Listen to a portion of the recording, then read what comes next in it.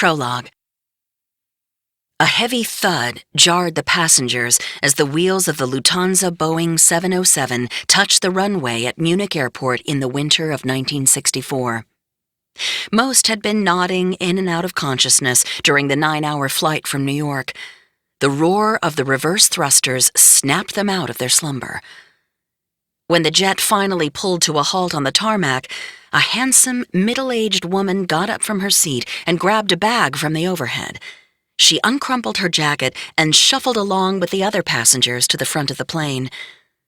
A cold February wind was all that greeted her as she stepped carefully down the metal stairs and then over glassy pavement to the gate.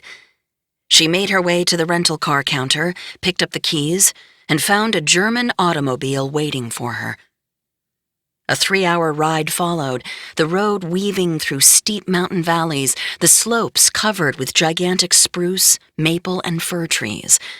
Toward the end, she found herself near the southeastern border of West Germany, on the outskirts of the ancient Bavarian forest. She pulled up to her destination, a small 2-story structure that housed several apartments. Darkness had blanketed the area hours earlier, leaving only a murky glow from the moon to light the sidewalk as she headed to the door. Even through the shadows, the building looked run down, white paint peeling from the gutters and trim. The key was under the mat, as promised.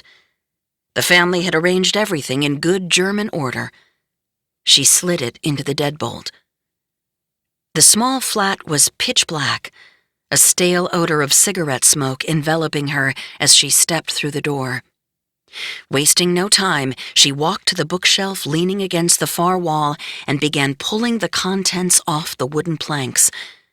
She leafed through a manila folder filled with old newspaper clippings, then dropped them into a box at her feet. More followed. Dust wafted into the air as she took several thick hardback reports down from their place, untouched for years, and let them fall into a second box.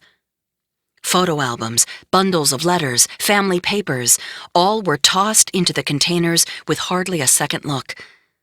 By the time she was finished, there were 5 cardboard boxes packed with items from the now empty shelves. She bent down, lifted one, and brought it outside. Headlights suddenly cut through the darkness as a car pulled into the quiet lot and parked next to her. A man, slow-moving and slightly built, pulled himself out of the vehicle. It was her younger brother. They hugged for a long time, the man sobbing as the woman consoled him. The remaining boxes were loaded into her car, and the two of them drove together to a nearby field.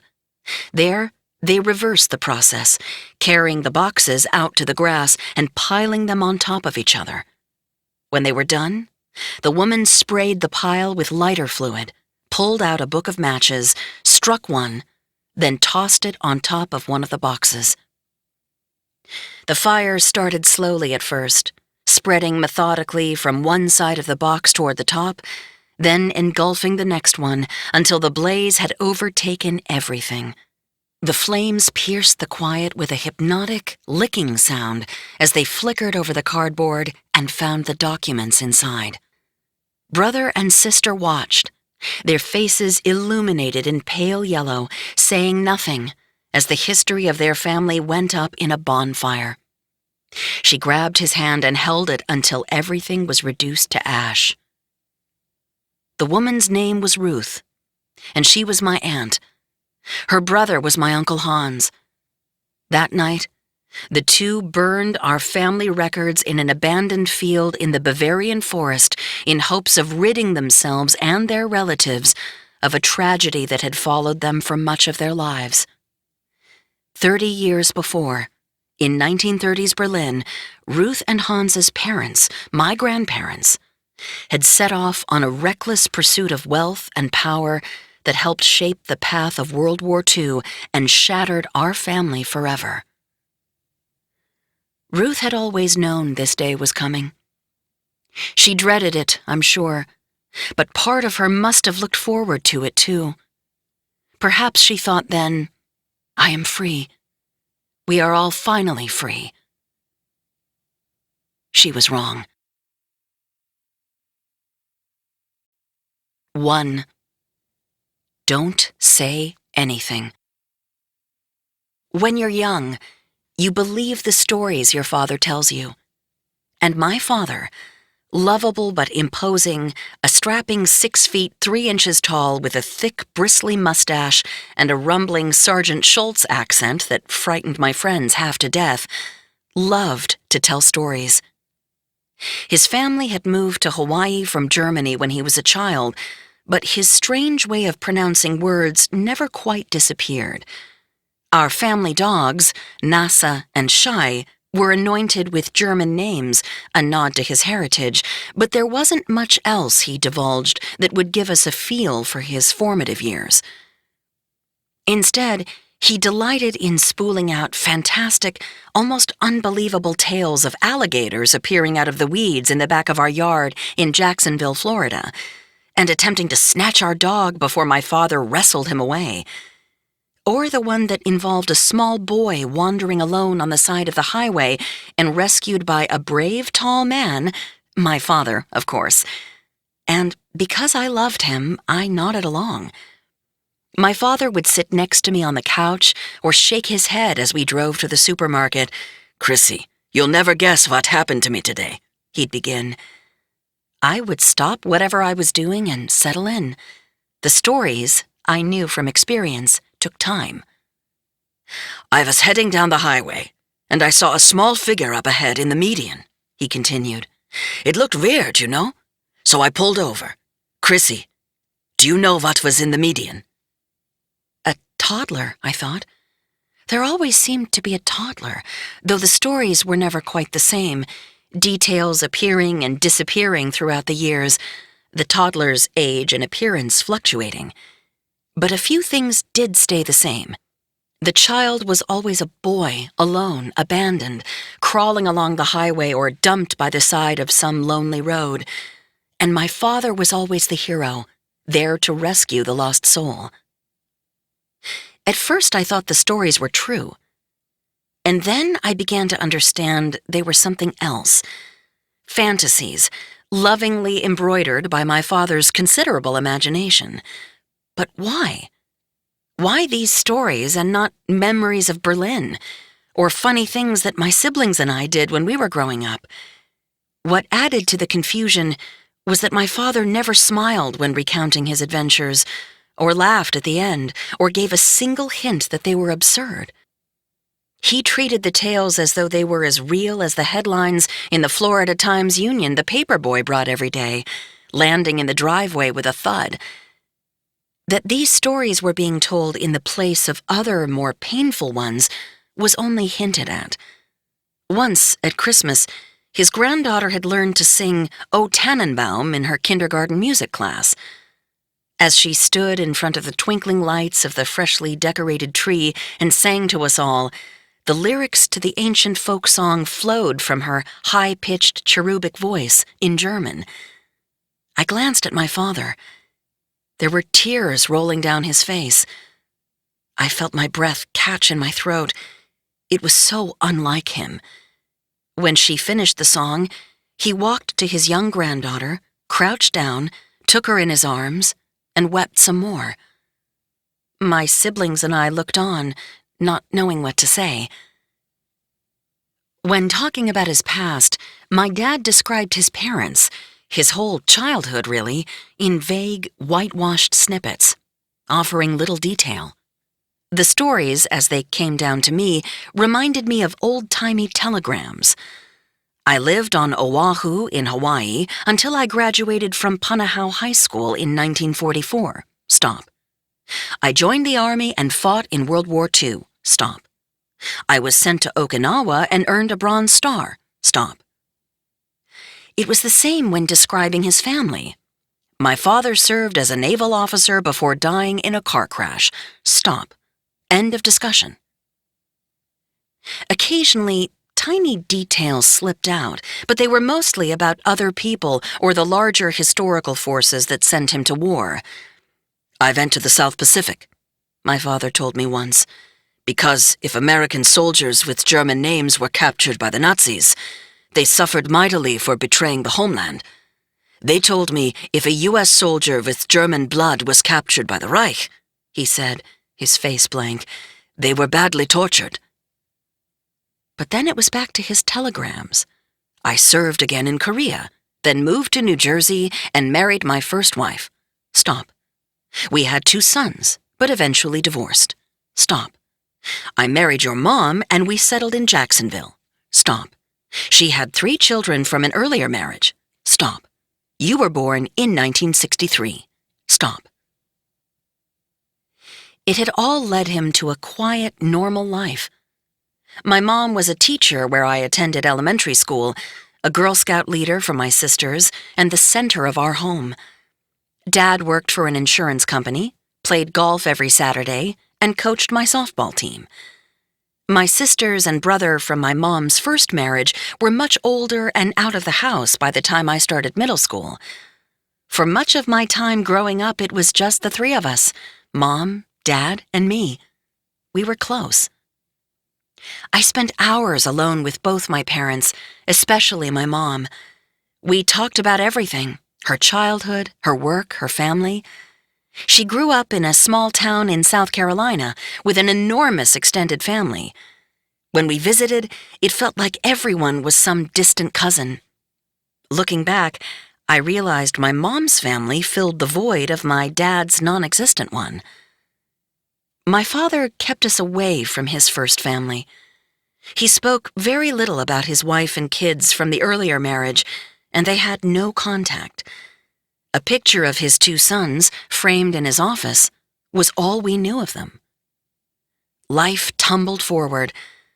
In our family, we rarely spoke about my dad's past, but on a sultry and dull June evening in the summer of 1976, his past arrived at our door.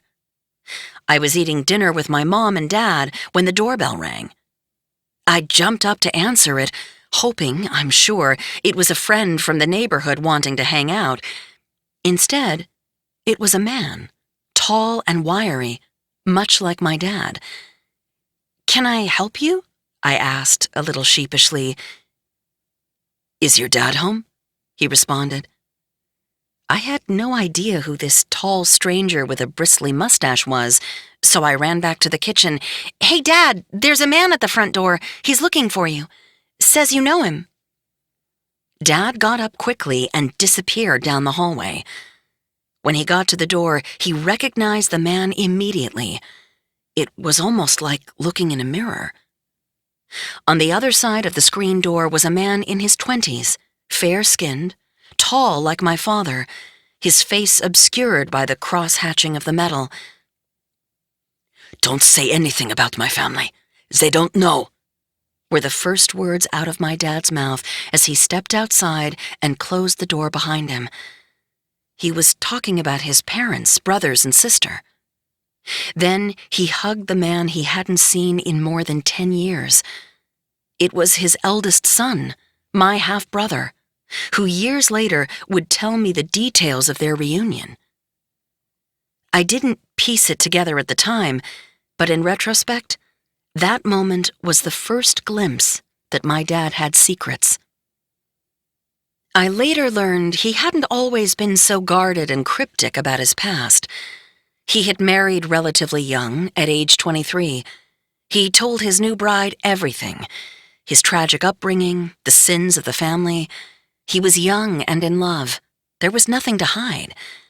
They had 2 sons and led a quiet, happy life in the suburbs. The tragedies of his past finally vanquished to a place in the recesses of his memory. But as the years rolled by, things began to slowly unravel. By the time the boys were out of diapers, the screaming fights between my dad and his first wife were becoming commonplace. The arguments were ugly and heated, both sides hurling insults like bombs.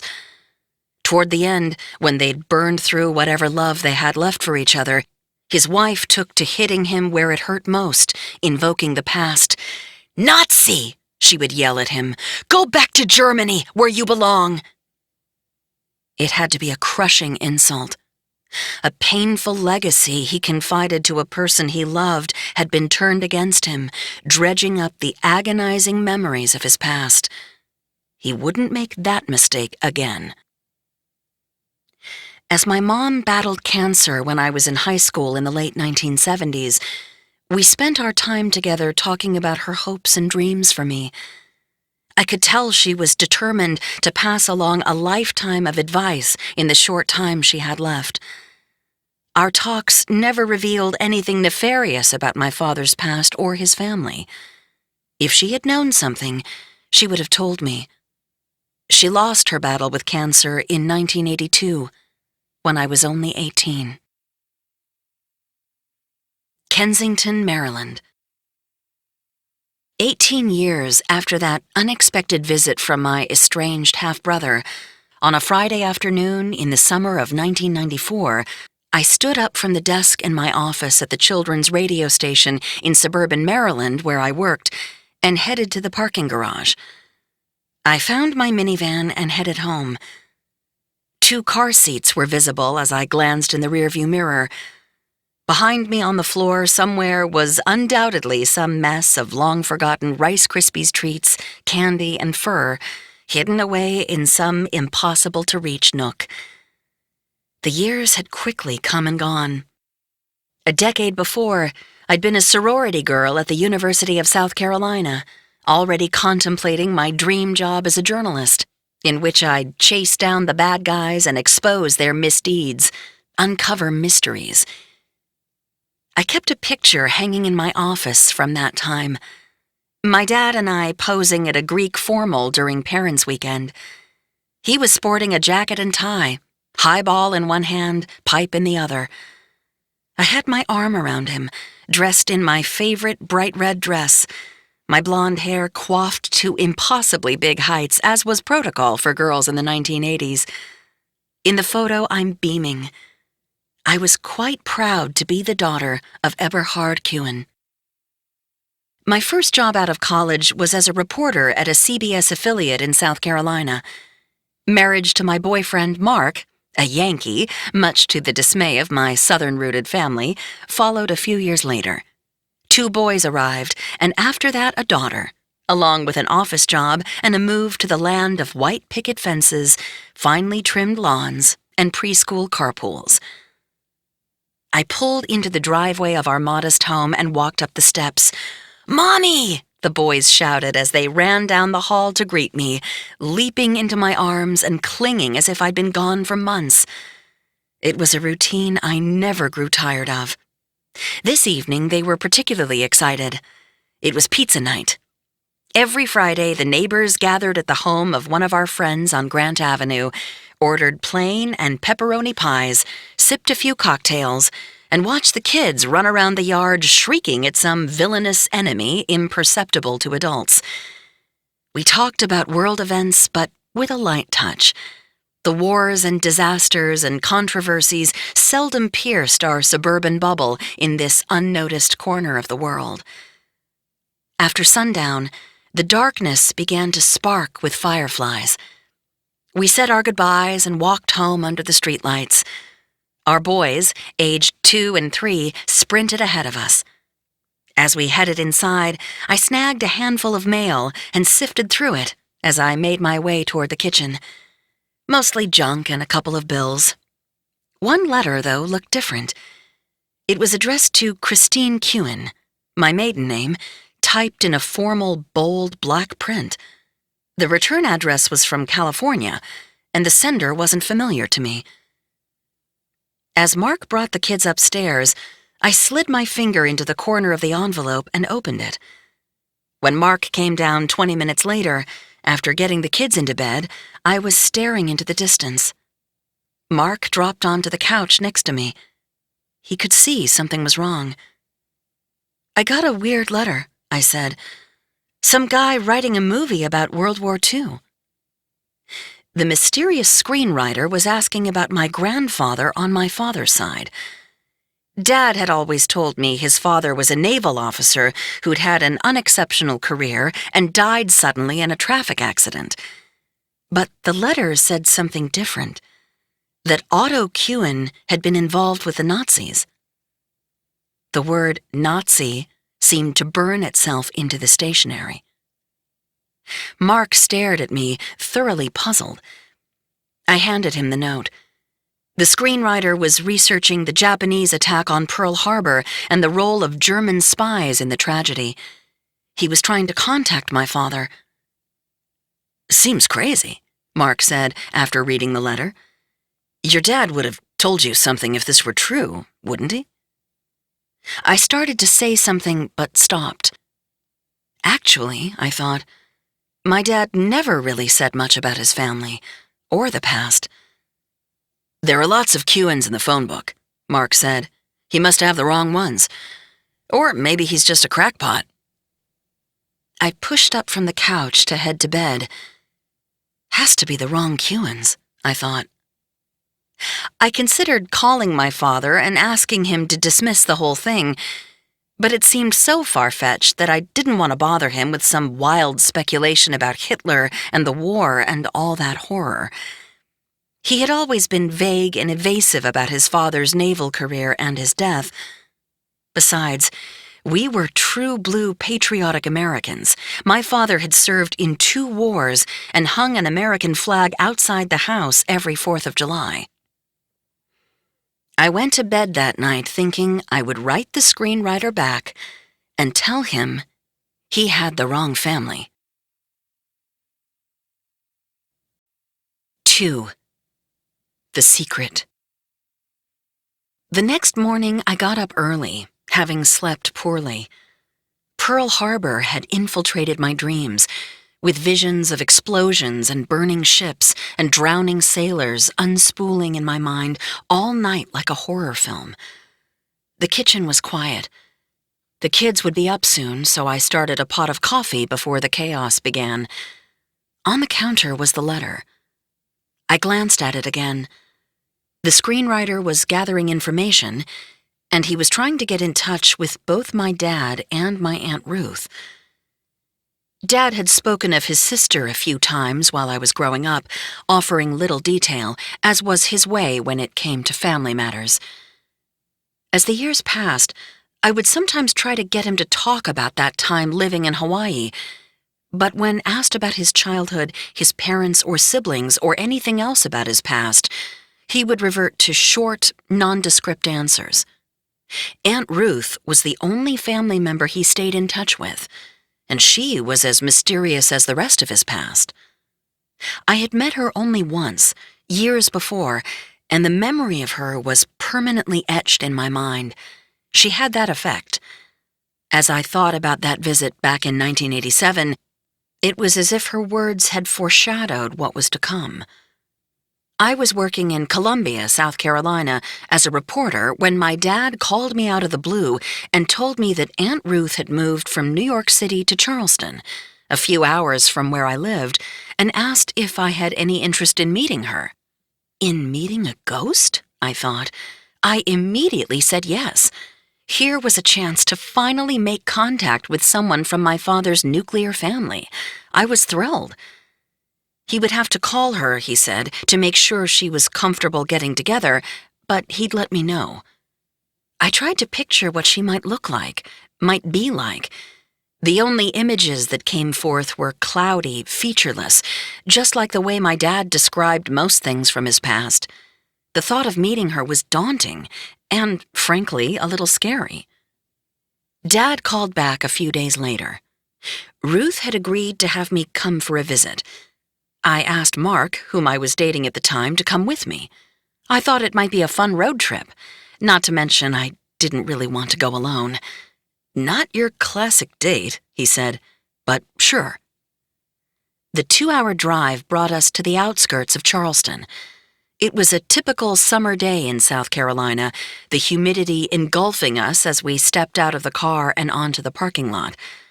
Ruth was living in a small apartment with her husband Hans, in a retirement community just outside the city. Palmetto trees dotted the grounds, and plantings dressed up the rows of tan, plain-looking 2-story buildings. The closer we got to the entrance, the more slowly I walked. eventually just standing on the welcome mat staring at the plain white door. What was I afraid of? I had always yearned to know more about my dad's past, and after all these years, I was finally about to meet a member of his family for the very first time. What could possibly be here to be afraid of? I pushed the buzzer. Ruth opened the door slowly, peeking out and sizing us up. She was frail-looking, and her posture was slightly hunched. Her timid demeanor was not what I'd expected. "Aunt Ruth?" Yes, Christine. Come in, she said, pushing the door a little farther open, allowing us just enough room to enter, then ushering us into the living room while she quickly closed the door and locked it behind us. There were no hugs, only a quick grab of the hand as she said hello. I took her in. At 72, her once jet-black hair had been overtaken with gray. She was striking, exuding the impression of a grand duchess. Dressed in slacks and a simple blouse, she moved in a slow, purposeful manner, measuring each motion before she made it. Her husband, Hans Kippenberg, struggled to get up from his chair to say hello. 10 years her senior, it was apparent he spent a lot of time in the lounger. Aunt Ruth spoke in an even heavier German accent than my father. It took some getting used to. She asked me how Dad, her baby brother, was getting along, but most of the conversation focused on me. Ruth wanted to know about my childhood, my schooling, and my work as a reporter in Colombia. Whenever I tried to turn the conversation toward her, I was greeted with very short, almost rehearsed responses. It was all too familiar, my father's staccato answers all over again. But I was able to glean that she and Hans had lived in New York City for almost 40 years. He'd run a travel agency, while she worked at several high-end department stores. Ruth mentioned some trips to Germany to see family members, relaying that I had some cousins over there about my age, and she offered some other odds and ends, taking care to keep details to a minimum. All in all, Aunt Ruth had led what seemed to be a very sedate, ordinary life. Toward the end of our visit, I caught a glimpse of a wedding picture on the table next to her, black and white and slightly worn. An intense-looking young man, dressed in a velvety-looking military uniform, was holding a pair of white gloves. Next to him, her head leaning toward her partner until they almost touched, was a beautiful woman with short dark hair and a rather severe expression, dressed in a white wedding dress and an old-fashioned wedding cap. "Are those my grandparents?" I asked. I'd never seen a picture of them before. Dad didn't keep one out. Aunt Ruth nodded without glancing at the photo. "My dad doesn't talk much about his side of the family," I said, fishing for a response. Aunt Ruth wasn't biting.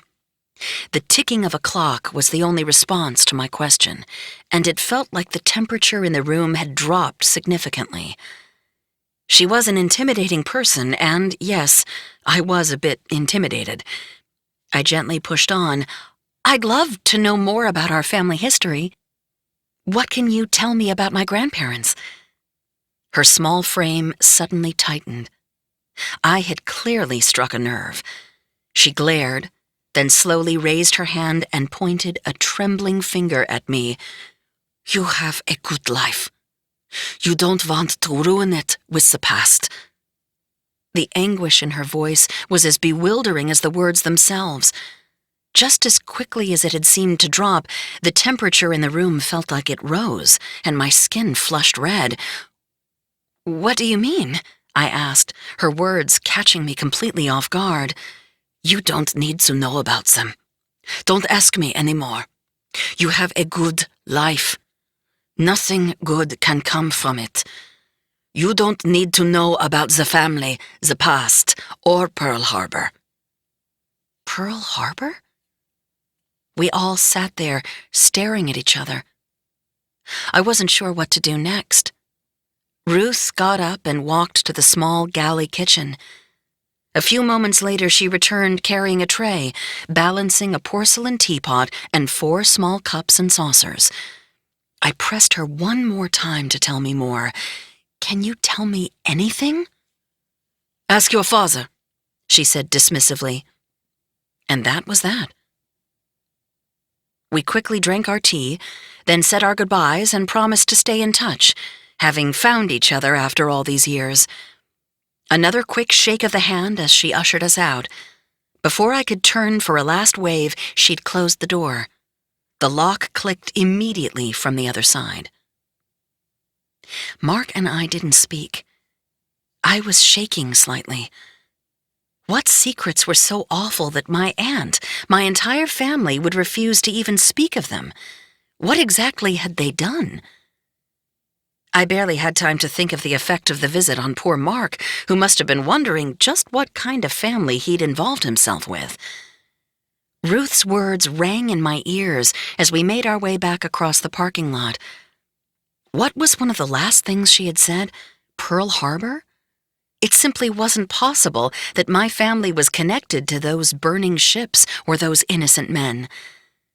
As we reached the car, Mark spoke up. "What was that all about?" I had my fingers on the door handle, eager to get away. "I don't know," I said awkwardly. "Weird, right?" When I got home from my visit, I immediately grabbed the phone and dialed my dad's number. After filling him in on how Ruth and her husband were doing, I asked him, as I had done dozens of times in the past, about his parents. And, as he had done dozens of times in the past, he bobbed and weaved. "Mom died in Germany." "Stop. She moved back there after we left Hawaii." "Stop. What about your dad?" "He moved back to Germany and died of cancer." "Stop." And that was that. No detail, no color, nothing to give it any texture. I often wondered why he was so cryptic about his past. Following my conversation with Ruth, it seemed like part of the Kewin DNA. I hung up, vaguely disappointed. Something was nagging at me, something my father had said. I replayed the conversation in my head. What was it? Then it came to me. It was the part about his father and cancer. My dad had told me years before that his father was a naval officer who had died in a car accident. You don't forget how your own father died. Why the discrepancy? I was curious, but not enough to call back and push him to explain. What good would it do? The past was the past, and he clearly didn't want to talk about it. Plus, I was embroiled in my own life. I let it go, and the years passed by without either of us mentioning it again, until 1994, when I received the mysterious letter with another mention of Pearl Harbor. 3. In the darkness, the two led the attack on Pearl Harbor. The coffee finally finished brewing, and I poured a cup, the steam rising as I added creamer. The letter from the screenwriter had arrived harmlessly in my mailbox the day before, but the accusations it contained were anything but harmless. My family and Nazis? It was impossible. My father had even told me how, when World War II had broken out, he'd forged a parent's signature to enlist in the army at just 17. Why would someone have done this if his family were followers of Hitler or had anything to do with Pearl Harbor? The kids were in the den watching The Lion King. Mark came down halfway through the movie, about the time Scar was taking control of things with his army of Nazi hyenas. "How did you sleep?" he asked. "Not great. I kept thinking about my grandfather in Pearl Harbor." "It's probably nothing. Again, there are lots of Kewins out there. The guy probably wrote to the wrong one." Of course he's right, I thought. It was the only explanation. But it didn't feel right. My Aunt Ruth's cryptic reference years earlier gnawed at me. I'd talked with her many times since then. She was always as sweet as could be, unless I asked about the family and about her and my dad growing up. As soon as I did, she would quickly cut me off and usually hung up shortly after. And now this guy just randomly wanted to talk to her and my dad about Pearl Harbor? My mind was awhirl with theories, none of them pleasant. What was everyone hiding? Mark was saying something. I shook my head to clear the gathering cobwebs. What was that? I said, your dad. I stared at him blankly. What about him? Mark's expression had grown serious. He grew up in Hawaii, didn't he? It felt as if a small detonation had gone off in my head. Oh God, I thought, he did. I had to know more. But before calling the screenwriter, I wanted to do some research. 1994 was well before the internet age. If you wanted to find information about something, you had to go out and track it down. Mark and I booked our regular babysitter and drove to the Borders Books near our house. 2 stories of information on just about any subject imaginable. We took the escalator upstairs and found a section on World War II. As I walked down the aisle, I saw hundreds of books displayed on the shelves. I took one down at random and began scanning the index. Mark did the same. 6 books later, no luck. Not a single sentence on anybody named Kewen doing anything. I began to think the screenwriter was misinformed or just a crank. A few books later, I was nearly convinced. Then Mark whispered to me from down the aisle. Hey, come here, he said. He was thumbing through a rather thick book. He handed it to me. At Dawn We Slept, The Untold Story of Pearl Harbor. Mark had turned to the index and was pointing at a name listed in the tiny print. I squinted. Kewen, Bernard Julius Otto, it read. My grandfather. Oh my God, I mouthed to Mark. I flipped to the page number referenced in the index. Otto Kewen, it said, had been an important Nazi official and Abwehr spy who had been sent to Oahu in 1936 with his wife Friedel and their children. The Japanese paid him an enormous salary, $2,000 per month, about $44,000 in today's dollars, to spy on Pearl Harbor with its destroyers, battleships, and anti-aircraft batteries in preparation for the eventual attack. Oh my God, I said again. I felt as if I were tumbling into a dark pit, unable to break my fall. What on earth was happening? I read on. The book claimed my grandfather had used an array of techniques to spy on the Pacific Fleet. I shut the book, laid it on the shelf, and grabbed a new one. Another mention of Otto Kewen, accused of the same thing, spying for the Japanese government. Mark and I began feverishly grabbing other books with pictures of burning American battleships and haunted-looking sailors on their covers. Otto was in half a dozen of them. One author detailed how Otto even employed the baby of the family, my dad's little brother Hans, to procure information on ships stationed at Pearl Harbor. Probably the only bona fide child spy in history, I read, Hans became an active agent before he turned 11. The story described how the family would dress him up in a little sailor suit, complete with white gloves, and parade him around the docks at Pearl Harbor. Officers would inevitably invite the cute little boy aboard their ships and give him a tour. Hans, trained to observe everything he saw, would report back to his parents, who relayed the information to Tokyo. Some publications and articles even pinned the entire attack of Pearl Harbor on Aunt Ruth and my grandfather, claiming they spearheaded the whole operation from their home, signaling the Japanese in real time from a dormer window in the attic of the family home overlooking Pearl Harbor.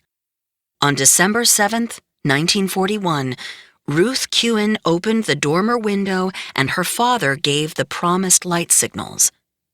He told the Japanese what to bomb and what not to bomb. In the darkness, the two led the attack on Pearl Harbor from that window. It was as if my past was flying apart before my eyes and being replaced by a series of new, frightening, utterly grotesque shapes. I grabbed other books, flipped to the index in each, and traced my finger down the list of Ks. And there it was, again and again.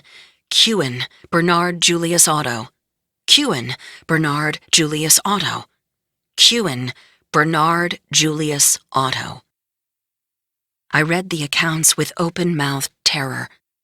Another story detailed that right after the bombing, Otto, his wife Friedel, and their children, Ruth, my dad, and his little brother, were to be whisked away to safety on a Japanese submarine along with high-ranking members of the Japanese consulate.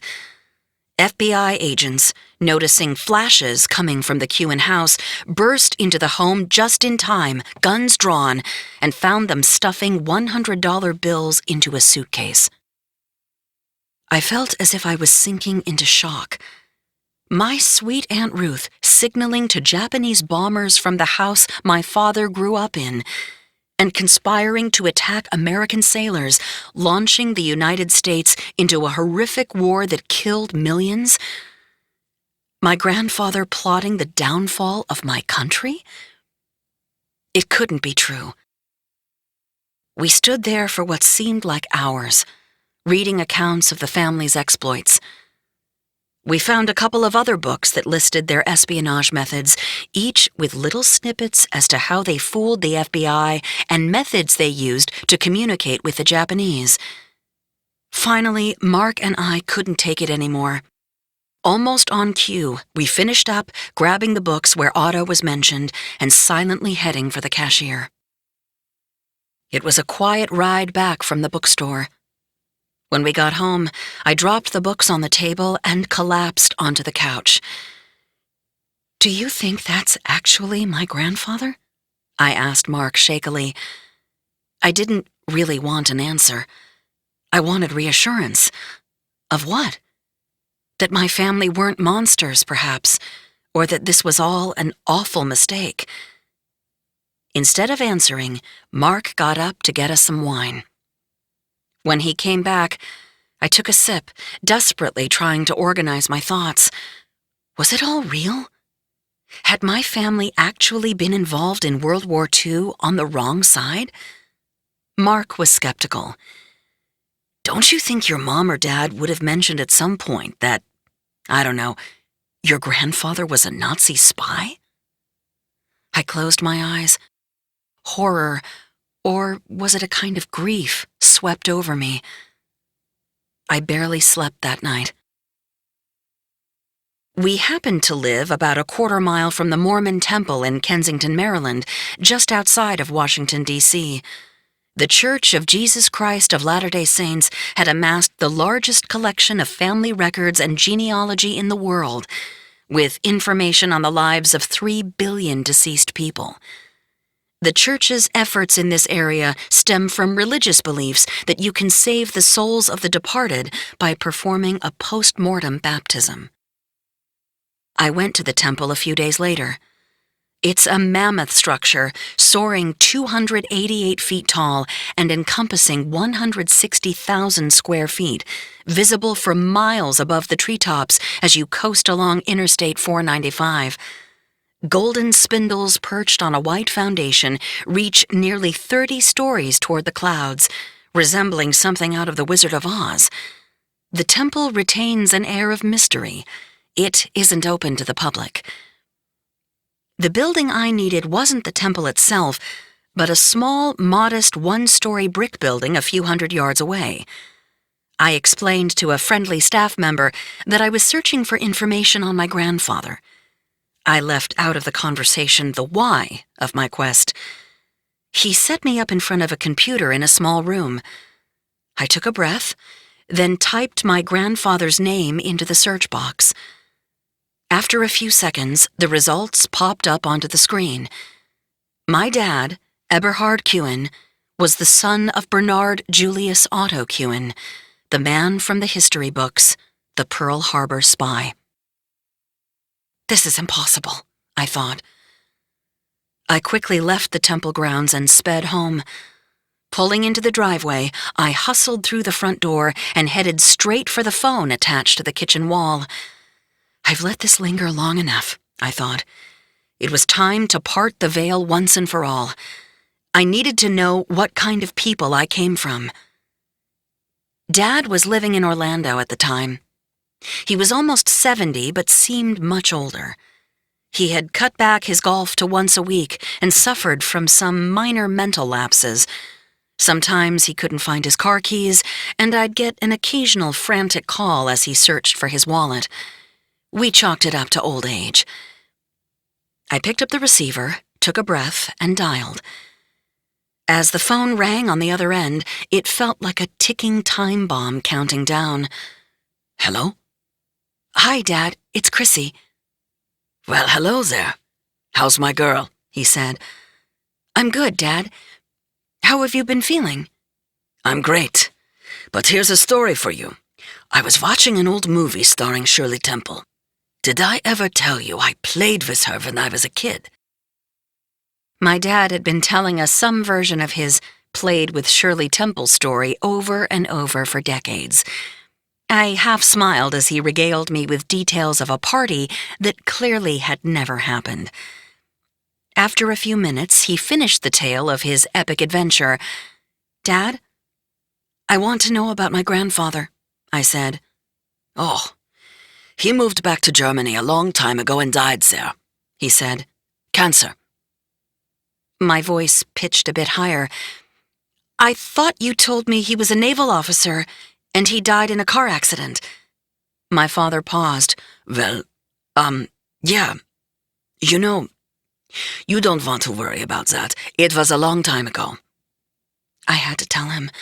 Dad, I said, I had someone write me a letter asking if he could talk to you about your dad. He seems to think that your dad had something to do with Pearl Harbor. Pearl Harbor? He said, his voice rising half an octave. My dad? No. Must be someone else. And then, with another subtle change in tone, it was a long time ago. I knew he was asking, without asking, for me to let it go. But I couldn't. You know, maybe I can just drive over to Annapolis and have them pull some records on him since he was a naval officer, I said. Yeah, that would be great. He was rushing now. Let me know what you find. I'm gonna go now, kiddo. Give my love to everyone, he said, and then he was gone. Even though I had pressed him with some of the new information I had uncovered, once again he didn't reveal anything, confessed nothing. If anything, he sounded pretty sure of himself, and I once again started to doubt what I had unearthed. It felt a little better knowing that maybe the accusations in the letter weren't true. 5 minutes later, the phone rang. It was Dad. He was sobbing now, his words impossible to make out. My dad had never cried in front of me ever, not in anguish. Even when my mom died, he retreated from the house to mourn alone, crying in solitude. But now he couldn't stop. Finally, he regained a bit of his composure. I wanted to shield you from it all, he said, but the words set off a new bout of sobs. The anguish coming through the line made my heart ache, and I cried along with my father. We went on like that, sobbing for several minutes, while Dad intermittently tried to pull himself together. After a few minutes, he had calmed down enough to get the words out. I tried to shield you all from all that, he repeated. I know, Dad. But is it true? He was silent. Dad? And then, as best as he could remember, sometimes stopping to cry, my father told me the family story. The details were so very dark, so tragic, and it all traced back to the man in the wedding photo on my Aunt Ruth's coffee table. My grandfather, Otto. 4. Crafting a Nazi spy. The German battle cruiser SMS Blücher plowed through the formidable waves of the North Sea in the winter of 1915. 19-year-old Otto Kuhn, barely 5.5 feet tall, was crammed into a tiny sleeping berth with other wide-eyed sailors on the last armored cruiser built during the reign of the Kaisers in Imperial Germany. His canvas bunk swayed violently as the ship bounced through the choppy ocean, offering him little sleep. The Blücher carried 1,060 men and was well armed with 36 heavy guns, 5,500 shells, and 11 torpedoes. But even in the calmest of times, life for Otto and the other sailors aboard the battleship was harsh. Tonight, the looming presence of bad weather was making their hours miserable, knocking Otto and dozens of others to the metal floor from their bunks as fierce winds and huge waves battered the ship like a bathtub toy. If Otto was assigned to the engine room, it meant enduring ungodly hot temperatures hovering over 100 degrees for hours at a time. Men would often pass out working in the unbearable conditions. "Hell can't be any worse than this," recalled one sailor. "These coal burners were man-killers, absolute man-killers." Food was often scarce, and the thick, ashy smoke constantly spewing forth from the stacks made breathing a chore, while also permeating the taste of the bland rations of potatoes, bread, and jerky. Even walking posed a challenge for members of the crew, who struggled to maintain their footing on a steel deck that became as slick as ice when the waves crashed over the railings. But while harsh and chaotic, it was the life Otto had signed up for, leaving his blue-blooded past behind.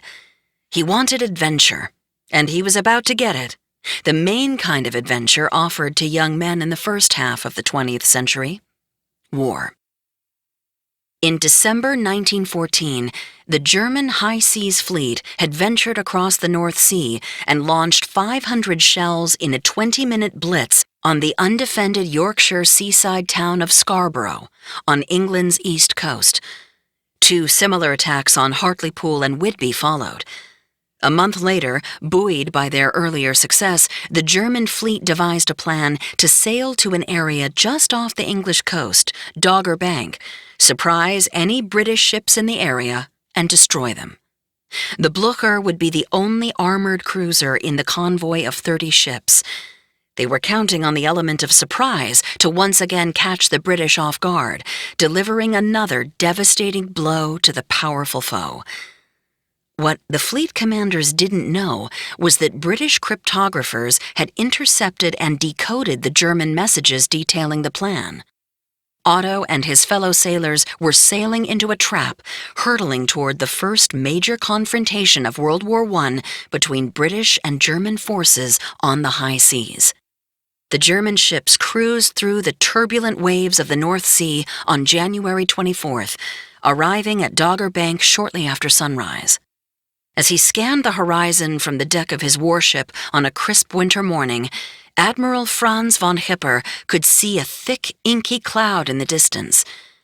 It could only mean one thing: a fleet of warships. And judging from the size of the plume, it was a formidable number. When the British flotilla finally came into full view over the horizon, von Hipper was startled to see a heavy force arrayed in front of him: 5 battleships, 7 light cruisers, and 35 destroyers, joined by several subs lurking beneath. He ordered his badly outnumbered ships to beat a hasty retreat. But the Brits, angered by the earlier attack on their shores, were in no mood to let the Germans escape. The faster British warships came on at full speed, their crews below decks furiously shoveling a constant stream of coal into the burners to keep up the pace, now approaching 27 knots, 31 miles per hour. At 9:15 a.m., shells began slamming into the Blücher. The initial salvos seriously damaged the ship's engine room, slowing it down dramatically. Another bombardment followed, piercing the Blücher's hull at the waterline, causing the ship to flood. Otto miraculously survived the onslaught, but was trapped on a ship now badly damaged and burning. Their ship sinking and surrounded by the British fleet, the crew lowered their battle flag and surrendered. A few hundred survivors lined the top deck of the once proud armored battlecruiser, which had survived 70 direct artillery hits and 5 torpedoes during the brutal fight, when suddenly, without warning, the ship rolled over onto its side and began to sink. Flung into the frigid North Sea, Otto and the remaining German sailors swam through the oil-slicked waters, desperately struggling to climb onto the ship's hull as it bobbed in the waves. Finally, British sailors plucked Otto out of the debris-strewn water and pulled him into a lifeboat.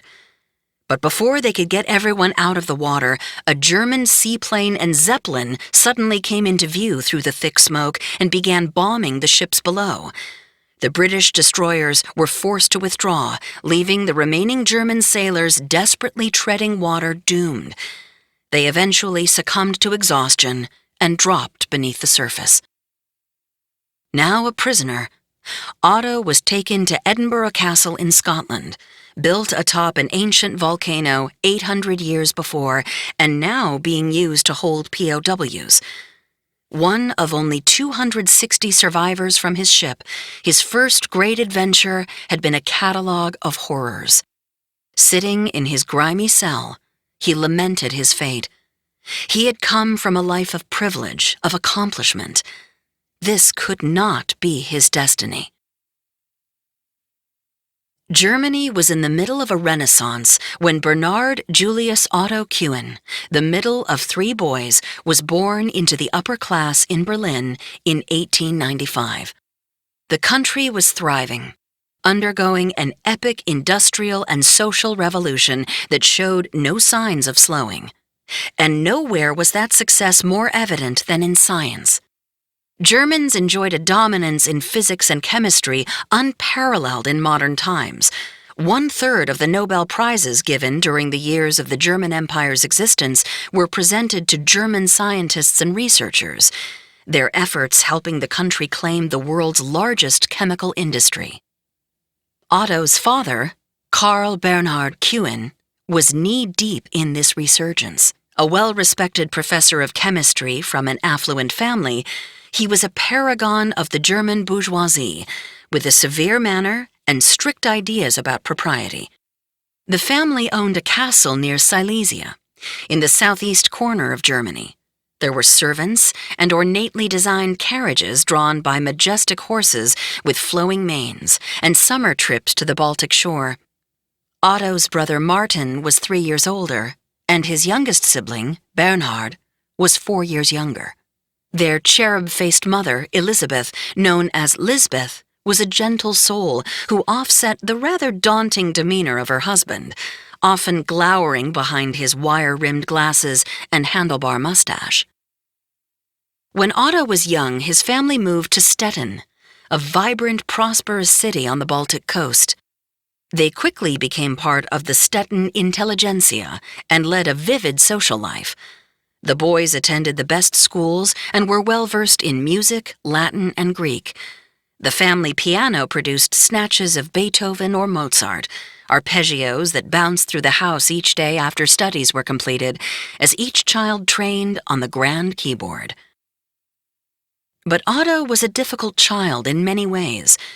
Impulsive and creative, he was prone to making rash decisions and lacked the focus and drive of his older brother. Schoolwork and music lessons were often left half-done once a shiny new project beckoned. Or maybe Otto just moved on when the task at hand became too difficult, much to the disappointment of his parents. Otto was not one to persevere once things began to get difficult. When the boys were in their teens, their mother became ill with cancer. It quickly spread, and in 1912 she passed away. Without her steadying hand, Karl flailed. The boys, too, felt increasingly at sea, especially the sensitive, ambitious Otto. He managed to finish school, but in 1913, at age 17, with few other prospects for a wealthy but easily bored aristocrat, Otto enlisted in the German Navy. A quiet, unremarkable lifestyle was not in his DNA. The military offered him structure and guidance, a surrogate for the mother who used to provide those qualities in abundance. A naval career also promised exposure to the world outside his safe and privileged upbringing.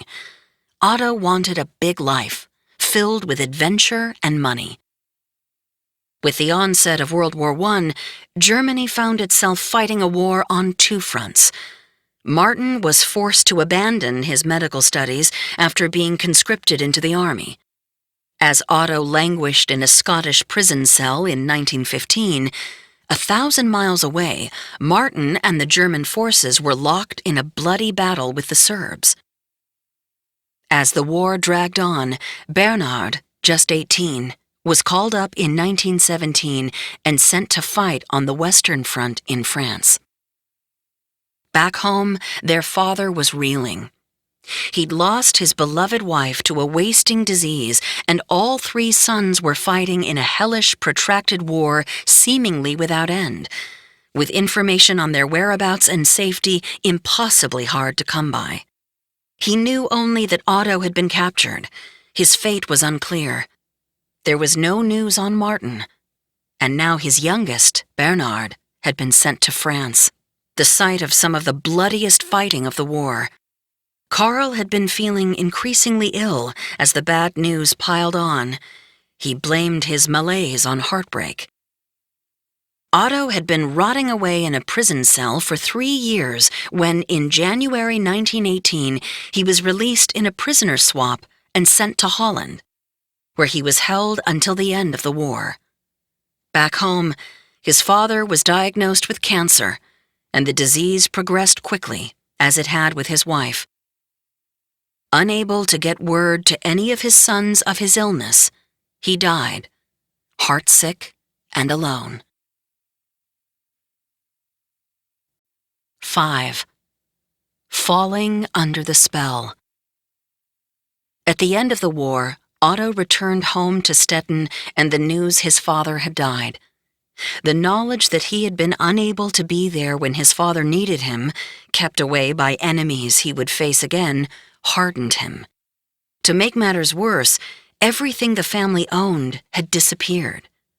Their Aunt Elsa, Karl's sister, had sold the family home, the castle, the hand-carved furniture, and all their possessions after her brother died, then took the family money and moved to Sweden. Bernhard arrived home from the war shortly after Otto, but there was no word from Martin. After several weeks, the news finally reached Stettin. Martin had been badly injured fighting in Serbia. He had not survived. The people who could serve as role models in Otto's life, his doting mother, his successful father, his much smarter older brother, were all gone. He was rudderless.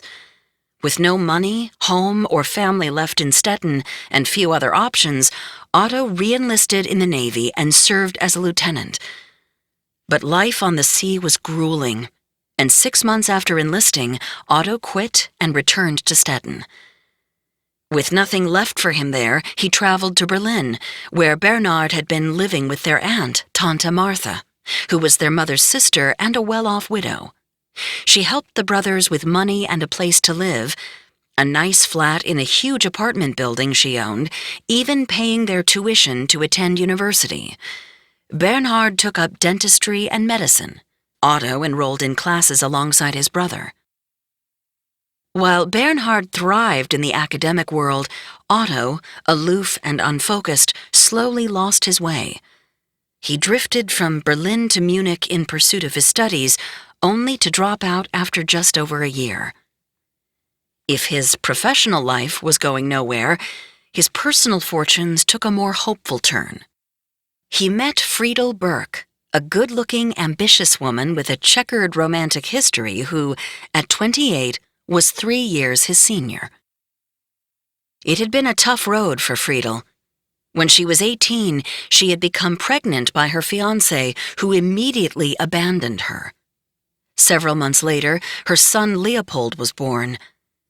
Friedel struggled to make ends meet.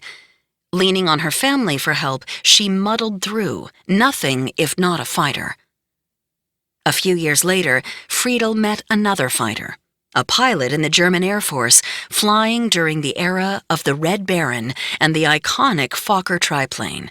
Friedel's pilot flew in an open cockpit, protected from the wind and cold by a long leather coat, leather helmet, and goggles, with a silk scarf to keep his neck from chafing as he constantly scanned the sky for enemy aircraft.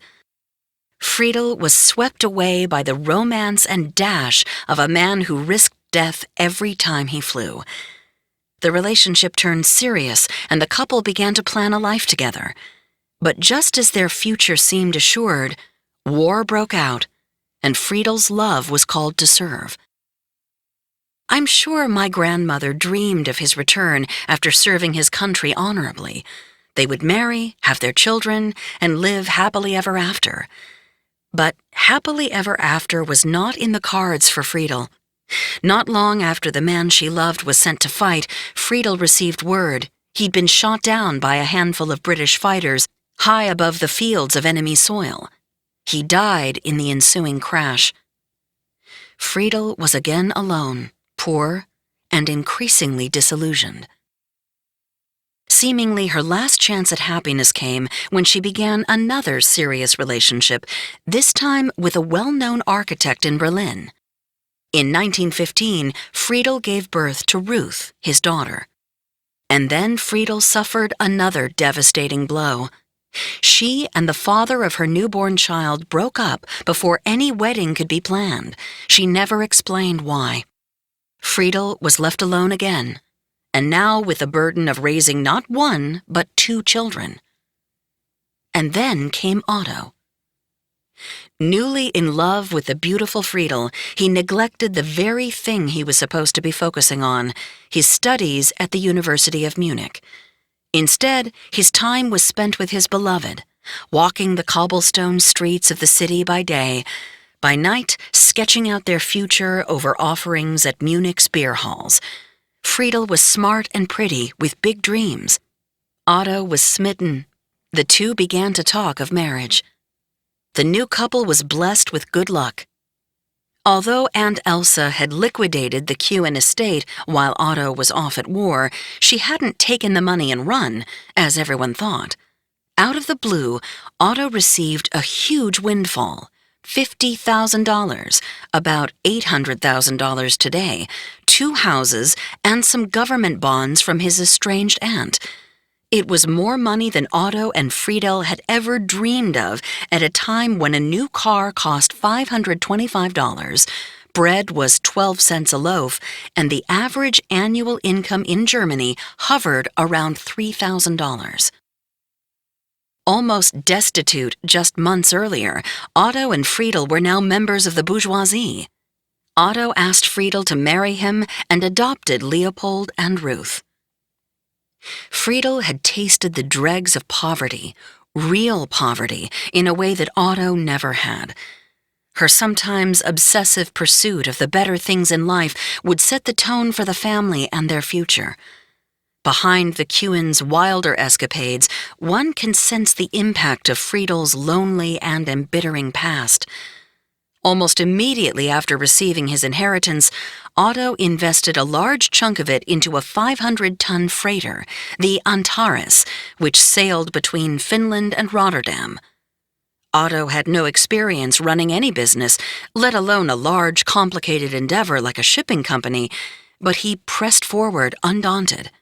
He'd always been headstrong, and now, buoyed by his windfall, his self-confidence soared. But whether it was bad luck, mismanagement, or perhaps karma, his dream of owning his own company quickly soured. Shortly after Otto bought it, the ship was severely damaged when it ran aground during a storm, leaving it unseaworthy. A chagrined Otto sold it for scrap for $2,000, taking a huge financial loss. He hadn't lost all his money, but the easy path to financial security had vanished. A pattern was beginning to emerge. Otto liked to gamble big, and he often lost. Otto and Friedel were married in 1920 in the shadow of their recent misfortune. Meanwhile, another shadow was creeping toward them. At about the same time the young couple was exchanging vows, a young Adolf Hitler joined the fledgling German Workers' Party, DAP, precursor to the Nazis. The group was so small that Hitler was put down in the books as member number 55. In 1920, he ascended to head of propaganda and assumed the role of the party's lead speaker. The organization's name was changed to the National Socialist German Workers' Party, NSDAP, or Nazi for short. That February, Hitler organized the largest rally the party had ever seen. 2,000 people filed into the venerable old Hofbrauhaus in Munich, climbing the steps and entering the festival hall, a room designed to hold half as many crammed into every available space that night. The beer hall would go down in history as the launching pad of the Nazi Party. Disgruntled, largely unemployed Germans sat shoulder to shoulder at tables stretching for 100 feet under chandeliers dangling from an ornately decorated ceiling. Those who couldn't find seats stood in the back, crushed together, as Hitler made his way to the podium. They listened intently as he spewed the Nazi manifesto detailing the party's 25-point plan to return Germany to greatness. "The party combats the Jewish materialistic spirit within and around us," he cried, as the crowd pounded the tables and applauded. By the end of the year, the Nazi Party had grown to 2,000 members. In 1921, Hitler assembled a large group of unemployed young men and former World War I veterans and formed the Sturmabteilung, SA, or Stormtroopers.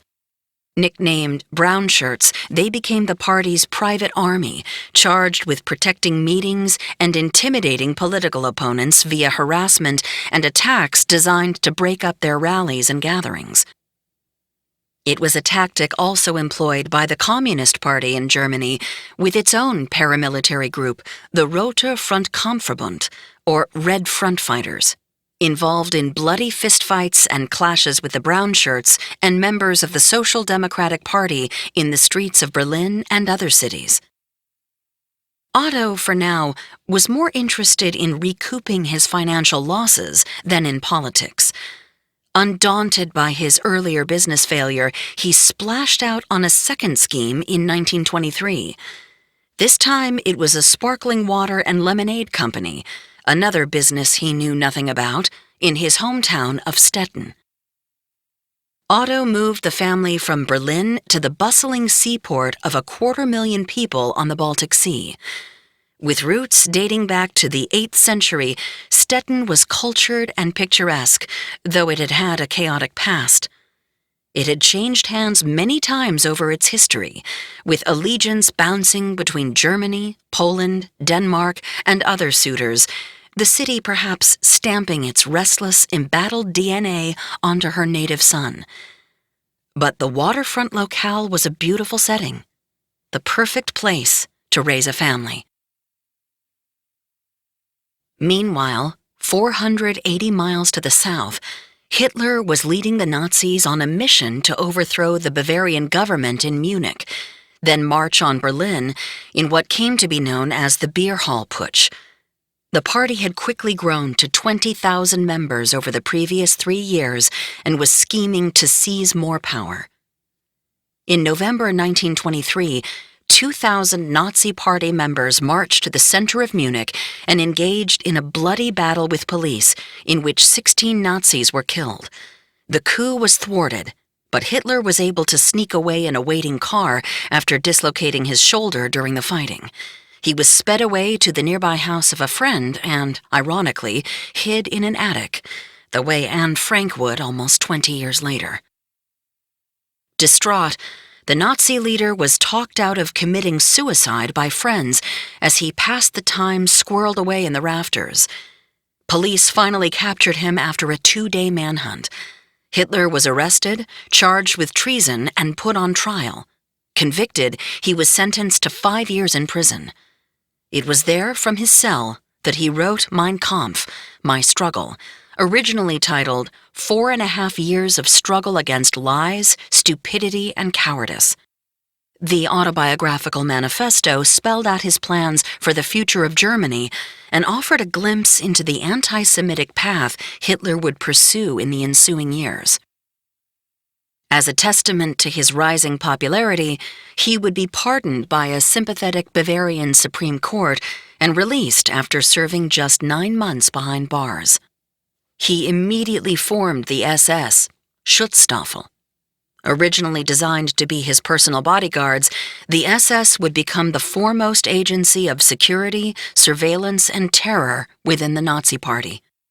Early requirements for group members included a minimum height of 5 feet 11 inches and proof of pure Aryan ancestry dating back 150 years. Back in Stettin, Otto's sparkling water company was struggling. After a year, it folded, taking Otto's investment with it. In a scant 3 years, he had lost most of his large inheritance, forcing him to take a job as a dairy inspector. The job provided a stable living for his family, but eventually Otto could no longer stomach the mud and slop and mundaneness of a job he felt was beneath him. Down to his last bit of inheritance, he decided to invest in another whim, a coffee importing business in Berlin, where he moved with his family. Otto's gambling urge had become an addiction.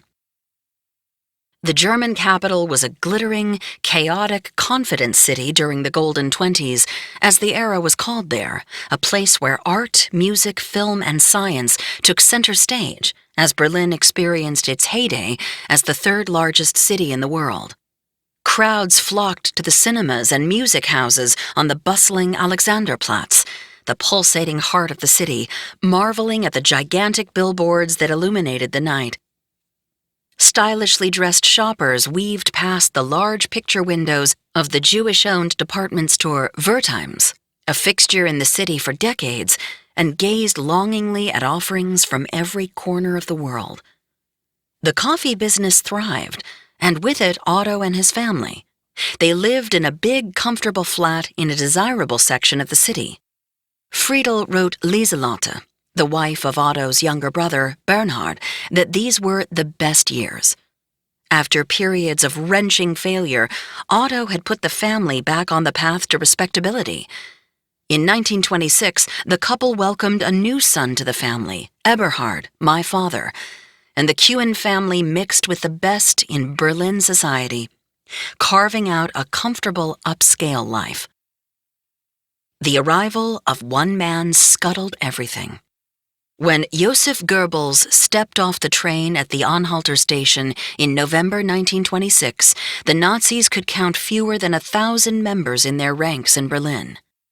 The gaunt, ferret-faced Goebbels had been appointed by Hitler as a Gauleiter, or regional party leader, tasked with growing the Nazi presence in the country's largest city.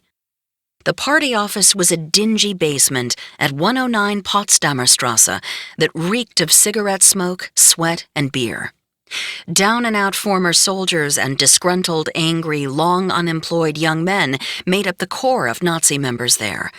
With nothing else to do, these frustrated revolutionaries and common thugs hung around the basement, affectionately referred to by Nazi members as the opium den, drinking, gossiping, and killing time.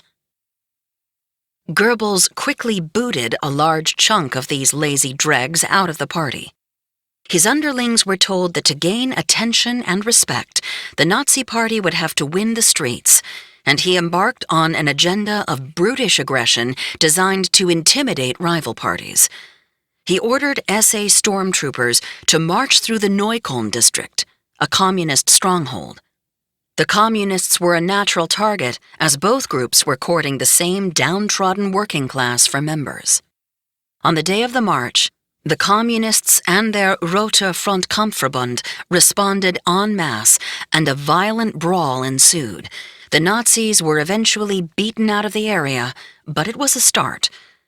These bloody clashes between Nazi brown shirts, the communist Red Front fighters, and other politically charged groups soon became a part of everyday life in Berlin, the violence often on display just outside the Kuhn's apartment window.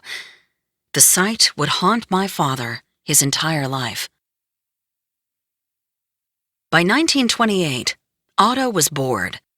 The coffee company was at a point where he didn't need to be there full-time, so he decided to look for something more exciting. As luck would have it, the Reichsmarine, the German Navy, was looking for a civilian to work in its secret police unit ferreting out communists, at that time considered the most dangerous threat to Germany.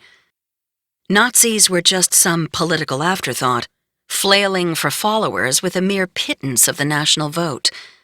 Otto was not an especially political creature, but he was a former naval officer, and something about the intrigue of covert intelligence attracted him. The adrenaline rush as he pursued his targets became addictive. For the next 2 years, Otto honed his skills as an espionage agent, keeping notes on those under suspicion of communist activities, paying informants for intelligence on subversive activity or pro-communist sentiments. The experience would serve him well.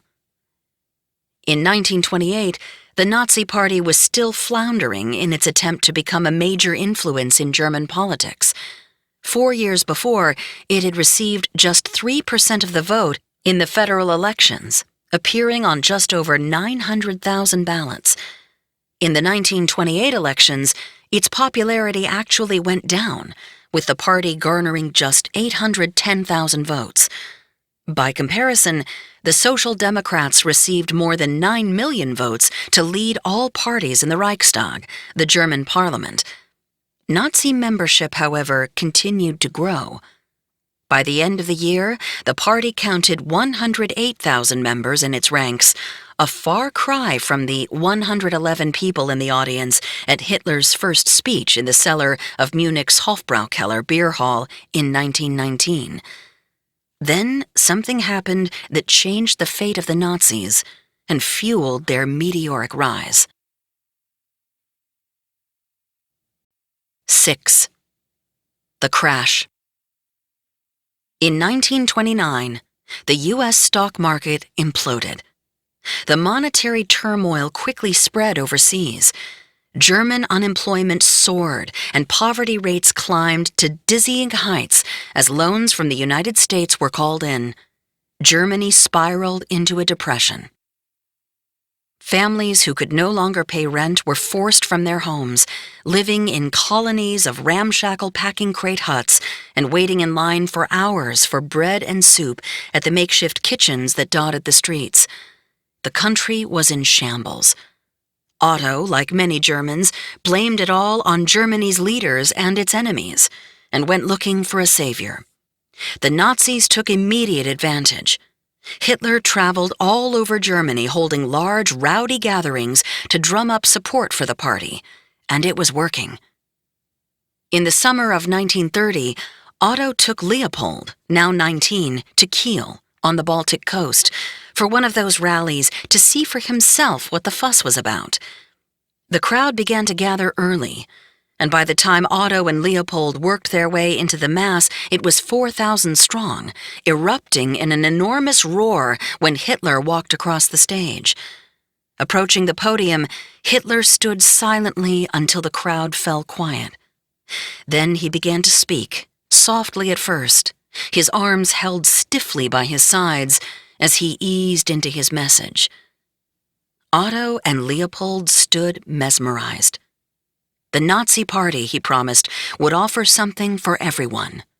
Work for the unemployed, prosperity for business owners, expansion of the army, the end of war payments to the Allies, and the restoration of German pride and prosperity held back by the shackles of the Treaty of Versailles. If men wish to live, then they are forced to kill others, he told the crowd. The entire struggle for survival is a conquest of the means of existence, which in turn results in the elimination of others from these same sources of subsistence. Slowly he became more animated, his arms raised to his chest, hands balled into fists. "One is either the hammer or the anvil. We confess that it is our purpose to prepare the German people again for the role of the hammer." The crowd followed Hitler's quickening rhythm and cheered the end of each sentence as he spoke of the glorious things to come, pointing to the audience while he finished each thought. Eventually, he could barely contain himself, screaming each word, arms raised as he pounded his fists against some imaginary wall. "We will dash anyone to pieces who should dare hinder us in this undertaking. Our rights will be protected only when the German Reich is again supported by the point of the German dagger." As Hitler stepped back from the podium, sweating and exhausted, the frenetic cheering amplified by a band striking up a patriotic tune, Otto was stirred to the depths of his soul. The grinding poverty and desperation on display outside his comfortable Berlin flat, the filth, the homelessness, the tattered state of a once great nation bowed in humiliation, had changed something inside him. Here was the answer. Inspired by Hitler's words, he joined the Nazi Party the very next day. Leopold, still in his teens, immediately enlisted in the SA Stormtroopers. Friedel followed suit shortly thereafter, becoming a member of the Women's Auxiliary, Frauenschaft, and Ruth joined the Bund Deutscher Mädel, the girls' section of the Hitler Youth. The transformation of this ordinary German family, this very middle-class and unexceptional German family, into committed Nazis bewildered me. I felt I was beginning to know them, and yet I didn't know them at all. They were ordinary people who wanted to get close to their dreams. They clearly didn't sense that evil had entered their home and was sitting there like a black potted flower. To them, it looked like something else: money, glory, patriotism. The family wasn't alone in their fervor. The Nazi Party's list of promises swept up millions of Germans in a tsunami of excitement. In the elections a month later, the Nazis received 6,409,000 votes, 18.3% of the total, an astounding 5.5 million more votes than just 2 years earlier. They became the largest party behind the Social Democrats, and with their newfound popularity, they became more brazen. Of all the Kuhns, it was Leopold who plunged deepest into the fever dream of Nazism. He and his brethren in the stormtroopers continued their assaults on rival parties and ramped up attacks on Jewish businesses, indiscriminately smashing the windows of Jewish-owned stores in Berlin during nightly rage-fueled sprints through the city. As a fervent participant, Leopold was at the spear point of the assault on Jews and other undesirables that quickly expanded during the 1930s. He often returned home from those attacks with streaks of blood on his tan shirt and black pants as he sat at the kitchen table recounting his exploits. My father, 5 years old at the time, would have heard Leopold describe a day spent brutalizing a Jewish shopkeeper or cracking the skull of a political rival. The brown shirts followed the mantra, "We do not say an eye for an eye, a tooth for a tooth. No, he who knocks out one of our eyes will get his head chopped off, and he who knocks out one of our teeth will get his jaw bashed in." I wondered how much of this depravity my father had absorbed. The entire family was now immersed in the Nazi future. Where could he look for another view of the world?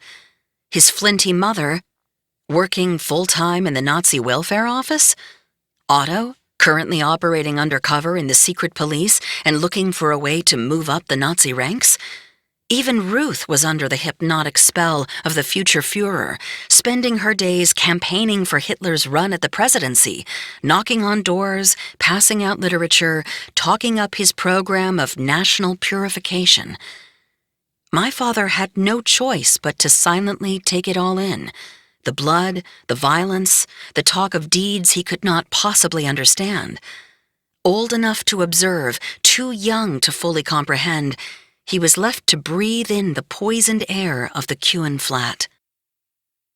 The astounding growth of the Nazis created a pressing need to fill party positions. In August 1931, Otto was summoned to Munich to meet with Heinrich Himmler, Reichsfuhrer of the SS, the rapidly expanding band of elite political soldiers. The Reichsfuhrer was seeking a man who could set up a network of spies and neutralize opposition to the party through arrests, intimidation, or murder. Otto's role in the naval secret police and his fervent support of the Nazi agenda had gotten him noticed. My grandfather's membership in the Nazi Party wasn't, as I'd hoped, some passing fancy. He was committed to the cause and willing to take another big gamble, this time on a radical band of anti-Semitic militants. A meeting with Himmler was Otto's big chance. He boarded a night train in Berlin and headed to Munich, his future ahead of him. But Otto wasn't the only candidate for the job. An SS officer named Reinhard Heydrich, later nicknamed the Butcher of Prague, had also been recommended for the position. Heydrich was a sadist whose hatred of the Jews was feral and all-encompassing. Even Hitler referred to him as the man with the iron heart, a term of endearment from the Führer. In 1931, however, Heydrich was essentially a nobody, a freshly minted member of the Nazi Party who had joined the SS just months prior. Like my grandfather, he was the child of a wealthy and socially prominent family ruined during the Weimar Republic years. When invited to Munich, he couldn't even scrape together the price of a coach train ticket to make the trip. Without a ticket, the job would most certainly belong to Otto. But Heydrich did board the train that day. Upon first sight, he did not look up to the task of the role he and Otto were competing for.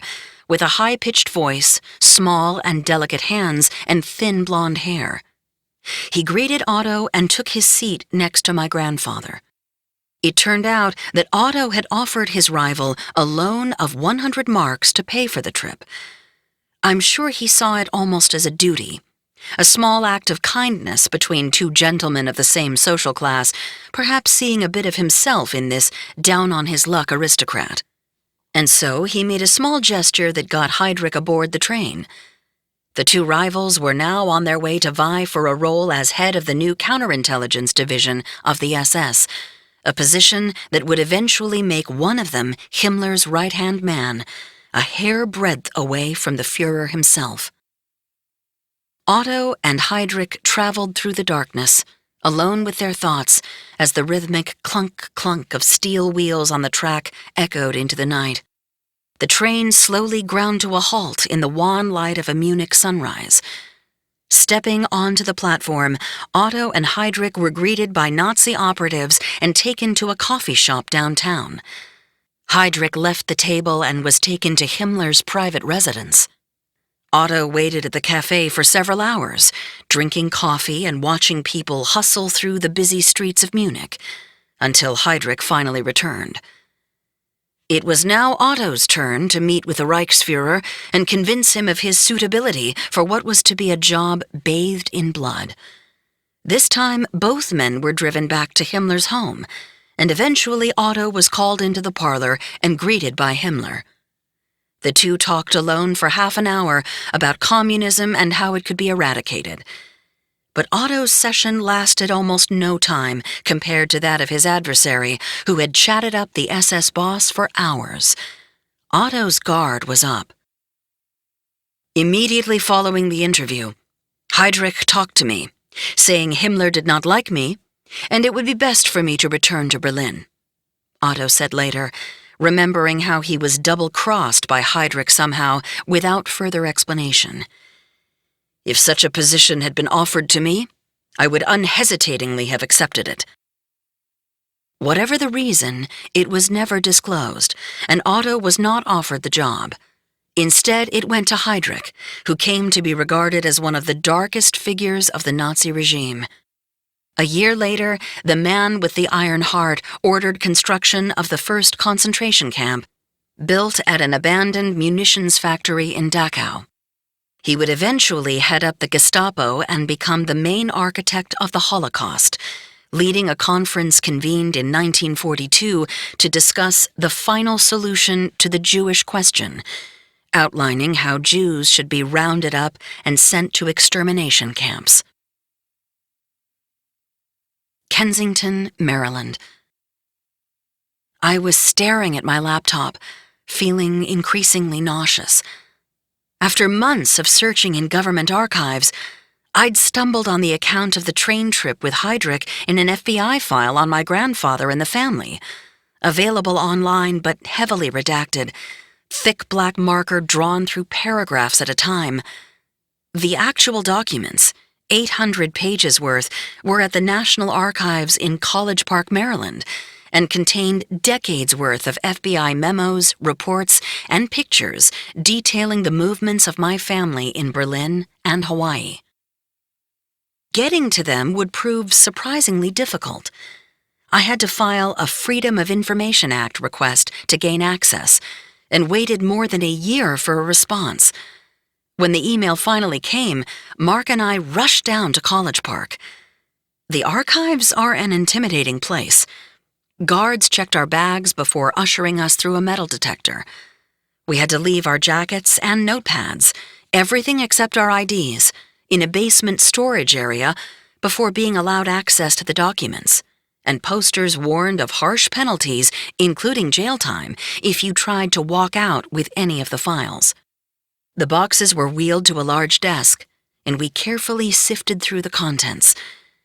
Here were memos to and from J. Edgar Hoover on brittle pages more than 80 years old, detailed reports on my family to President Franklin D. Roosevelt, dozens of photos of family members' meetings with German officials, and other documents that laid out the FBI case against them. I was floored. This was clearly a major government case. The FBI agents must have dedicated hundreds, if not thousands of hours to investigating my family. It was as if they were trailing the Rosenbergs or John Dillinger, not the Kewens. It took several trips to get through all the files, taking detailed notes on blank, specially perforated pages provided by archive staff, which I then combed over at home. There were plenty of shocking accusations, but nothing hit me quite as hard as the descriptions of Otto's train trip with Heydrich. I didn't know much about Heydrich, so I started researching the Butcher of Prague. Heydrich was a monster among monsters. When I looked at his photos, his mole rat appearance with tiny, dead eyes set in a long, sloping face made me feel ill. Without Heydrich, I wondered, how might history have shifted course? How many more Jews might have survived the camps he personally dreamed up in 1933? I wasn't operating under the illusion that the Holocaust turned on the tiny gesture of my grandfather handing someone a 100-mark bill at the Berlin train station. But history is a series of mischances and answered prayers. Things had to fall into place in a specific way, among a dozen or 100 possible ways things could go, for the past to have come to be. In that tiny moment, I had the feeling of a small corner being turned on the way to Auschwitz. And Otto was there. My grandfather, I was learning, prized money and was often controlled by it. But the one time he'd decided on a generous gesture and offered someone a loan, of all the people he could have helped, I thought, he'd lighted on a genocidal maniac. And what if my grandfather had gotten the job? Would that have diverted in any way the path that led to the pale blue numbers tattooed on the arms of my best friend's loved ones? Otto was no hero, but might he have been a tiny bit more merciful? And would a tiny bit more merciful even have mattered when weighed against the totality of Nazi atrocities? What if became a thought exercise that popped up in my head at the oddest moments. When I was driving to work or helping my youngest with a math assignment, what if? Maybe Otto would have found a way to appease Hitler on the Jewish question. The Kewens had Jewish friends. Maybe he would have saved thousands. What if? Later, I realized the exercise was really just a means of self-preservation. I knew the answer to the question. Otto's appointment to the position would have changed nothing. He was a Nazi up for a role that could only have been filled by someone with profound hatred in their heart, a job he desperately wanted. But he was also connected to me by blood. Whatever genes he had in him that had made him think this path was okay, acceptable in any way, I had those genes. I shuddered. Despite missing out on the big prize, Otto secured a different job with the Nazi Party, one that would tap into his years of experience in the Navy's secret police. Otto is working on a big secret project for the Nazis and is paid handsomely, Friedel wrote in a letter to her sister-in-law. That is what they told the family, the first of many lies they would spin. In reality, Otto was now working in the Nazi secret police, precursor to the Gestapo, a role that would set him on a long, torturous path. He had plunged headfirst into the dark heart of National Socialism. Otto's first assignment was in Altona, just outside of Hamburg. He was ordered to investigate locals who were pro-Nazi and those who were communist sympathizers, focusing especially on the rank and file of the police department there. Otto reported to the Altona chief of police, but during his investigations he discovered a scandalous piece of information about his boss and decided to confront him. I made a report to the chief of police, also a Nazi, who I was told had been immoral in his personal life, Otto said. Accusing his boss, a ranking member of the party, of unseemly doings was a bold move. Otto's motive was unclear, and it did not sit well with some higher-ups in the party. But Otto wasn't done. He had also rankled a close associate of the police chief, known only as Mr. Schmidt in the FBI files. Otto was still well thought of enough inside the party that he was up for yet another high-profile role inside the Reich as a Regierungsrat, a government advisor. So was Schmidt. Over the next few months, the two jockeyed for the position, each hurling accusations at the other. Schmidt resorted to dirty tricks to upend his rival. He had a friend forge Otto's signature on a check for 3,750 marks, about $43,000 today, to make it look like Otto was embezzling from the Nazis. On the basis of this evidence, Otto was relieved of his duties and sent back to Berlin, where he was forced to defend himself against accusations he was stealing from the party. Otto eventually proved that the signature was not his, but it was too late. Schmidt got the job, and Otto was banished from another high-profile role. Licking his wounds, he retreated to his coffee import business and the sanctity of his own home. Back in his comfortable flat with his family, he knew he'd made enemies. Schmidt, the Altona police chief, the maniacal Heydrich. But Otto showed no impulse to run, at least not yet. Even at this stage in its evolution, the Nazi Party was far from a smooth, cohesive unit. It was a collection of individuals, each with his own political agenda. There were socialist blocs, conservative cliques, radicals, and outliers. Hermann Göring leaned capitalist and hated SA leader Ernst Röhm, while Goebbels thought capitalism was controlled by the Jews and thus verboten. Bickering factions within the regime led to an often inconsistent enforcement of the party agenda and an erratic response to various threats. Those who were on top one day might be hunted down the next. Otto was caught up in the chaos created by the ambitions of dangerous men who held long grudges, and Schmidt was one of them. 7. Payback. By early 1933, Otto had settled into a routine back home in Berlin. His coffee business was thriving. He would walk to work each day and return home each night for dinner with the family. It was a stretch of calm he hadn't experienced for quite some time. But Schmidt hadn't forgotten about Otto. He visited Berlin in the late winter, carrying a grudge and a briefcase full of accusations. And now he had the power to exact revenge.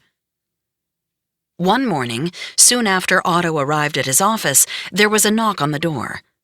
Several men burst through and dragged him from his chair, hustling him into a black sedan without any explanation and speeding away. When her husband didn't arrive home at his usual time, Friedel became concerned. As the hours passed, concern turned to panic. Unable to sit still any longer, she finally called Leopold, now working in the party office, then other Nazi contacts looking for information on where Otto might be. Nobody knew. Hours passed without any word, but late that night the phone rang. The call came from the Alexanderplatz Presidium, the headquarters of the Berlin police. The director was a friend of Friedel's and was contacting her in secret. He hurriedly explained that Otto was being held in a cell there. "Do everything in your power to get him out by tomorrow morning," he said in an urgent whisper. Schmidt had arranged to have Otto arrested, then driven to Hamburg when the morning came to face more trumped-up accusations. But in secret, he had ordered Gestapo guards to find an isolated spot along the way and execute him. Terrified, Friedel immediately called Leopold and told him to get hold of the regional Nazi leader, the Gauleiter, to try to get Otto freed before it was too late. Then she headed to the Gestapo office and pleaded with one of the agents there, who had already received a call from Leopold. The agent gave Friedel a letter authorizing Otto's release. Rushing to police headquarters, she handed it to an officer there, and Otto quickly retreated home with Friedel just hours before his planned murder. Whatever strings Leopold pulled, the immediate danger had passed. 4 months later, the Gestapo agent who wrote the letter for Friedel was shot and killed, punishment for allowing Otto to walk away. For now, Otto was safe, but he had been warned. On January 30th, 1933, Adolf Hitler was sworn in as Chancellor of Germany, capping a meteoric rise to power. During the previous election, the Nazis had doubled their support from just 2 years earlier and overtaken the Social Democrats as Germany's majority party. Crowds of enthusiastic Germans jammed the streets outside the Chancellery building as Hitler gave the Nazi salute from a window above the boulevard and received it back along with cheers of "Heil Hitler." Thousands of Nazi stormtroopers formed a river of fire as they marched through the streets of Berlin holding torches in celebration, the cadence of their pounding boots audible throughout the city. Hitler wasted no time consolidating his power. Less than a month later, the Reichstag was set on fire, gutting the home of the German legislature. Hitler convinced the aging president of the Republic, Field Marshal Paul von Hindenburg, that the destruction was caused by the communists in a plot to overtake Germany. Hindenburg signed an emergency order suspending most civil liberties, including freedom of the press, free expression, and habeas corpus, which protects against unlawful imprisonment. 3 Communist Party members and party leader Ernst Torgler were arrested, along with Dutch wanderer Marinus van der Lubbe, and charged with setting the fire. Although the Communist Party had won 81 seats in the Reichstag, Hitler used the powers afforded him in the Reichstag fire decree and arrested thousands of communists, including party delegates, charging that they had been responsible for the arson. Those not caught went into hiding, rendering the communists voiceless in the Reichstag. 3 weeks later, the Nazi Party pushed the Reichstag to give Hitler freedom to function without parliamentary consent or constitutional limits for 4 years, creating a de facto dictatorship. Brown shirts surrounded the building, causing a palpable sense of intimidation for the remaining parties in the chamber. No communists were allowed to participate. Nervous delegates from rival parties, sensing retribution from the suddenly overpowering Nazi Party if they didn't vote for the act, passed it with few nays. With their control of Germany almost complete, the Nazis moved quickly. In April, they established the Gestapo, combining all facets of the Nazi secret police. They passed a law forcing all non-Aryans to retire from the legal profession and civil service, the first official step in their attack on the Jews. In July, they abolished every rival political party.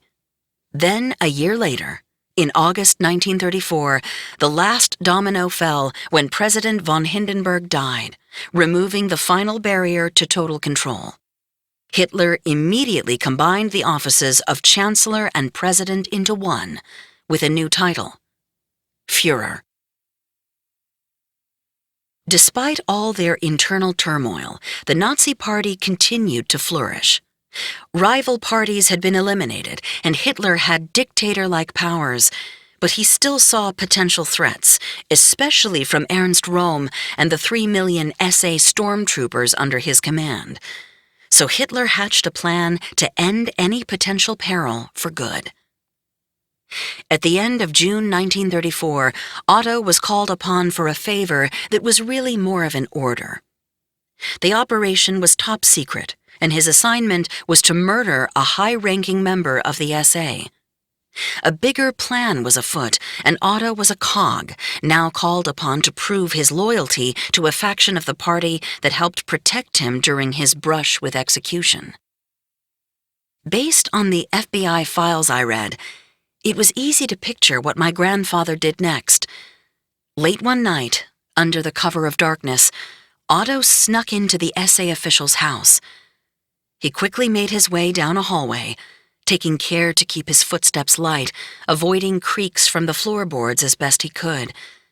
Peering into several bedrooms with no luck, he eventually came upon his target, sleeping peacefully under heavy blankets. Otto opened the holster under his jacket and found the wooden handle of his German Luger. He took one step, then another, reaching the bed and sticking the black barrel of the pistol in the man's face. One shot and it would be over. Otto could sneak back out the way he came and quietly trek home on the darkened Berlin streets. He would have proven his loyalty and put himself back on track for another rise up the ranks of the Nazi Party. But as Otto pushed the Luger into the man's cheek, his target woke up. Terrified, he began to beg for his life from underneath the covers, offering Otto 30,000 marks, $390,000 today, just to allow him to flee. For Otto, money trumped ideology. He let the man go. Otto was part of a bloody massacre Hitler had ordered that night on his own party, the infamous Night of the Long Knives. Hundreds of Nazis, especially in the leadership of the stormtroopers, including Röhm, who had helped bring Hitler to power, were targeted and executed that night by order of the Führer. Otto had come out of the Night of the Long Knives richer, but it came with great risk if his treachery was uncovered. Another gamble he made without much thought of the consequences for him or his family. 8. A chance encounter. For 9 years, Joseph Goebbels had worked alongside Hitler as the regime rose to power. Then, in early 1935, with Hitler securely in place, his dour propaganda chief felt it was time to celebrate with the kind of extravagant production that was commonplace in Hitler's new order. Born in the beer halls of Munich and seasoned by years of street fighting, the Nazis now felt entitled to the perks. And the over-the-top galas thrown by Goebbels were legendary, complete with Arabian Nights themes featuring hundreds of pretty young girls dressed in white silk blouses, stockings, and leather slippers, holding a wand and bowing to guests as they entered. That Leopold received an invitation was not a surprise. During the previous 5 years, he had gone from innocent teenager to fervent supporter of Hitler and the Nazi doctrine. From SA stormtrooper, he had worked his way up to deputy in Goebbels's Ministry of Public Enlightenment and Propaganda, the kind of rapid advancement his father could only dream of. And to share in the celebration, he brought his 19-year-old sister, Ruth. Entering the grand ballroom, they were greeted by enormous chandeliers hanging high above, throwing flickers of light throughout. Couples waltzed around the dance floor to a black-suited orchestra while hostesses plied the several hundred guests, most of them industry titans, artists, and SS officers and their wives, with a never-ending supply of delicacies served from silver platters. Champagne and other drinks flowed throughout the night. Long curtains, 2 stories high, hung from the ceiling on either side of a stage, bordering a huge swastika hovering in between. Goebbels liked to make an entrance, arriving fashionably late so that all eyes were on him as he swept into the room and made his way through the gala, eventually winding his way to the front of the hall. The lights then dimmed and a hush fell over the crowd as he hobbled his way across the stage. At 37 years of age, Goebbels did not look the part of a fierce Nazi leader. He walked with a noticeable limp, the result of a birth defect giving him a short right leg and a clubbed foot. These deformities and his slight frame gave him the look of an imp in a sour mood. But apart from Hitler, Goebbels was the most charismatic speaker in the Nazi Party, inciting and galvanizing his audiences with fiery speeches given after hours of practice in front of a mirror to get the message and nuanced body movements exactly right. Goebbels's feelings about the Jews were well known. The Minister of Propaganda used gatherings like these to spew the party line of hatred and disinformation. All Jews, by virtue of their birth and their race, are part of an international conspiracy against Germany, he said. Every Jew is our enemy, regardless of whether he carries on his parasitic existence in Berlin or Hamburg, or blows the trumpets of war in New York or Washington. There is only one effective measure: cut them out. Ruth watched him speak, the small man under the spotlight commanding the room with his impassioned plea. She listened to the furious speech closely, clearly mesmerized. Applause followed his final words as everyone cheered Goebbels's message. They had little choice. Dissident voices were exterminated quickly these days. Goebbels made his way back into the throes of the party to celebrate with his adoring followers. Well into the evening, Goebbels spotted Ruth mixing with the crowd. Something about her porcelain skin or her jet-black hair perhaps, captivated him. The girl was a stunner, wrote one author describing the encounter. Goebbels, who, when it suited his purpose, could be extremely charming and sociable, stayed with her the whole evening. They got a little drunk together and had a wonderful time. Although married with several children, Goebbels frequently used his position of power for more than just growing the Nazi Party. "I need women like a balm on a wound," he confided in his diary. But he was not a conventional suitor. His first love, who rebuffed him, received a final letter from him in 1920. "If I had you here with me, I would grab you and force you to love me, if only for a moment. Then I would kill you." In 1922, another relationship, with a woman from his hometown, ended when she confessed she was half Jewish. "She told me her roots. Since then, her charms have been destroyed for me." After marrying in 1930, he continued a string of torrid trysts. And now his attention turned to Ruth. He spent the evening dazzling her. She was young, naive, and caught up in the thrill and pageantry of it all. They began an affair, and Ruth was soon showered with all the perks that a powerful protégé of Hitler could bestow. But the Kuhn's only daughter had a secret. And that secret would not only put her in Goebbels's crosshairs, but also shape the future of the entire family. Ruth had grown up under Friedel's turbulent watch, her early childhood spent in the cobblestone streets of Munich while her mother pieced together what she could to make ends meet. After Friedel married Otto, Ruth bounced with the family from Munich to Berlin to Stettin and back to Berlin, all before her 10th birthday. Every time she made friends, she was forced to leave them behind, unceremoniously ripped from her former life by parents chasing the next great adventure. It became hard for her to establish anything resembling a friendship. Family photos often captured her gloomy demeanor and sad eyes peering downward and past the borders of the frame, as if looking for something out of view.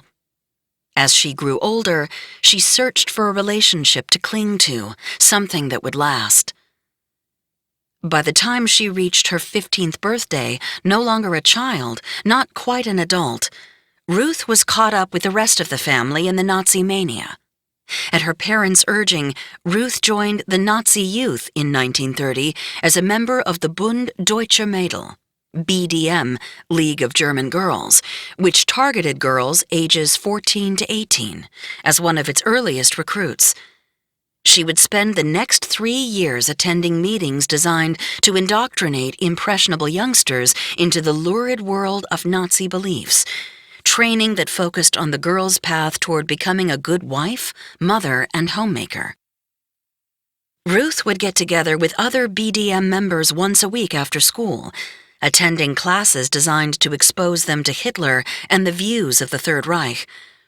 Group leaders would stress to the young girls that it was important to listen not to their parents, but to the guidance provided by BDM leaders.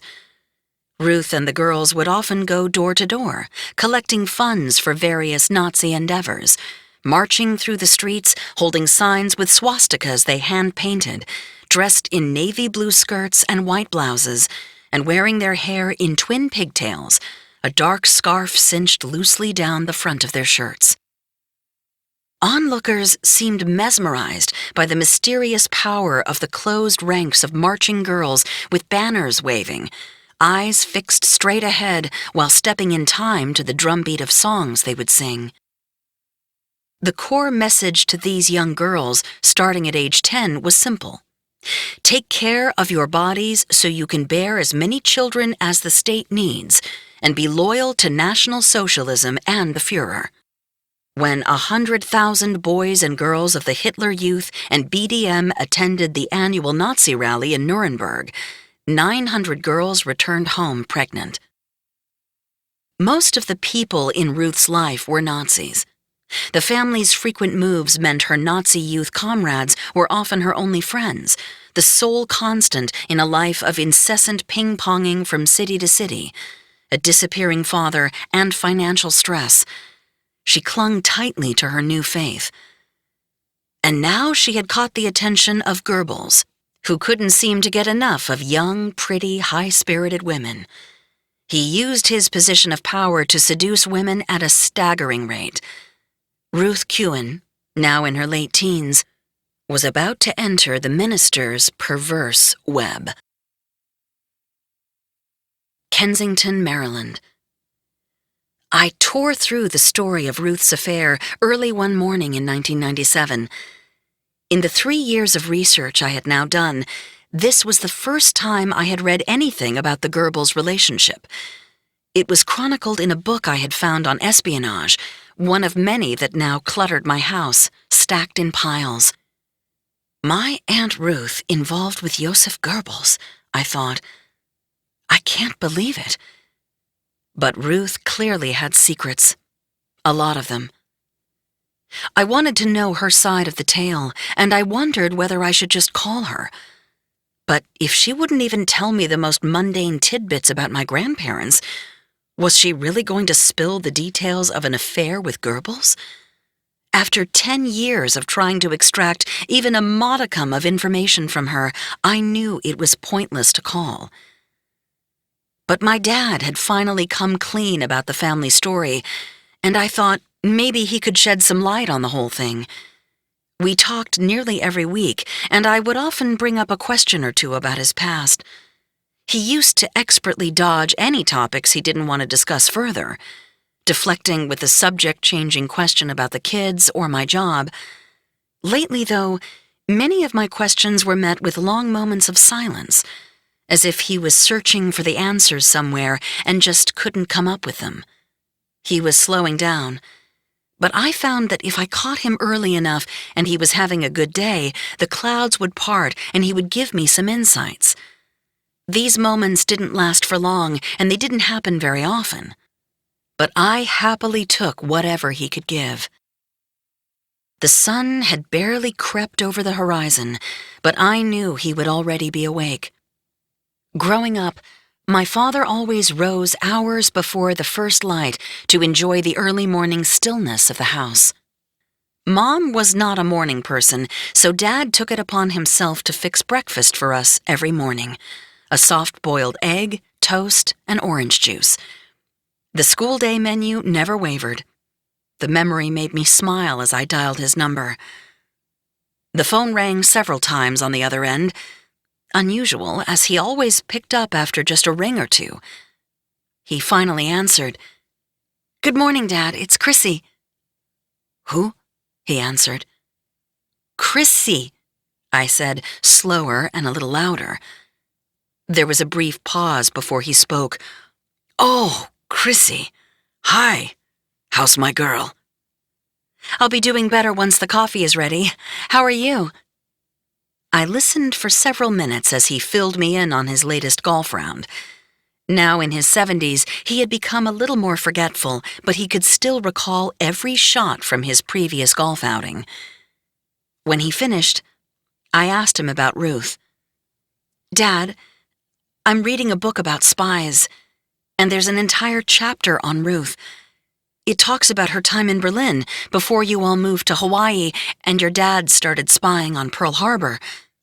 "Pearl Harbor?" he said. "My dad didn't spy on Pearl Harbor." I wasn't sure how to react. He had told me everything just a few years back, and we'd had several conversations about the family's involvement since then. "Dad, we talked about this," I said gently. "Remember? You told me all about how the family was spying for the Japanese." Silence. "Dad?" "Oh, right," he said after a pause. "Pearl Harbor. It was a long time ago." He still sounded a touch rattled, but I pushed on and asked about his sister. "This book says she had an affair with Joseph Goebbels. Could that be true?" There was another long silence before he answered. "I heard the rumors," he finally squeezed out. "I think it could be true." "Do you remember anything else?" I asked. "It was a long time ago," he said. He sounded addled, and I didn't want to push him too far. I wasn't sure how much more he would be able to recall anyway. I switched the conversation back to his golf round, and his mood picked up as he described every shot again in vivid detail.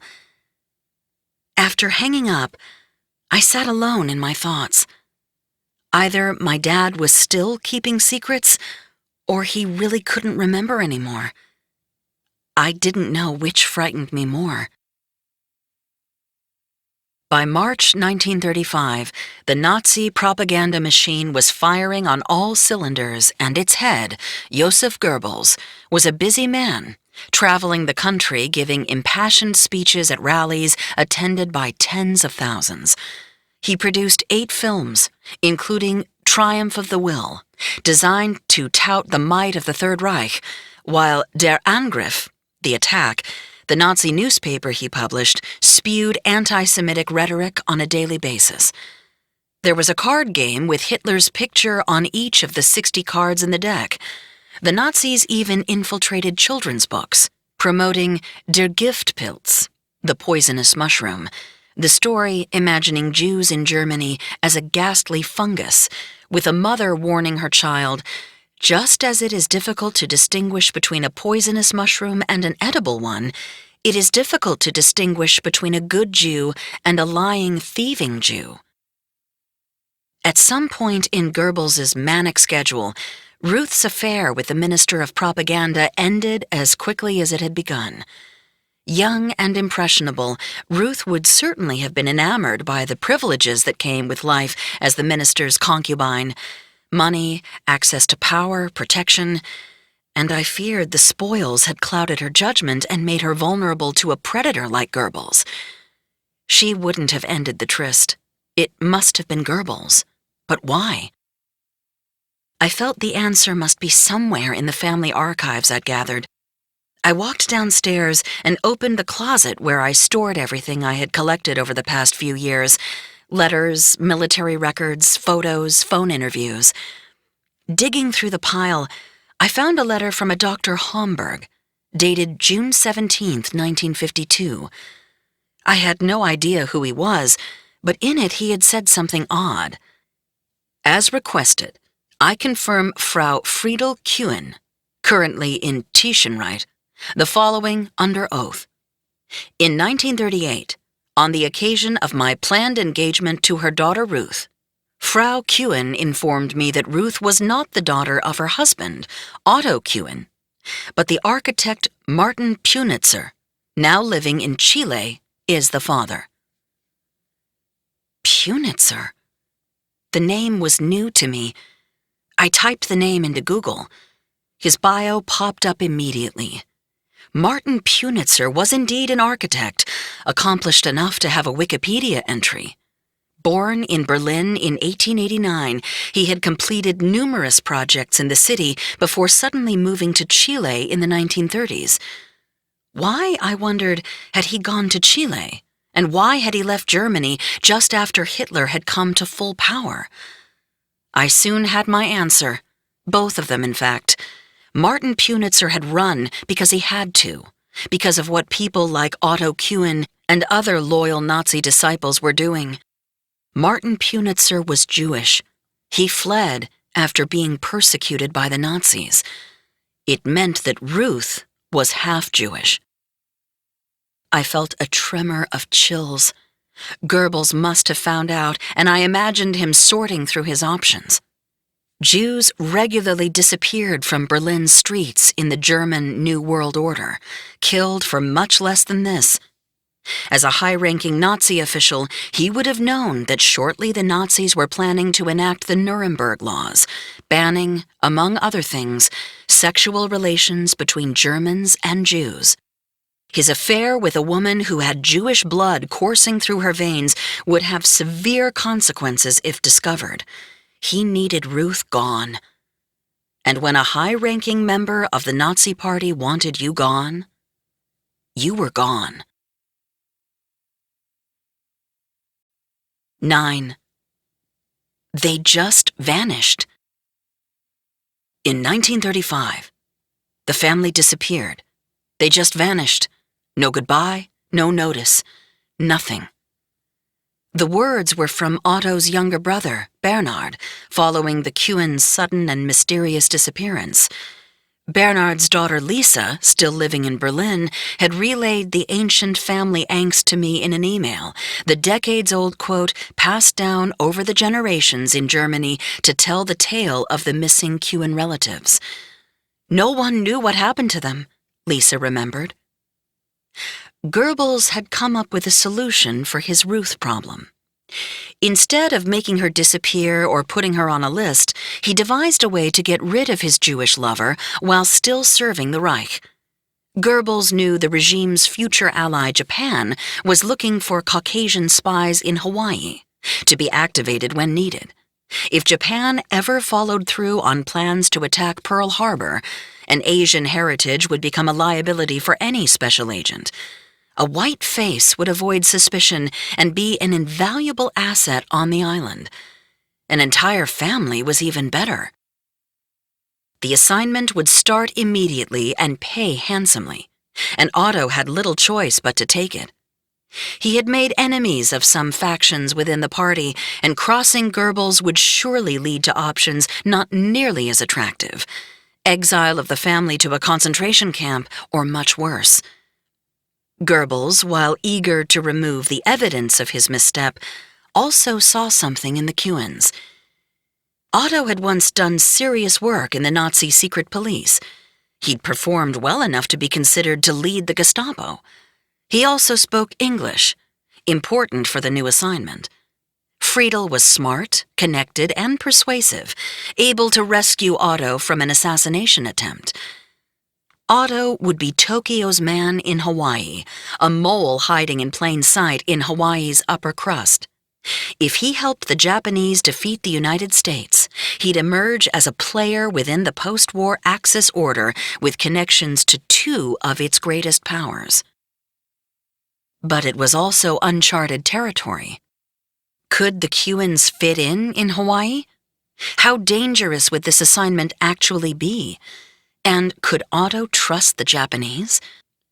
Shortly after receiving his orders from Goebbels, Otto met with the Japanese naval attaché in Berlin, Captain Tadao Yokoi, and signed a contract worth $2,000 per month with a $6,000 yearly bonus, an annual sum equal to $680,000 today. Goebbels had said the mission would pay handsomely. He was right. The family hustled together a plan. Otto and Friedel would leave the children behind for now while they scouted out their future post and set up a base in Hawaii. Eberhard, now 9, and his 2-year-old brother Hans would stay with Leopold in Berlin. But the streets were becoming more dangerous for Ruth. There were murders of Jews in Berlin nearly every day. She would need to keep a low profile, avoid Goebbels, and steer clear of Leopold so as not to endanger him as well. Housekeepers would help with the children, while Leopold continued reporting to work in Goebbels's propaganda office. I wondered how Leopold addressed the dichotomy of his family predicament, a fanatical follower of the Nazi plan to eliminate the Jews, with a sister who carried the very blood of the people he was sworn to destroy. Or maybe his parents had never told him of Ruth's true lineage. Otto and Friedel had become experts at spinning half-truths and lies. Maybe Friedel hadn't even told Ruth of her birth father's true identity. My father certainly knew, although he was never able to remember if he found out as a child or if Ruth told him in their adulthood. And he was never able to clear up who in the family knew what, or how his older brother, Leopold, felt about it all. Bit by bit, Leopold had hardened into an ardent Nazi. He worked daily on anti-Semitic propaganda movies. His office mates created and distributed posters depicting Jews as snakes and rats. His views were on display in a letter to his parents. There must be Jews in high circles and influential positions who in their blind hate for Germany wanted to destroy us. And now, under Leopold's watch, Eberhard would be subjected to his brother's unfiltered Nazi view of the world on a daily basis and have a front-row seat to the increasing brutality imposed by the regime in the streets of Berlin. That spring, Otto and Friedel bid Leopold, Ruth, Hans, and Eberhard goodbye and embarked on their journey to the New World.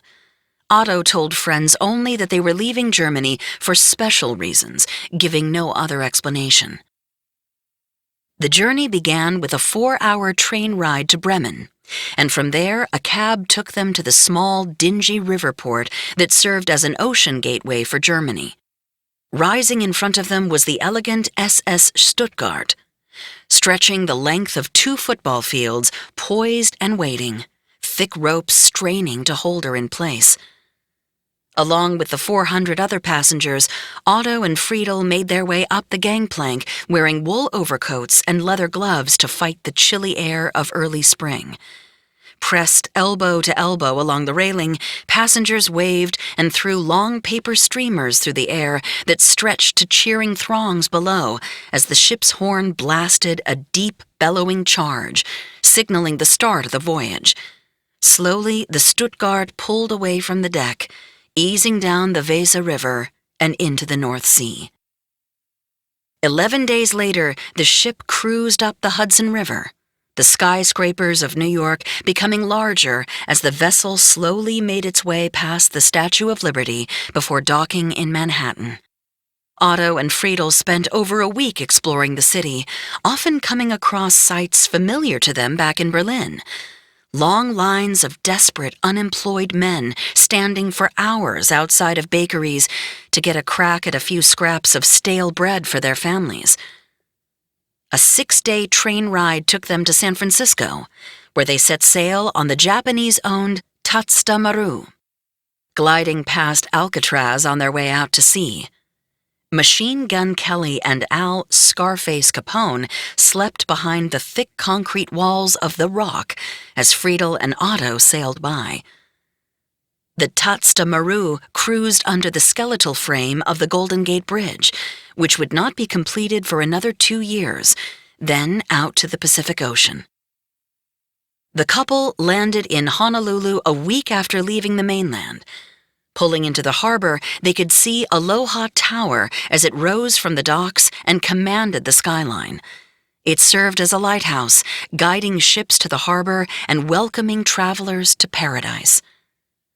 Floral-scented breezes greeted them as they slowly made their way down the gangplank to the dock with the throngs of other passengers, the aroma so thick with flowers they could almost taste them. After their tense few months in chilly Berlin, Hawaii was a revelation. The arrival of cruise ships to the island was treated as a celebration. Tourists flowed from the luxury liner to the sounds of Aloha Oi, performed by the Royal Hawaiian Band. The haunting melody had been penned in 1878 by Queen Liliuokalani, the last Hawaiian monarch. Hula dancers wearing grass skirts and coconut shell tops slowly swayed to the sound of ukuleles and the high-pitched notes of steel guitars. They plied visitors with sweetly scented leis, strung with fresh hibiscus, orchid, and plumeria flowers, placed around the neck with a welcoming kiss on the cheek and calls of aloha. Otto and Friedel made their way through the masses and found a taxi to the Brooklyn Hotel on the outskirts of Honolulu, near Waikiki. It would be their home as they explored the island for the next 3 weeks. Waikiki Beach was like nothing Otto and Friedel had ever seen. Strapping men carrying longboards twice as tall as them to the water, then coasting out to surf. The outdoor markets in Honolulu offered a wide array of tropical fruits, the smells of papaya, tangerine, and mango wafting through the air as the couple explored the city streets. A park near the center of town provided them their first encounter with banyans, impossible to imagine in their homeland. Acres of the magical fig trees stretched out in front of them, the vine-like roots dangling 50 feet from branches high above before reaching the ground, forming a dense, tangled, haphazard array of hobbit-like formations magically strewn across the landscape. King Kamehameha, cloaked in a golden cape and large feathered helmet, was memorialized in an 18-foot-high bronze statue, arm outstretched and holding a giant spear, welcoming tourists to the white brick walls of Iolani Palace. Despite the high ratio of men in uniform, almost all Navy, strolling down Honolulu's smart main boulevard, it was a place of enchantment. The rumors of war hadn't yet swamped the island.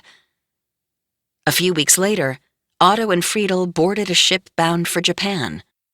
It was time to meet their handlers. They landed in Tokyo in mid-June, staying at the Imperial Hotel, one of the few buildings that survived the 1923 earthquake that decimated the city so badly the government had considered moving the capital elsewhere. Tokyo was a city in flux. It had built back from the earthquake's devastation and grown to a population of 3.5 million. Western influences were slowly infiltrating and even subverting traditional Japanese culture. Young, fashion-conscious girls referred to as mogas, short for modern girls, strolled the streets in skirts, scandalously short at shin length, alongside kimono-clad traditionalists.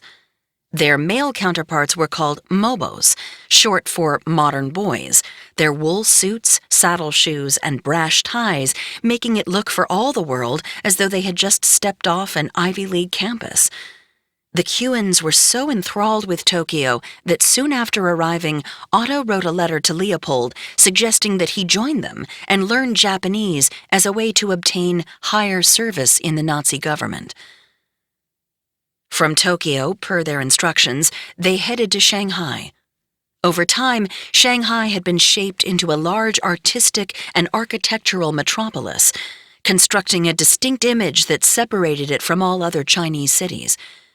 It was also the center of international opium smuggling, with the majority of illegal heroin that was secretly brought to America coming through Shanghai. The eclectic convergence of old and new, along with a large influence of gangs and drug smuggling, gave the city an edgy, lawless, surreal feel. Against this tawdry backdrop, Otto met with Captain Kanji Ogawa, an intelligence expert who was the mastermind behind Japan's espionage efforts at Pearl Harbor, presenting him with a letter prepared by his Nazi contacts for the meeting.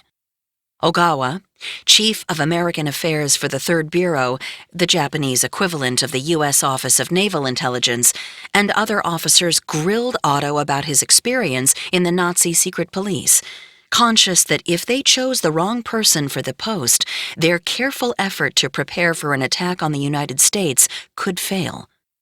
But Otto's confident air and his surveillance expertise convinced the Japanese that they had their man.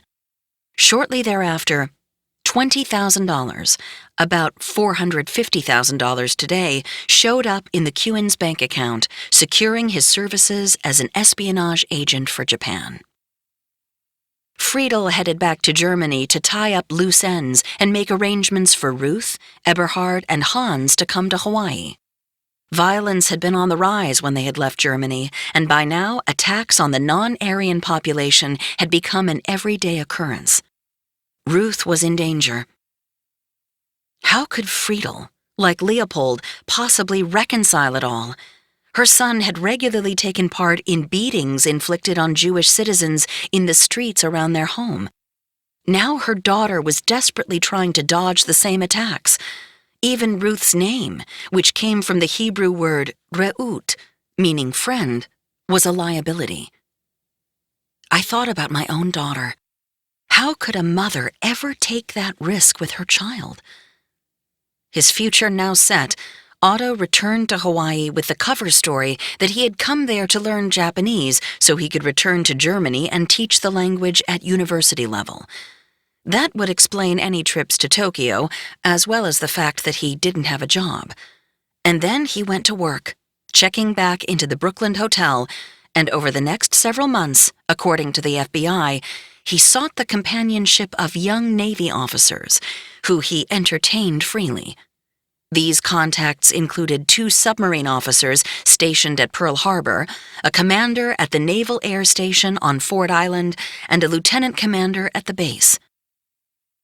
Otto had hit the ground running, but with little regard to the spotlight these mysterious interactions might cast on him. Modesty was not Otto's style. Meanwhile, Friedel arrived back in Berlin in early September and reunited with her children, but was shocked to discover the streets had become much more dangerous since she left, following a violent summer in the German capital. During a spree in mid-July, Nazi groups attacked anyone who looked Jewish in Berlin's shopping district, Kurfürstendamm. Pedestrians were beaten, patrons were pulled from their seats at Jewish-owned restaurants and coffee houses, and drivers were even yanked from their cars and beaten while their Nazi brown shirt attackers shouted, "Jews get out!" As scores of Jewish citizens were assaulted, police stood idly by and watched. The July 19, 1935 issue of the Jewish Herald reported that the anti-Jewish bloody events which took place Monday evening on Kurfürstendamm, in the very heart of Berlin, indicate that there is no hope whatsoever for Jews in Germany. Ruth had been able to steer clear of any trouble while Friedel and Otto had been gone, But the violence against anyone of Jewish heritage, or anyone who even looked Jewish, was becoming almost impossible to avoid. She had to get out soon. Then, on September 15th, the Nazis passed the Nuremberg Laws, stripping Jewish citizens of their civil rights and making marriage and sexual relations between Germans and Jews a crime. The legal dehumanization of the Jews had begun. If violence against them was exploding throughout Germany before, these laws threw gas on the fire. Ruth had to get out now.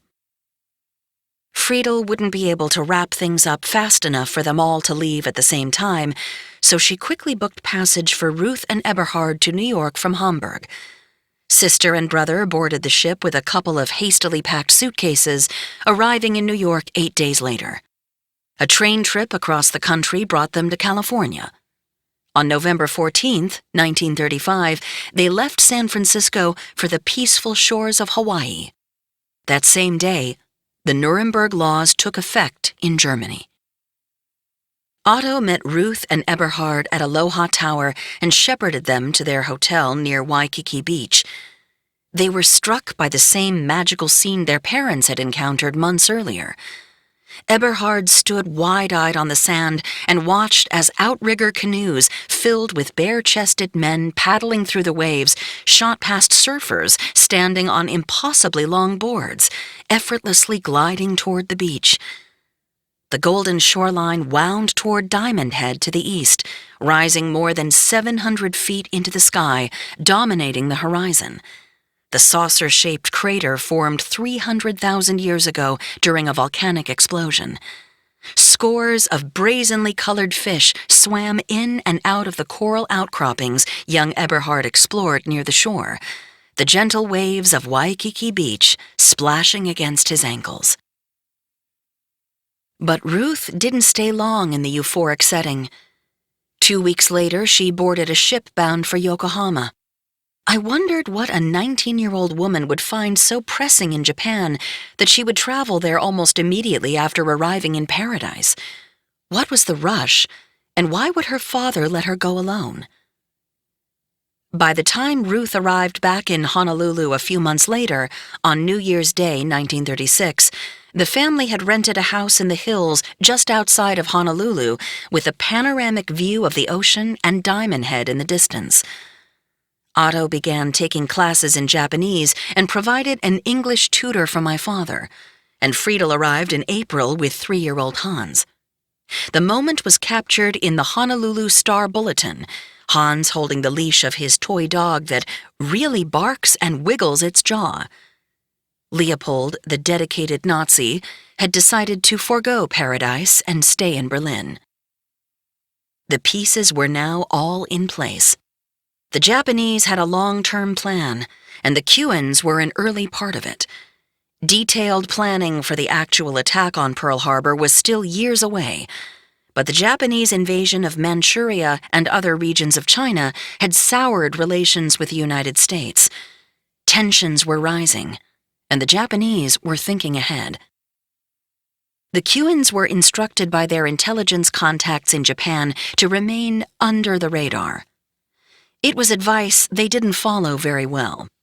After many months of digging through mountains of files I had accumulated, I felt I knew something about my grandfather. Otto was a narcissist with big dreams, a German patriot who blamed the English and their allies for his family's misfortunes in World War I. He was vain, grandiose, a risk-taker. How was that going to work for a spy ordered to lie low? But for now, the family was happy and together. Eberhard and Hans rode bikes and horses through the acres of farmland behind their house, falling asleep every night to tropical trade winds rustling through the coconut trees. Weekends were spent on remote beaches, snorkeling and playing in the surf, the occasional rogue wave charging across the sand and scattering the towels and bamboo mats that formed their home base for the day. The brutality Eberhard had witnessed in the streets of Berlin, the bloodletting and the scenes of terror and violence, was fading from his memory. Free of Leopold's diatribes on perfidious Jews and other enemies of the Reich, his younger brother began to flourish. For the next 5 years, the Kewins took to the business of establishing themselves in the Hawaiian community. Oahu in the 1930s was still a place of sugar camps, pineapple fields, and stray pigs. Villagers pounded cooked taro root into poi and ate it with their fingers, the consistency classified as 1 finger, 2 finger, or 3 finger, referring to the number of digits needed to scoop up a mouthful. Soft, fruit-scented breezes drifted across the island as fishermen repaired their nets on pristine sandy shores in shacks and beach bungalows. It was like living inside a postcard. Hans and Eberhard took English lessons from private tutors and attended public school. And more funds from Japan arrived in the Kewins' bank account in May 1936. To avoid blowing their cover, the money was routed from Japan through Europe to a bank in Rotterdam, then through National City Bank in New York before landing at the Bishop National Bank in Honolulu. Over the next 3 years, today's equivalent of more than $1 million would be funneled to Otto in the same manner. Flush with cash, the family moved to Lanikai Beach on the windward side of the island, an hour-long drive from Honolulu over the old Pali Highway. Cut into the side of a cliff, 22 hairpin turns weaved through the mountains of the Ko'olau Range, rising 3,000 feet high, the remains of an ancient volcano that erupted 2.5 million years ago. From points on the drive along the Pali, they could see all the way across the island to the windward towns of Kailua and Kaneohe, the Pacific sparkling in the backdrop. Howling winds constantly swept across the valley between the mountain peaks, with lush vegetation covering the steep hills and valley below for as far as they looked. The journey took them past the Pali Lookout, site of an infamous battle in 1795 where Hawaiian warriors clashed in a brutal fight that saw hundreds of them pushed over the edge of the sheer cliffs. Hundreds more jumped from the rise, more than 1,000 feet high, rather than surrender. While the Kewins were relocating to the far side of the island, the German consul in Hawaii, Robert Lange, was visiting a German naval vessel, the Emden, docked at the port in Honolulu. Lange was joined by Vice Consul Max Lehmann and a man who would later become an FBI informant. Curious about the newcomers to the island, Lange brought up Otto's name. At 5 feet 6 inches and 145 pounds, Kewin looked harmless enough. But his reputation, his checkered past with the Nazi elite, his close relationship with Goebbels preceded him. A crew member on the ship offered the Germans some advice. "You had better leave him alone. He is a dangerous man." Intrigued, Lehmann wired the German legation in Washington, inquiring as to the status of one Otto Kewin. The response was short and direct. "Otto Kewin is a spy." The message to Lehmann was that Otto was the Nazi equivalent of a mafia-made man, in this case made by Goebbels and not someone to be trifled with. That spring, the German ocean liner SS Reliance docked in Honolulu. The FBI later characterized the ship as a German naval training vessel. Otto invited the officers to his home for cocktails and chatter. Ruth, dressed in a chic white skirt, festive lei around her neck, fussed over the men from her homeland as Otto and Friedel circulated among them. There were some pictures of the visit in the FBI files that I found at the National Archives. One was of the group talking in front of the house while my father played in the yard a few feet away, shirtless and in a bathing suit, the standard dress for kids in Hawaii. Another photo showed 2 of the officers posed with Friedel atop an ocean lookout, waves crashing into the lava shore below. A letter to Otto from the captain a few weeks later thanked the Kewins for their hospitality, with a closing nod to the Führer. "I was happy to know that our visit brought the beloved homeland closer to you who live so far away." Signed, Kind regards with Heil Hitler, your Commodore F. Cruz. The Germans in Hawaii knew full well who Otto Kuhn was. The Americans were about to learn. In July 1936, Otto was again summoned to Tokyo. His cover was that the trip would help him to continue his Japanese studies. But there were plenty of ways to learn the language while never leaving Oahu. 1/3 of the island's inhabitants were Japanese. There were more than enough people available to teach the language. Claiming the need to sail 4,000 miles to find a tutor seemed a rather feeble attempt to disguise the trips. During the cruise, Otto struck up a random friendship with a man who called himself Baron Kyogoku. Or at least Otto described it as random. When they arrived in Tokyo, the two spent several days socializing together, and eventually the Baron asked Otto if he would, from time to time, furnish him information about Honolulu. When questioned about the rendezvous by FBI agents, Otto said he knew this cryptic reference meant to spy on Pearl Harbor and other military facilities, so he declined. Authorities later dismissed this story, at least the declining to spy part, as they knew Otto had already begun receiving funds from the Japanese government and needed a cover story. But the meeting with Baron Kyogoku, the FBI believed, was no mere coincidence. It was another contact with the Japanese. American military intelligence was also picking up communications, intercepted during 1936 on the Berlin-Tokyo circuit, concerning a German spy working for the Japanese in Honolulu. A series of messages decoded and translated revealed an enormous amount of information about the agent's salary, expenses, even his life insurance coverage. As cover, this operative was to establish a steel furniture business on Oahu. The only thing not known was his name. The Kuhns were a cog in a decades-old plan by Japan to expand its influence. An island nation with limited resources could never become a world power, its leaders decided. But just across the sea of Japan sat the fertile lands of Korea and Manchuria, rich with natural resources vital to becoming an industrialized nation. And that's where they saw their opportunity. At the same time, Russia was also staking claim to the region. In 1904, it all came to a head when Russia and Japan went to war over the area. During the fighting, Japanese soldiers earned a reputation as ferocious warriors, getting the better of their more numerous foes by showing no fear of death. That mentality had been cultivated over the centuries and was about to be passed on to the next generation of Japanese warriors, the ones who would play a major role in Japan's quest to dominate Asia.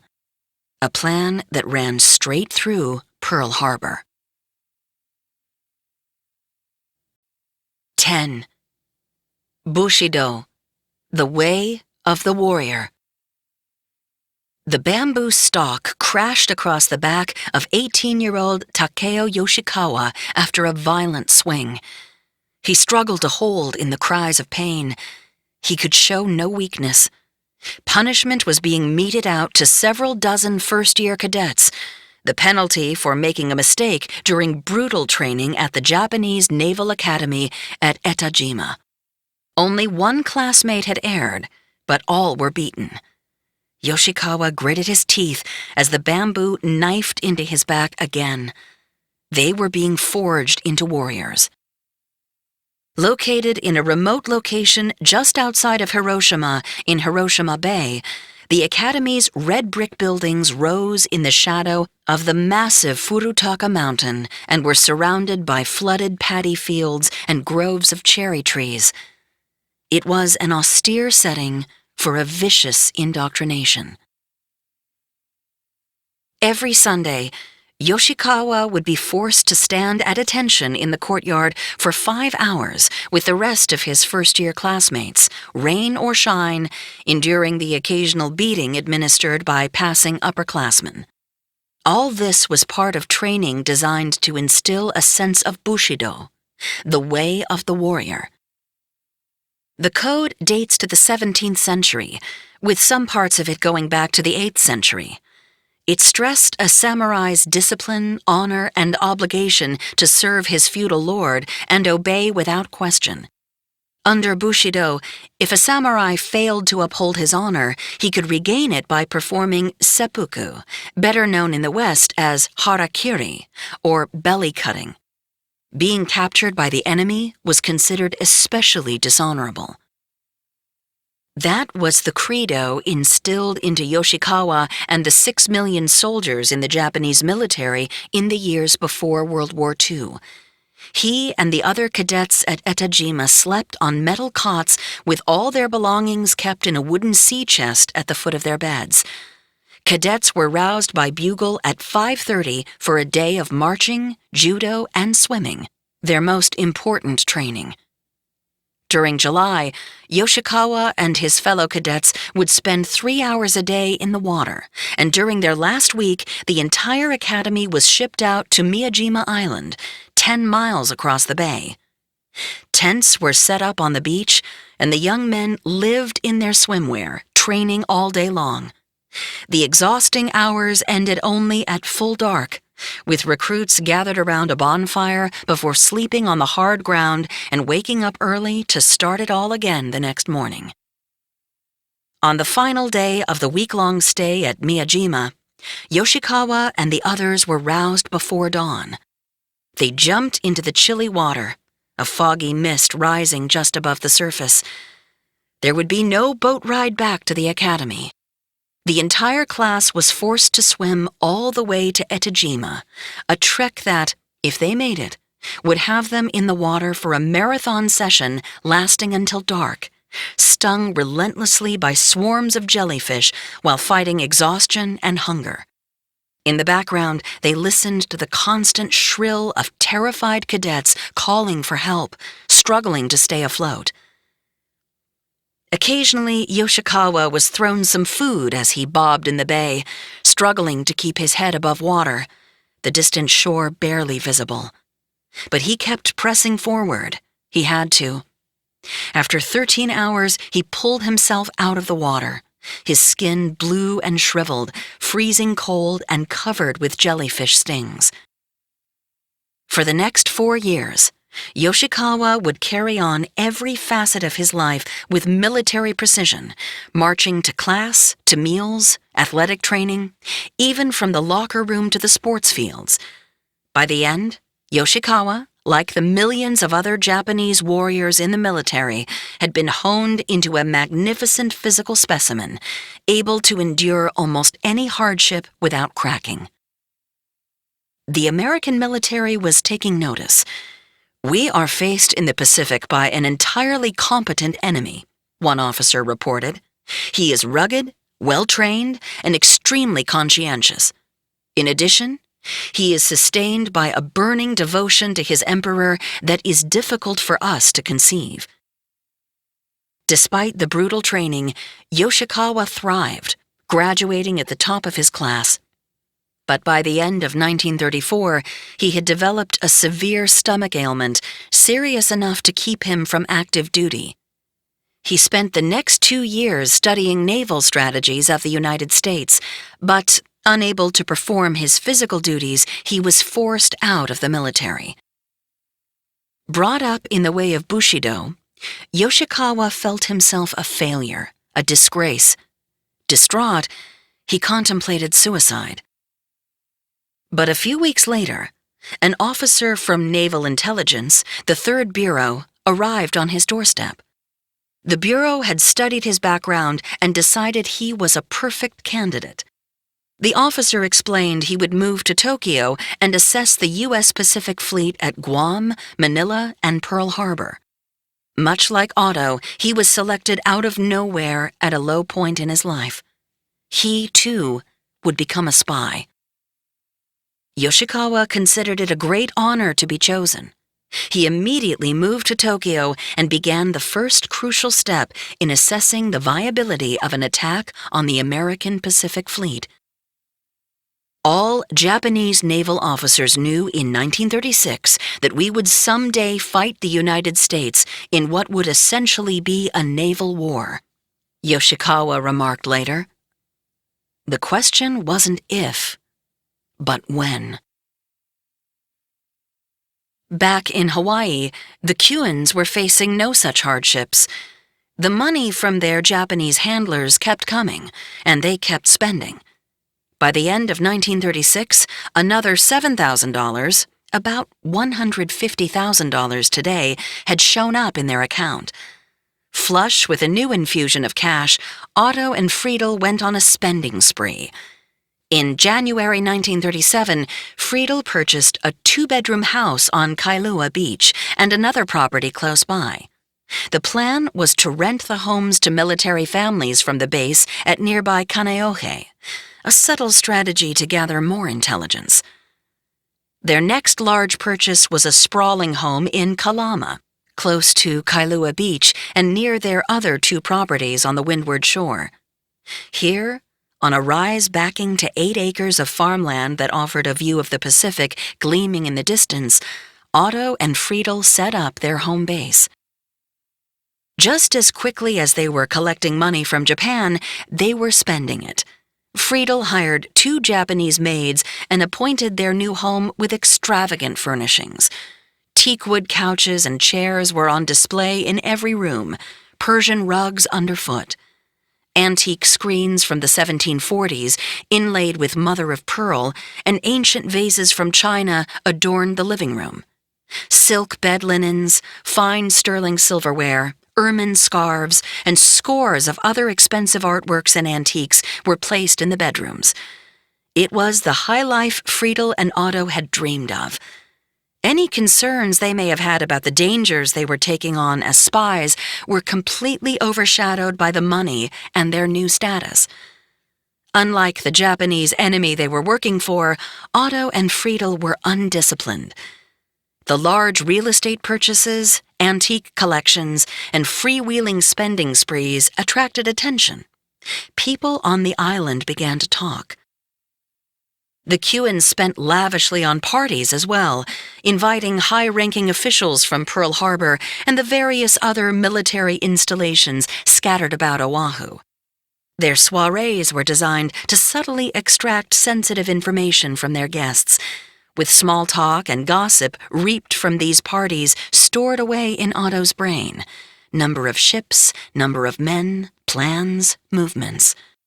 Invitations to their 5-star functions were highly sought after, especially the ones at swanky venues like the world-renowned Royal Hawaiian Hotel. The luxurious resort, famously painted pink, sat on 15 acres of pristine oceanfront on Waikiki Beach and was the site of the mysterious newcomers' first party, just a few months after they arrived on the island. The gala was so large it made the local papers. In May 1937, they hosted another party at their home and invited officers from a German ship docked at Pearl Harbor. That party made headlines in the society section of the local paper, the Honolulu Star Bulletin. Kuans give party at country home. The family was also gathering intelligence in other, less conspicuous ways, using perhaps their best asset, Ruth. She was a wonderful dancer and attended every important social affair, wrote spy historian Kurt Singer. A constant guest at the naval and yachting clubs, she attracted scores of naval officers.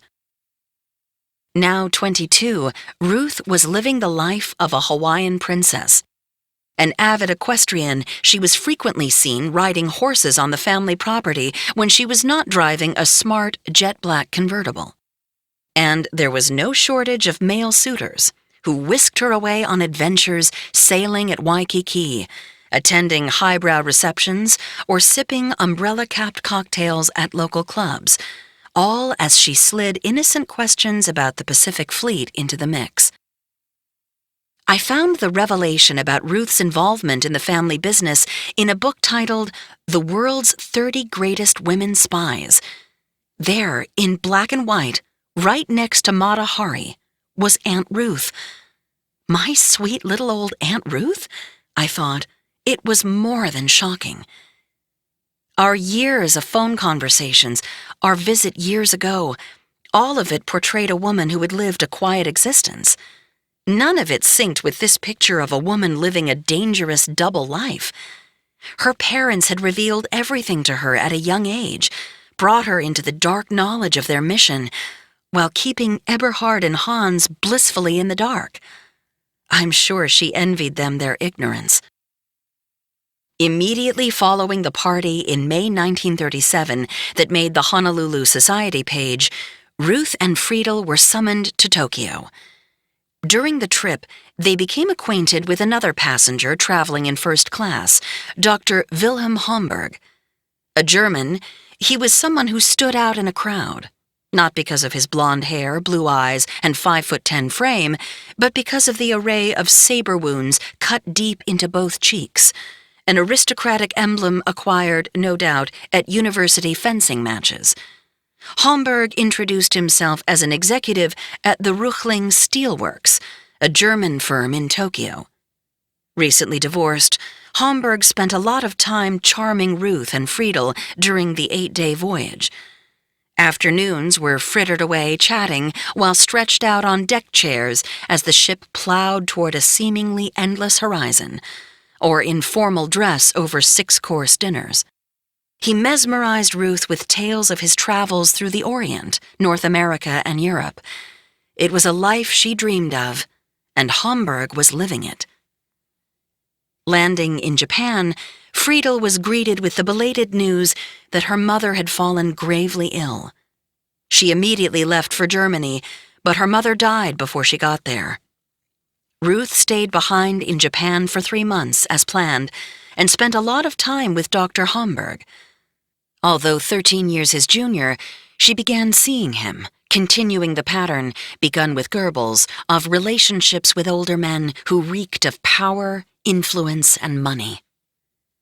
It struck me as odd. Why would Ruth stay in Japan after her mother left? I understood why she couldn't return to Germany, but why not head back home to Hawaii? What could she possibly be doing there for that long? Dropping off intelligence? Picking up a payment from the Japanese? Some sort of training? As soon as I uncovered the Homburg relationship, it made me suspicious. There was something out of a third-rate spy romance novel in all of this, the chance meeting on board a ship, the whirlwind romance. That suspicion was reinforced when I later found an interesting memo in the FBI files, an informant telling agents that they had a vague impression that Homburg was a payoff man, responsible for funneling funds to the Cuans from Japan. In Honolulu, the FBI was enlisting other agencies to try to pin down what the Cuan family was doing. Otto was interviewed by immigration officials whom he told he made only $5,000 per year. The FBI already knew that between May 1936 and June 1937, the Cuans had received deposits totaling $20,000 and had another $28,000 in a Shanghai bank.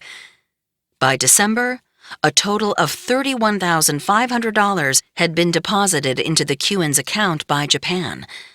It wasn't a smoking gun, but to agents, the conflicting financial data was an intriguing entry in a growing list of suspicious items. Otto and Friedel were unaware they were the target of FBI inquiries or that their finances were being examined by American officials. They felt no need for caution. Everything was going according to plan. The Japanese kept paying, and the Cuans kept spending, frolicking among the island's elite. I wondered what high society in 1930s Hawaii must have been like.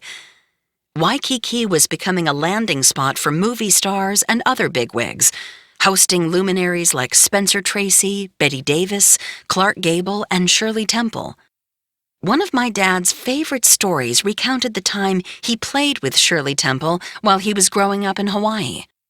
I'd always shrugged it off as another one of his wild tales, not to be taken at face value, and I hadn't thought about it for years until I stumbled across an article about Temple's trip to Oahu in 1937.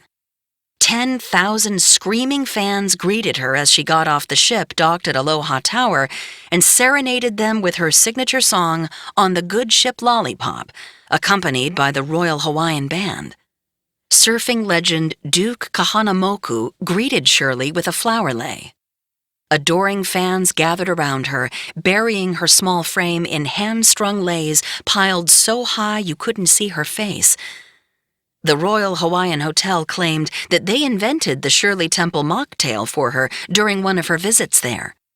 Reading about her trip, I guessed my dad was probably one of the thousands of fans at the docks, driven across the island by Otto and Friedel to catch a glimpse of the cherub-faced star. But he hadn't told me he saw her. He'd told me he had played with her. I dug a little deeper into Temple's history in Oahu and found one of those black-and-white movie-tone news-type story reels while scrolling around on the internet. It detailed a trip she made to Oahu in August 1937. My dad would have been 11. She toured Schofield Barracks and the submarine base at Pearl Harbor, and after swimming at Waikiki and taking a ukulele lesson, the young star described traveling to the other side of the island for a party in her honor, attended by a dozen or so local children. A home movie recorded the event and showed a quick shot of a tall blonde boy playing with Shirley Temple among the others. My father? There was certainly a resemblance. The young boy, dressed in white pants and a white shirt, sported straight blonde hair and a square jaw, just like my dad. It was impossible to know for sure, but if his parents were wealthy and were propping themselves up as big shots, it suddenly seemed plausible that they could have figured out a way to get my dad into that party full of kids from their side of the island. I smiled, remembering how my dad had regaled us with that story. Knowing now, it could very well be true. But while the Kewans were rubbing elbows with movie stars and living the high life in Hawaii, tensions were escalating back in their homeland. In November 1938, the Third Reich began an all-out assault on its Jewish citizens.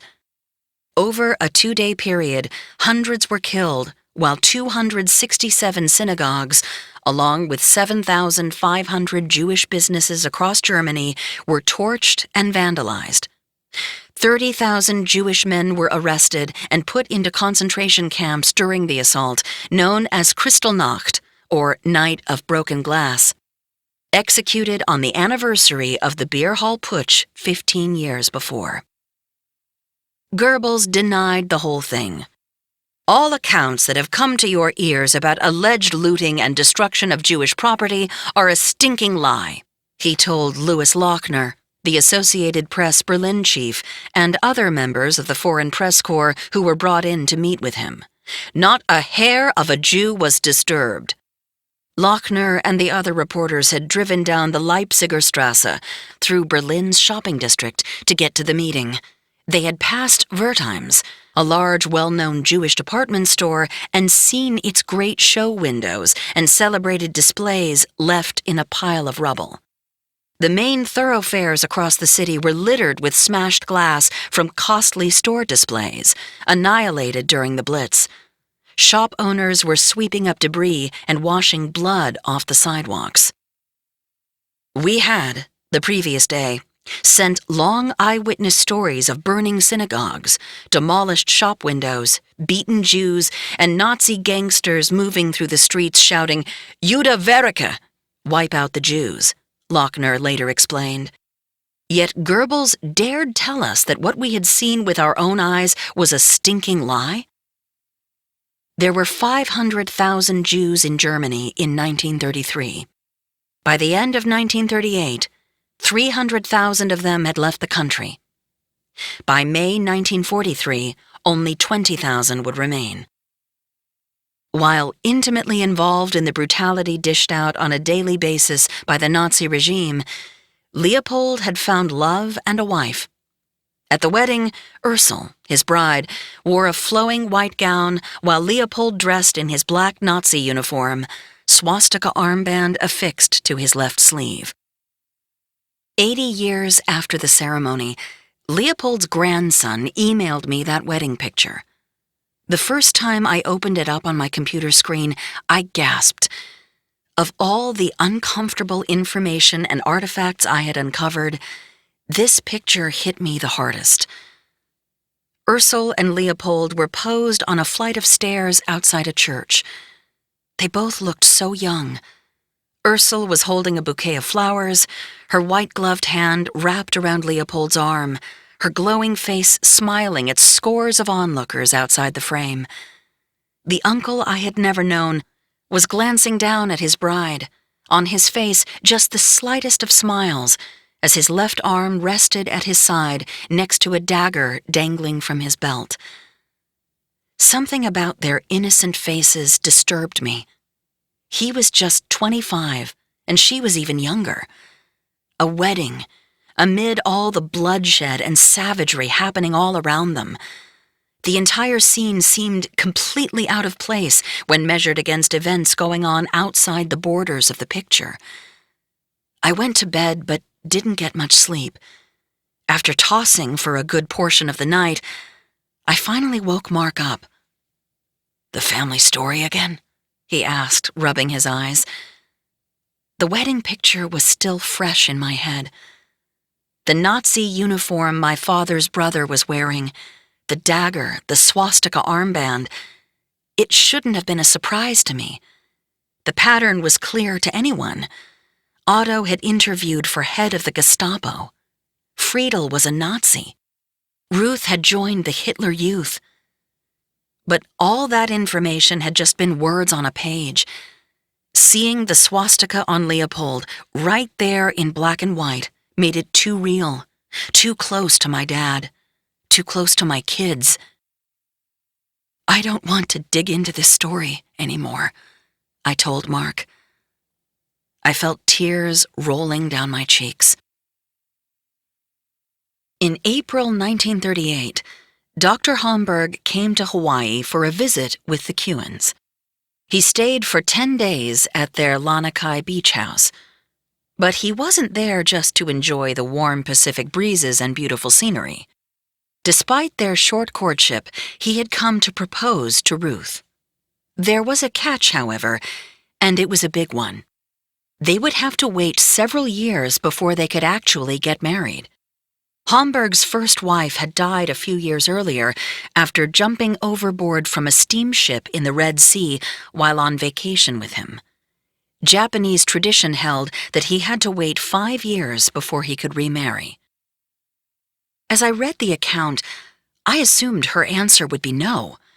Could there possibly be a bigger red flag to a potential marriage than the fact that the former wife of your intended chose to throw herself off a ship in the middle of the ocean rather than spend one more minute with the man she had married? But Ruth, ignoring the warning, blinded by the globe-trotting lifestyle of her aristocratic German suitor, accepted anyway. A couple of months later, Friedel and Otto again sailed to Tokyo, this time accompanied by the rest of the family, and spent time with Dr. Homburg. Little else is known about the trip.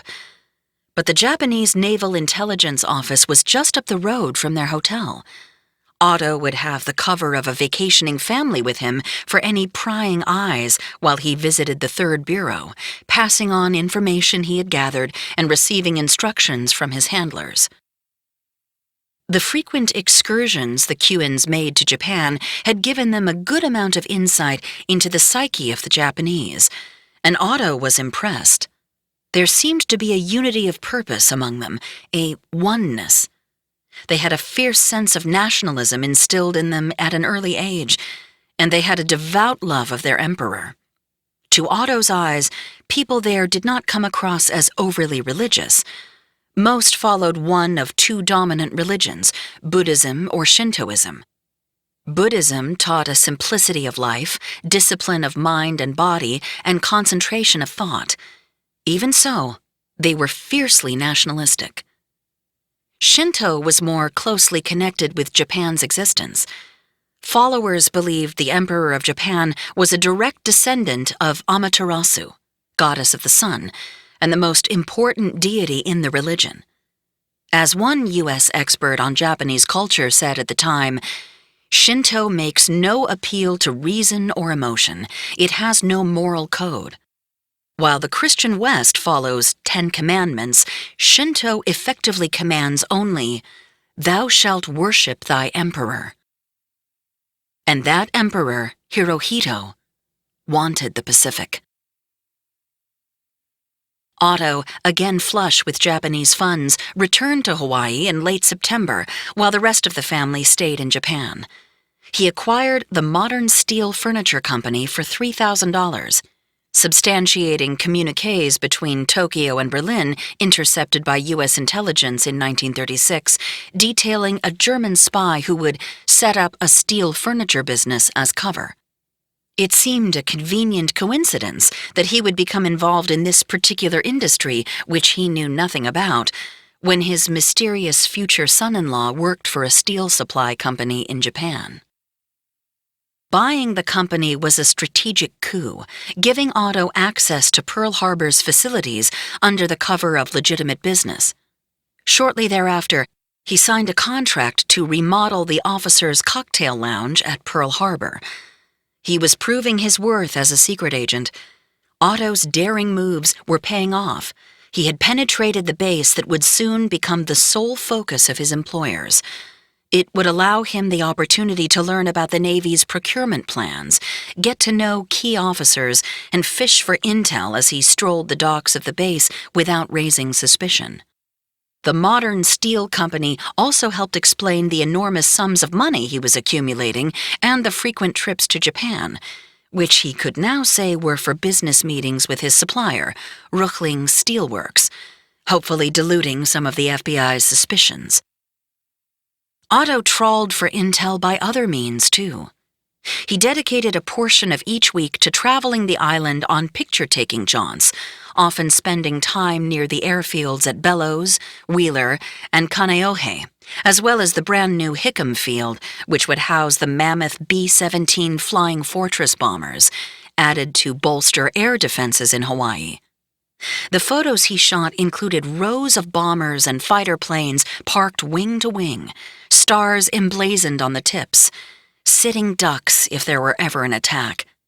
Often he scoured the local papers, clipping articles with headlines such as, "New subs are expected for Pearl Harbor," 30 warships here named Fleet's Hawaii Detachment, and "Army here will get 200 new fighting planes," then dropping them into his filing cabinet and locking it.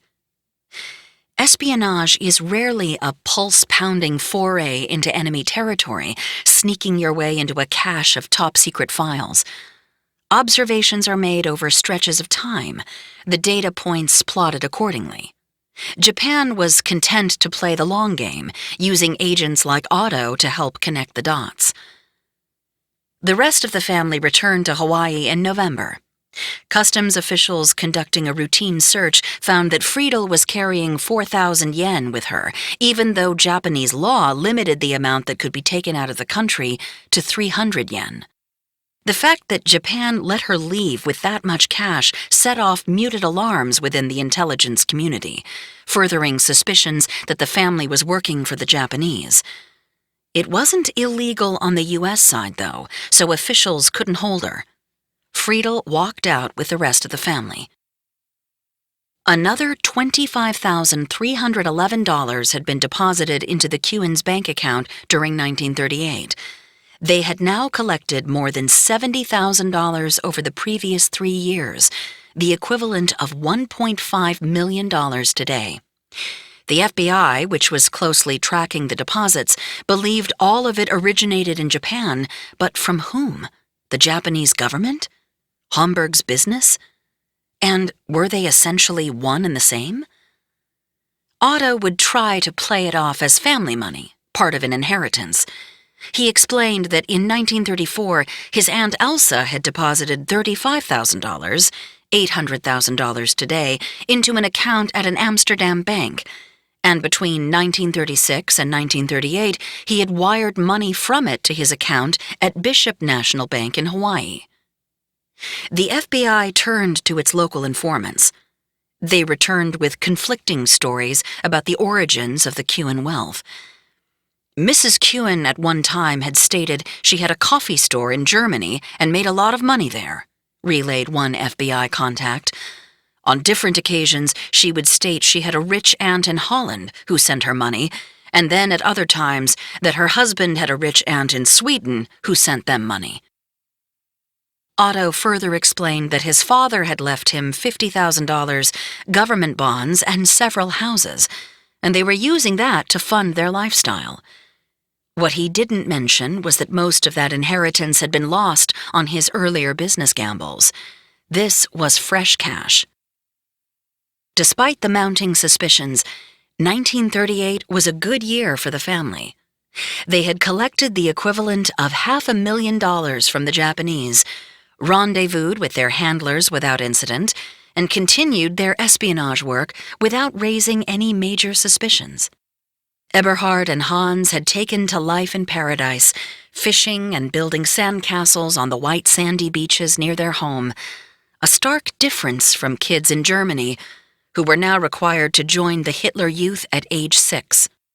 The family owned 3 properties, leased a farm, owned cars and horses, and employed live-in servants. And Ruth was engaged to a well-to-do German national living in Japan. The plan hatched out of desperation was working better than they could have hoped. What could possibly go wrong? 11.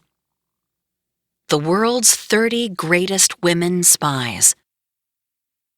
On a crisp fall morning, Ruth got an early start, racing to beat the thunderous downpours that popped up across the island most afternoons during the rainy season, appearing out of nowhere from over the peaks of the Ko'olau Mountains.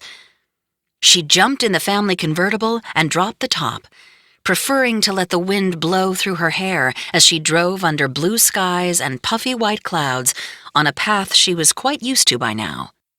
Shifting into low gear, she climbed 1,200 feet over the Pali Highway on the hour-long journey through the lush mountain and valley that separated the windward and leeward sides of Oahu, eventually dropping her into Honolulu just past the Punch Bowl crater.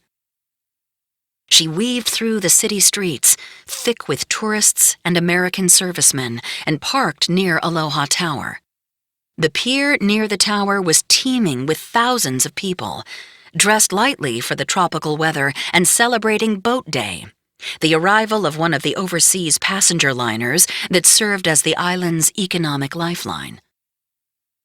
Ruth walked down Bishop Street to the pier and into the fray, strolling past the scores of hula dancers performing ancient Hawaiian stories, their hands and hips gently swaying to the strings of the Royal Hawaiian Band, and through the throng eventually spotted her contact, a humble Japanese crewman from the ocean liner. He was dressed as a ship steward, tasked with preparing food for guests and cleaning their cabins. But this was no ordinary steward. He was actually a specially trained Japanese naval officer on a covert mission to scout Pearl Harbor, and Ruth would be his escort and guide. The two made their way to Ruth's convertible and headed out across the island, 2 spies at work. First, a scenic view driving the road surrounding Pearl Harbor, where the Pacific Fleet swung on the tide in their dun gray paint. Ruth pointed out the new arrivals, battleships, destroyers, submarines heading back to their base, the fuel depots, coal docks, and barracks. The Japanese visitor studied the layout carefully. Ruth then pointed the car toward Pearl City, once rice paddies plowed by water buffalo, now a drowsy suburban town. The road wound down the peninsula before coming to a dead end on the water's edge across from Ford Island, offering unobstructed views of the enormous carriers and battleships being maintained and serviced there. The pair looked like tourists, perhaps even honeymooners, enjoying a fine sunny day as Ruth pointed out the attractions while they sipped sodas at a roadside stand. Heading north through the center of the island, the journey took them through the vast acres of sugarcane fields and pineapple plantations before hitting the north shore of the island at Haleiwa. The sleepy town was the closest thing to civilization they would see on this side of Oahu. From there, the highway around the island, as the locals called it, wound along the north shore through the fishing village of Pupukea. Monster waves, 30 feet high, were visible from the road, crashing into the shore with a deep, bellowing roar. Rounding Kahuku Point, the northernmost tip of the island, the officer studied the coastline and observed the terrain. The road brought them down the eastern side of Oahu, past Mokolii Island, also called Chinaman's Hat, and the windward shores of Hauula, Punalu'u, and Kaneohe Bay. He took note of the landmarks and watched in the distance as planes on maneuvers sailed across the horizon over crystal blue waters. Finally, Ruth steered the convertible back home to Kailua, where the officer was welcomed by Otto and Friedel and treated to beverages and fresh trays of papaya, mango, and pineapple prepared by the servants, the steward certainly asking the Kewans pointed questions about Otto's own excursions across the island and the facilities at Pearl Harbor. When the officer had gathered all he could, Ruth drove him back to the dock, now with a mental map of Pearl and the military infrastructure on the island, to take back to Japan in addition to the pointers and intel the Kewans passed along. It was a routine Ruth would follow many times over the ensuing years, but not without raising suspicion. The sight of Japanese officers and other callers from Tokyo in an Anglo home was so rare that the Kewans needed to come up with an explanation for their friends and neighbors, who caught glimpses of the guests coming and going in the small coastal town. Friedel explained that they hosted the officers because in their travels to Japan, the family had been entertained by Japanese naval officials, and now they were simply returning the favor. Ruth had taken to the family business with aplomb. Ruth, lithe and tall, worked according to plan, detailed spy historian Kurt Singer. The entire family was involved in spying, and all plainly had a talent for it, though Ruth seemed to be the smartest. She was certainly the most professional spy in the Kewen family. Otto and Friedel hopped from one scheme to another with great daring but little caution, as shown by their over-the-top galas, thin covers, and suspicious trips to Tokyo. But Ruth smoothly integrated the family business into her life, especially her romantic life. Dating was the perfect cover for a lovely young spy and her male friends, both American and Japanese. Ruth Kewen was very popular with single American Navy officers, wrote one spy historian. Beautiful and outgoing, the charming young girl was sought after. They played tennis with her, took her sailing and to dances. They also, unwittingly, provided her with a good deal of information about the American Pacific Fleet. And, like her parents, she was being watched. When a local paper reported on the social pages that pretty Miss Ruth Kewen caught the bouquet at the wedding of her friend Herta Zarnikov, who had just become Mrs. Marquis Stevens, an FBI informant reported that Herta had arrived from Germany recently and could not speak a word of English.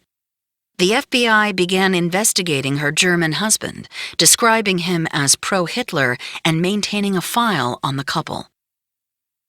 It was so strange to me, Ruth's role in the family.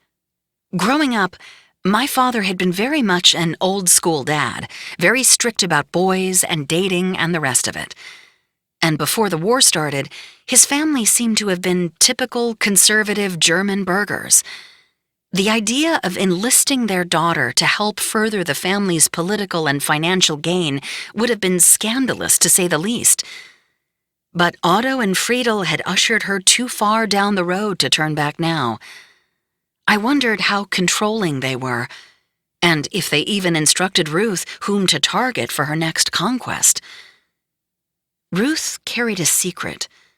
Perhaps, I thought, these dates they encouraged her to go on were penance for being born half Jewish. Her genes had endangered the family. Now, She had to help them survive, at all costs. 12. Special Agent in Charge. Almost from the moment they arrived on Oahu, the Kewans drew the attention of the FBI and of U.S. Army and Navy intelligence units, their interactions with military officials garnering the most interest. J. Edgar Hoover was especially intrigued. They entertained lavishly, particularly Army officers with no known means of income. He wrote in a February 1939 memo instructing agents to do a deeper dive into the mysterious family. The problem was that the FBI didn't have a permanent office on Oahu or enough staff for more intensive surveillance. Agents would fly in from California from time to time as needed, stay a short time, then head back to the mainland, which made it a challenge to gather much intelligence. With authorities unable to devote enough resources to the case, Otto and Friedel continued their information gathering unchecked, as well as their conspicuous spending. Across the ocean, war was becoming more and more likely. On March 15, 1939, the Wehrmacht invaded Czechoslovakia. Leopold, now a high-ranking member of Goebbels' staff in the Ministry of Propaganda, wrote a letter to Otto 2 weeks later, expressing sorrow that his father, who deserved a role in current events, was not able to participate in the historic event. "In the midst of a world of enemies," Leopold continued, "the Führer secures new land, erases a crazy caricature of a state from the map, and is ready to dare his all for the country and his people." Leopold explained his own mission in a letter to his parents later that year. "The way lies very clearly before me. I will stay in politics. Maybe next year I shall return to the position of the Führer's representative. Subsequently, I will take over the leadership of a province or a certain circle in it." Leopold was as ambitious as his father, following in the footsteps that almost got Otto to the top of the Nazi hierarchy. He was determined to succeed where Otto had failed. A small black-and-white photo of Leopold was passed down through the family over the generations and was given to me by his grandson. Handwritten on the back was 1940 Spandau. It's a tight shot of Leopold with a dour expression and a slight smirk, dressed in a heavy wool jacket with 2 SS officers in the background. Spandau was the site of a subcamp of the Sachsenhausen concentration camp, where tens of thousands of prisoners died as a result of hunger, forced labor, or systemic extermination operations carried out by the SS. In the picture, Leopold is looking at something below and out of the frame. Political prisoners, perhaps, or Jewish captives suffering in the cold. It's impossible to tell. Leopold's pictures and letters were disturbing on several levels. This was my dad's brother. Uncle Leopold is what I would have called him had I met him as a child under different circumstances. It made me think about my dad. Would he have turned out this way if the family hadn't sneaked out of Berlin when he was just 9? Was it just blind luck that he didn't become a bloodthirsty Nazi like his older brother? Many of the letters from Leopold revealed a devout belief in the Nazi cause, despite the fact that his sister was Jewish. I had a hard time believing that news was still hidden from him. Goebbels certainly knew, and Leopold worked in his office. His ability to compartmentalize, to ignore, had to be a defense mechanism, a means of reconciling the unreconcilable. Otto and Friedel had that same innate ability to compartmentalize diametrically opposed forces in their life. Get paid to spy by the Japanese as part of an effort to destroy the United States, but live a life taking full advantage of everything an American paradise had to offer. Take part in Nazi directives of violence against the Jews, but protect their Jewish daughter. I assumed all good spies must have had that trait, otherwise they would have gone mad. My father certainly had the family ability to lock his past away and hide it from us. And from himself, I think. Without that trait, his past would have driven him insane. I'm not sure I could have so expertly buried it and moved on the way he did. By 1939, the spell the Nazis had cast on Leopold and millions of Germans wasn't rearing its head just in Germany. The hate-mongering influence of the Third Reich was also expanding to a rather unexpected place: the United States. In February, 22,000 members of the German-American Bund held a rally at Madison Square Garden in New York City. Tens of thousands more gathered in the streets, held back by police mounted on horseback, and 1,700 other officers scattered throughout the area. The crowd in the garden greeted speakers with Nazi salutes as they spouted anti-Semitic messages from under a 3-story banner of George Washington flanked by swastikas.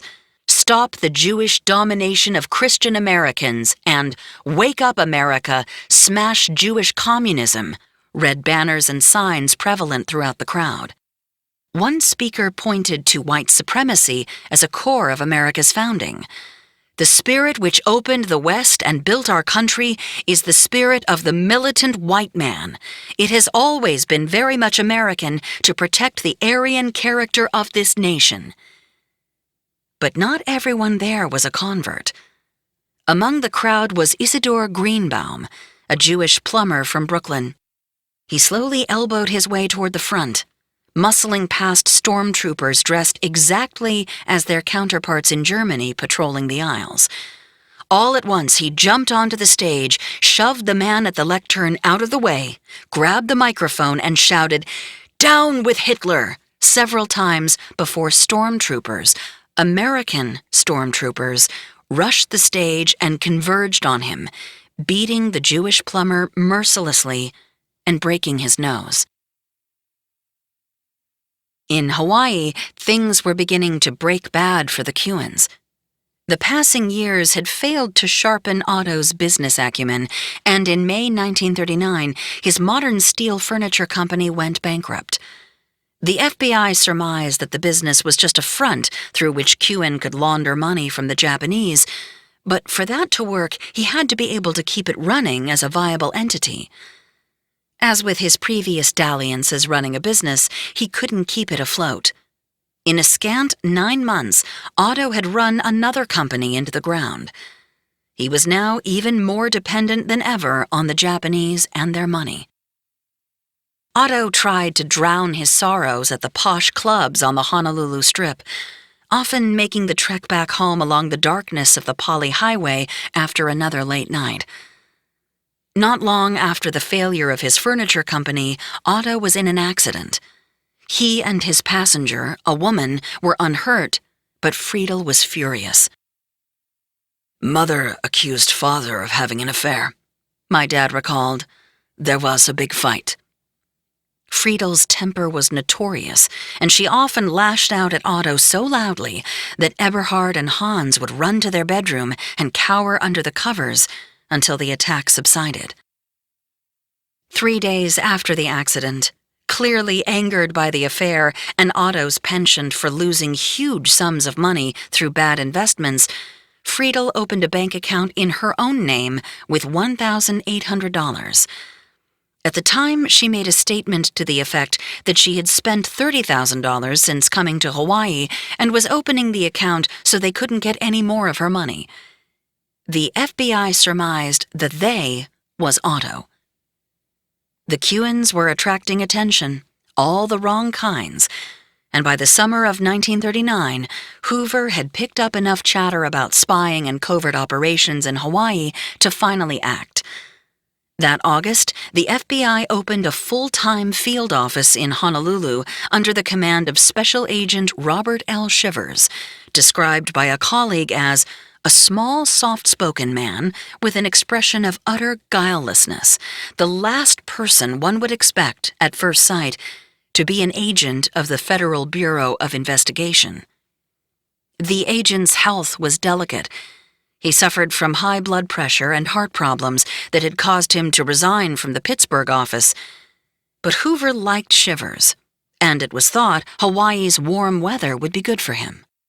Born the fifth of 10 children, Shivers came of age in the segregated South, listening to grandfathers who'd fought under Robert E. Lee bemoan the catalog of disasters heaped on them by the Union. It seemed an odd twist that the man who would investigate the sins of my family had a family closet full of his own secrets that at some point he too had to reconcile. But Shivers was his own man. As a young agent, he had successfully stood up to the Ku Klux Klan in the 1920s and had helped track down John Dillinger, which led to a shootout with the notorious gangster. Shivers landed in Honolulu on August 23, 1939, with his wife Corinne, a refined Southerner whose long face often flashed a warm smile. When photographed together, she would sit while her husband would stand, or vice versa, to obscure the fact that she was noticeably taller than her diminutive partner.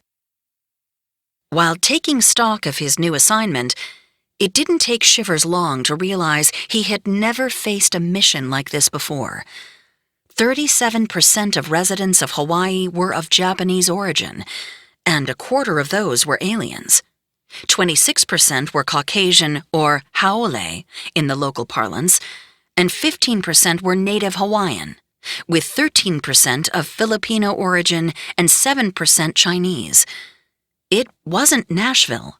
It looked, sounded, and tasted like nothing he had ever experienced before. Shivers had to make these very different people trust him, and trusting a haole did not come easily to the islanders. The term haole has been around for centuries but gained widespread use after British explorer Captain James Cook discovered the islands in the 18th century. Legend holds that natives believed Cook and his men had pale skin because they did not breathe. They deemed the visitors haole, ha meaning breath of life in Hawaiian, and ole meaning without. It was often used as a derogatory description of white inhabitants and visitors to the island. With history as a guide, it is easy to see why. When Captain Cook first landed at Waimea Harbor on Kauai in 1778, there were more than 600,000 Hawaiians. Within 2 years, because of diseases his men brought over, 1 in 17 Hawaiians was dead. By the 1920s, there were only 24,000 native Hawaiians still on the islands. That history made the sledding for Shivers tough at first. Even the Anglos on Oahu, haoles themselves, didn't want him there. The Caucasians he approached were utterly cold to the FBI presence. Shivers wrote to Hoover. They felt we were not needed here. As for the Asian community, they were wary of the Bureau's warnings about a 5th column of Japanese loyalists in Hawaii. They also distrusted the island's government, which was seen as anti-Asian, even racist.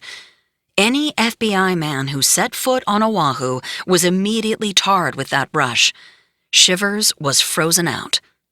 Frustrated, Shivers hired a local college student, 19-year-old Shizue Kobatake, to be his guide to Asian Oahu, even inviting her to stay at the Shivers home.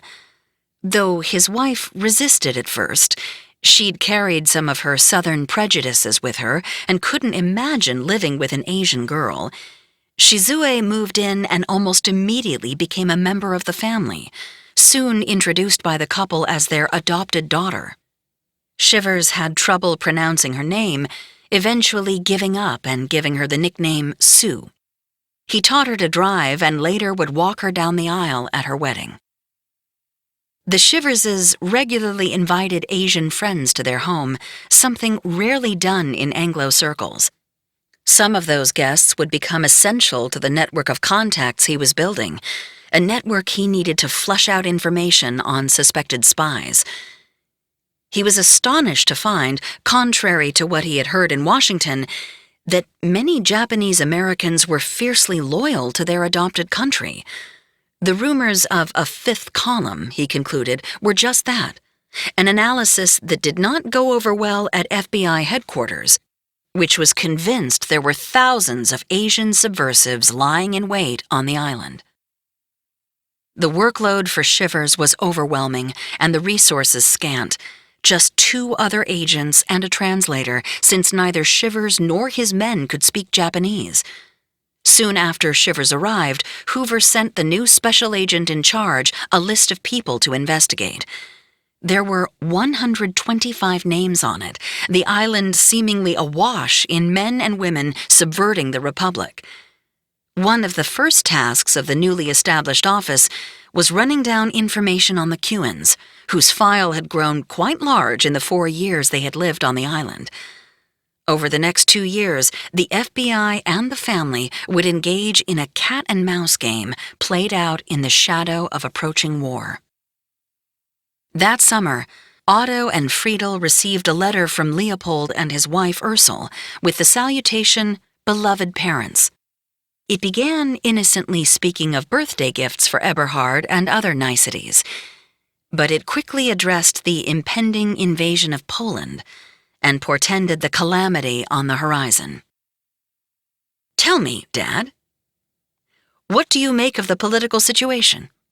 I can imagine very vividly that your press is building up the last development, the build-up toward an invasion of Poland, quite differently. We want to have again what was taken from us, a demand which the democracies do not seem to understand.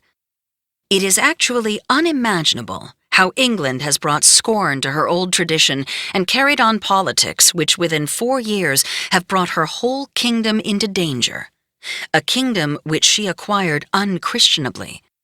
If she had had the common sense at the time and accepted the Führer's peace offering, then she could be standing in the height of her plane. If she does bring military help to Poland, then defeat is still surer. Germany and Italy are unconquerable, and this can be said without having to reproach oneself for objective judgment. As far as I am concerned, there is only one reasonable explanation for England's attitude, and that is that there must be Jews in high circles and influential positions, who in their blind hate for Germany wanted to destroy us." 4 days after the letter was written, 1.5 million Nazi troops poured across the border into Poland. World War II had begun. 13. Hell was heading to paradise. When news of war arrived on the island, tensions began to intensify. Recruits jammed the offices of the Hawaii National Guard. 3,000 young, able-bodied men flooded through the doors over the ensuing months, half of them of Japanese heritage. The newly minted soldiers were sent to Molokai, Kauai, and the Big Island to build military defense installations, and the Army sent 10,000 soldiers to help fortify the islands. The rattling of gunfire constantly pierced the air as troops lined the desolate beaches, crouched behind makeshift mounds of sand, machine guns pointed toward the ocean in preparation for an attack. 4 anti-aircraft artillery regiments were added, along with a company of light tanks, while air defenses were reinforced with the completion of Hickam Field, a new base for U.S. Army Air Force bombers next to Pearl Harbor. The War Department informed President Franklin D. Roosevelt that Hawaii was impregnable.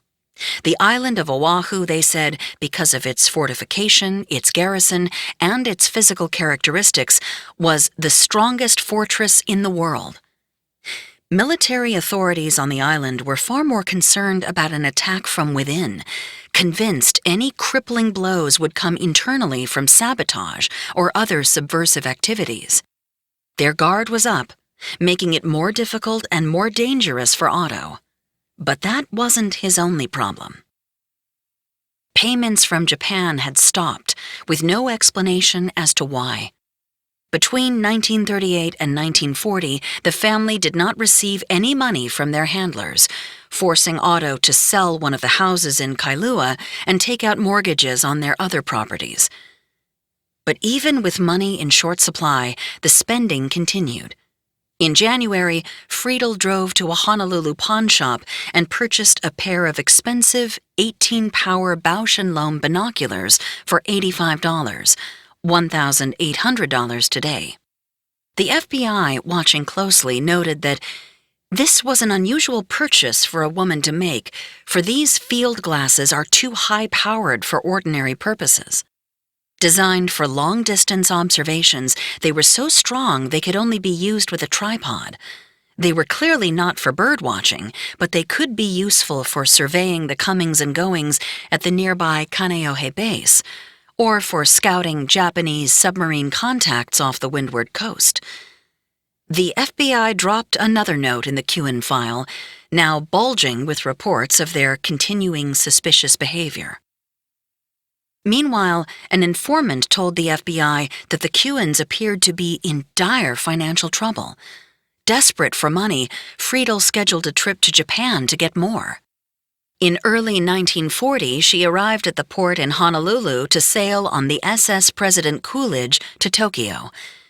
She was met by agents sent by Shivers and watched as they pawed through her handbag and luggage, fishing through various papers and books. There appeared to be no perforations in them, and they did not appear to have been written on with any secret ink, the agents reported back to Shivers. She was clean, so they had to let her go. One of Shivers's working theories bandied about the FBI headquarters was that Friedel was actually the brains behind the whole operation. She seemed to be the cool, practical one, while Otto was the schemer and dreamer. It was a thought shared by my father during one of our weekly phone calls. "I don't think my father was smart enough to be a spy," he told me once, with a melancholy sigh. "Mother was the sharp one." But she also had a temper, violent enough to send her into fits of irrational behavior. The Japanese owed them money. They were reneging on their deal. They couldn't just kick her family to the curb. Arriving in Kobe, Japan, she found a taxi, foregoing the private car she could usually afford to take, and arrived at the home of Dr. Willem Homburg.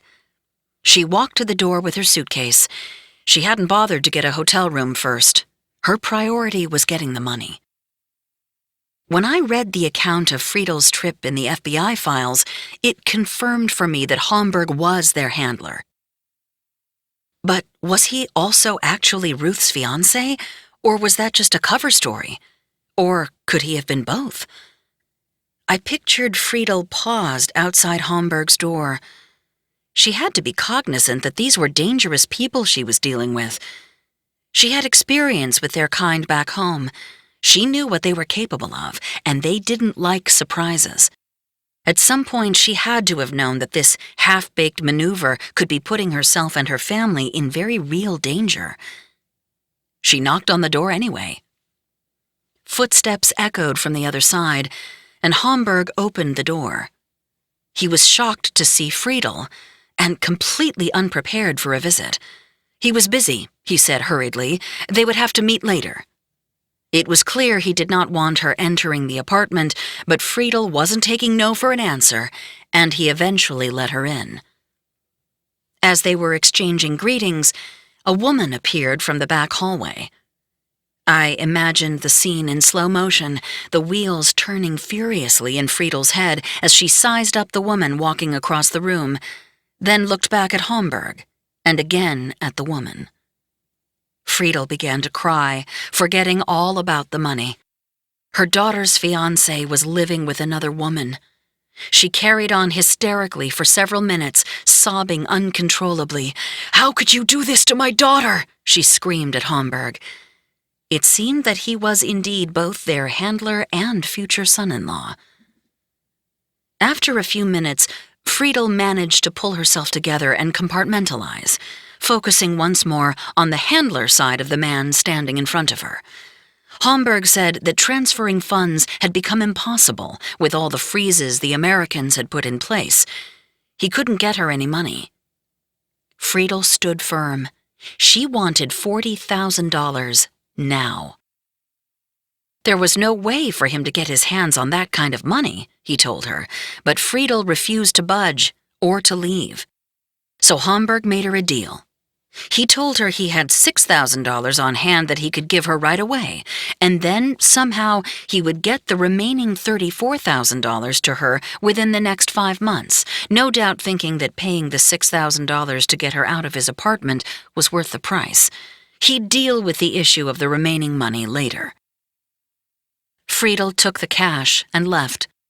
She had gambled and won, sort of. Homburg now had a problem. The Kewens, their main operatives in Hawaii, were sloppy. They drew too much attention, were unpredictable, and were money-hungry. But there was a risk in not placating them. What would stop them from going to the U.S. authorities and scuttling the entire operation? It was a problem that needed to be fixed, one way or another. Friedel returned from Japan in April, the $6,000 hidden under her clothes. Agents were at the port again and searched her the minute she stepped off the ship, finding the money. It was an interesting discovery. Who travels with that much cash? The FBI noted that Friedel had once again returned from Japan with a huge sum of money. But, again, she hadn't broken any laws and was carrying nothing pertaining to espionage activities, agents reported back to Shivers. She was free to leave and headed home to the other side of the island. Friedel immediately did 2 things. She forced Ruth to break off the engagement with Homburg, and she deposited $1,000 into her own account, giving the rest to Otto. Within a few days, she paid back the $1,000 she had borrowed from a friend to fund the trip, giving her friend a made-up account of the journey. She had met with Ruth's fiancé, Dr. Homburg, she told her friend, to formalize a deal they had struck before she left Hawaii, that she would transfer to him a property she owned in Germany in exchange for $40,000, $875,000 today. And she had gone to Japan to collect payment in full. Friedel further explained that Homburg had partially reneged on the deal, saying he could get her only $6,000 cash, with the understanding that he would wire the remaining $34,000 in 5 months. It was the best Friedel could come up with to explain the trip, and, more importantly, the money.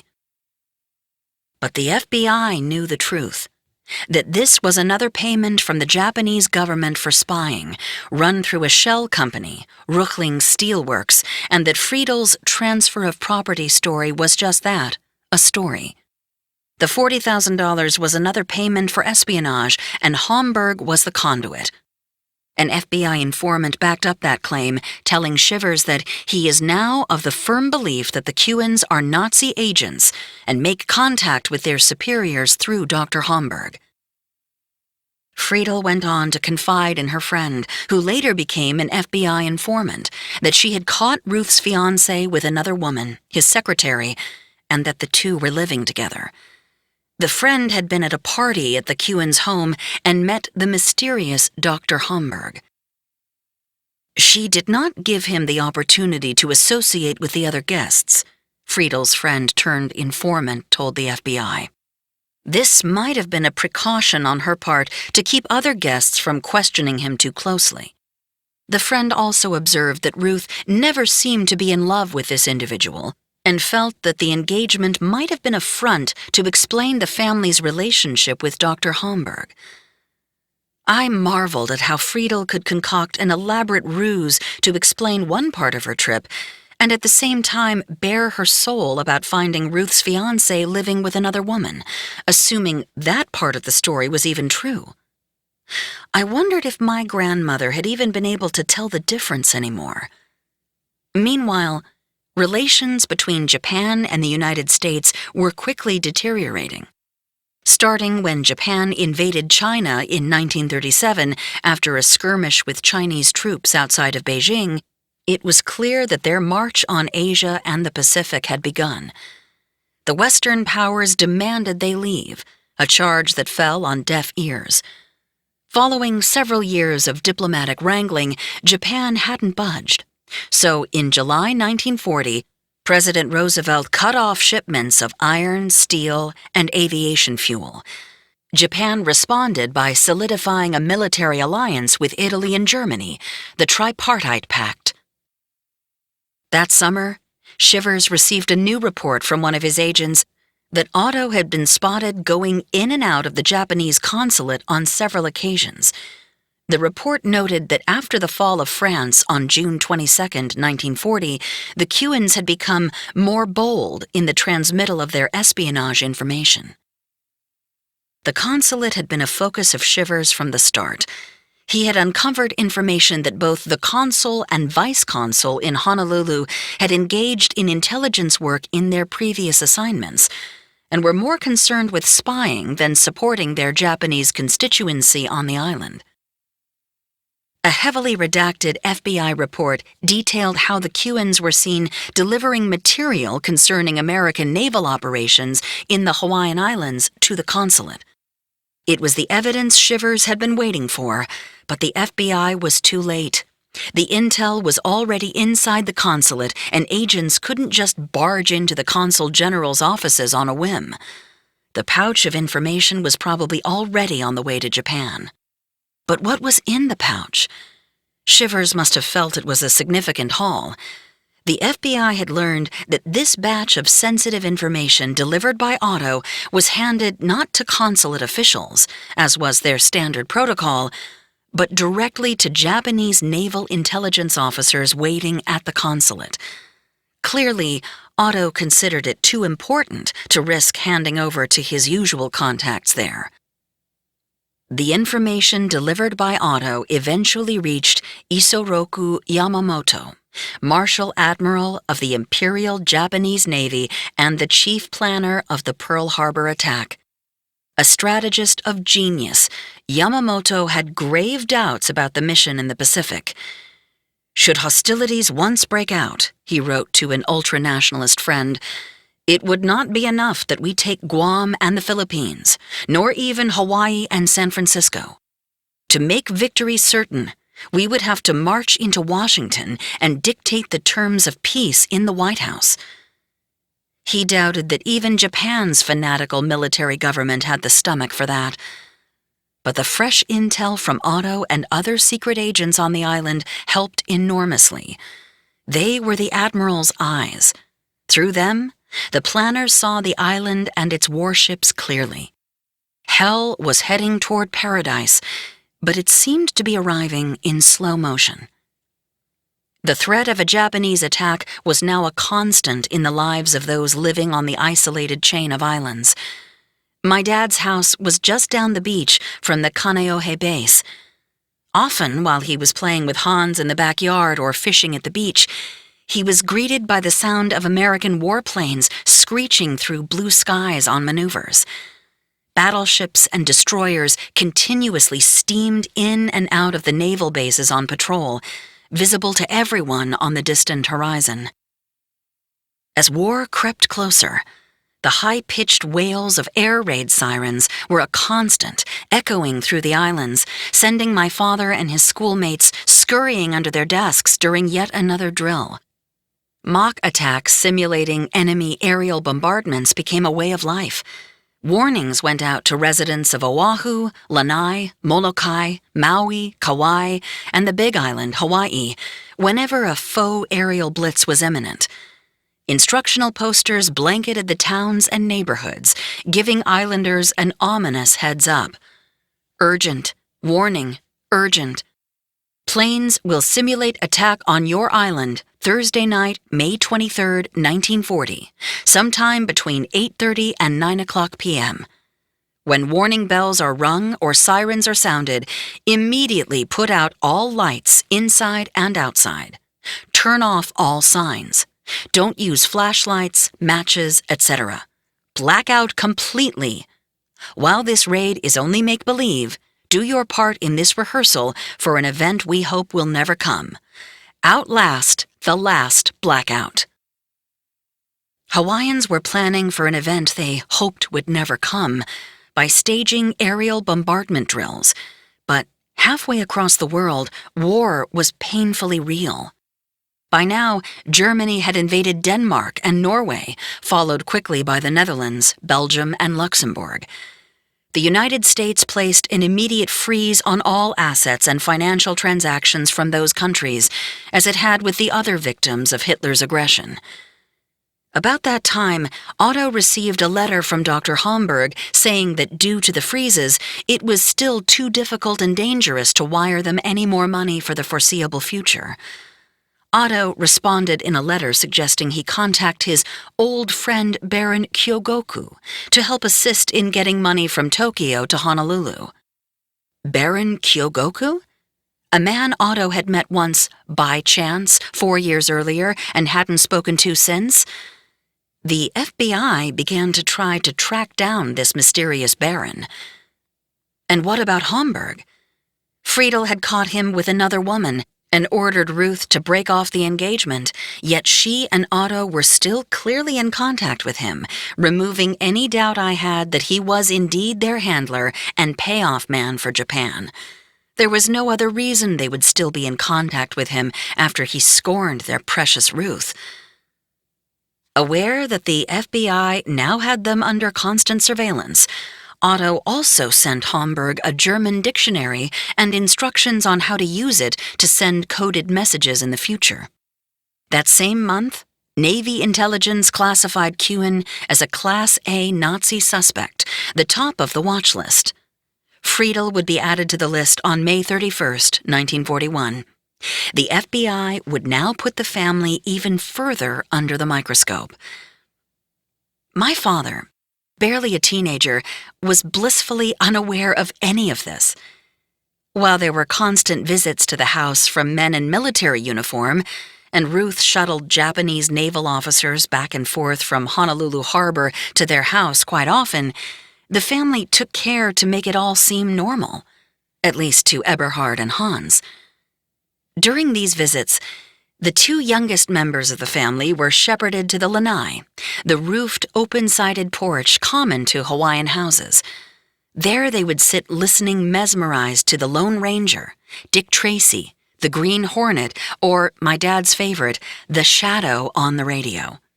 The latter show opened with ominous organ music, the announcer proclaiming, "Who knows what evil lurks in the hearts of men? The Shadow knows."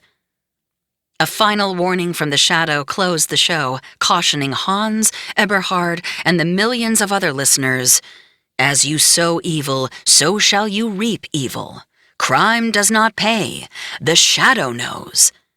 Their parents, just down the hall entertaining guests for nefarious reasons, paid the warning no mind. This was an era when kids could disappear all day, and my father often did.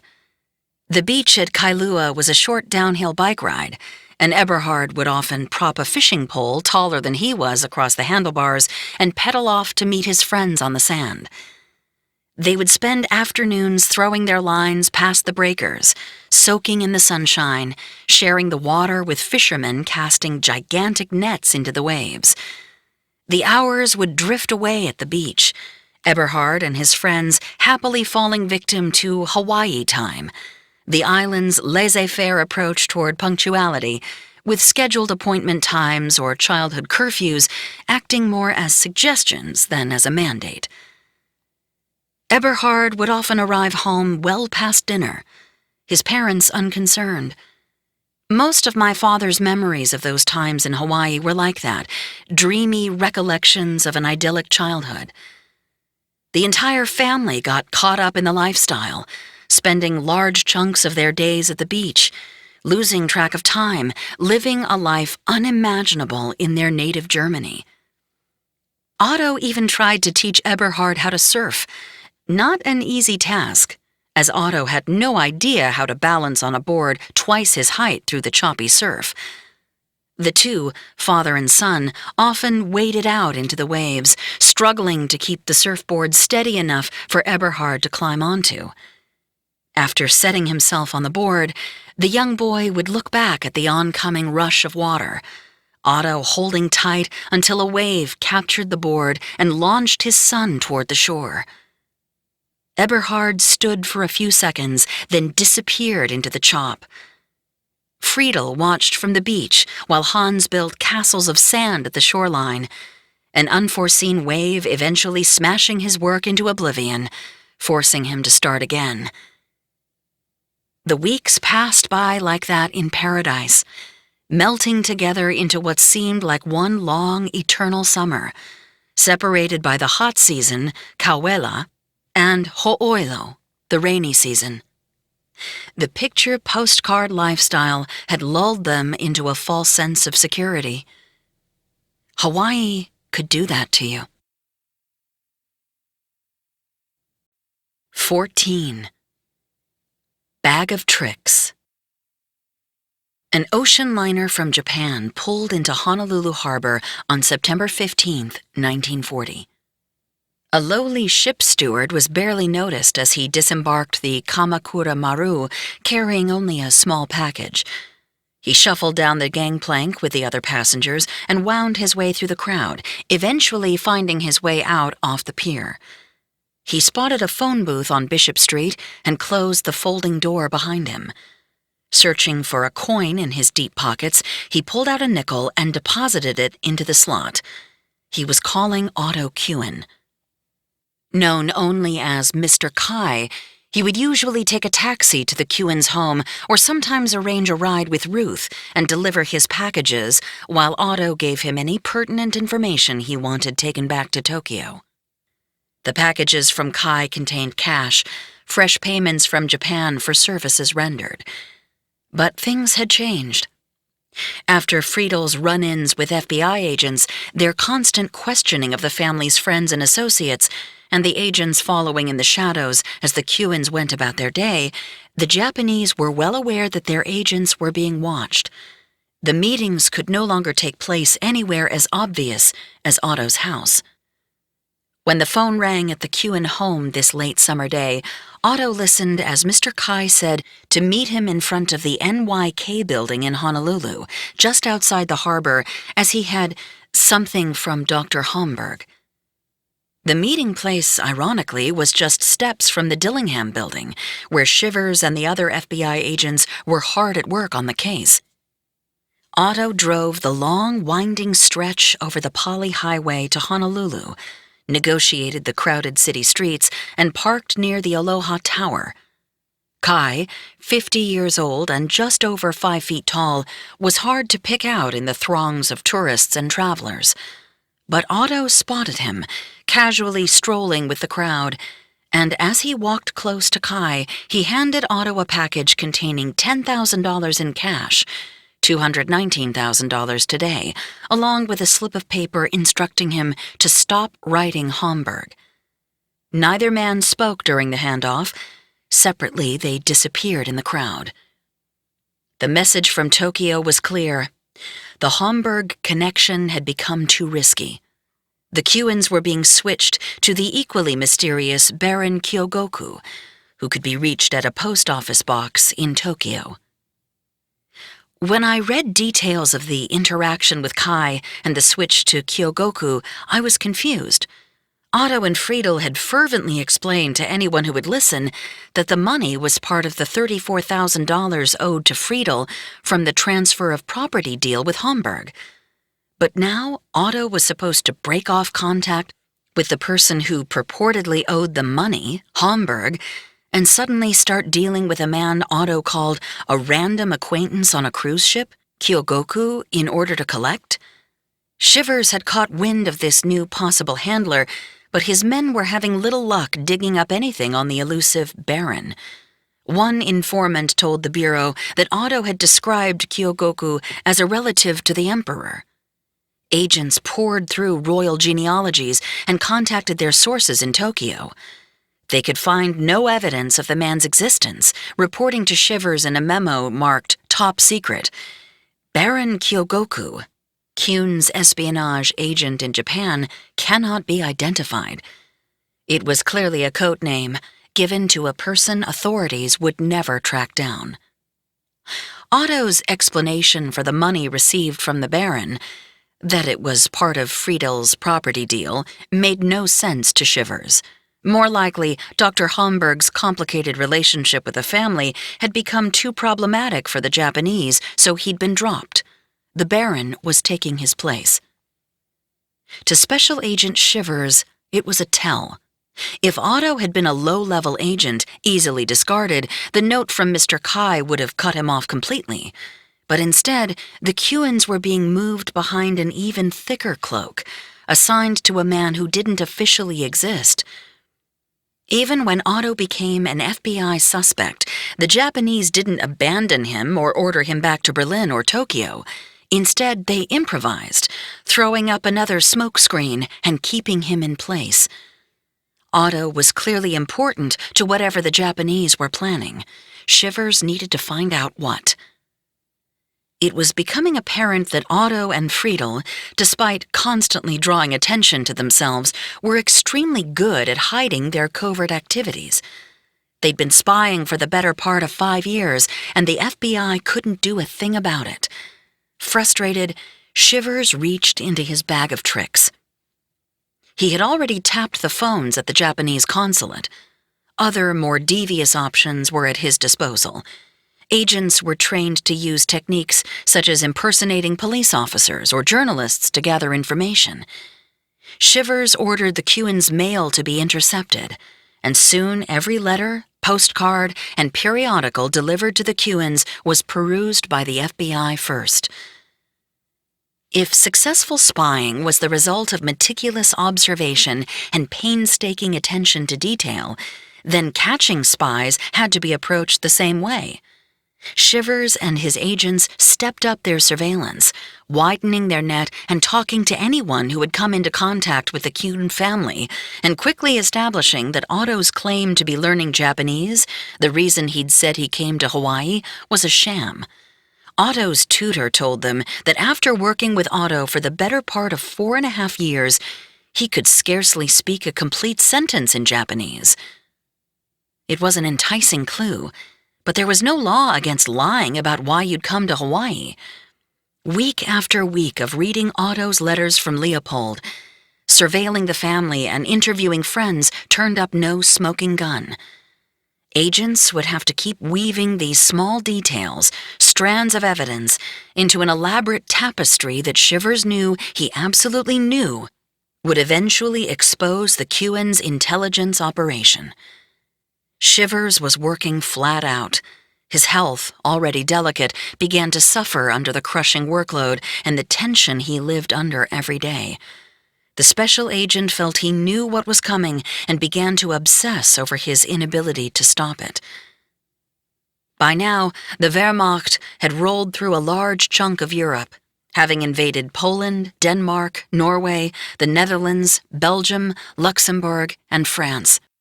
Astonishingly, Shivers' network of sources reported to him that Friedel and Otto, rather than lying low as the Nazi threat increased, had actually joined some German clubs on Oahu. Shivers had informants inside those clubs, waiters, busboys, other members. They reported that, in the company of their own kind, the Cuans expressed pro-Nazi views. It was almost as if they were taunting him. Aware they were under increased scrutiny and observation by authorities, Otto and Friedel reached into their bag of tricks. In June, Ruth and Friedel opened the Kailua Beauty Shop, a slightly odd but seemingly harmless business endeavor that Shivers learned about almost as soon as it opened. On paper, the venture made no sense. It brought in $80 a month, a pittance compared to what the Cuans were collecting from the Japanese government. The shop had all the markings of one of Otto's harebrained schemes. His wife and daughter were completely unqualified to run the place. They'd never cut or styled anyone's hair in their lives. My father admitted as much. Neither one of them knew about hair. It was a sham. Shivers dispatched his agents to the far side of the island to figure it out. Soon after, a report reached his desk. An informant related that Friedel had confided to a friend that the shop was really opened to obtain Navy business, but not the innocent kind the term implied. The hairdressers were pumping their clients for information about their husbands and boyfriends working just down the road at the Kaneohe base. And it worked. As their hair was fluffed and coiffed, the women gossiped about furloughs, staff assignments, and ship arrivals and departures, all within earshot of Ruth and Friedel. Ruth's future husband would later testify the beauty shop was a blind, with the sole purpose of acquiring military and other vital information from wives and girlfriends of naval officers. In the fall of 1940, another seemingly innocent event. A new dormer window appeared at the top of the second story of Otto and Friedel's home in Kalama. Even this innocuous change caught Shivers's eye. The window looked out on a broad expanse of the Pacific, and Shivers came to believe that Otto, an excellent carpenter, had built the dormer himself to observe the multi-million-dollar construction project at the Kaneohe Naval Air Station. Friedel's purchase of high-powered binoculars a few months earlier now made some sense. The Kewens' large house on the hill could be seen from miles out at sea. A passing Japanese submarine could easily receive communications from the second-story window or vice versa. It was a throwback to Paul Revere. A signal could be sent for miles with a simple lamp. Shivers was connecting more and more dots, but time was slipping away. You couldn't arrest a man for having a dormer window, but that dormer, innocuous as it might seem, would eventually become the linchpin of the case against the Kewens. As the months slowly eased into another winter rainy season, the ocean breezes began to turn slightly cooler, and Robert Shivers's life was about to become even more complicated. Takeo Yoshikawa, now an experienced Japanese intelligence officer, had spent the past 4 years studying military operations in the Pacific, no longer a combat officer, but now applying a sense of Bushido, the way of the warrior, to military espionage. While the war raged in Europe, Yoshikawa studied encryption, an art he excelled at. During training, he intercepted a transmission from Australia detailing the movement of 17 ships carrying troops bound for England. The Japanese relayed the message to the Germans, who attacked the convoy, sinking several of the vessels. Hitler himself sent Yoshikawa a personal thank you letter. "It was the only official recognition I ever received for my war services," he later said. Yoshikawa had become an expert on American naval operations, and it was now time for his final role. At the end of 1940, the division chief pulled Yoshikawa aside. "You are going to Honolulu as vice consul," he told him. "Tension is building in Hawaii. You will go as a diplomat and report on the daily readiness of the American fleet and bases by diplomatic code. I do not have to tell you the importance of this mission." Yoshikawa bowed and left the room. "I did not expect to return alive," he later said. The man who followed the Bushido code of die for your emperor, who had finished first in his class at the brutal Etajima Naval Academy and had spent the last 4 years studying U.S. naval maneuvers in the Pacific, was on his way to Honolulu. By this time, rumors of the Kewens spying were no secret, even making the local newspapers. The Hawaii Sentinel's gossip column took up the case on January 2, 1941, just 11 months before the attack. "We would like to know when the deportation of the local Nazi family is going to be announced. We hear their house is set up with a bar for servicemen to get them in the mood to talk. This was a tip-off as to what the little lady of the trio, Ruth, was up to in her playing around with the local gold braid boys." Anyone in the know, society-wise, could have figured out who the family mentioned in the column was. And the FBI had picked up another tidbit from an informant whose former Japanese servant had turned down a job offer from the Kewens, telling her former employer, "No, missy, they not good. They are spies, but not Japanese spies as you think."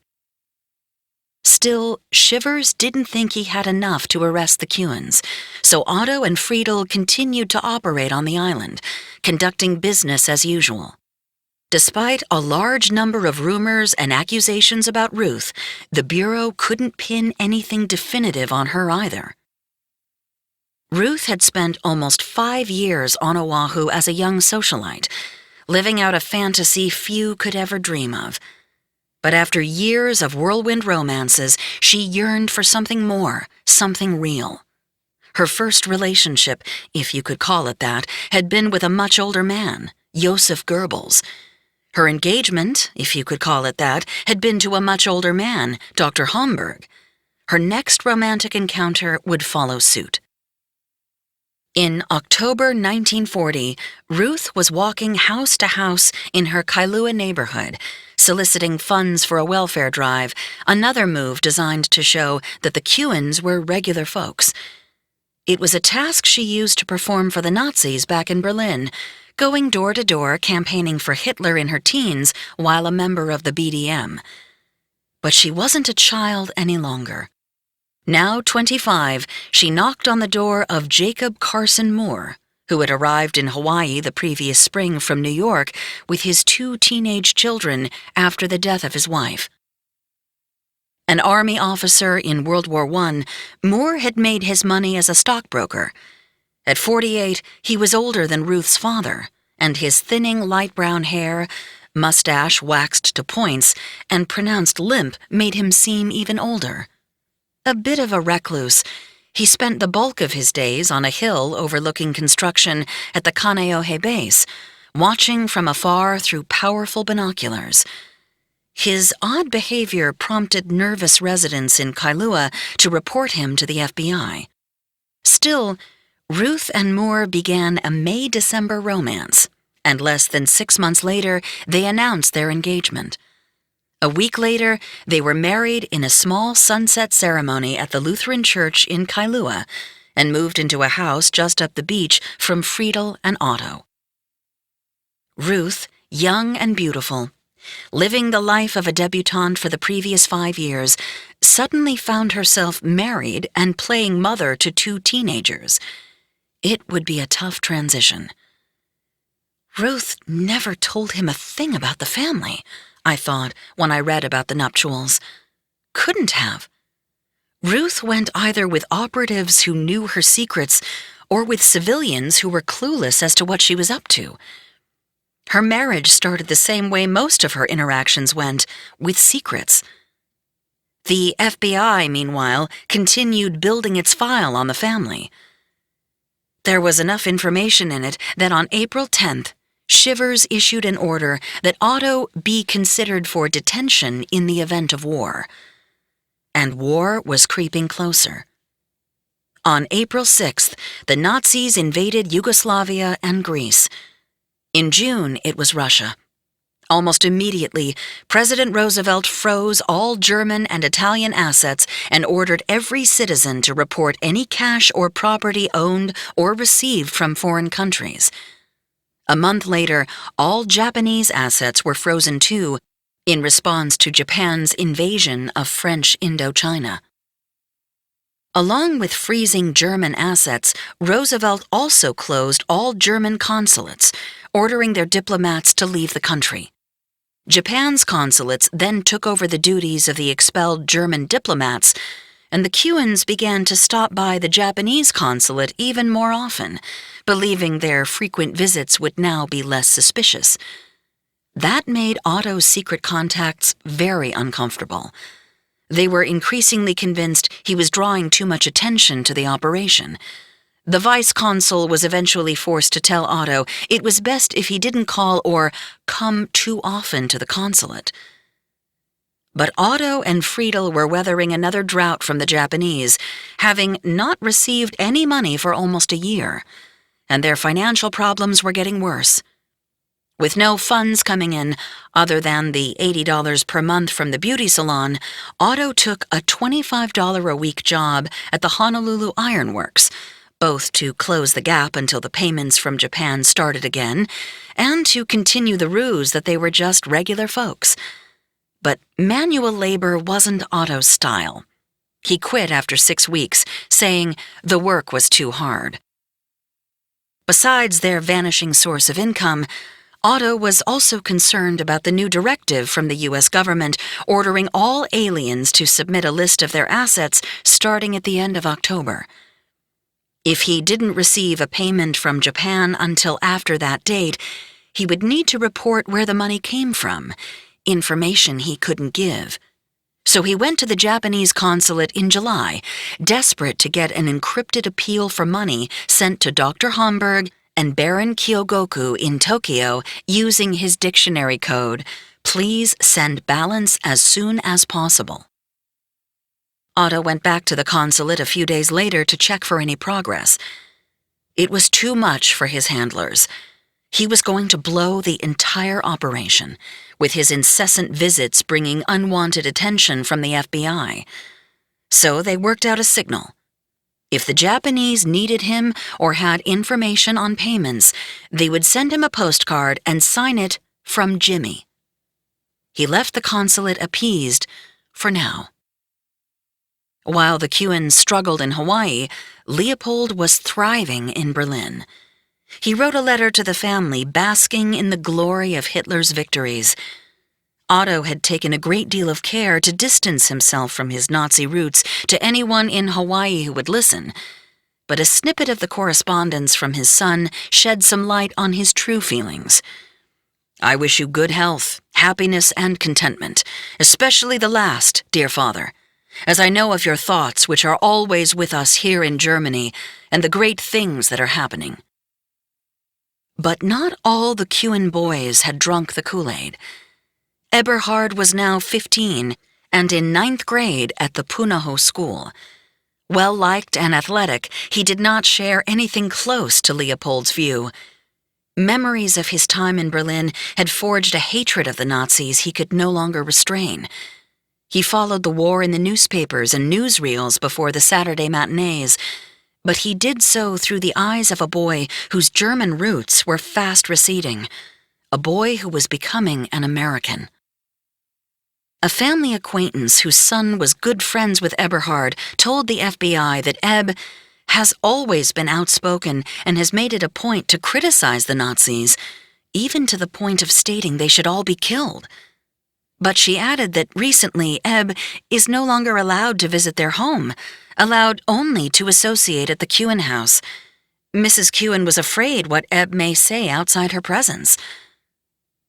In all the family letters I read to and from Leopold, Otto and Friedel were always cheering for his success, while my father was being treated by his parents as a potential liability, a traitor. Leopold was the favorite, the golden boy, my father told me once. It must have been awful for him to know his family distrusted him so much.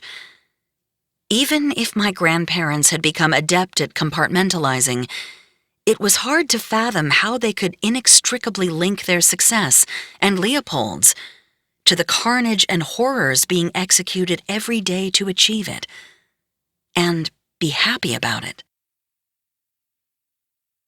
Orlando, Florida, 1999. As I delved deeper into his past, my father was beginning to show some worrying signs. He had gotten lost a couple of times while driving familiar streets near his home in Florida and had to cancel a trip to come see us in Maryland after he got to the airport and realized he had forgotten his wallet. Most of the time he was fine, but I was growing more and more concerned. I was 5 years into my search. I knew now that the family had been spying and raking in money from the Japanese for helping them plan the devastating attack that would propel the United States into a world war. But I wasn't sure how much more my father knew. He had told me his story, as best as he could remember it, years earlier. But there were still holes I hoped he could fill. Mark and I took the kids to Disney World for vacation that summer. Dad was still living in Orlando, and he had booked a hotel near ours so he could spend the night with us. I was looking forward to seeing him and having another conversation about Hawaii. We arrived in Orlando and headed to the Magic Kingdom, the kids barely able to contain themselves outside the gates as we waited for my dad to show.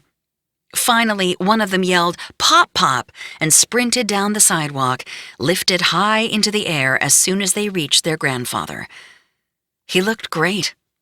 A touch more hunched than the last time I'd seen him, and a little more frail, but his eyes were bright, and he was spry for a man in his 70s. I gave him a big hug. We spent the day herding the kids from ride to ride.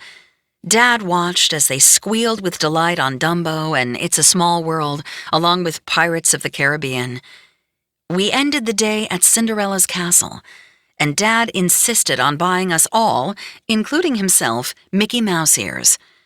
The sight of him standing there, 6 feet 3 inches tall, sporting mouse ears strapped to the top of his head, made us all laugh out loud. It had been a long afternoon, and Dad drove back to his hotel to take a nap before dinner. I wanted him well-rested, sharp. I now had years of research under my belt, and although I had uncovered a lot of answers about the family, there were still a lot of questions. I hoped a conversation about his past would help jog his memory so he could help me fill in some of the blanks. We got back to the hotel and put the kids down for a nap. Just before we left for dinner, I got a call. "Chrissy?" Dad asked. He was frantic. "Yes, Dad. You okay?" "Someone stole my car." He went on for the next several minutes, almost hysterical. "I parked it right out front," he said. "It's not there, and another car is in my spot." I stayed with the kids while Mark drove over to his hotel. He returned 2 hours later, after the kids were asleep. "His car was in the back of the lot," Mark said quietly.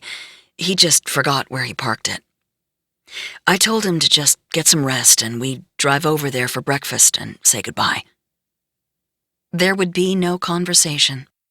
It would have to wait for another time.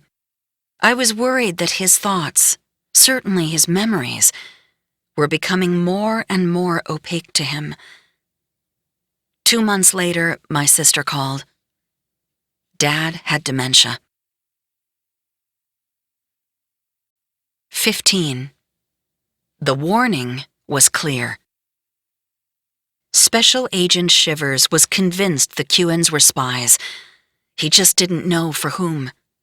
The payments pointed to the Japanese, but the FBI was getting information that the Nazis also had an interest in Pearl Harbor.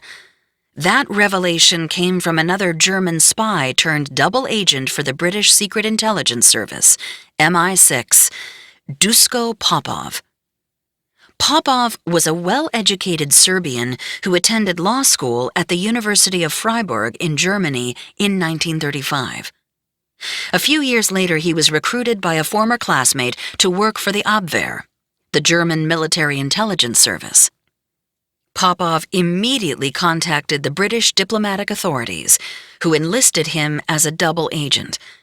Within a short period of time, the Germans had come to trust him implicitly, even fronting him $50,000 to set up a spy ring in London. Popov was supposed to turn the money over to MI6 as part of a plan to fleece the Germans out of chunks of cash. Ian Fleming, a British intelligence officer who would go on to create the character James Bond, was assigned to watch over Popov and make sure the cash made it back to London. After receiving the money from the Germans, Popov met Fleming in Portugal for the trip back to England. The Serbian, a well-known ladies' man and gambler, made his way to Casino Estoril, an oceanside casino that was a well-known hangout for spies and other international high flyers. While gambling at a nearby table, Popov overheard a Lithuanian businessman pompously declare he would match any bet, no matter how high the amount. Popov sauntered over to the table, sat down across from the man, and, without saying a word, dropped $50,000 on the table. MI6's $50,000, the equivalent of $1 million today. The casino went quiet, and Fleming went white while watching Popov potentially wreck the entire operation. The flustered Lithuanian asked the casino if they would lend him the money if he lost. Not unexpectedly, they declined, and the man walked away from the table, red-faced. Popov pulled the money off the felt with a grin, loudly proclaiming that gamblers like that are an annoyance to serious players. Popov was, like Otto, a risk-taker, a bit of a narcissist, and Popov was purportedly Fleming's inspiration for James Bond. The baccarat scene was even recreated blow for blow in his first book, Casino Royale. In August 1941, the Germans sent Popov to the United States with $58,000 and a directive to establish a network of spies. Then he was to head to Hawaii and gather as much intelligence as possible on Pearl Harbor. Unbeknownst to Otto Kuhn, Popov was to be his replacement. The Japanese had grown tired of Otto's flamboyant lifestyle and considered him a growing security risk. Frequent phone calls and visits to the consulate, exorbitant spending, wild parties with military officers that made the local gossip column, Otto was becoming a threat to the operation. Fresh blood was needed, and Japanese intelligence asked Goebbels to replace him. Arriving in New York, Popov set up a meeting with the FBI. J. Edgar Hoover was suspicious of the double agent, agreeing to let his staff meet with Popov only after the British reassured him. Popov was eventually summoned to the Commodore Hotel, where he showed the agents his orders, written in microdots, a new technology invented by the Germans that reduced entire pages of information down to the size of a period. Almost half the hidden directives consisted of questions the Germans wanted answered about military operations in Hawaii. The depths of the water at Pearl Harbor, the torpedo nets under the water's surface, exact locations of air bases at Hickam, Wheeler, and Kaneohe, and locations of submarine stations, along with sketches of the Pearl Harbor piers. "Is the crater punch bowl being used as ammunition dump?" read one question. The warning was clear. The Nazis wanted Popov to gather intelligence the Japanese needed for an attack on Pearl Harbor. That got Hoover's attention, and the FBI director decided to come to New York and meet with Popov personally. But when the two met face-to-face weeks later, the rendezvous was a disaster. The FBI director could barely contain his disdain for the German double agent. "You're like all double agents," he berated him. "You're begging for information to sell to your German friends so you can make a lot of money and be a playboy." Popov brushed off Hoover's comments and reiterated to the FBI director his warning of an impending attack. "But he just wouldn't listen to anything I had to say," he said later. Hoover had deployed a lot of manpower to the FBI office in Hawaii and stepped up the pressure on Shivers. Yet here was the plan for the entire Japanese assault in front of his face, and he ignored it. While Hoover did notify President Roosevelt that the FBI had discovered a new microdot technology, forwarding a small portion of the text from Popov, he sat on the most important information. The Japanese were planning an attack on Pearl Harbor. The Abwehr, meanwhile, aborted Popov's mission to Hawaii. The glaring spotlight thrown on him from Hoover would bring too much attention to Japanese operations there. Otto would remain in place as Japan's spy. But Germany's role in the Pacific was now obvious. It was working in concert with Japan toward a common goal of knocking out the Pacific Fleet at Pearl Harbor, and they were using a network of spies to do it. In October 1941, the Nazis began the systemic deportation of Jews to ghettos established in conquered European cities. Within a year, Jewish men, women, and children deported from Germany would be sent directly to killing centers like Auschwitz. But in Hawaii, the Kuhns were paying less attention to events in their homeland than to their own survival. Japan had made no payments for over a year, and, increasingly desperate, Otto took out a loan of $300 from a local car dealer, using some of Friedel's diamonds as collateral. Ruth, meanwhile, was having a tough time adjusting to married life with a much older man.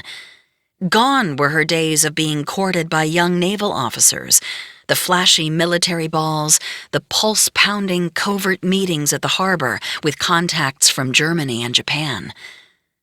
The island was abuzz with gossip that the marriage had been all about money. Moore, after all, was rich, and Ruth's family was in desperate straits. Otto and Friedel had already used Ruth to charm older men who could help their cause. Perhaps the wedding had been Ruth's ultimate sacrifice. If so, she was already regretting it. Her parents had their own suspicions of Moore. Friedel's frequent harassment by the FBI at the harbor had her convinced the Bureau would do anything to pin something on the family. She now believed that Moore was an FBI operative directed to marry Ruth so he could glean sensitive information about the family. Otto's time in the Nazi secret police had honed his skills in applying pressure to get what he wanted. Now he did some recon on Ruth's husband and found the address of Moore's former maid, Teresa Stibe, in New York City. She had worked for Moore for 12 years. Perhaps she would have information that would be useful. He wrote Stibe a letter detailing Ruth's despondence at married life with Stibe's former boss, highlighting several unhappy moments. He was pulling at her heartstrings. But something in Otto's tone frightened Stibe enough that she didn't respond. Instead, she immediately contacted the FBI. The responding agent reported there was little information Stibe could give the Bureau. She had never actually met the Kewens. All she could offer was that Moore had cheated her out of back wages. In July 1941, Japanese forces had pushed south into French Indochina. In response, President Roosevelt immediately seized all Japanese assets in the United States and ordered a total embargo on the country. Britain and the Dutch Indies followed suit. As a result, Japan lost access to 3/4 of its overseas trade and 88% of its oil imports. By the end of October, 10 months of intense negotiations between Washington and Tokyo had yielded no results. The Japanese economy was being crippled by the Allied embargo. Japan wanted the ban lifted. Roosevelt wanted the Japanese out of China and out of their alliance with Germany and Italy. The two countries were at loggerheads. Any chance of the United States and Japan coming to terms was over. Japan's hands were now tied, as it could last for only 2 more years on the oil in its reserves. There was only one way to escape the crushing embargo, and in Tokyo, the final steps toward the inevitable were underway. The path led through Otto Kewen. For most on the island, Saturday, October 25th, 1941, was a day like most other weekend days in paradise. Tourists were strewn about the tropical oasis, partaking of shave ice treats and tropical drinks, visiting Diamond Head and the crater at Coco Head, or snorkeling among thousands of colorful fish at Hanauma Bay. Others cruised to the southeastern tip of the island and went up onto the lava rock cliffs overlooking the Halona blowhole, where waves blasted water through the rock formation, blowing spray 30 feet into the air. But Vice Consul Otojiro Okuda, a 37-year-old career Japanese diplomat, had work to do. Okuda was headed across the island for an unscheduled meeting with one of his agents, codenamed Karama. To throw off anyone who might have been keeping a watch on the comings and goings of the consulate staff, Okuda ordered his chauffeur to forego the official consulate vehicle and instead take his own car, a 1937 Ford sedan that would be less conspicuous. Okuda dressed in golf slacks, even putting clubs in the trunk so that if they were stopped, he could claim they were just on their way to play. He was accompanied on a trip by a relative newcomer to the island whose papers identified him as Tadashi Morimura, a 28-year-old junior diplomat at the Japanese consulate. Only Okuda and Consul General Nagaokita knew his real name, Takeo Yoshikawa, the rising star in Japanese intelligence, tasked with guiding the final stage of preparations for the Pearl Harbor attack with the latest information about U.S. naval operations on Oahu. His reconnaissance methods were as varied as they were simple. Posing as a tourist, he rented small planes and flew over American installations, never snapping pictures and not taking notes until he returned to the Japanese consulate. His prowess as a long-distance swimmer, a skill honed during the brutal training sessions at Etajima, enabled him to take on greater risks. One moonlit night, he slipped into the ocean a few miles from Pearl Harbor and swam to the mouth of the base, looking to see if the opening was guarded by submarine nets. He avoided detection by scattering moss on the water and lurking beneath the surface, breathing through a reed he'd snapped off. "My favorite viewing place," Yoshikawa later recalled, was a lovely Japanese tea house overlooking the harbor called the Shunchoro. Located high in the Honolulu hills at Alewa Heights, it had direct views of ships in Pearl Harbor as well as of flight operations at nearby airfields. The lanai on the second floor featured a telescope in the corner so patrons could gaze at the stars. Yoshikawa would use it to get an even closer look at Pearl Harbor. "I knew what ships were in, how heavily they were loaded, who their officers were, and what supplies were on board." He established a rapport with the geisha girls working at the tea house. The trusting young officers who visited the hen house told the geisha girls there everything. Yoshikawa revealed, "From the geisha, I gleaned small bits of information, never with their connivance, however. It would have been too risky to confide in a woman." When he had gaps in his intel, Yoshikawa would simply drive around the island at night, picking up soldiers who frequently hitchhiked from local bars back to the base at Pearl. He pumped them for information, then dropped them at their destination. Other observations were made simply by grabbing a soda at a roadside stand at the tip of Pearl City, set up across from the ships berthed at Pearl Harbor. He could monitor the comings and goings of the U.S. fleet while sipping a cool drink, raising no suspicion in the process. The Japanese were also preparing for the near certainty that if war broke out, the consulate would be shut down. Yoshikawa would be forced back to Tokyo, or worse. At that point, the entire spying load would be handed back to Otto Kuhn. An hour after leaving the consulate, the car carrying Okuda and Yoshikawa slowed to a halt and pulled over on the side of the road, half a mile from their destination.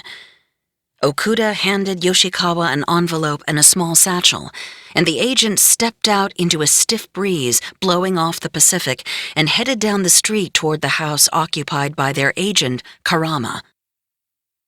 Okuda directed the clerk to drive a little farther up the road, where they would wait for Yoshikawa to return. Yoshikawa made the long walk through the sparsely inhabited neighborhood, turning down a dirt path that cut through thick tropical brush. It led to the Kuhn's house. Pine trees along the front formed a thick hedge 15 feet high. Hibiscus and coconut trees surrounded the outskirts of the grounds, shielding the house from outside view. Yoshikawa walked through the iron gate at the entrance and up the pathway, cruising past 30-foot-high papaya trees haphazardly dotted throughout the grounds. Eberhard, now a strapping 6-foot-tall teenager, was in the front yard, feeding the chickens. He watched the man slowly walk toward him. "Mr. Kuhn?" Yoshikawa asked. "No, my father is busy. Is there any message?" Eberhard responded. "No message," Yoshikawa replied curtly. His voice rose with frustration. "I want to speak to Otto Kuhn." Eberhard was startled by the man's vehemence.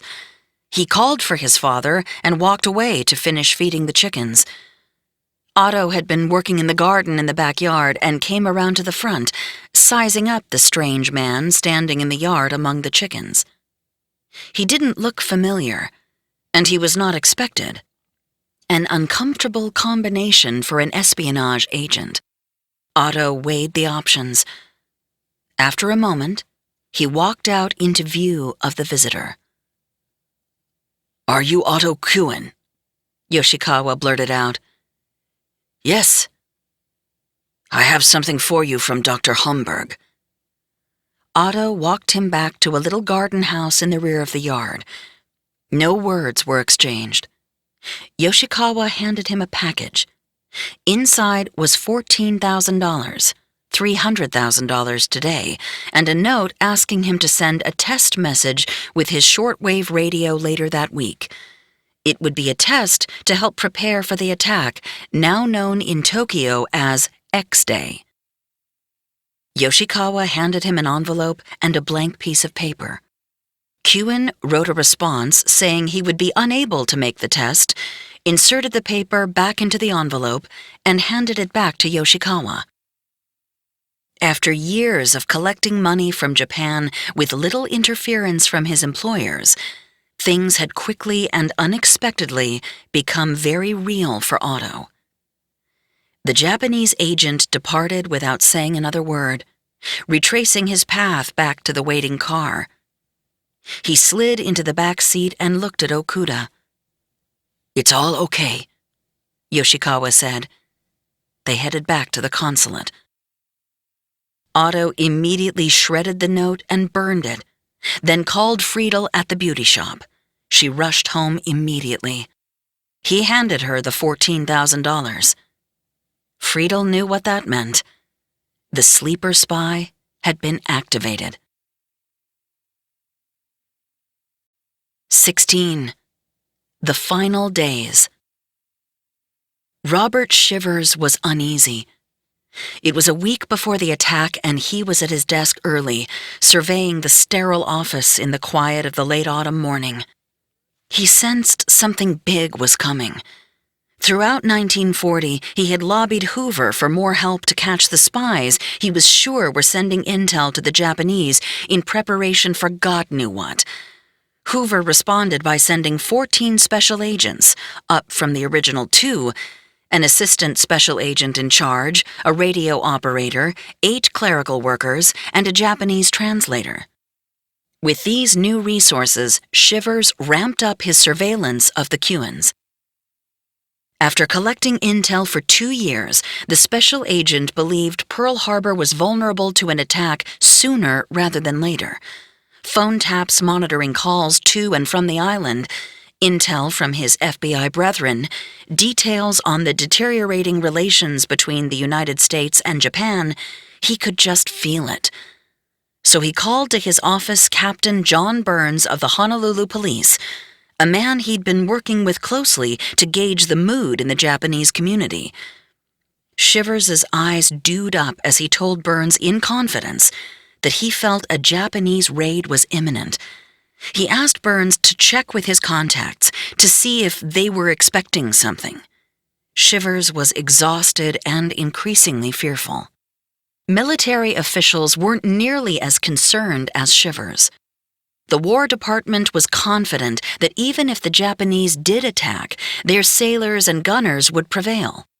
And that confidence was shared by others. The New York Times referred to Hawaii as our Gibraltar in the Pacific, and even Honolulu's own Star Bulletin comforted its readers in regular columns. A Japanese attack on Hawaii, the editors wrote in the months before the raid, is regarded as the most unlikely thing in the world, with 1 chance in a million of being successful. Shivers continued to get tidbits of information from the interception of the Kuen's correspondence. A letter to Friedel from Shanghai had arrived on August 25, 1941. There was no one listed as sender, with Shanghai factory and an address in China the only clues as to who had dispatched it. On November 4, 1941, a letter from Dr. Homburg via his Ruchling Steelworks arrived addressed to Friedel. A few weeks later, there was another offering from the Ruchling Steelworks. It had now been a year and a half since Ruth broke off their engagement, and she was currently married to J. Carson Moore. Yet Dr. Homburg was still in contact with the Cuans. Otto had been put on the FBI watch list in April to be picked up in the event of war. Shivers decided that with Otto and Friedel's questionable businesses, Ruth's dalliances, the legendary parties catering to military personnel, the payments from Japan, and the information picked up from the mail interceptions, he now had enough on Ruth and Friedel to put them on the list also. On December 1st, 6 days before the attack, their names were added. The relationship between the United States and Japan was rapidly deteriorating. Starting in November, a series of Japanese coded communications were intercepted by American intelligence, revealing that the push toward Pearl Harbor was intensifying. From Tokyo to Honolulu, 15 November 1941. As relations between Japan and the United States are most critical, make your ships in harbor report irregular, but at a rate of twice a week. Although you are no doubt aware, please take extra care to maintain secrecy. 2 weeks later, on November 28th, the consulate reported that the Americans were making their own preparations, messaging that 2,000 troops are expected to reinforce Honolulu during December or January, and that the entrance to Pearl Harbor was now being guarded by 2 destroyers. In response, Tokyo asked for more frequent reports about American ship movements. All the while, the Japanese had been ramping up their covert preparations for the attack. In the early morning hours of November 1st, a Japanese ocean liner, the Taiyo Maru, arrived at the docks of Honolulu from Yokohama. The ship had been ordered to forego its regular route, instead charting a path through the North Pacific, the exact path the Japanese aircraft carriers would take a month later. A man dressed as a ship's steward made his way up from the small cabin that served as his quarters. He walked the deck and stopped at the railing among the mass of 850 tourists disembarking onto the harbor walkways. About the same time, Japanese Consul General Nagao Kita maneuvered his way through the tourists crowding the dock and onto the ship. The mission was too important to trust to a consulate underling. The steward caught Kita's eye as he arrived on deck and walked toward him, slipping a tiny ball of rice paper into his hand. Kita turned and quickly left the ship, hurriedly retreating back to the consulate. The steward, who had been ordered to guard the ball of rice paper with his life, was actually Lieutenant Commander Suguru Suzuki, a high-ranking Japanese naval intelligence officer in disguise, and he disappeared into the bowels of the ocean liner. He had delivered a critical message to the consul general. 30 minutes later, Kita walked through the doors of the consulate and summoned Okuda and Yoshikawa to his office. Contained in the small, wadded ball of rice paper were 97 questions, all of them about Pearl Harbor. Yoshikawa quickly typed out answers. Question: This is the most important question. On what day of the week would most ships be in Pearl Harbor? Answer: Sundays. Question: How many large seaplanes patrol Pearl at dawn and sunset? Answer: About 10. Yoshikawa had gathered this information by lying on the consulate lawn at dawn and sunset, the usual patrol launch and return times. Question: Are there anti-submarine nets at the entrance to Pearl? Answer: Probably. Question: Are the ships fully provided with supplies and ready for sea? Answer: They are not ready for combat. The answers were smuggled back onto the Taiyo Maru and given to Suzuki, who had not left the ship for fear he would be discovered. He took the intel along with maps, sketches, and photographs on which the Japanese would base their attack and headed back to Japan. Over the ensuing weeks, the consulate continued to funnel additional intelligence to Tokyo on American naval maneuvers. From Honolulu, Kita, to Tokyo, 1st December 1941. Report on ship maneuvers in Pearl Harbor. 1.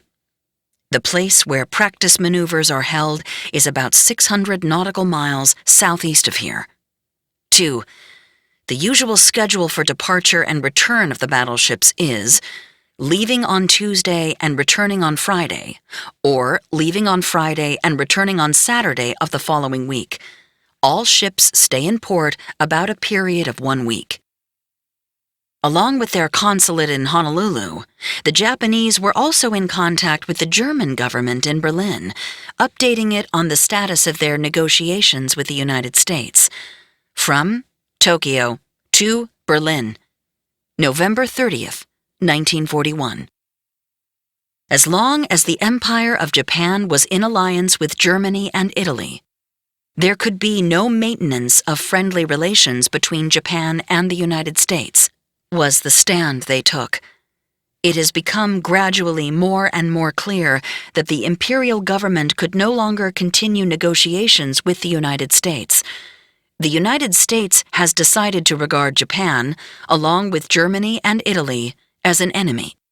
The conversations between Tokyo and Washington now stand ruptured.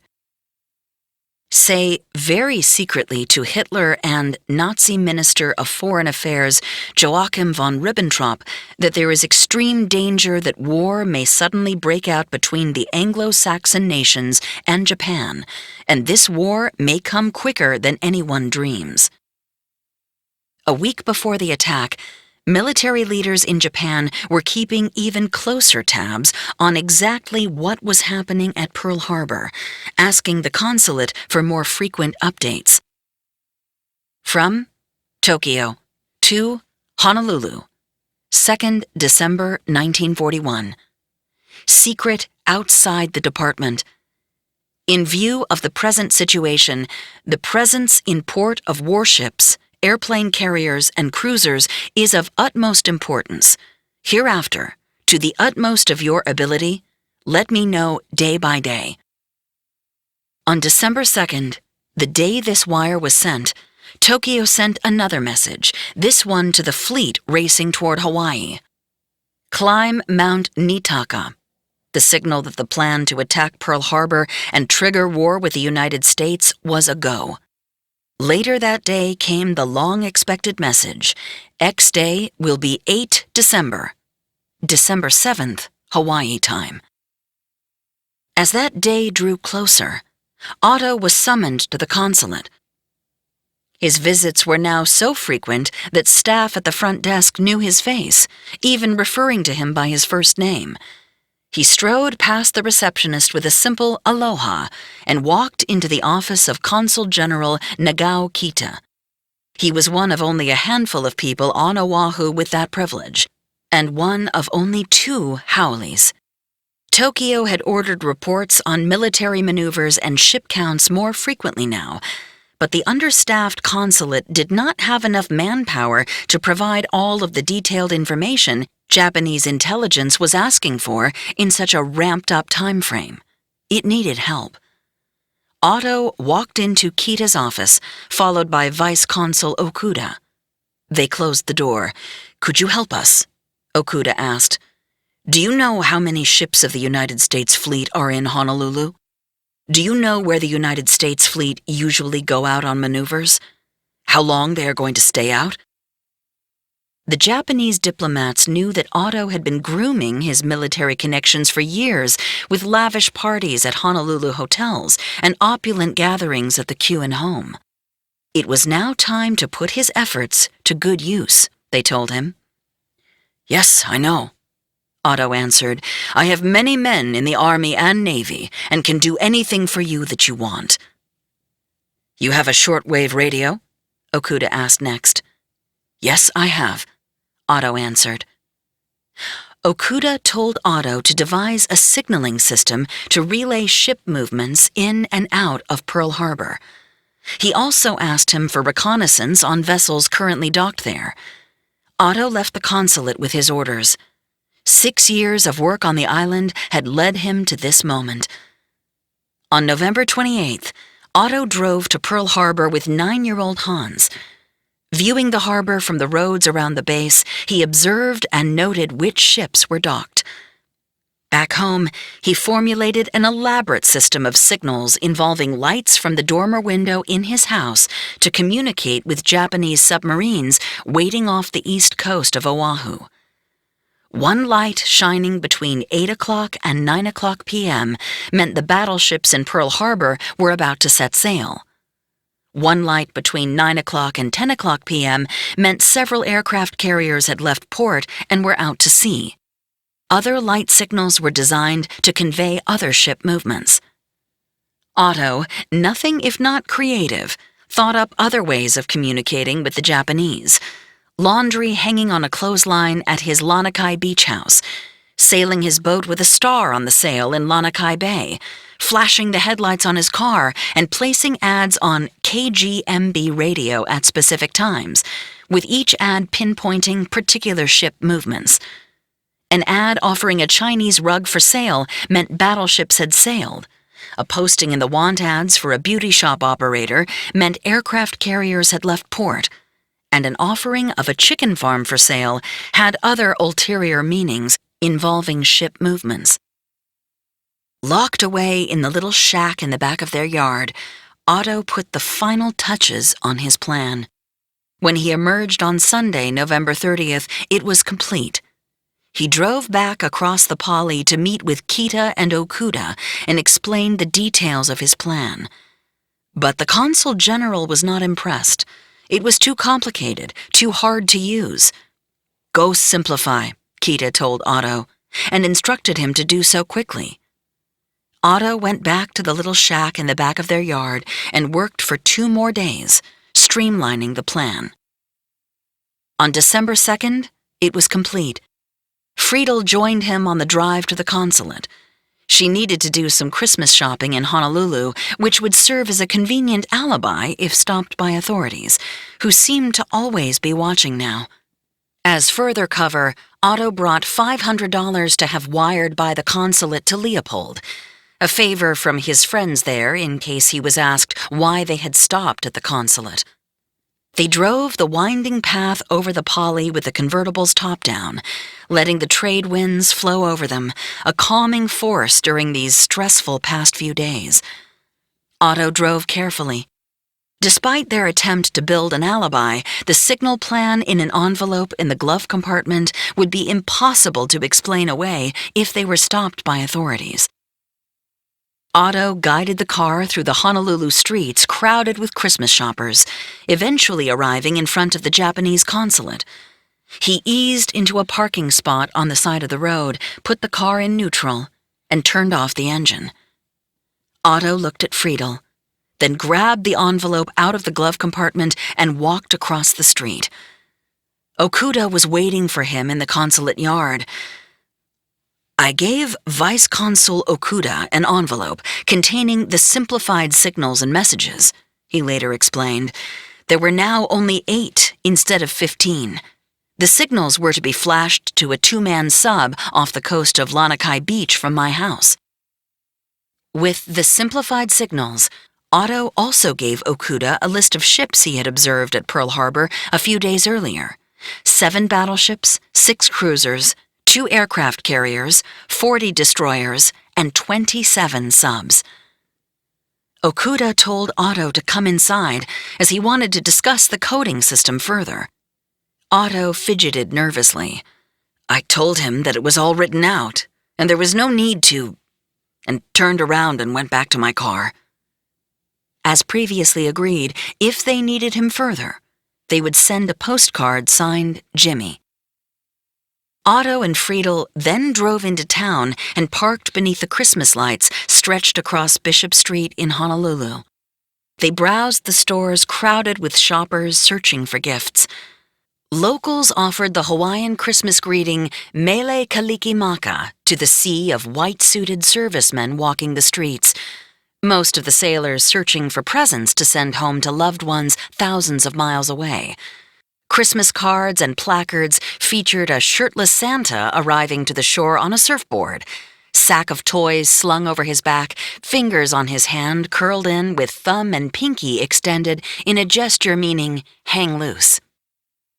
After negotiating the long lines of shoppers at Liberty House Department Store, S.H. Kress, and Gump's Treasure House, Otto loaded the packages onto the cavernous trunk of the convertible. Their cover now firmly established, Otto and Friedel drove 2 blocks up Bishop Street through the scores of servicemen and other shoppers carrying boxes and bags down the sidewalks, negotiated their way onto the Poly Highway, and headed back home. The next day, the simplified codes were sent to Tokyo and approved in a series of wires back and forth. All of the signals reflected ship movements in the final days leading up to December 6th. There was no request for information after that date. 3rd December, 1941. From Kita to Foreign Minister, Tokyo. Regarding signals, I wish to simplify communications as follows. 1. Code. Following 3 Section 8 line table. 1. Battleship force, including scouting force, are about to put to sea. 2. Several aircraft carriers plan to put to sea. 3. All battleship force has sailed, December 1st to 3rd. 4. Several aircraft carriers have sailed, December 1st to 3rd. 5. All aircraft carriers have sailed, December 1st to 3rd. 6. All battleship force have sailed, December 4th to 6th. 7. Several aircraft carriers have sailed, December 4th to 6th. 8. All aircraft carriers have sailed, December 4th to 6th. 2. Signal light in Lanakai Beach House at night. 1. One light from 8 p.m. to 9 p.m. indicates 1. From 9 p.m. to 10 p.m. indicates 2. The below signals until midnight in order indicate 3 and 4. 2 lights, according to the time, indicate 5, 6, 7, 8. When not in accordance with lights above, 1 full automobile headlight and 1 half light indicate 1, 2, 3, 4. 2 full lights indicate 5, 6, 7, 8. 2. On the Lanakai coast during daytime from 8 a.m. until noon, every hour 1 piece linen cloth sheet indicates 1, 2, 3, 4. 2 pieces indicate 5, 6, 7, 8. 3. In Lanakai Bay during daytime in front of harbor, a starboat with 1 star on sail indicates 1, 2, 3, 4. A star and 3 indicates 5, 6, 7, 8. 4. Light in dormer window of Kalama House from 7 p.m. to 1 a.m. every hour indicates 3, 4, 5, 6, 7, 8. 5. KGMB radio station want ads advertisement 9:45 a.m.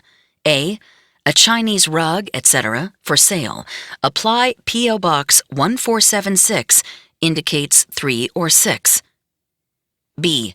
A complete chicken farm, etc. Apply as above indicates 4 or 7. C. Beauty operator wanted, same, indicates 5 or 8. In the event that in accordance with one of 3 items written above from Oahu, a signal or radio message is impossible on Maui Island at a point located between the lower road 6 miles north of Kula Sanatorium and Haleakala Road, which can be watched from sea. The following will be repeated for several days. A small fire on the high peak 7 p.m. to 8 p.m. indicates 3 or 6. 8 p.m. to 9 p.m. indicates 4 or 7. 9 p.m. to 10 p.m. indicates 5 or 8. And this was the simplified code system. This December 3rd transmission made it clear an attack was imminent, as there were no signals detailing ship movements after December 6th. On December 5th, The consulate updated the ship count. 12-5-41 from Kita to Foreign Minister, Tokyo. 1. During Friday morning the 5th, the 3 battleships mentioned in my message X-239 arrived here. They expect to depart on the 8th. 2. On the same day, the Lexington and 5 heavy cruisers departed. 3. The following warships were anchored on the afternoon of the 5th. 8 battleships, 3 light cruisers, 16 destroyers. 4 ships of the Honolulu class were in dock. Along with fleet movements, there was great interest from Tokyo about barrage balloons at Pearl Harbor used to defend against air attacks. They were very large and hoisted steel cables into the air, making it dangerous for enemy planes to get too close to their targets. From Honolulu to Tokyo, December 6, 1941. 1. At the present time, there are no signs of barrage balloon equipment. I imagine that in all probability, there is considerable advantage for a surprise attack. 2. In my opinion, the battleships do not have torpedo nets. Each and every cable between the consulate and Tokyo was intercepted by American intelligence. The information would have signaled to the American command that an attack was imminent. But none of the messages were decoded and translated until the day after the attack.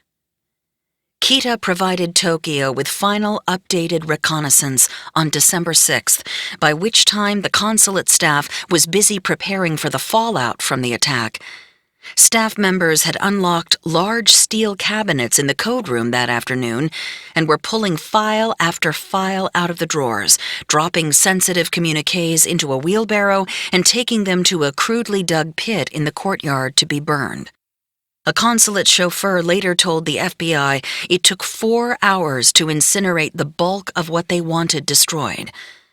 As smoke poured from the courtyard, Takeo Yoshikawa left the consulate with his driver and rode through the outskirts of Honolulu toward the air base at Hickam Field, then north around Pearl Harbor before curling south at Pearl City and heading down the peninsula, reaching a dead end at a narrow stretch of water across from Ford Island.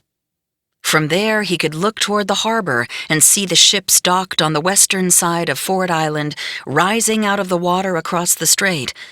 The mighty battleship USS Utah and the cruisers Raleigh and Detroit, along with the Tangier, each the length of 2 football fields, stretched along the horizon.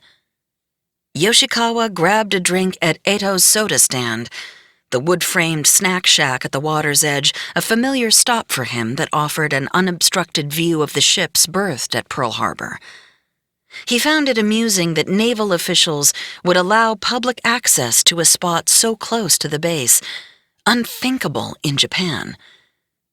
Yoshikawa got back into the car and was driven back to the consulate as darkness began to fall. He had taken no notes during his excursion, as was his policy, in case he was ever apprehended, writing his observations only after returning to the safety of the Japanese compound. A warm, tropical breeze gently stirred the palm fronds outside the window as he composed the final report for Tokyo, the building deserted except for Yoshikawa and a clerk. This final transmission, just hours before the attack, gave a final tally of the ships docked at Pearl Harbor for the night and expected to be there into the early morning hours of December 7th. From Honolulu to Tokyo, December 6, 1941. 1. The following ships were observed at anchor on the 6th.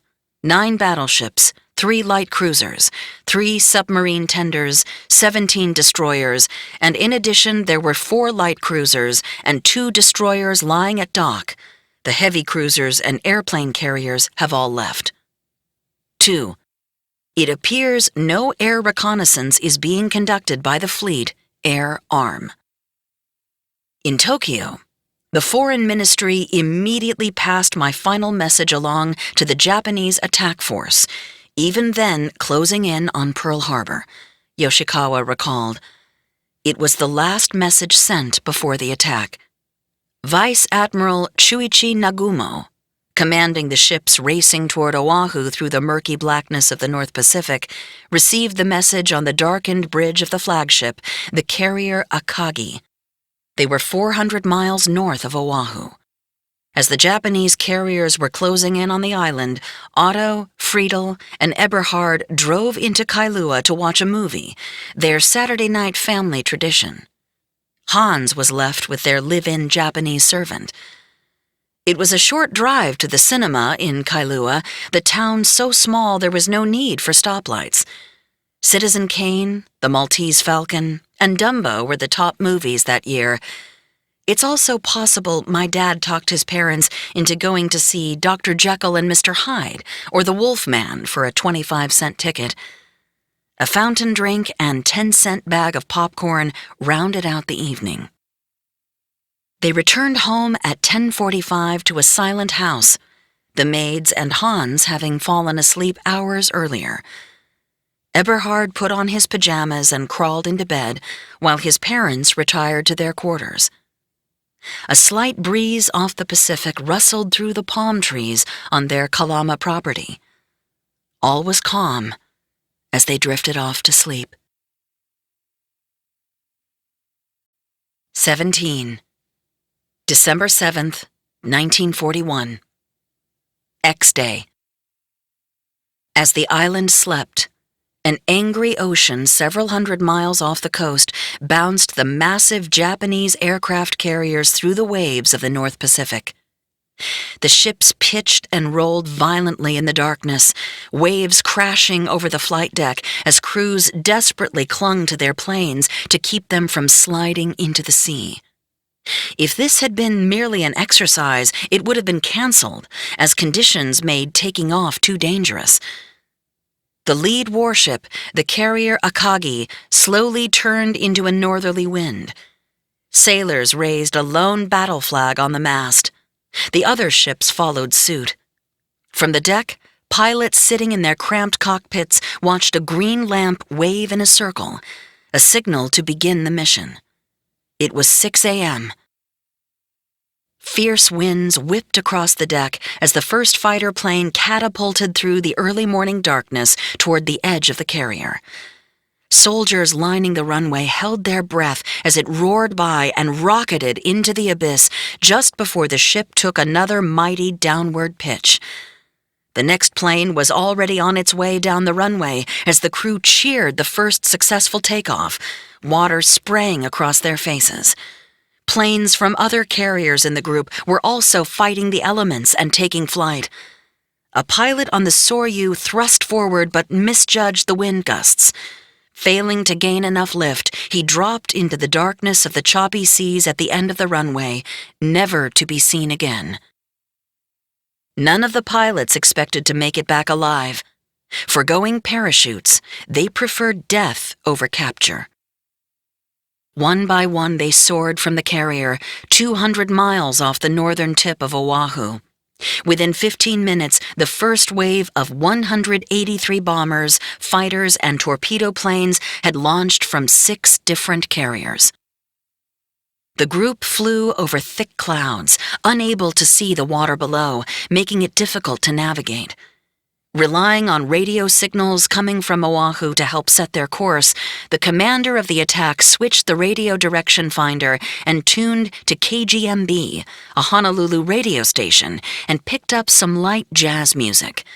By turning the antenna, he found the exact direction from which the broadcast was coming and adjusted his course, which had been 5 degrees off. Miles away, the sun was just beginning to peek over the Ko'olau Range, revealing blue skies and scattered clouds across Oahu, the light sparkling off the calm waters of Waikiki. Locals began their morning across the sleepy island as they did most other Sundays, cooking bacon and cutting fresh pineapple and bananas for breakfast, loading fishing poles onto their bikes and pedaling to the shore to fish in the soft morning surf, or dressing in their Sunday best and heading off to church. It was 73 degrees, another perfect day in paradise. Sailors at Pearl Harbor were recovering from a raucous night on the base, entertained at the brand-new Bloch Arena by bands from the ships at Pearl facing off in the Battle of Music. Many of them had partied well into the night to the sounds of Georgia on My Mind and a rousing jitterbug version of Jingle Bells performed by the USS Pennsylvania's 21-piece band. At 7:02 a.m., a military site near Kahuku Point, on the upper tip of the island, detected a sizable blip on the radar. The private watching the screens at the Opana radar site sent word that he had seen a large group of planes just off the coast. "Don't worry about it," he was told by superiors. They were expecting a dozen B-17 flying fortresses coming in from the mainland. The Japanese squadron split up once it reached the northwestern side of Oahu, the high-level bombers and dive bombers following the western coast, and the torpedo bombers and fighter planes barreling down the center of the island. The Kewans were up and moving at 7:45. Otto walked outside with Hans under eggshell blue skies and made the short drive to Sunday school at the Lutheran church. Jazz music wafted peacefully through the living room from a transistor radio tuned to KGMB as Friedel sipped her morning coffee prepared by one of the servants. A dull hum in the distance was slowly growing louder. Friedel paid it no mind, figuring it was just another mock exercise the military often performed at the Naval Air Station at Kaneohe Bay, just up the shore. But the thrumming quickly began to feel different. Suddenly there were planes roaring outside their window, rattling the glass. Eberhard jumped out of bed and came racing into the living room. They were buzzing around like hornets, Friedel described later, as planes swarmed above their home. Kaneohe was one of the first targets, and the Kewen home was in the line of fire. A little under 2 hours after leaving the carriers, the Japanese planes had reached their targets. At 7:53 a.m., the flight commander radioed back to the fleet from his torpedo bomber, screaming, "Tora! Tora! Tora!" over the loud hum of the engines, signaling the surprise attack had worked. The roar of the first wave of Japanese aircraft broke the quiet stillness of the morning over Pearl Harbor at 7:55 a.m. Many sailors were still asleep in their ship's bunks as the planes bore down on them. They woke to the sound of gunfire and explosions, blearily sprinting to battle stations amid the sirens and frantic announcements. "All hands, man your battle stations. Japanese planes are attacking Ford Island. Break out service ammunition. This is not a drill." At 7:56, a torpedo hit the USS Oklahoma, the explosion echoing above the roar of the attacking aircraft. At 8:01, 2 torpedoes smashed into the USS Utah, and another struck the Helena, fire engulfing the 2 ships within seconds. Minutes later, the California and West Virginia were hit and sank, immediately killing 100 and 106 crew members respectively. Sailors on the Oklahoma's deck were strafed by gunfire from above as they abandoned ship, some jumping 50 feet into the burning water below. 2 more torpedoes pierced the USS Oklahoma's hull, and the old battleship slowly rolled over and sank, trapping hundreds in darkness. Midget submarines had infiltrated the harbor the night before, ordered to lie in wait and told, "No matter how good an opportunity might arise, do not strike until after the planes have done so." The subs now joined the effort, unleashing their lethal cache of torpedoes. Over the next several minutes, armor-piercing bombs dropped onto the mighty USS Arizona and exploded, battering the ship but not sinking her. The Arizona's crew had enough time to rush to the anti-aircraft guns on deck, and for a few minutes were able to fire back at the onslaught of planes. But a 4th bomb changed all that. At 8:09, it dropped out of the sky from 10,000 feet, all 1,800 pounds of it. The bomb pierced through 5 levels of the Arizona's forward deck and landed near the magazines, which stored 500 tons of gunpowder and 1,000,000 pounds of munitions. The explosion lifted the colossal craft out of the water with a deafening roar that could be heard from miles, tearing her apart. A massive fireball blew through the ship, sending flames 500 feet into the air, instantly incinerating most of the 1,500 men on board and encasing them in a watery tomb. Those who avoided death from the initial bombing now had to navigate a hellish scene to survive. Men were jumping from the decks and crow's nests of burning ships from as high as 80 feet, landing in flames on the now oily surface of the harbor below. Many who made it to shore on Ford Island were so badly burned that charred flesh was falling from their bodies as they struggled to come ashore. 43 Japanese fighter planes buzzing above continued to strafe anything that moved on decks and docks. By the time American forces mustered any defense, more than 100 bombs and torpedoes had been dropped by the Japanese. At 8:08 a.m., a panicked announcer broke into programming on KGMB radio. "All military personnel report for duty." Not long after, the battleship Arizona sank to the bottom of the harbor. Friedel and Eberhard crouched behind the couch in their living room with their servant Hatsumi. Through the window they could see thick smoke rising from Kaneohe as the sound of gunfire rattled in the distance. Huddled near the radio, they listened as veteran KGMB broadcaster Webley Edwards interrupted the music once again, the anguish evident in his voice. "All right now, listen carefully. The island of Oahu is being attacked by enemy planes. The center of this attack is Pearl Harbor, but the planes are attacking airfields as well. We are under attack. Some of you may think that this is just another military maneuver. This is not a maneuver. This is the real McCoy." Otto had not yet returned from Sunday school, and Friedel grew increasingly worried about her husband and youngest child. After dropping off Hans at church, his father had ducked into the grocery to pick up some eggs and bacon. He, too, had heard the hum of the planes in the distance as he walked into the store, paying no attention to what he assumed was another round of maneuvers by U.S. military forces. On his way out, the scene was quickly devolving. There were too many planes, they were too low, and he could hear a steady barrage of gunfire. He ran to the car and switched on the radio. The island was under attack. He spun the car around and sped back to the church, screeching to a halt at the front door. Hans and the other children were huddled under desks in one of the classrooms. He grabbed his young son and got him into the car, ducking as he closed the passenger door and ran to the other side, then headed back home amid the chaos unfolding throughout the island. Planes roared overhead, spraying gunfire at targets below as children and adults alike ran for cover, desperately struggling to avoid the explosions. Otto careened down the road, a wide-eyed Hans in the front seat. Special Agent Shivers was dressing in his bedroom at his suburban home just east of Diamond Head when the attack began.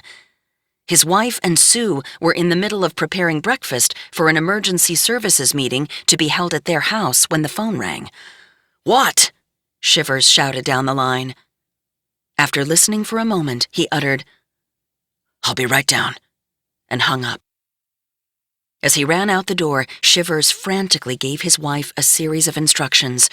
"Turn on the radio. Don't let Sue out of your sight. You take her wherever you go." Shivers knew the attack would lead to anti-Japanese reprisals. Their adopted daughter would need extra protection. Then he jumped in his car and sped toward the FBI office. The 5-mile drive was a nightmarish mix of enemy planes screaming overhead, thunderous blasts from beyond the horizon, and families sprinting for cover. Honolulu looked like something from the apocalypse. Buildings engulfed in flames, glass and debris-filled streets, pedestrians who just minutes earlier had been out for a quiet Sunday morning walk, now lying dead on the sidewalk. Scores of others were scrambling for shelter amid the bombs and bullets from above. Reaching his office, Shivers could hear the explosions and see the billowing smoke pouring from Pearl Harbor. He ordered his men to cut the phone lines at the Japanese consulate and had the Honolulu police surround the compound. As the bombs rained down on Pearl Harbor, chaos reigned in Honolulu and the small villages and towns scattered across the island. Death did not discriminate between soldiers and civilians. Shells fired at Japanese planes by U.S. forces often missed their mark, falling instead on Honolulu and other areas of the island and detonating upon impact. 3-month-old Janet Ota was killed along with her mother and aunt when an errant shell hit their home and exploded. Huddled in a downtown Honolulu restaurant as the fighting raged on, 12 people died when a shell decimated the building. An entire family, including children aged 2, 3, and 8, died in the wreckage. In all, 68 civilians lost their lives that day, including 11 children. The radio continued broadcasting details of the carnage unfolding at Pearl Harbor and throughout Oahu.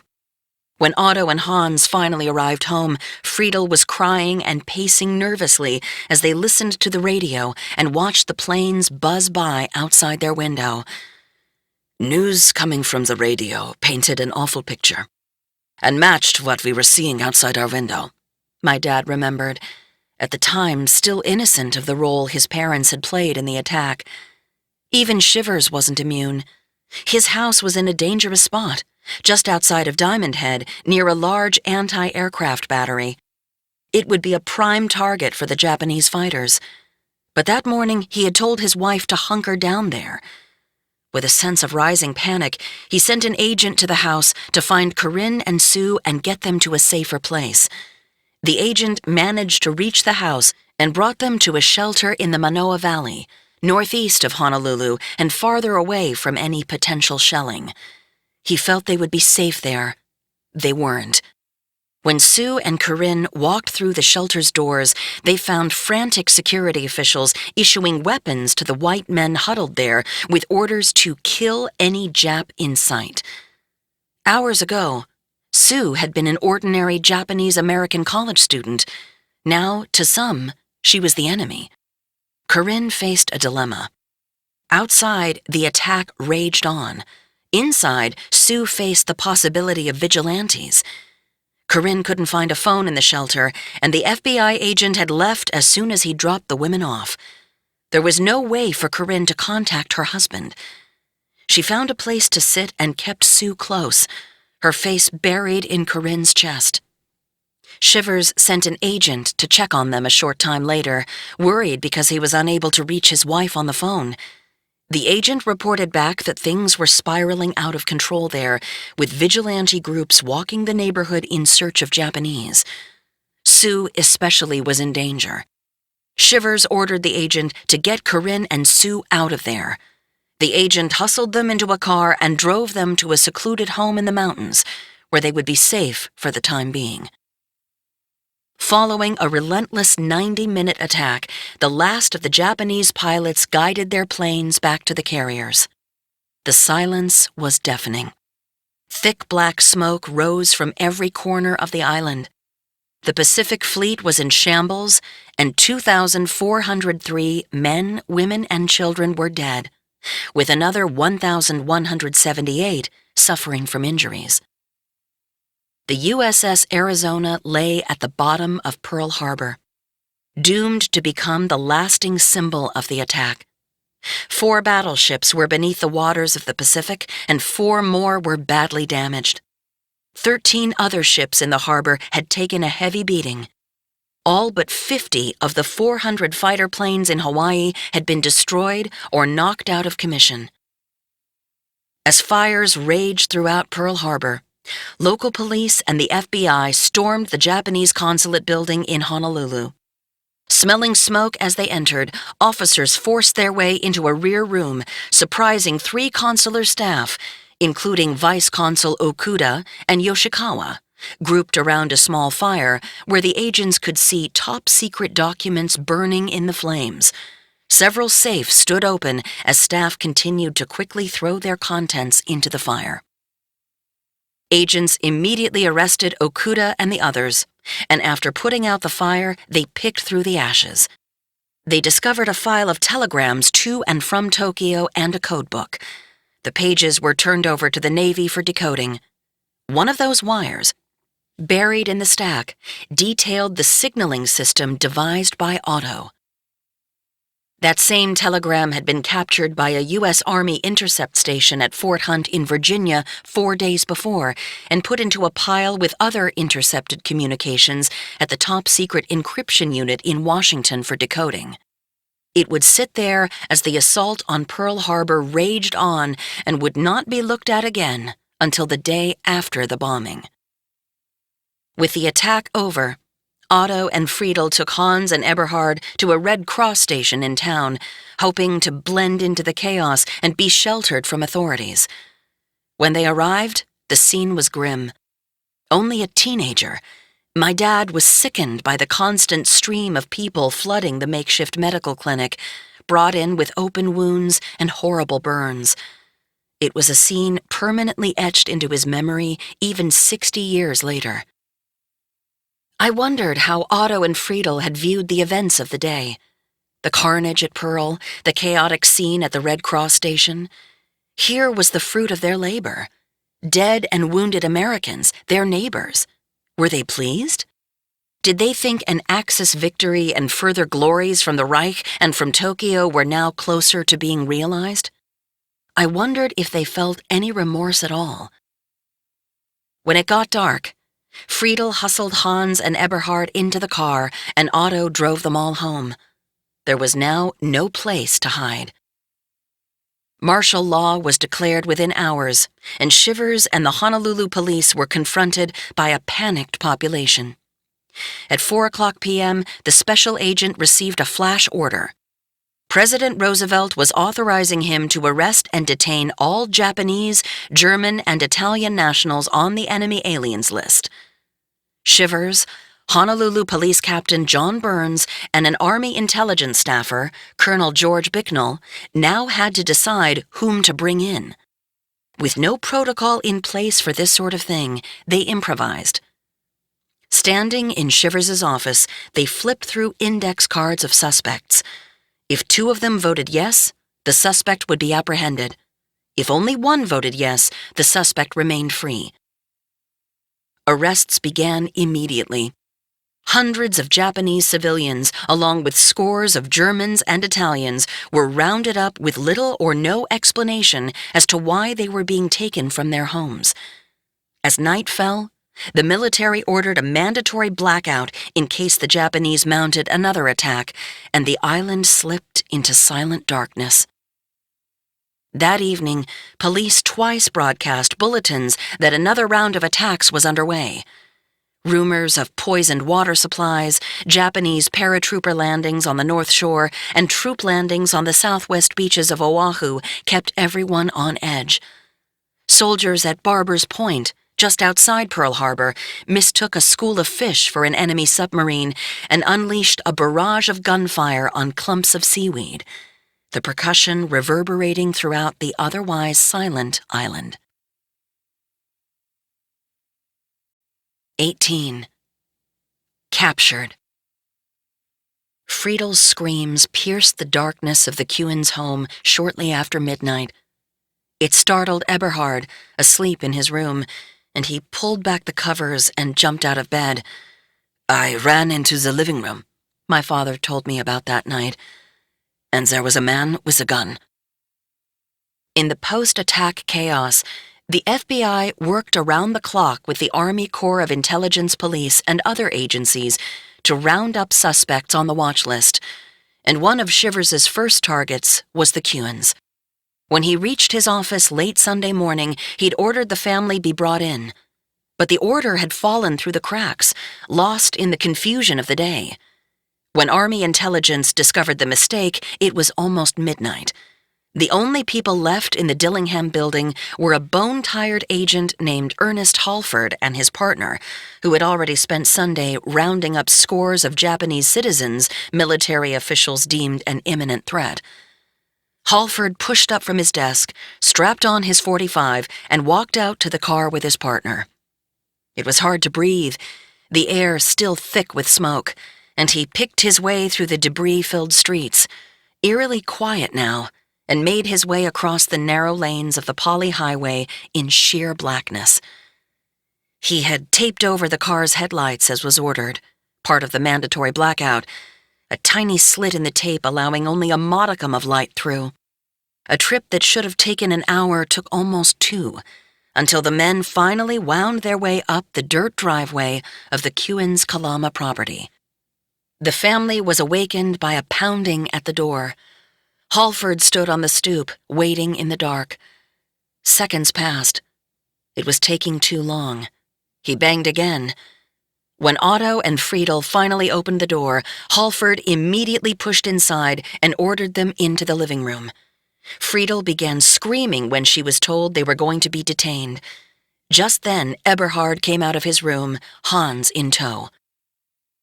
Halford handcuffed Otto, Friedel, and even my father and led them out of their home, herding the 3 into the station wagon, as all the while my grandparents vehemently denied they had anything to do with the attack or spying for the Japanese.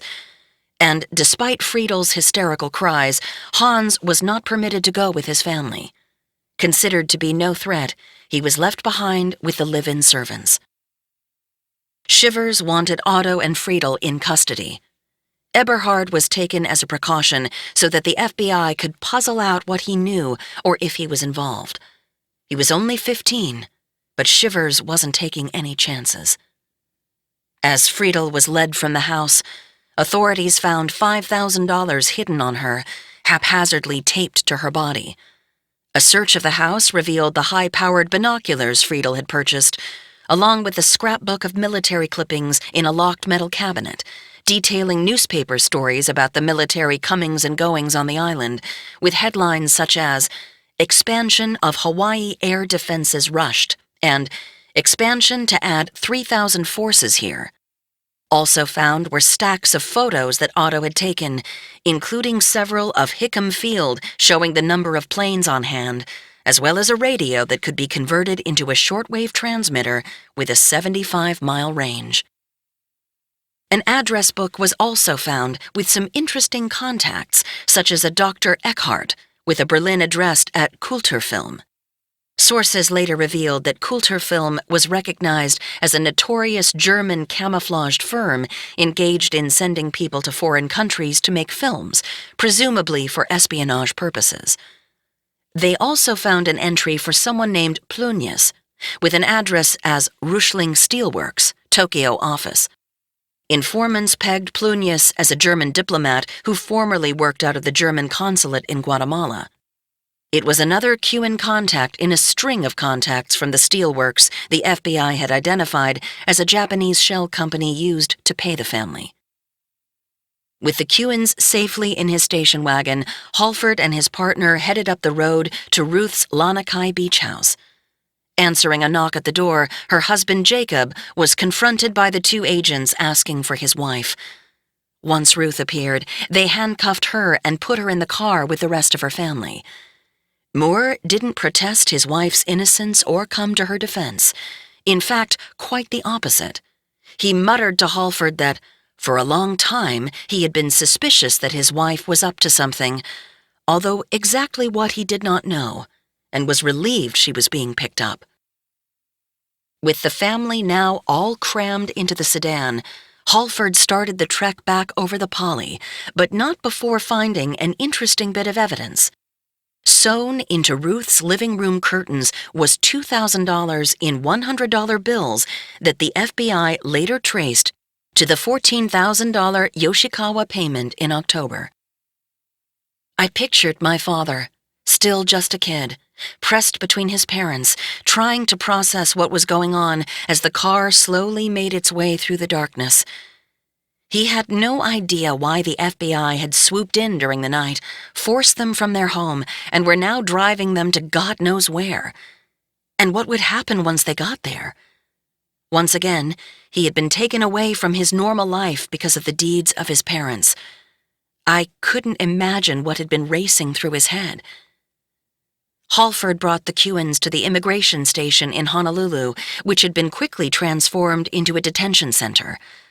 Armed guards escorted Otto, Ruth, Eberhard, and Friedel from the car, a soldier moving them along with a bayonet. They were strip-searched, processed, then separated. Friedel and Ruth were taken to a holding pen, joining dozens of women captured earlier. Otto and Eberhard were brought to another holding area, large enough to house 70 people but packed with 170 men, where they spent the next 4 days stuffed into the bare room and sleeping on the floor. The family had been suspected of spying for years and were picked up because they were on the FBI watch list. But the telegrams discovered at the Japanese consulate as they were about to be burned had not been decoded yet, and authorities did not fully realize what they had.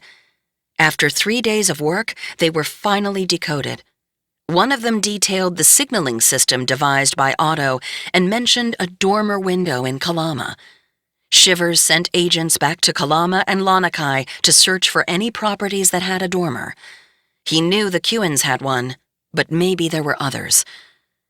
At present time, they reported back, it appears the only house with a dormer window in Kalama is owned by Mr. and Mrs. Otto Kewen.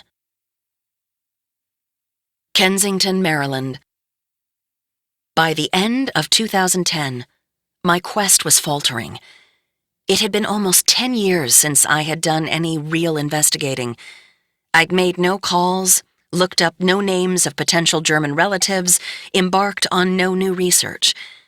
The boxes and boxes of documents sat like unwanted trolls under the stairs.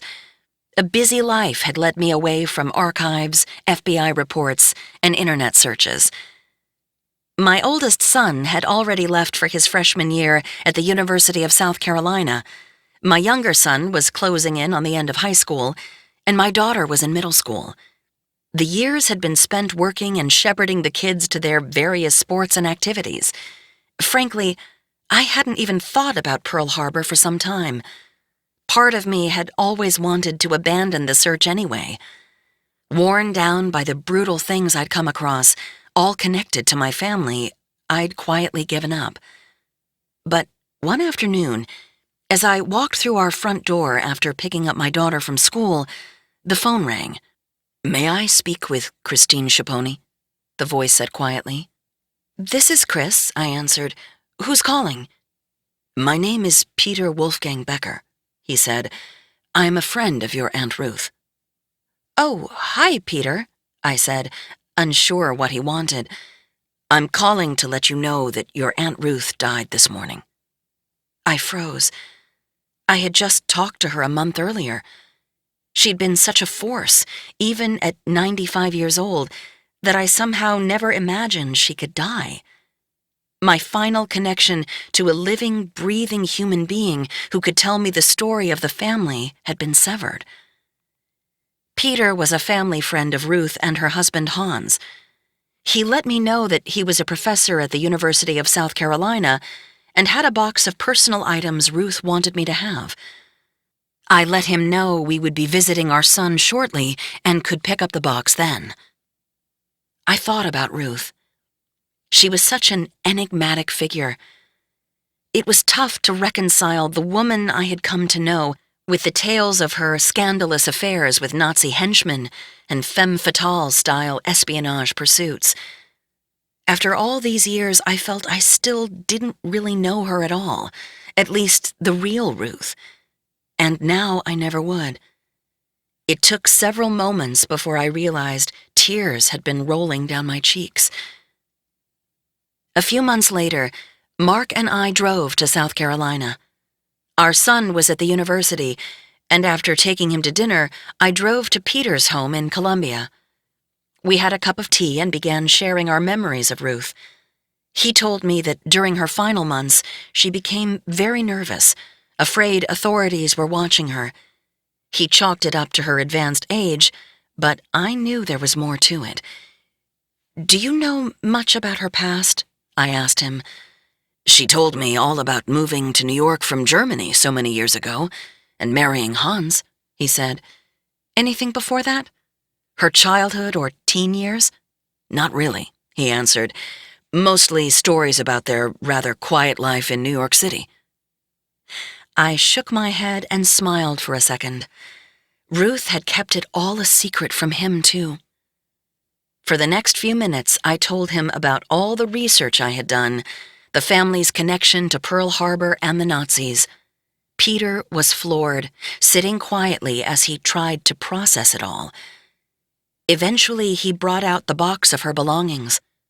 I pored through old pictures, letters, even her ration card from 1946 Germany. Near the bottom, I found an old address book, tattered and worn. I delicately lifted it from the box, excitement pulsing through my veins. I suddenly felt that indescribable feeling again, one I hadn't experienced in years. Maybe inside the book was the name and phone number of someone who could unveil the final mysteries of the Kewins. As I gently turned the pages, I realized the K section was gone, and with it, who knew what phone numbers and addresses for the extended Kewin family. All that was left were jagged remnants of paper near the spine. The pages had been ripped from the book. I looked at Peter. "The pages are in there," he said, indicating the box. "I found them hidden in the back of her bedside table, taped underneath." She clearly hadn't wanted anyone finding any members of her family.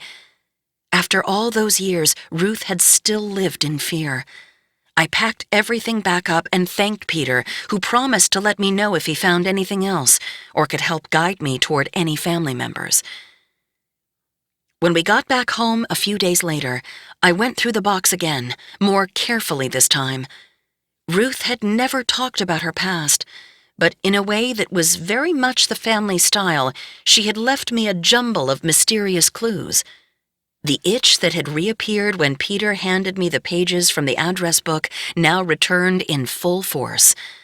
I took to my laptop and began searching. Starting with Ruth's address book, I Googled people in Germany with the name Kewin or Kuhn until I had a list of hundreds of potential relatives. Then I moved on to Facebook. I sent out countless inquiries into the ether, most of them dead ends, although I did receive a very nice response from a Hans Kewin who was absolutely no relation. We still send birthday wishes to each other every year. I continued searching, writing, strategizing, hoping for just one response. Weeks went by. Nothing. One night after work, I opened my laptop. There it was, a Facebook message from a Winnie Kewin. "Dear Chris, first, I have to apologize. My English is not the best. Yes, our fathers were brothers. The most things I know about our family are from the internet. My father died when I was 2 years old, so I have very few memories. The stories are all different, so my last hope was to get some information from Aunt Ruth. But she cut the contact after I asked some questions. Now there is no way to hear the truth. Vinny." It was Hans's son. After so many years, I had finally found a cousin. Aunt Ruth had mentioned I had family in Germany, but would never give me their contact information. She wanted to keep us separated. Easier to keep her secrets, I guessed. My quest to find the truth about my family sprang from a sense of curiosity, certainly, but also a deep need to know exactly what had happened to my dad during those years in Hawaii, and how, after all he had been through, he became the loving, terribly haunted person I knew. 19. Behind the Barbed Wire. With the attack over and the planes gone, panic was quickly turning to rage. The population was restless, anxious, and feeling vulnerable. Residents were in fear of additional airstrikes and of being picked up by authorities. Radio stations were off the air, and lights across the island went dark in a mandatory blackout order as a precaution against another attack. People huddled in their homes, frightened and cut off from the outside world, as emergency sirens pierced the blackness throughout the night. The territorial governor declared martial law. The military was now in charge. Arrests of Japanese residents, along with Germans and Italians, on the island continued for days. Most of those held would end up across Honolulu Harbor on Sand Island, a tiny coral spit of land just up from Waikiki Beach. Internees were sequestered on 5 acres of barren beach and coral, surrounded by a 15-foot-high wire fence topped with barbed wire. Armed guards kept watch in 8 towers anchored along the perimeter. The Cuans, like all detainees, were held until they could appear before a military board that would determine whether they could go back to their homes or would be forced to stay in the internment camp's harsh conditions. It would take almost 3 weeks for the family to learn their fate. The FBI had by now connected them to the bombing, thanks to the telegrams Shivers's men discovered at the consulate. In the weeks following their arrest, Shivers had sent agents to interview the family, but now he wanted to personally question my father to assess what he knew and what his role was in the plot. The special agent made the short trip from the FBI office to the immigration station. My dad had a vivid memory of that day, a mixture of anger and fear. 2 MPs showed up at his tent on Sand Island and ushered him down a sandy path to a small boat bobbing just off the dock. He knew the drill, having already been to shore for questioning several times. Typically, there was a boatload of internees from the camp being brought over for questioning. Now he was the only one except for the MPs holding rifles and staring silently at him as the small craft bounced its way across the channel to the station. When the boat pulled to shore on the other side, he thought that maybe this time they would let him go free. It was going to be his first real chance to explain to the FBI's top man that he had had no idea what his parents were up to, that he had spent his years on Oahu riding bikes through the acres of papaya and coconut trees on the family property, going to the beach and riding the waves with his friends, doing kid stuff, not acting as an adolescent cog in some great espionage engine. The MPs led him off the boat and through the doors of the station into a bright, sterile room where he sat and waited for the man who would decide if he would be freed or sent back behind barbed wire. Shivers began the interview with many of the same questions my father had been asked before. "What did your parents know about Pearl Harbor?" He showed my dad pictures of Yoshikawa, Okuda, and Kita. "Have they ever been to your house? Has your dad ever talked about them? Did your parents or Ruth flash signals to waiting Japanese subs? What went on at those parties your parents threw for military officers? What else do you know?" My father wasn't much help. He knew very little. He said he had seen the spy Yoshikawa at the house once, but that was it. He told Shivers, as he had told the others who had interviewed him, that he didn't have answers for anything else. That didn't satisfy the special agent. After talking with my dad, he decided that even though the 15-year-old boy sitting across from him didn't seem to know anything about what his parents were doing, he was still a major national security threat. Eberhard is to be considered as dangerous as Otto, Friedel, and Ruth to the internal security of the nation during this time of national emergency, read the FBI memo Shivers wrote. My father wasn't going anywhere for a while. It was no secret that Shivers felt he had been outwitted by the Cuans, and I wondered if he was taking it out on my father. I asked the FBI man, Shivers, why I was there, why they wouldn't let me go home, my father recalled. He said if I were released, they were afraid I might destroy the evidence they were going to use to convict my father. My dad was shaken and confused. He loved Hawaii. He loved America. Why were they treating him like a criminal, labeling him a national security threat, and lumping him in with people far more dangerous than a boy barely into his teens, even housing him with enemy soldiers? Following his interrogation, my dad rowed back to the internment camp in the same boat as the Japanese sub-captain they had captured, my father remembered. Sitting just a few feet away on that boat ride, Ensign Kazuo Sakamaki, his fellow prisoner, presented a horrifying sight. Distraught at being taken alive, a source of great shame for Japanese soldiers, Sakamaki had tortured himself while held on Sand Island, burning his arms and face with cigarettes, even asking for permission to commit suicide. My father watched the man stare hopelessly toward the horizon as the boat motored across the harbor, the scars and raw burns painful to look at. Here was someone who wanted to destroy the United States, my father thought, and the FBI sees me as being just like him. The man on the boat with young Eberhard had been, in fact, a key player in the attack on Pearl Harbor, a part of Japan's secret weapon. Shortly after midnight on December 7th, 5 midget subs that had piggybacked on full-sized subs for the long trip across the Pacific were released 7 miles from the entrance of Pearl Harbor, one of them captained by Sakamaki. The Japanese considered the subs, each carrying 2 crewmen and 2 torpedoes, to be their secret weapon. Just 78 feet long, they were 1/3 the size of conventional submarines, and able to navigate the shallow waters of Pearl Harbor where full-sized submersibles couldn't go.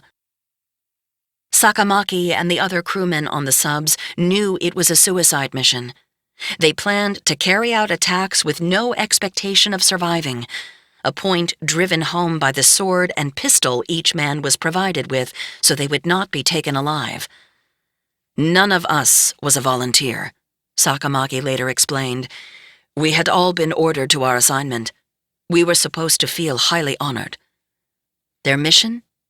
To infiltrate Pearl Harbor under the cloak of water and darkness and lie in wait until the bombing began later that morning.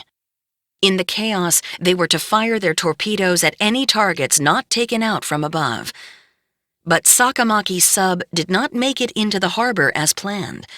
Navigating the tricky currents around Pearl and fighting a faulty gyrocompass, he got hung up 3 times on a coral reef. Once the attack began, his sub was spotted. A shot from a U.S. destroyer inadvertently knocked the sub free, but it also knocked Sakamaki and his crewmate unconscious. Their sub drifted aimlessly during the ensuing hours, peacefully riding the current past Waikiki and Diamond Head as the battle raged on, then past Hanauma Bay and Coco Head, eventually ending up on the windward side of the island, miles from the battle. When the men came to, it was nearly midnight and they had no idea where they were, but they did know the daunting nature of their next move. Under no circumstances were they to be taken alive, or to let their Navy's secret weapon fall into enemy hands. So Sakamaki ordered his fellow crewmen to abandon the submarine, lit the fuse of explosives designed to destroy the sub, and then plunged into the water himself. They waited for the explosion that would surely take their lives. Silence. The fuse did not ignite the charges, and the vessel bobbed harmlessly in the current. Exhausted, Sakamaki attempted to swim to shore. He came to hours later, lying alone on the beach at Waimanalo. His crewmate did not make it, drowning in the dark waters shortly after abandoning the sub. Soldiers patrolling the windward side of the island found Sakamaki and took him into custody, prisoner of war number 1, a dangerous Japanese enemy now on a boat with my father, and eventually sequestered with him on Sand Island. After traversing the harbor, Eberhard walked off the boat and back into the internment camp. From behind the fences at Sand Island, he caught glimpses of Honolulu and Waikiki, the scenic vista taunting in his captivity. The first 2 weeks were especially awful. Poor weather was exacerbated by the fact that few detainees had spare clothing. Razors and toothbrushes were also lacking. "We weren't allowed to stay in the tents during the day," my dad remembered. "Paper and pens weren't allowed. Newspapers weren't allowed. It rained a lot. The tents would often flood because there were no floors, only sand and shells. We used cans and buckets as toilets." There was intense pressure to intern the entire Japanese population of the island, 160,000 men, women, and children. Hoover and President Roosevelt, fearing an uprising, wanted a crackdown. Surprisingly, the man who stood in their way was the straight-laced conservative Robert Shivers. He fought it tooth and nail, astonishing Hoover and putting his career at significant risk. The close bond Shivers had formed with his Japanese-American adopted daughter Sue had swayed him. "I couldn't have let you and thousands of people like you be arrested," Shivers told her. The thought of Sue and scores of other innocents like her being forced into a camp had fueled a fire within that spurred him to take on the highest levels of the government. On the west coast of the U.S. mainland, 120,000 Americans with Japanese heritage would be put into camps and not released until the end of the war, with virtually no one ever being charged with a crime. Even the spy Yoshikawa, who was interned for a short time with Japanese Americans after his capture, saw the irony. "We were taken to a relocation camp full of innocent American Japanese," he recalled. "They had done nothing. It was a cruel joke. You see, I couldn't trust them to help me in Honolulu. They were loyal to the United States." While most of those held on Sand Island and in internment camps on the mainland were innocent of any wrongdoing, that was not the case with Otto and the rest of the Cuans. Before it was over, they would have to navigate the ire of an enraged American public, a furious government, and federal prosecutors hell-bent on punishing someone for the heinous crime of December 7th. 20. I assumed we would be executed. The Cuans celebrated Christmas locked up in detention. The next day, they were dragged before the internee hearing board, which would determine if any of them would be set free. After listening to the evidence, the board ordered Friedel to be held for the duration of the war, as she is involved in espionage and subversive activities. Next up was Ruth. Board members dictated that she would receive the same punishment as her mother. They then turned to 15-year-old Eberhard, standing before them shaking, no doubt, from the weight of the proceedings. They ordered him interned to avoid allegiance or any actions which his father or mother might induce him to make. As for Otto, he was ordered held in confinement pending the FBI investigation, his fate far from decided. A few days later, Otto was once again hauled into FBI headquarters. It was New Year's Eve. Agents sat across from him, intensely questioning my grandfather during a marathon session that lasted for hours. Who was your handler? Who else was involved? Where did all the money come from? Otto refused to divulge anything. He stuck to his story that the money was from an inheritance. He denied signaling any submarines. And he gave up no names. Frustrated agents began turning the screws as the hours-long session continued. Otto hadn't eaten since breakfast and asked for some dinner.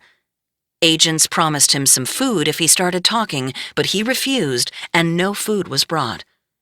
The questioning continued late into the night.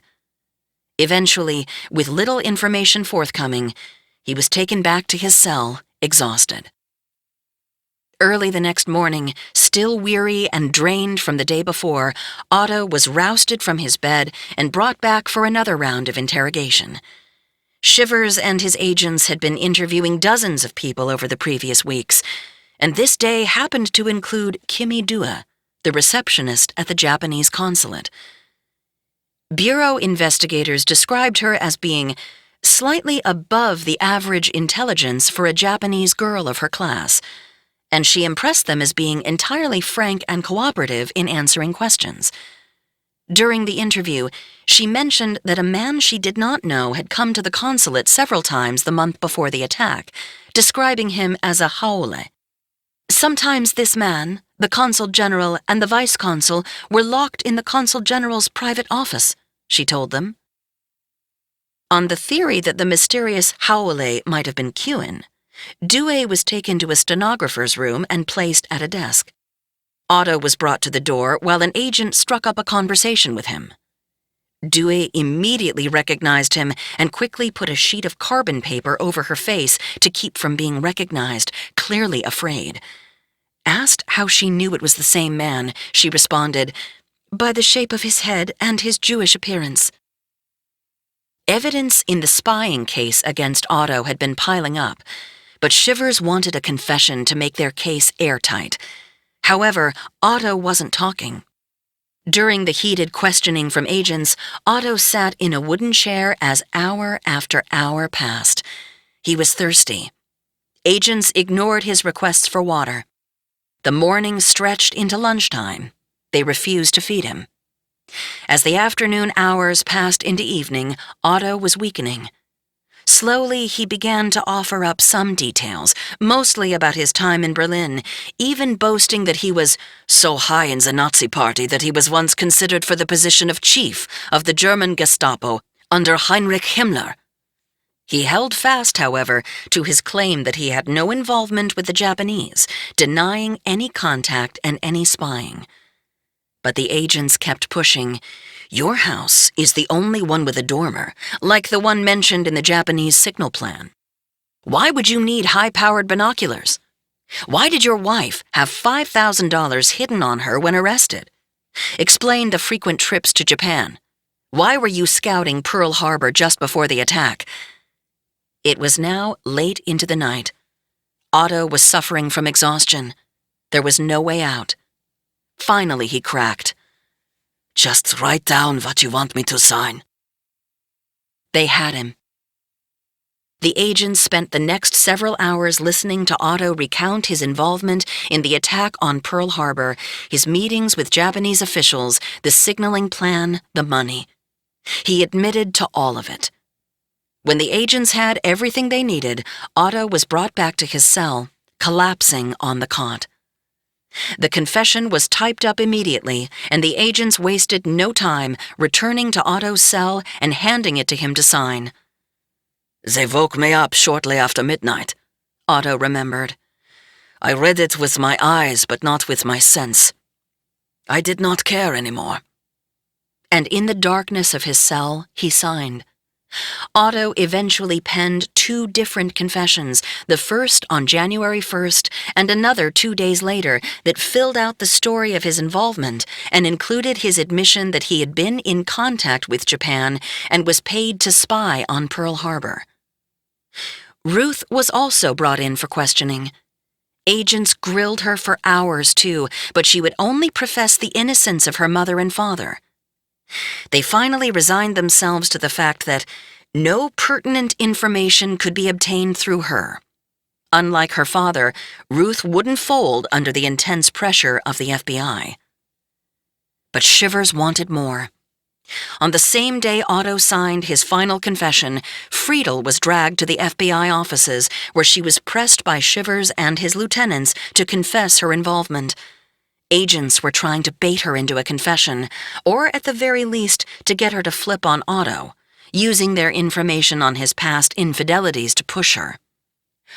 "I was told my husband had relations with a Japanese woman from a house of prostitution," she later remembered, "that he was said to have a child outside of wedlock, and that his automobile had repeatedly been seen standing in front of the house of a woman."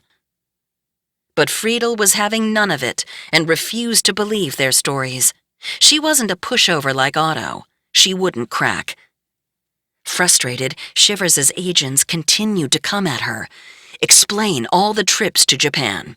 Why all the visits from Japanese officers? What of all the money from a Tokyo steel firm?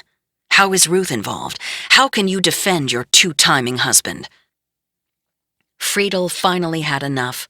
She leaped out of her chair and began hysterically screaming at the agents.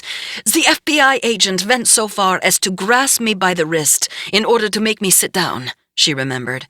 "I suffered a stroke of paralysis the same evening." But neither then nor in any ensuing sessions did she ever admit a thing. I wondered whether Friedel had been acting out of maternal instinct here or self-preservation. I wanted to respect the toughness, the fight she displayed while arguing that she and the children knew nothing, and neither did Otto, but I couldn't pin down exactly what her motivation was, which made it hard to know whether to respect her or despise her.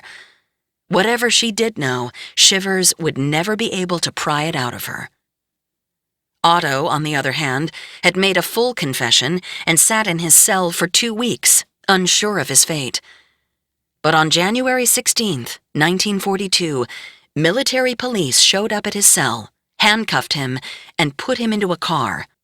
The scene eerily similar to when he had been arrested in Berlin. A police motorcycle, siren blaring, led a motorcade through the center of the island. Otto didn't know where they were going or what happened next, but after having signed a confession admitting to his role in the worst military defeat in American history, he could surmise it was nothing good. The drive took them past the sugarcane fields of Waipahu, the massive forest of stalks reaching 13 feet high on both sides of the road. In the distance was a pineapple plantation. The mix of smells created a hint of sweetness breezing across the valley, what must have seemed to him a last breath of Hawaii, of life. 20 minutes later, the piercing siren stopped, and the convoy pulled up in front of a building at Schofield Barracks, an army base that had suffered heavy damage and significant casualties during the Japanese attack. Military policemen pulled Otto from the car and marched him down a long, dimly lit hallway to a jail cell with only a small metal bed and no mattress or blankets. The steel door opened, and the MPs removed his handcuffs and pushed him inside before leaving him alone in his cell, listening to the rhythmic clicking of their heels as they walked away. And then he waited. The last month had been a blur. Now he was alone with his thoughts, and I wondered what my grandfather had spent that time thinking. Ironically, he had been scheduled to be formally admitted to the United States as a full-fledged citizen later that month. Just 30 days earlier, he'd been on top of the world, with the money, the parties, and especially the prestige that had evaded him so often. He'd been in trouble so many times in the past, but always had been able to slip free. And I wondered if he'd thought he would pull one last rabbit out of his hat. He sat on the cold floor assessing it all. The silence was deafening. After a long wait, footsteps pulled him from his thoughts. Out of the darkness came 3 figures, 2 MPs and Friedel. He had not seen his wife since their arrest after the attack. She was put into the cell next to his, and as the harsh clang of the steel sounded in the room again, they both broke down. She was shivering as she surveyed the surroundings. Most of the sunlight from outside was blocked by thick bars securing the windows. Otto took off his jacket and pushed it through the bars. They were alone, save for the 2 soldiers guarding the cells. The FBI had orchestrated this reunion, hoping to glean more tidbits from their conversation. As agents listened to the couple through hidden microphones, Otto and Friedel began to talk through the bars of the cell, almost whispering in their native German. "Are you sure you haven't done something?" Friedel asked quietly. "No," Otto responded. "Do you believe that?" she asked. Otto said nothing. "Menschenkind," she blurted out, man alive. "What did you say?" Otto said. "I just made a written statement. What have we come to?" she said with a sigh. Friedel went on to add that she had admitted to nothing, despite the intense questioning. "What did you write?" "A complete confession," Otto answered. "Then they know everything. What a stupid thing you have done. You had no reason to sign your name to such a document." "But what could I have done?" Otto said. "Rubbish," Friedel told him. "What crazy things you have done." "You remember what the Japanese consul sent me?" Otto offered, alluding to the $14,000 payment from Yoshikawa. "There was no letter, no evidence connected with it." Friedel was no longer whispering, "Oh, God!" "The FBI wondered where I got the money, and I didn't know what to say," Otto said. "From the beginning I was afraid. You should not have telegraphed and telephoned and done all those things that aroused suspicion," Friedel said, alluding to the frequent contacts with the Japanese consulate. The two were quiet for a long time, Friedel's intermittent sobbing the only sound echoing from their cells. Friedel finally broke the silence. "I am so very sorry for you. You can never get out of this. You should never have written it. You shouldn't have told them anything." She fell quiet again for a while. Then she went on. "You have made yourself unhappy, and me unhappy, and the children unhappy. I wish we were all dead. I am feeling so bad. I wish I were dead." "Don't go on like that on our last day," Otto said quietly. Like his wife, he was convinced their execution would take place at dawn. "It shouldn't have been like this," Friedel cried. "We must tell each other goodbye," Otto said, speaking through his sobs. 21. The Trial. United States of America versus Bernard Julius Otto Kuhn. At 10:15 a.m. on February 19th, 1942, Otto Kuhn was escorted in handcuffs past the armed military guards stationed at the door outside of Courtroom 2 in the Federal Building in Honolulu. He took a seat next to his attorney. 2 military policemen stood stoically at attention at the back of the room. Other than the court reporter, the benches behind Otto were empty. President Roosevelt was concerned about reprisals against Americans abroad if word of the proceedings got out, so the trial would be held in secret. Otto faced 3 separate charges of espionage for his role in the bombing of Pearl Harbor. His trial was before a military tribunal, the Military Commission of the Military Governor, Territory of Hawaii, instead of a civilian court, because he was charged after martial law had been declared in Hawaii. The prosecution was led by Captain Eugene Slattery of the U.S. Navy. Major General James Woodruff oversaw the proceedings as president of the commission, in essence the judge, with a board of 5 officers serving as jury. Otto was defended by Major Harrison M. Coppin, a military lawyer appointed just before the trial began, leaving him little time to prepare. Otto had been unable to find a private attorney to represent him. No lawyer would defend the only person held responsible for the attack on Pearl Harbor. Dressed in a brown suit, Otto stood silently as the espionage charges were read by Slattery. Charge 1, unlawfully conspiring to transmit information affecting national defense. Charge 2, unlawfully obtaining information affecting national defense. Charge 3, Slattery continued, unlawfully disclosing information affecting national defense. It was all clearly overwhelming for Otto. Following the reading of the charges, he blurted out, "The systems of signals I gave the Japanese consul," and was immediately cut off by the prosecution. "I don't agree with the charges," Otto yelled before being quieted by his lawyer. The court asked for his plea. "Not guilty," Otto replied, still standing. The prosecutor, Slattery, clad in his crisp navy dress-white uniform, 4 gold bars affixed to each shoulder, stood, looked up from his notes, and addressed the court of fellow officers. "The testimony we'll introduce will relate to his activities in Germany prior to the time he came over here. We'll attempt to show to the court his political activities in Germany and his connections there. We propose to show in substance that the accused went to Japan personally, offered to prepare a set of signals for the Japanese consul, and offered to obtain information as to the number of ships of various kinds out at Pearl Harbor." Coppin said nothing in response, offering no opening statement in Otto's defense. One of the first witnesses was the receptionist at the Japanese consulate, Kimi Dewey. Once she was sworn in, Slattery pointed to Kewin and asked, "By what name do you know him?"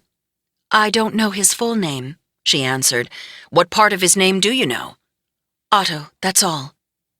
Dewey went on to say that Otto had been at the consulate several times during 1941, including at least once in the early part of the year, and once around August, much earlier than the claim in his confession that the first time he had ever visited the consulate was in November 1941. Dewey said that the first time Otto came to the consulate in 1941, both Consul General Nagao Kita and Vice Consul Otojiro Okuda acted as if they knew him, despite his never having been there before. The detail painted a damning picture of earlier clandestine meetings and communication between Otto and the Japanese officials. His defense attorney, Koppen, did not endeavor to chip away at any of this upon cross-examination, instead asking about floor coverings, perhaps an attempt to raise questions about the witness's memory, but seemingly without purpose. "Miss Dewey, in this little hallway here," he asked, pointing to a drawing of the inside of the consulate building, "how was the floor paved, if at all?" "With linoleum," she answered. "With linoleum. And can you specify any date at any time in any year when this defendant visited the consulate? Any particular date?" "No particular date." With that, she was excused.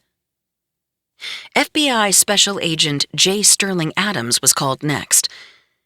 "There was an indication, a strong indication, he was directly involved in some un-American activities," Adams testified as he laid out the FBI's findings. It was now 4:30, close to the time court was scheduled to adjourn. The prosecution wanted to call one more witness, so Slattery asked the court if anyone objected. "How about getting home before dark?" was the response of one member of the jury, perhaps portraying their collective impatience with the entire proceeding. Otto was brought into court the next morning wearing the same brown suit he had had on the day before. At 10:05, the session was called to order. Walking up the aisle to take the stand was Robert Shivers. Otto was the reason the special agent had been sent to Hawaii. The trial was the culmination of his 3-year investigation, and there was no doubt in Shivers's mind that the FBI had brought down a very bad man. Shivers proceeded to tell the story of how the FBI had burrowed into the lives of not just Otto but the entire Kewin family. His testimony included observations, forensic accounting, interviews with friends and neighbors, and intercepted communications between the Japanese consulate and Tokyo, as well as evidence collected at the Kewins' home. He also mentioned that when Friedel, Otto, and Ruth were brought to the FBI offices on December 15th for an interview after their arrest, they all flatly denied ever working with the Japanese, though Otto later confessed to it. Koppen again declined to cross-examine a prosecution witness. Slattery then announced his next witness. "We call Eberhard Martin Kewin to the stand." Lanky and tall for his age, he strode up the aisle and past Otto. Brought from the internment camp to testify against his father, it was the first time he had seen Otto since shortly after his arrest. "What relation are you to the defendant in this case?" Slattery asked my father after he had been sworn in. "His son." "How old are you?" 15. "Where were you born?" "Germany." Following a litany of questions about both of his parents, Slattery got to the point. "Do you recall a Japanese coming to your home at Kalama sometime about the middle of October 1941? He asked. "There came one, yes." "Go ahead and tell the court what happened when that Japanese came out." "Well," Eberhard said, "I was feeding the chickens and getting chicken feed from the car, and the Japanese was standing by the garage. He asked to see Mr. Kewin, and I said, 'Anything I can do for you?' He said, 'No, I want to see Mr. Kewin.' So I called my father and walked away." He was shown a picture of Takeo Yoshikawa. State whether or not, in your opinion, that was the Japanese that came out on this afternoon, Slattery said. Eberhard studied the photo. Yes, he has a resemblance, but I could not say he was this one or not. About how long was he with your father at this time, this Japanese? I think about half an hour. After a few more rounds of questions, Eberhard was excused. As he walked from the stand toward the doors at the back of the courtroom, he passed the next witness coming up the aisle, his little brother. Eberhard stopped and put his hand on Hans's shoulder. He gave Hans a long, silent hug as their father looked on. Hans didn't want to let go, trembling as Eberhard consoled him. Eventually they were separated, and Eberhard was ushered the rest of the way down the aisle. Hans Kuhn was then led past his dad and onto the witness stand. Unlike his older brother, who was tall for his age, giving people an impression of maturity beyond his years, Hans was smaller and frailer than a typical 9-year-old. He had to be terrified as he stood there, alone, looking at his father across the way, not completely comprehending what was at stake. Hans had not seen his dad since watching him be handcuffed with Friedel and Eberhard and led out of their house 2 months earlier. The next witness is the 10-year-old son Hans, Slattery told the judge, missing his age by a year. I believe we may have to question a little bit to see whether he understands the nature of an oath.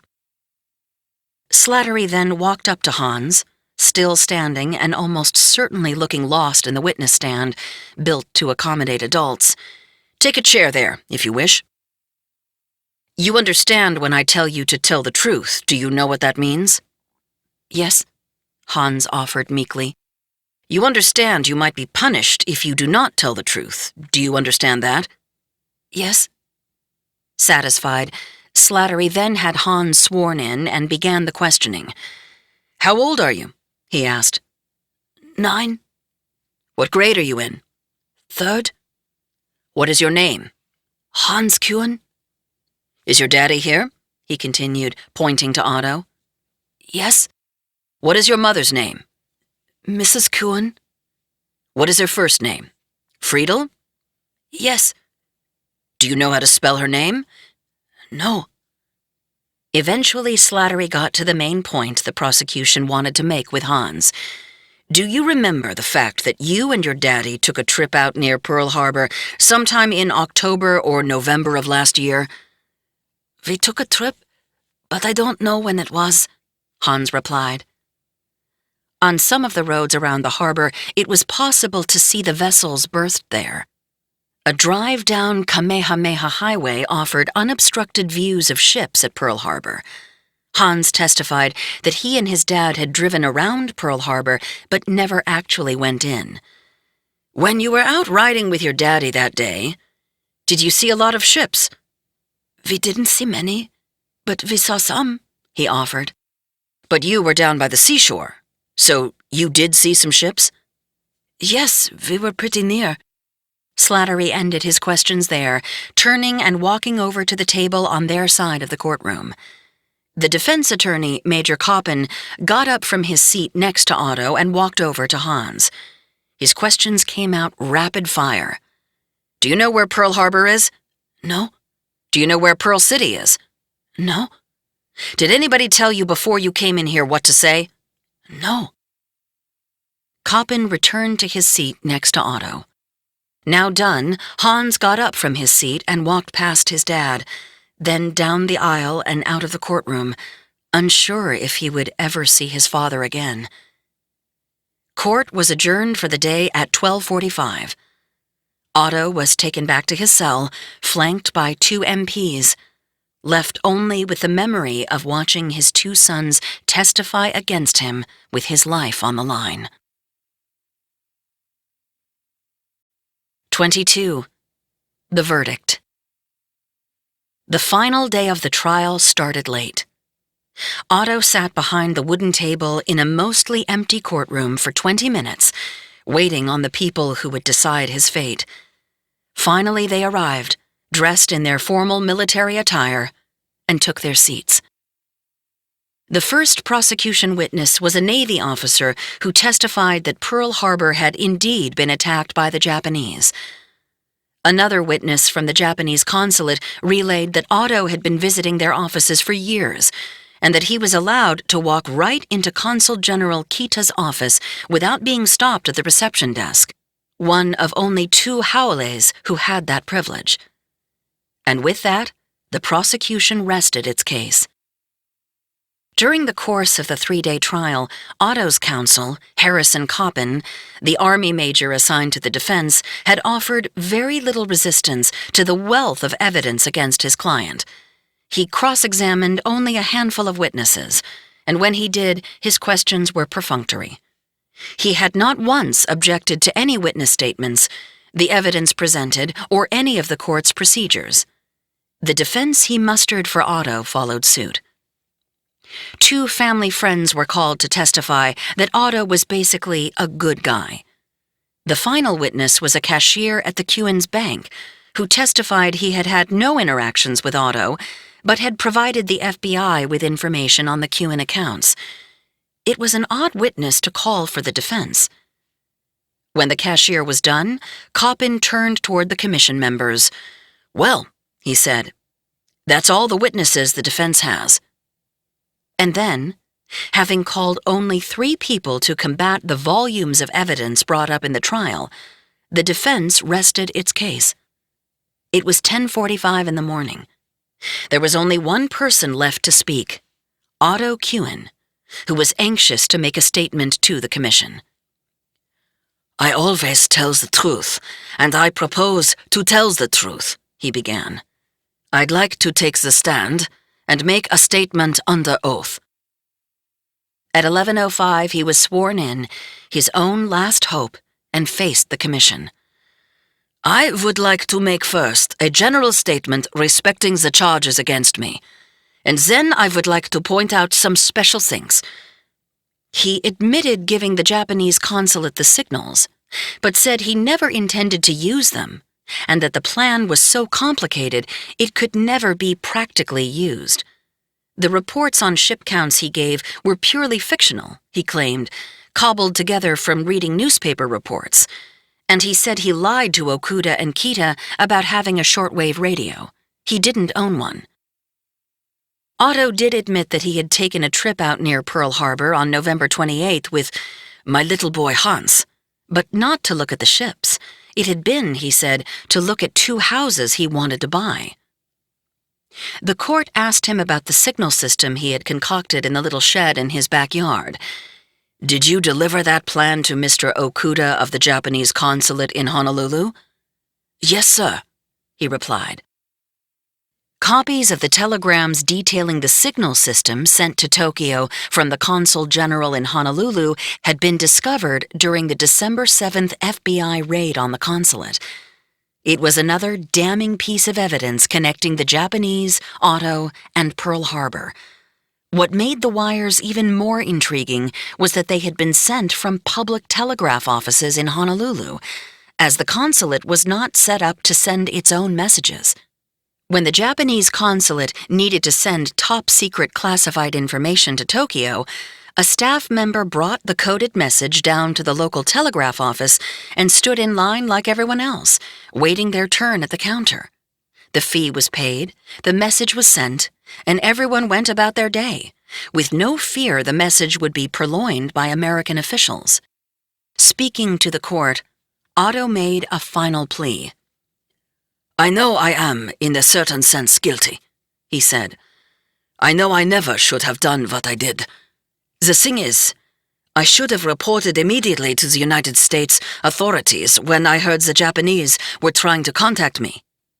I don't feel to be a criminal. That's all, sir." Otto walked back and sat next to Coppin, who was then given the opportunity to make a final closing argument, a last chance to attack witness statements, refute evidence, and sway the opinion of the court. "No, sir. No argument," was all he offered. Members of the commission then adjourned to vote on my grandfather's fate. It was a secret ballot, with 3 days of testimony to decipher and a man's life hanging in the balance. They were gone for 11 minutes. The military officers who made up the commission returned to the courtroom, which was cleared of everyone except the prosecution and defense counsel, the court reporter, members of the commission, and Otto, who stood as Major General James Woodruff read the verdict. Upon secret written ballot, all of the members present at the time the vote was taken, concurring in each finding of guilty, he read. The commission sentences the accused to be shot to death with musketry. Woodruff then looked at my grandfather. Mr. Kewen, he said, the commission finds you guilty of the 3 charges and sentences you to death by shooting. That will be all. The court will adjourn. Otto had no reaction. Resigned to his fate, he was taken back to the cold, dank cell that had housed him throughout the trial, and waited for the firing squad. All those present at Otto's trial were sworn to secrecy. Attorney General Francis Biddle informed President Roosevelt of the verdict in a memo on March 4th, leaving the decision on how long to keep it a secret up to him. Kensington, Maryland. You have to read this, I said to Mark on a rainy Saturday morning in 2022, handing him a packet of papers. The trial transcript was several hundred pages long. It had been buried in one of the boxes at the National Archives, and I'd made a copy of it during one of our trips there. I had finally gotten a chance to read it. Mark looked at the thick file, then back at me. Right now? He said. Trust me, I said. You won't believe what's in there. I'm going on a long walk to clear my head. I stepped out the door and down to the woods as the rain sprayed my face. I played the trial over and over in my mind as I plodded along the muddy trail. The pattering of raindrops on the leaves was calming. I needed it after helplessly watching the secret trial unfold on the pages of the transcript. I couldn't get the thought of my dad and Hans out of my head. 2 boys sitting there helplessly on the stand, being grilled by prosecutors. After an hour, I made my way back home. Mark had finished the transcript. Wow, he said as I hung up my wet jacket. I can't fathom how impossibly hard that must have been on your dad. Can you imagine having to testify against your own father in a trial that would determine whether or not he would be shot to death by a firing squad? I said. No wonder he buried it for all those years, Mark said. I could only wonder how my father dealt with it. Testifying against his father, breaking ties with his mother, watching his little brother suffer. It must have been torture. And at that point, my father had no family to speak to, no one to confide in. And poor Hans. He couldn't possibly have known what was at stake, Mark said. It certainly scarred him, I said. We were quiet for a minute, both pondering what it would be like if our kids had to go through something like that. It hurt to think about. Do you think your grandfather kind of got railroaded here? Mark asked, breaking the silence. What? I said. Well, the judge and jury were made up of military officers, not exactly a jury of his peers. And his defense attorney was also a military officer, I said. Meaning the people who tried and convicted him and defended him, Mark continued, were a bunch of guys who, I can only imagine, were extremely pissed off at this guy who they held responsible for the bombing of Pearl Harbor. I hadn't really thought about the trial being fair or not. My grandfather was guilty. Everything I had uncovered during my research left no other answer. I couldn't figure out what his defense attorney, that Coppin guy, was even doing half the time, Mark continued. He's asking the receptionist at the Japanese consulate what the floors are covered with, linoleum? That's what he wants to focus on? Following the attack, Americans were filled with rage, and my dad told me he always felt like his father became a convenient target for the collective fury of a nation and a military tribunal seeking vengeance. That's how he coped with it all. Fair or unfair, railroaded or not, I knew in my heart Otto had been guilty. He'd obviously been a secret agent paid to spy, and clearly he'd thought enough of the Nazi agenda to fight for a job as head of the Gestapo. He'd done bad things. He should have been punished for them. Of that, I was sure. 23. The Submarine Saboteurs. In May 1942, 2 submarines departed a German base in France, each loaded with explosives and a crew of 4 spies. It would be a dangerous 3-week voyage across the Atlantic. Submarine crews suffered mightily. 3 out of every 4 sailors on the U-boats died in battle, typically winding up at the bottom of the Atlantic, trapped and helpless. Those who survived faced brutal conditions. Diesel fuel permeated the air, and their food tasted of the stuff. Meat was hung from pipes in narrow walkways to store it. Crews didn't bathe during the entire voyage. Temperatures often reached 100 degrees, leaving men on duty in the uniform of the day, a pair of sneakers and their underwear.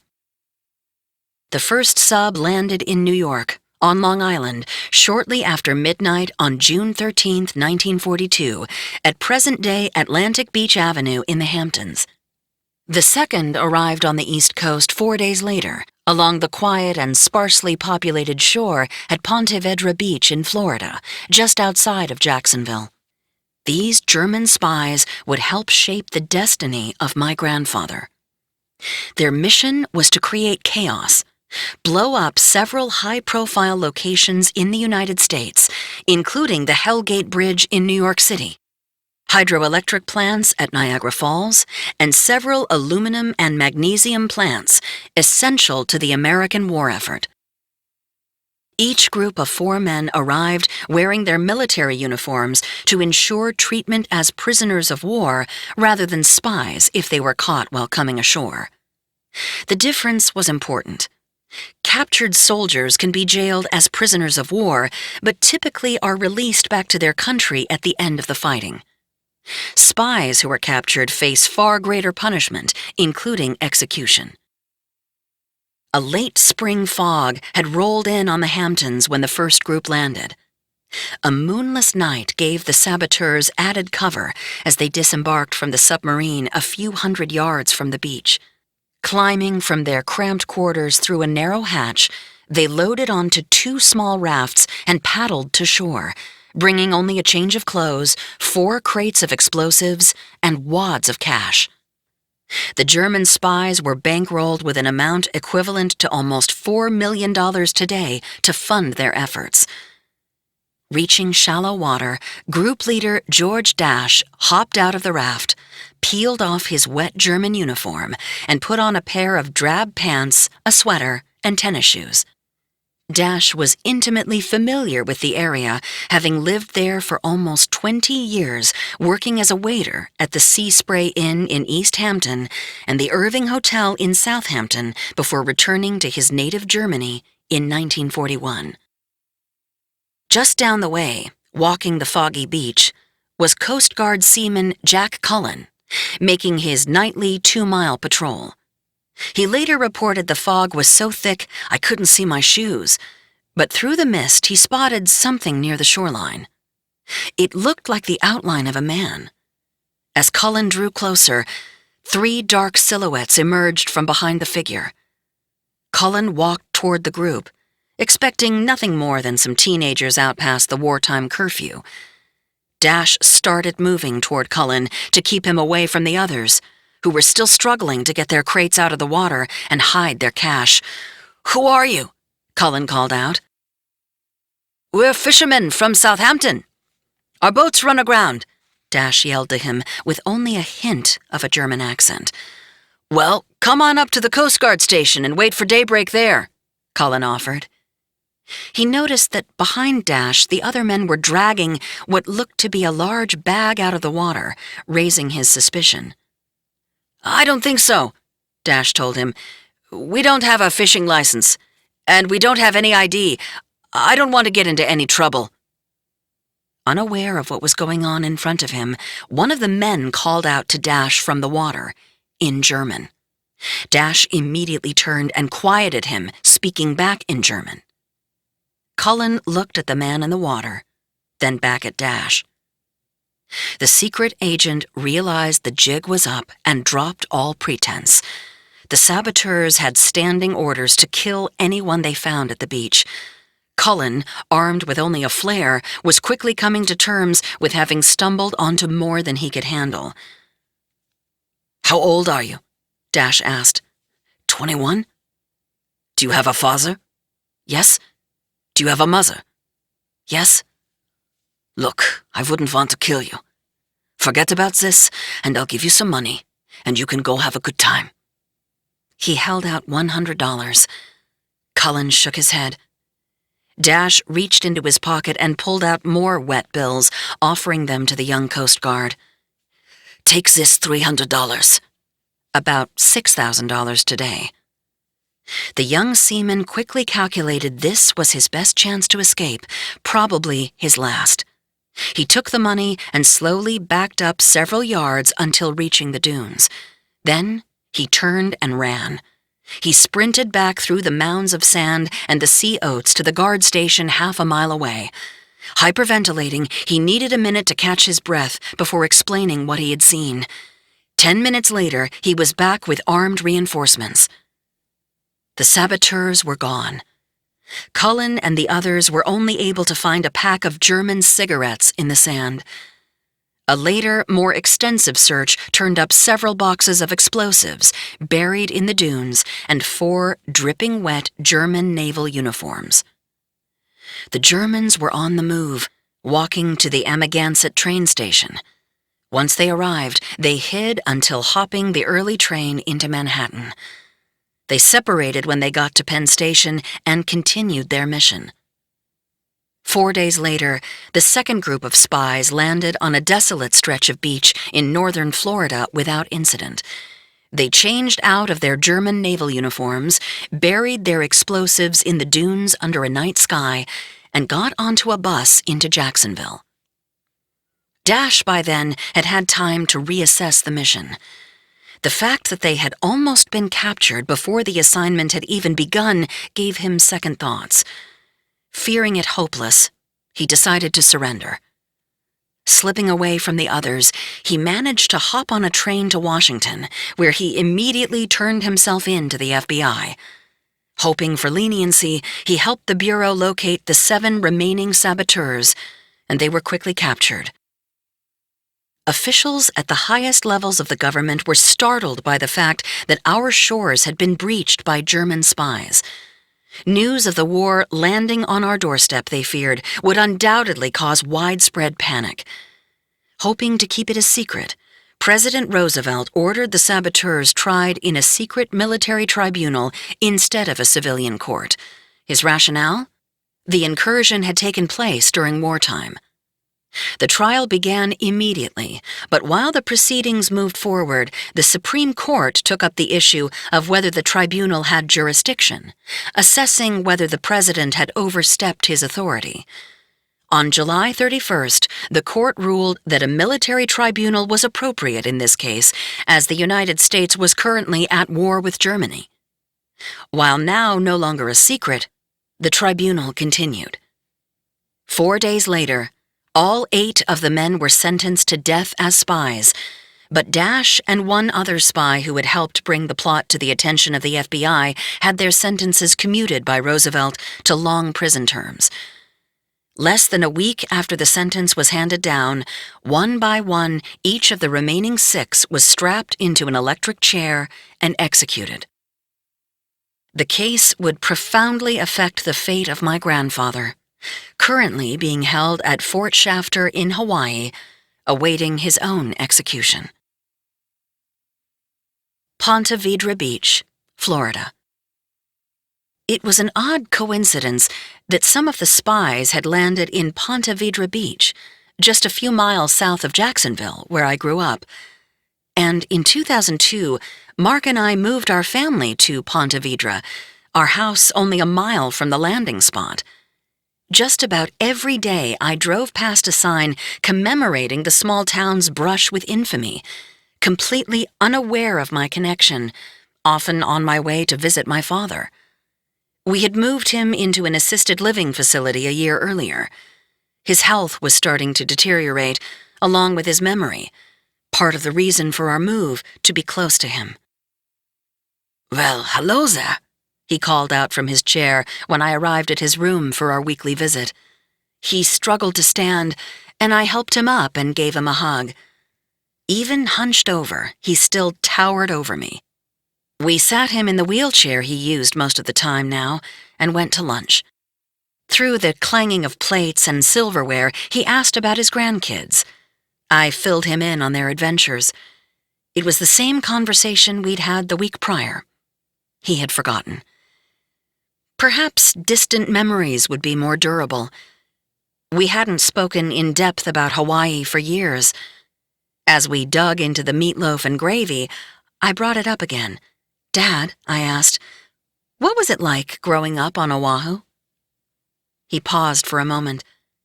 In his expression, I saw frustration.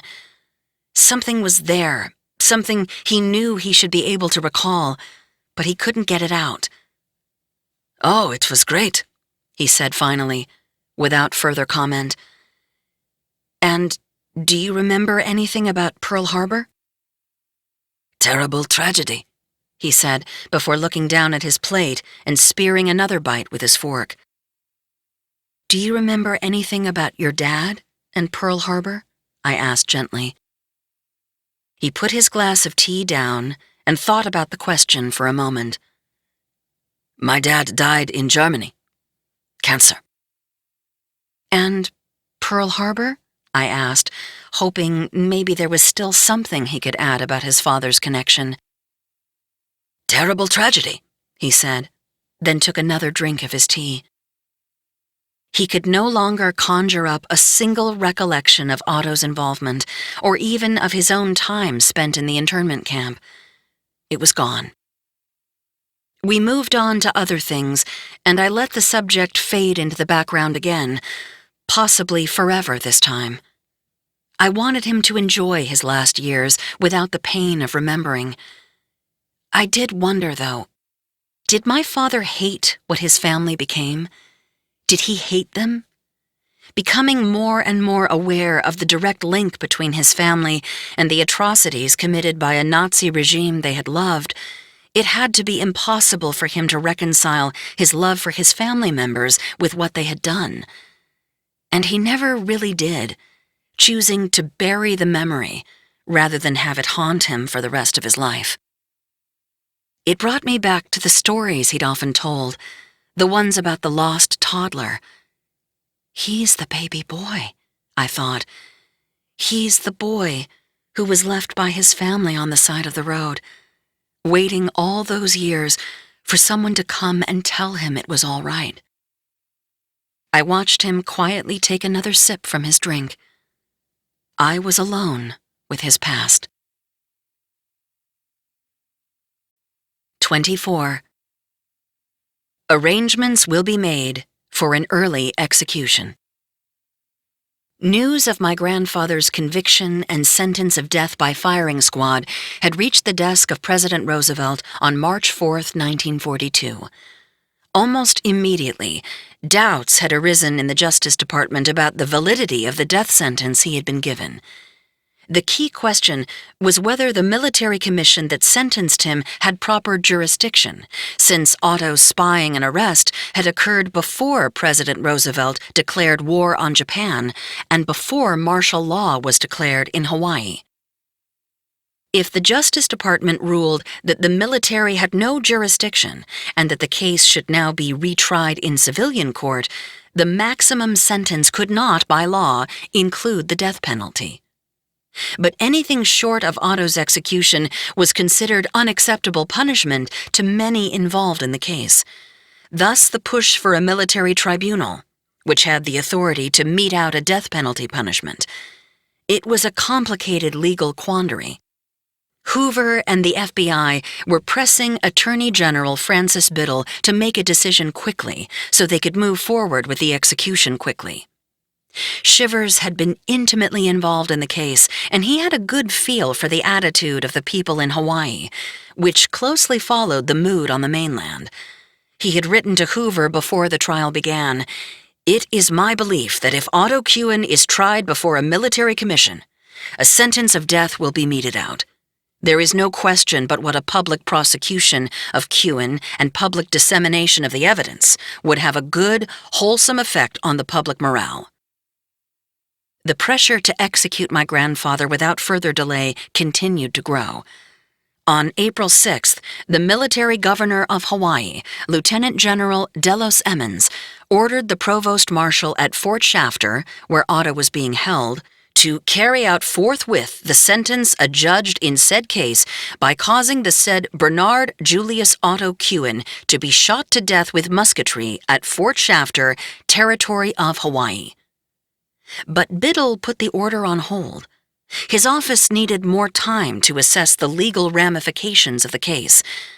As lawyers reviewed the statutes, the FBI kept pressing for an end to the delay. On August 7, 1942, Hoover sent the following memo to Biddle. "We have been informed that the decision of the Military Commission was referred to the Judge Advocate General, which upheld its finding, then referred the matter to the Department of State. If you are fit to defer, arrangements will be made for an early execution of Kuhn." Everyone, it seemed, was in agreement that Otto Kuhn should be put to death, and quickly. But before weighing in with a final decision, the Justice Department was waiting for the written opinion from the Supreme Court on the German submarine saboteur case. The court had reached a decision in July, but the final full opinion was not issued until October 29th. The court upheld the executions of the German spies because the sentences had been determined by a military tribunal in a time of war. But Otto's spying had taken place in a time of peace, when a military tribunal did not have the authority to invoke the death penalty. Looking to avoid the spiderweb of legal problems the sentencing had created, the military governor of Hawaii commuted Otto's sentence to 50 years at hard labor, the maximum punishment for espionage committed in time of peace. Emmons hoped this would assuage any concerns about an unjust sentence, rolling the dice that this punishment would hold up on any appeal about whether Otto should have been tried by a military commission at all. Attorney General Biddle, learning the death penalty had been taken off the table, ruled the matter closed. On November 20th, 1942, Otto was transferred from Hawaii to Fort Leavenworth, Kansas, to begin his punishment. He boarded a ship at Honolulu Harbor for a trip that would take almost 2 weeks. Gone were the hula dancers and Hawaiian music that had greeted him the first time he set foot in the harbor years earlier. This trek was in handcuffs and a room below decks. It couldn't have been lost on my grandfather. This was the last time he would see paradise. Upon arrival at Leavenworth and its maximum security federal penitentiary, he was pulled from the car and got his first look at the brick facade of the 4-story entrance, flanked by guard towers rising on either side of the 40-foot walls that house the country's most notorious gangsters, robbers, and spies. A frigid winter wind greeted Otto as he slowly walked through the gates. Temperatures would drop into the 20s at night and wouldn't rise much further during the day. But Otto would come to miss the cold while working under the blazing sun of summer and 90-degree heat. It was not a forgiving place. His cell was small. Dirty iron bars kept him confined at night. He slept on a small metal bed next to his exposed toilet, a desk and chair the only comforts in the barren confines. He quickly adjusted to a new routine. Mornings would come early, with Otto herded into the prison cafeteria to eat cold eggs or cereal with 1,500 other inmates. Those doing hard time with Otto would then have heavy metal shackles locked around their ankles, attached to an iron ball weighing 18 pounds, before heading out on work crews for the day. Their hours were spent building roads, farming, or digging ditches, the constant din of steel cracking rock ringing in their ears as they worked. A life turning big rocks into little rocks and digging ditches to nowhere. Kita and Okuda, the Japanese consular officials who worked with Otto, were also being held, but no charges would be forthcoming, as they would be used in prisoner exchanges for American diplomats being held overseas. During questioning, Kita would neither confirm nor deny that the consulate engaged in intelligence or espionage activities, stating that all of the activities were at the direction of the Japanese government. He denied knowing Otto Kuhn or utilizing his services to gather intelligence information. Okuda was equally uncooperative, stating that his actions were not of his own discretion, as he was merely following instructions as a consular official and therefore did not consider anything he did to be espionage. He did admit taking a trip with Takeo Yoshikawa to Kailua in late October 1941, but insisted the trip was only to see a golf course, and that he had even brought along his clubs. He admitted, however, that his companions did not have golf clubs, and he did not see a course or play golf that day. Okuda denied knowing Otto, but admitted to giving Yoshikawa a package during that trip, though he said he didn't know what was in it. Yoshikawa, echoing his bosses, swore to investigators he wasn't acquainted with Otto, despite Okuda's admission that he had given Yoshikawa a package to deliver to him. By June, the Japanese officials were free, sent home during a diplomatic exchange for American diplomats held in Japan. The swap was a success, but not everyone was thrilled. Bitter that none of the Japanese consular officials would be held accountable, FBI officials lamented that there was sufficient evidence to have convicted Nagao Kita and Otojiro Okuda. However, an American life is worth many times that of a Japanese, and our hostages were returned safely to the United States. 25. Rescue Eberhard for me.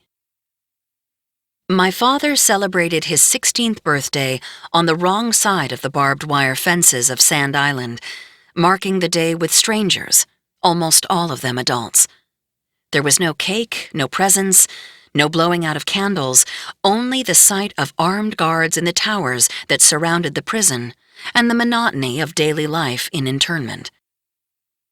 Eberhard slept on a small wooden cot under a cramped canvas tent, open to the elements on all sides, along with 7 other bunkmates crammed into the space. And instead of lounging at the beach, riding his bike, or going to parties like other teenagers in Hawaii, his days mainly consisted of walking the grounds, taking care not to venture too close to the perimeter for fear of being shot. It was as if his life was just drifting away like sand whipped along by a capricious breeze, with no way out and no idea when, if ever, it might end.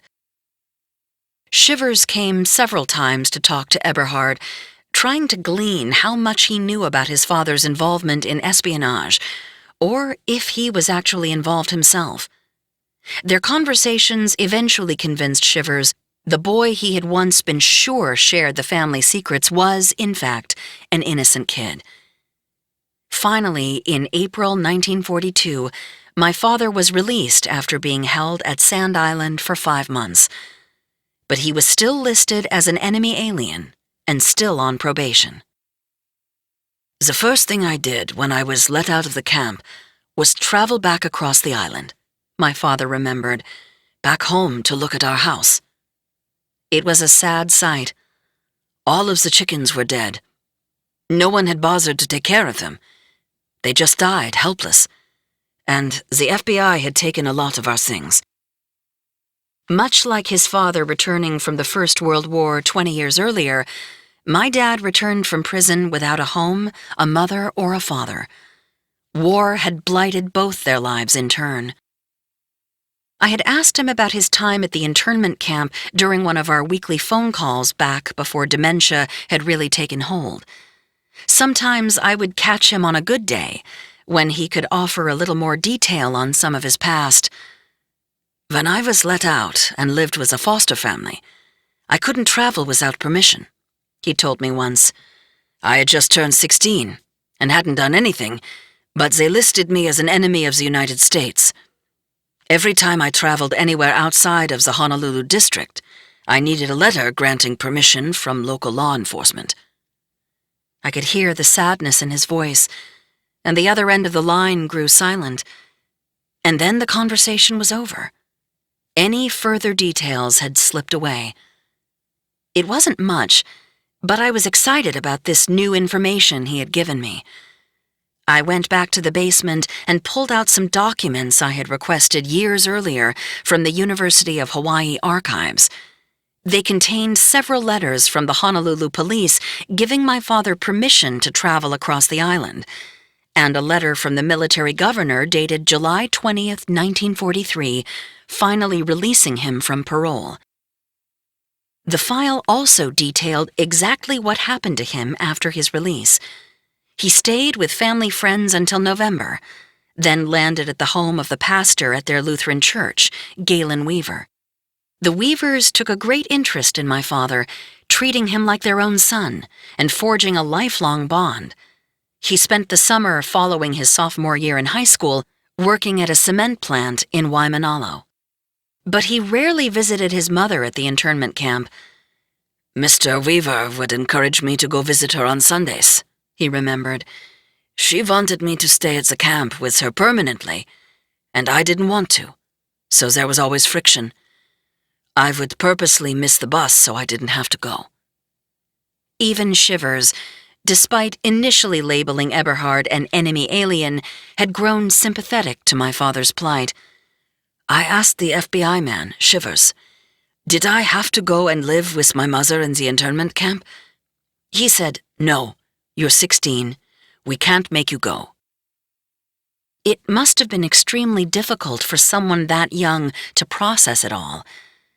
Growing up in a family of committed Nazis and witnessing the carnage of Hitler's regime as a child in Berlin had left its mark. The move to idyllic Hawaii made him believe they had left it all behind. And then, this. The choices made by his parents had put him and his brother Hans, and even his sister Ruth, in an untenable position. Of all of them, my father chose to break free from his parents and their pasts, but it would come with great costs. Burying the secret of his parents and what they had done meant leaving his previous life behind and starting from scratch.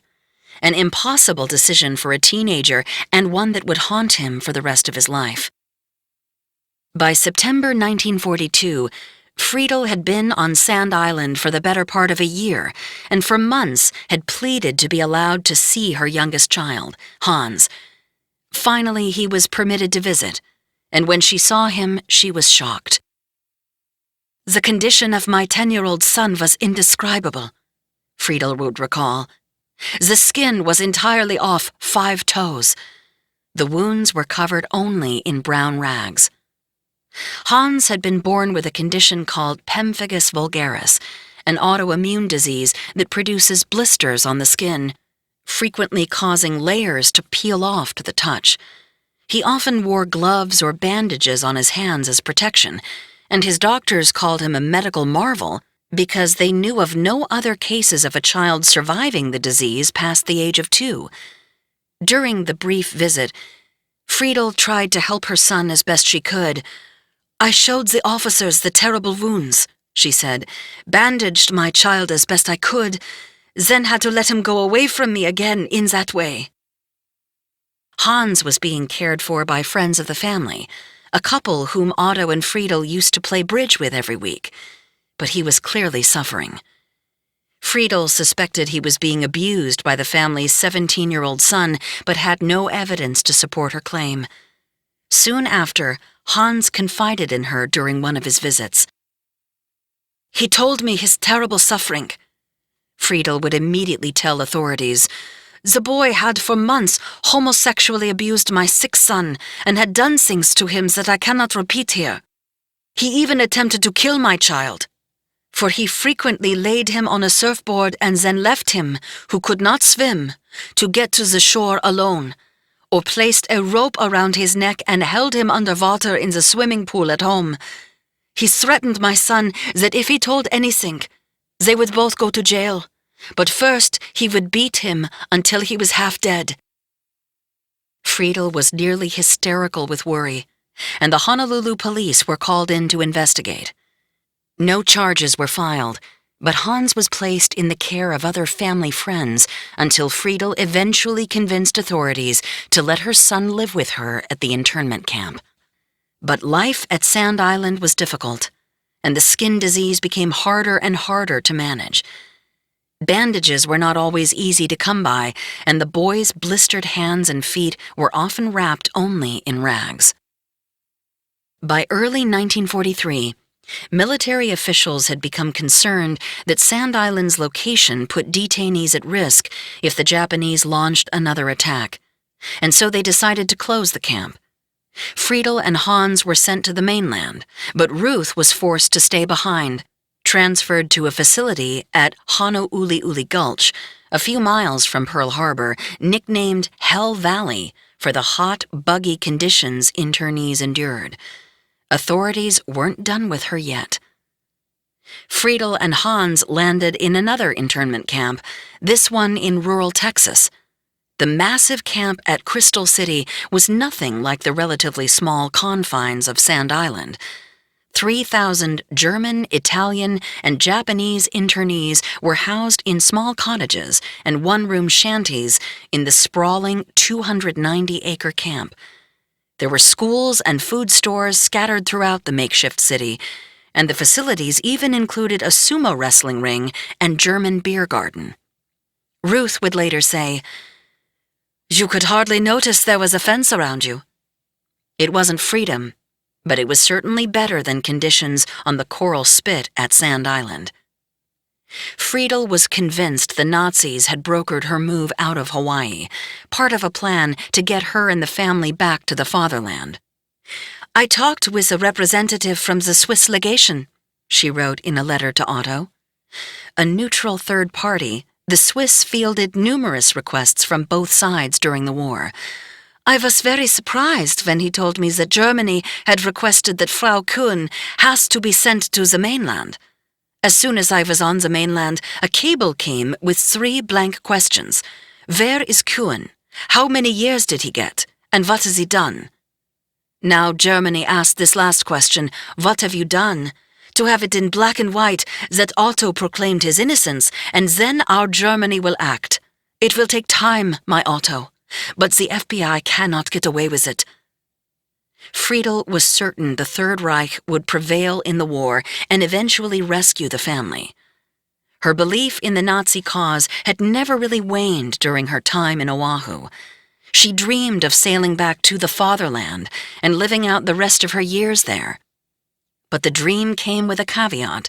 She wanted all her children with her on the journey back. Ruth had eventually been transferred to Crystal City to be reunited with her mother and youngest brother, but still missing was my father. In a series of letters to Eberhard, Friedel pleaded with him to come and live in the internment camp in Texas.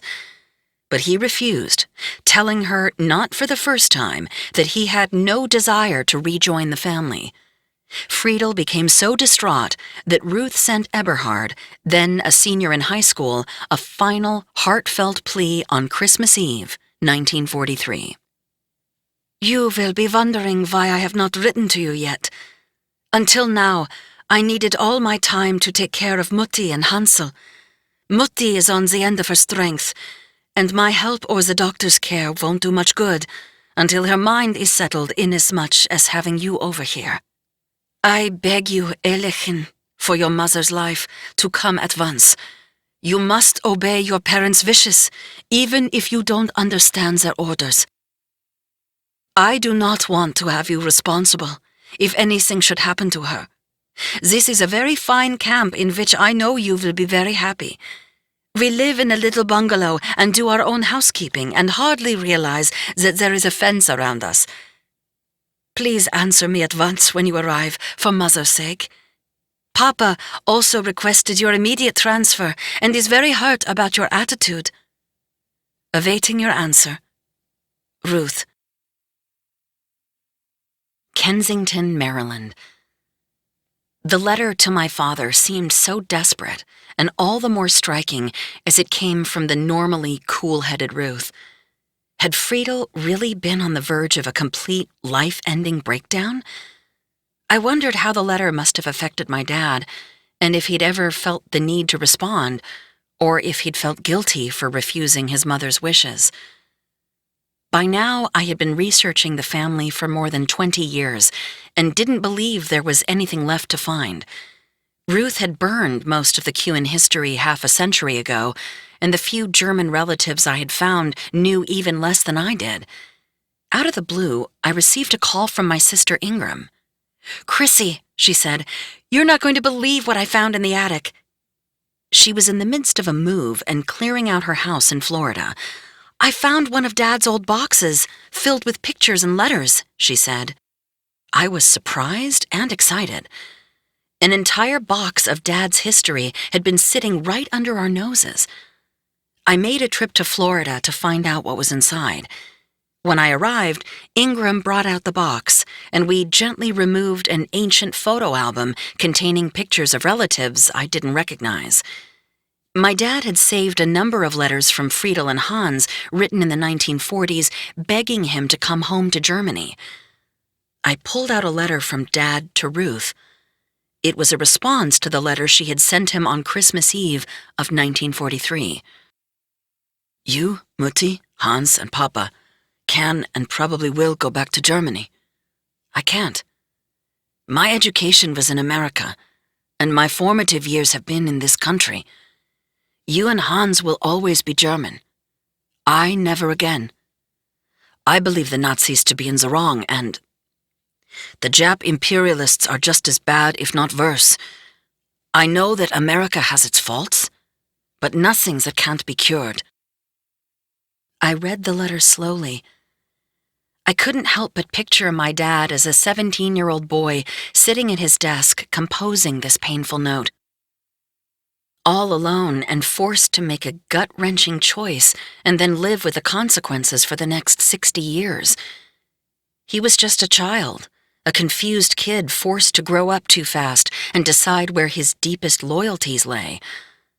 I put the letter in my lap and wept, wishing I could have talked to him about it, wishing he hadn't felt compelled to keep it from us for all those years. I remembered how he absolutely loved the time spent with my mom's family on the quiet beaches of Pawleys Island in South Carolina.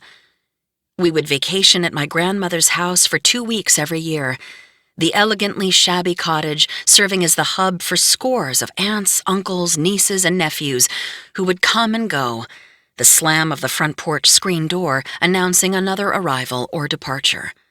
Cousins of all kinds would pack the house, sleeping 2 and 3 to a bed, on self-made floor pallets, in hammocks on the porch, any spare spot would do. Family filled every nook and cranny. This was when my dad seemed happiest. Underneath a fresh sunburn, he glowed with contentment. I didn't know why at the time. I thought maybe the fishing and swimming at the shore reminded him of the good times in Hawaii, warm ocean breezes embracing him as he napped on a hammock in the yard. But after reading the letter he wrote as a teenager, I realized that the comfort of a large family bursting out the seams of the old cottage filled a void for him created years earlier. Family healed him. I sat on the floor for the next several hours and read every letter in the box. Friedel was crushed by her son's response to her letters. She was convinced he had been brainwashed and was about to be conscripted into the U.S. Army against his will, forced by the Americans to fight against her beloved Germany and his brother Leopold. It was inconceivable to her that her son would choose America over the Reich, and in a desperate plea, she implored Leopold to ask the Nazi regime to intervene. She sent the message secretly with a German who had been interned with her in Crystal City and went home in a prisoner exchange. "This opportunity to write to you was sent of God," she wrote Leopold. "You must rescue Eberhard for me. Demand his being brought here to Crystal City. Rescue Eberhard, I am at the end of my string. Only the intercession of Germany can change this misfortune." If I had any doubt about which side my grandmother was on, this document ended it. It was frightening to think that if my father hadn't stood his ground, or if my grandmother had been a notch more convincing, he would have ended up back in Germany, forced to fight a war Germany wouldn't win, probably dying in the process. In her note to Leopold, Friedel also relayed a list of grievances and detailed the misfortunes the family had suffered, including Otto's trial, which she called a sham, the theft of their property by the government, inhumane treatment at the internment camps, and the abuse Hans suffered at the hands of his foster family. She ended the letter with, "Rescue Eberhard for me. The reality was more awful than words could describe.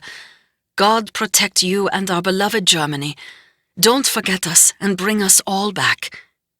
And she signed it, "Your loving mother." After reading the letter, Leopold leaned on his connections and managed to bring his mother's plea for help to the attention of the director of the German Foreign Office in Berlin, who apparently thought the family's misfortune could be an opportunity for some useful propaganda. "This sorely tried family will be given support, and above all, that attempts will be made to send the son, Eberhard, to his mother and family in Crystal City. Should the American government refuse to fulfill the wish of the mother, it would be appropriate to ascertain what countermeasures could be taken against the inhumane acts of the Americans. Heil Hitler. Signed, Hellermann Oberreichsleiter."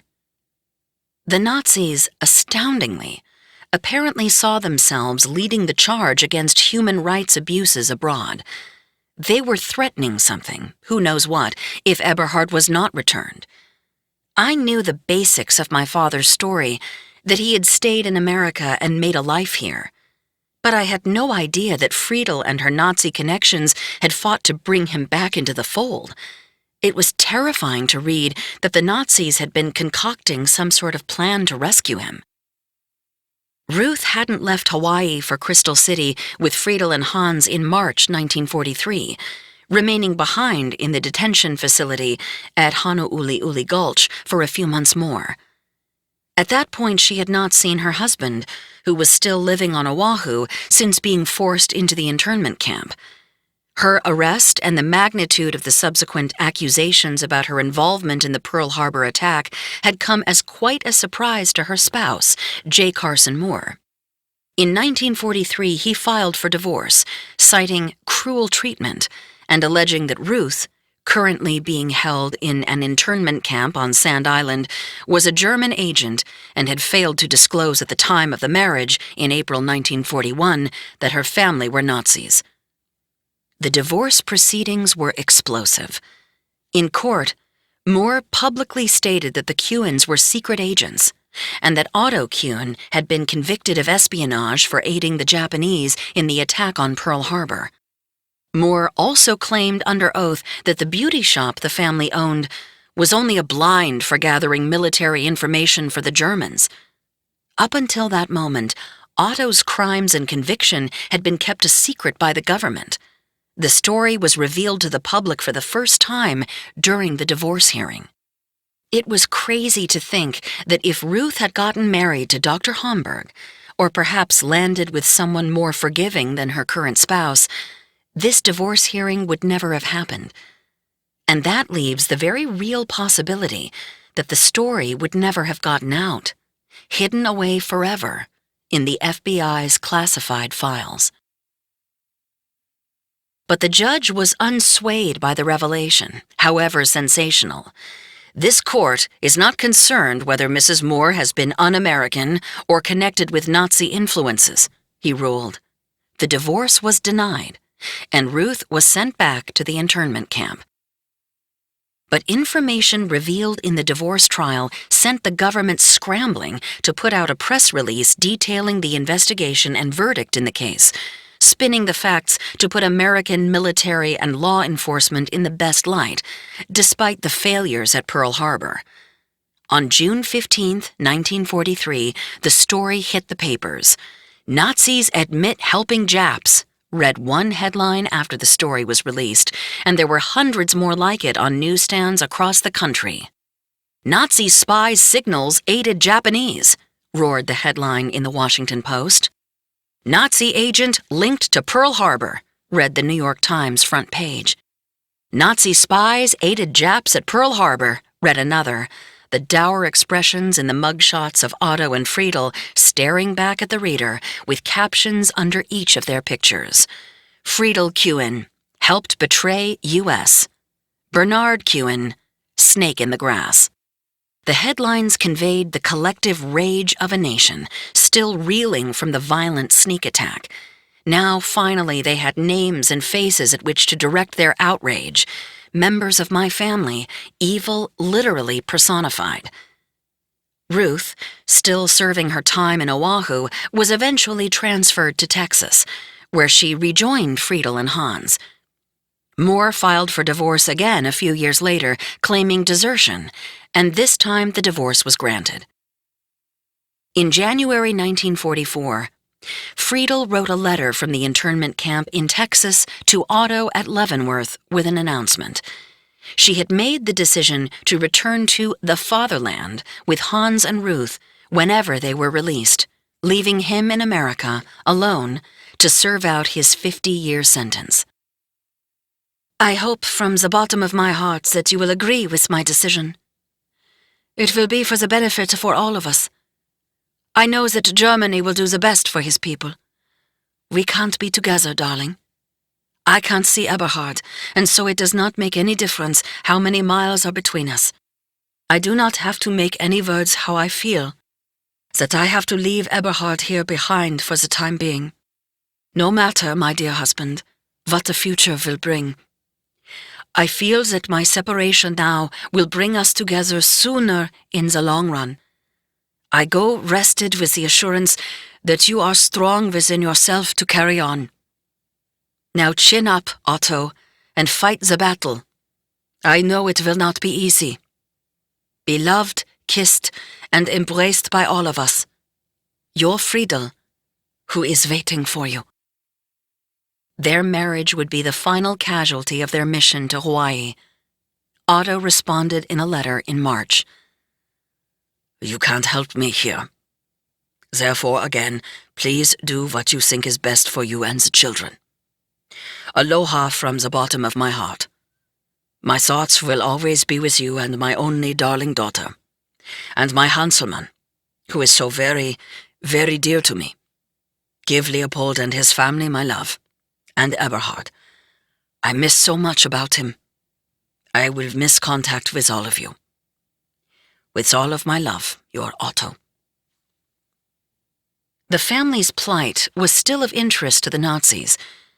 In February 1944, following up on Leopold's tip, they contacted officials at the Swiss legation and asked them to make an inquiry on their behalf to find out what was happening with the Kewens.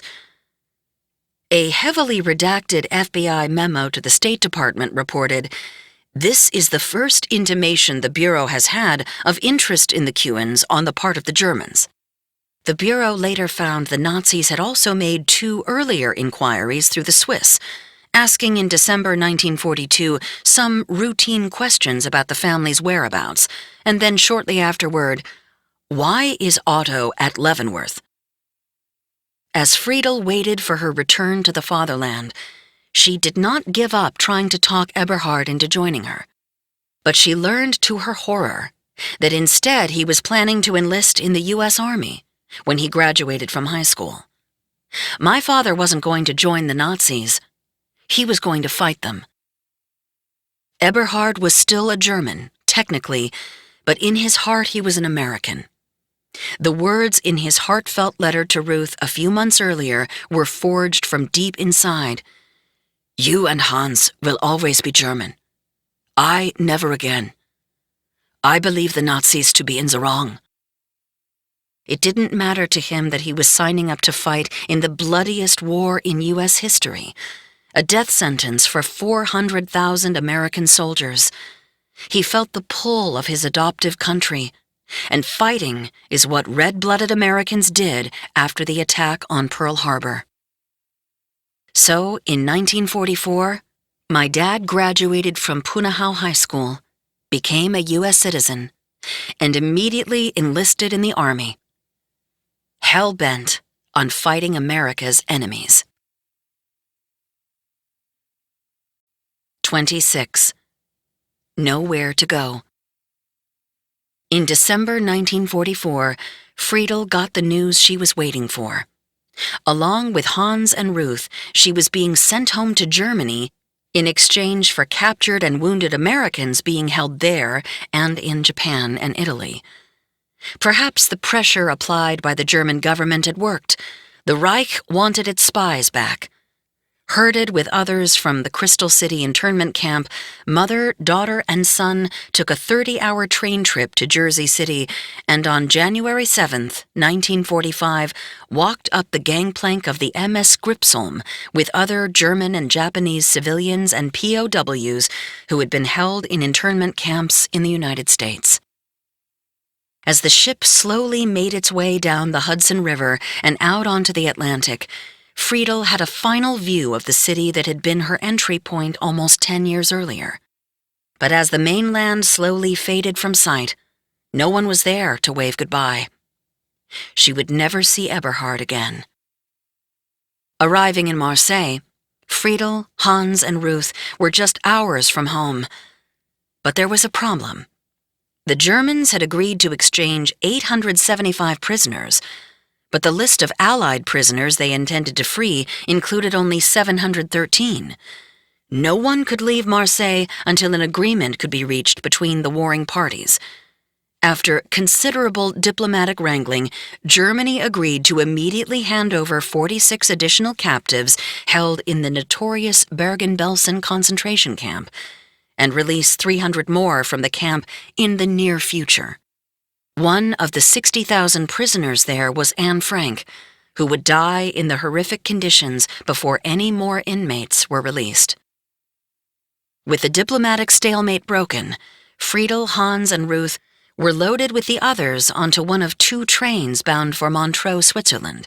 From there, they shuffled onto another train and were taken to Kreuzlingen, Switzerland, just outside the southern border of Germany, arriving on January 24th. This was the exchange point. It would be the final prisoner swap of the war. The group watched as a train from Germany pulled into the station, carrying approximately the same number of detainees and POWs held by Italy and Germany. Filing onto the train, Friedel, Hans, and Ruth passed wide-eyed men, women, and children who had been interned by Germany and were heading in the opposite direction, neither side certain what the future held. An hour later, they crossed the Rhine River. The Kuhns were home and heading to their final destination, Berlin, where the German army was fighting a losing battle against Soviet forces while the Allies slowly made their way there. The German capital, their home for so many years, was unrecognizable. Weeks of artillery salvos and unrelenting bombardment from Allied air raids were reducing Berlin to rubble.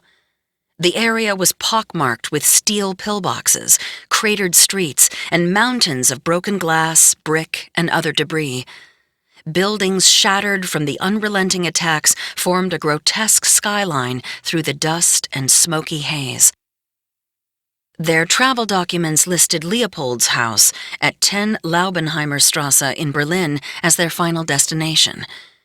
Leopold and Ursel now had 2 sons, born in 1938 and 1940, and Friedel was looking forward to reuniting with Leopold, as well as his wife and children, whom she had never met. But Friedel quickly realized Berlin was too dangerous. The reunion with Leopold would have to wait. The problem was that nowhere was safe. Allied bombs were falling on large and small cities alike, creating a wide swath of destruction across Germany. Friedel mulled her options.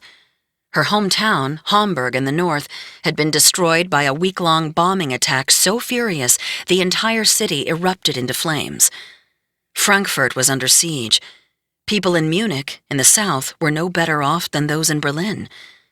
She settled on Bregenz, Austria, an ancient city with a history dating back to the Roman Empire.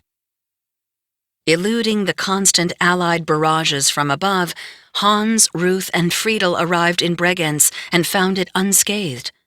Friedel hoped they would be safe there. Leopold had sent Ursel and his sons out of Berlin to Spremberg, a small city 90 miles to the south.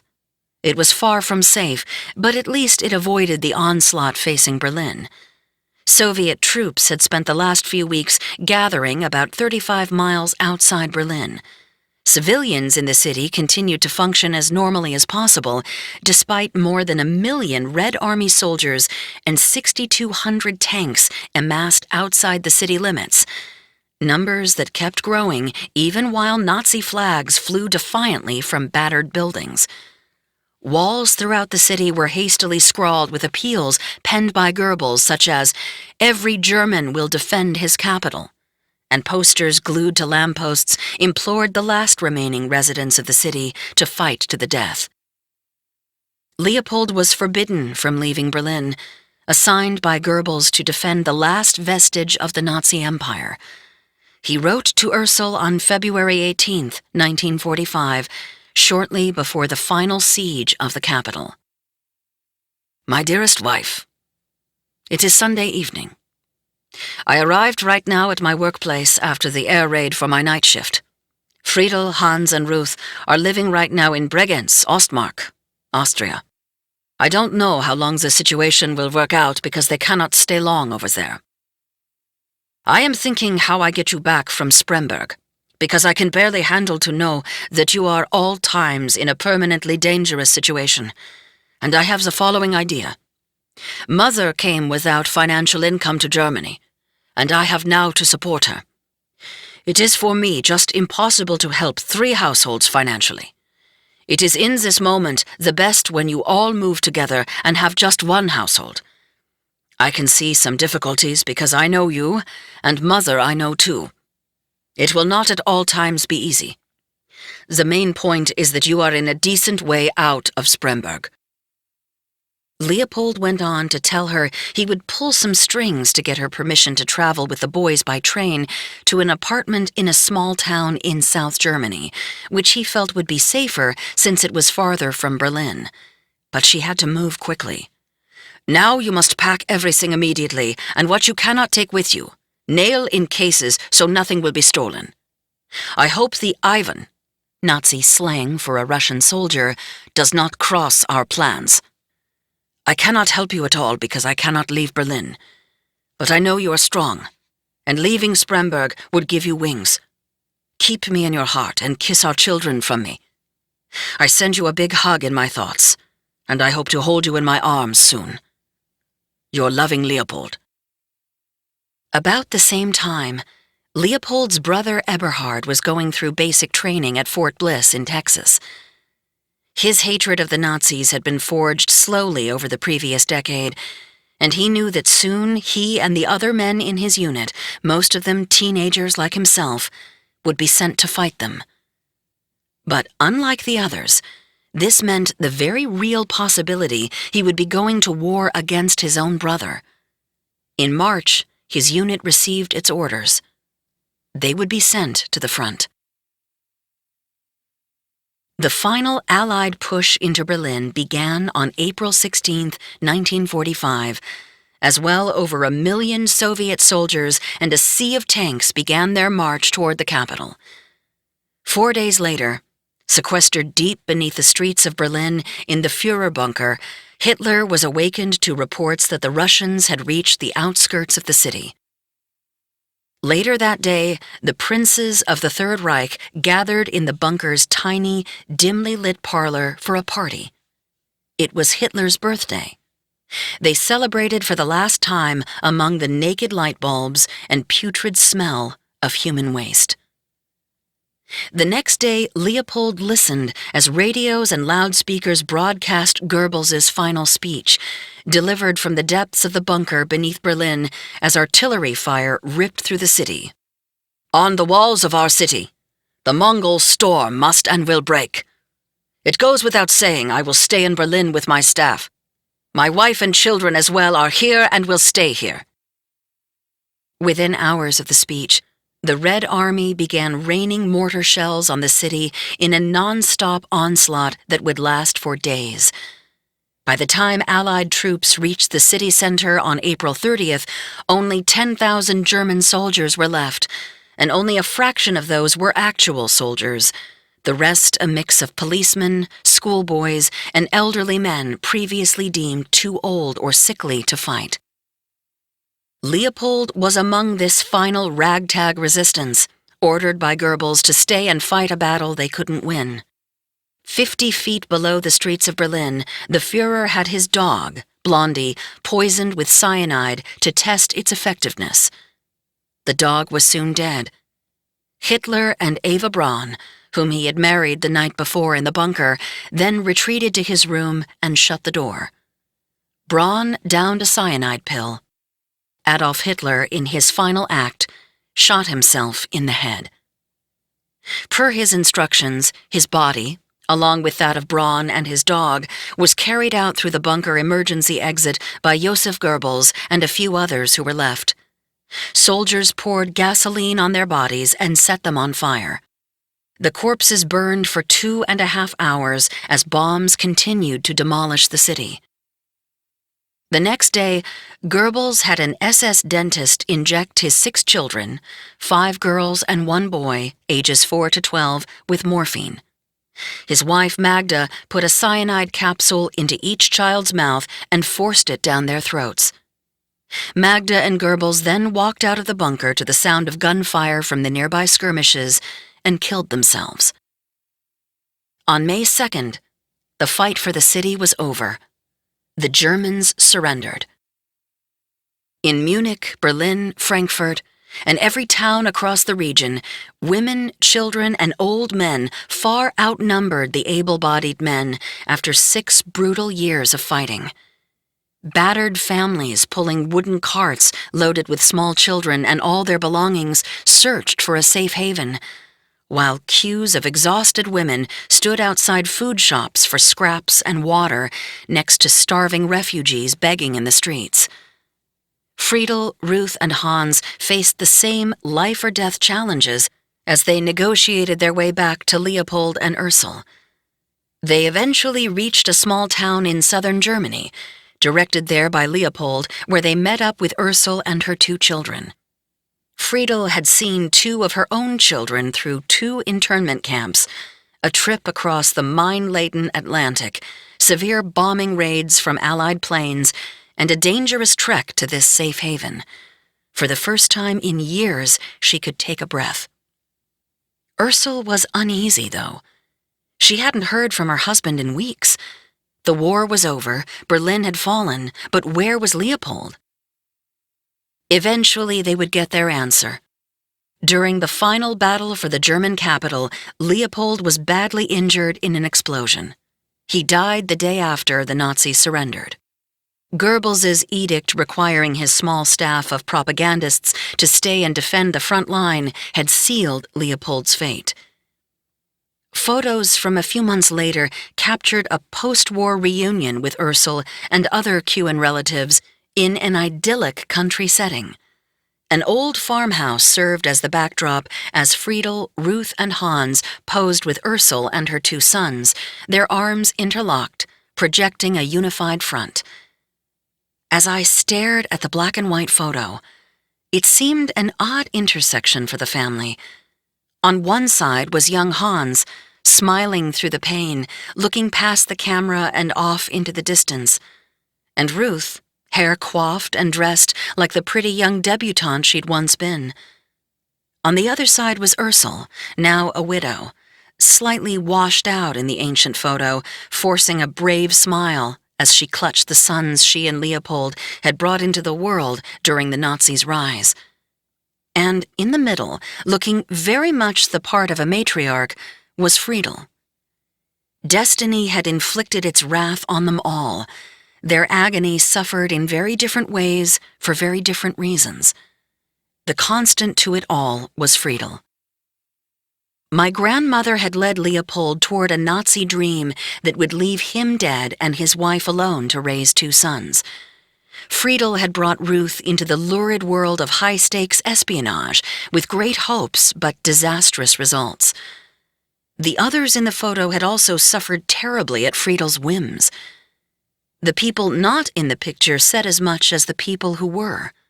Otto was destined to spend the rest of his life doing hard time in prison, and my father would never see most of those family members in the photo again.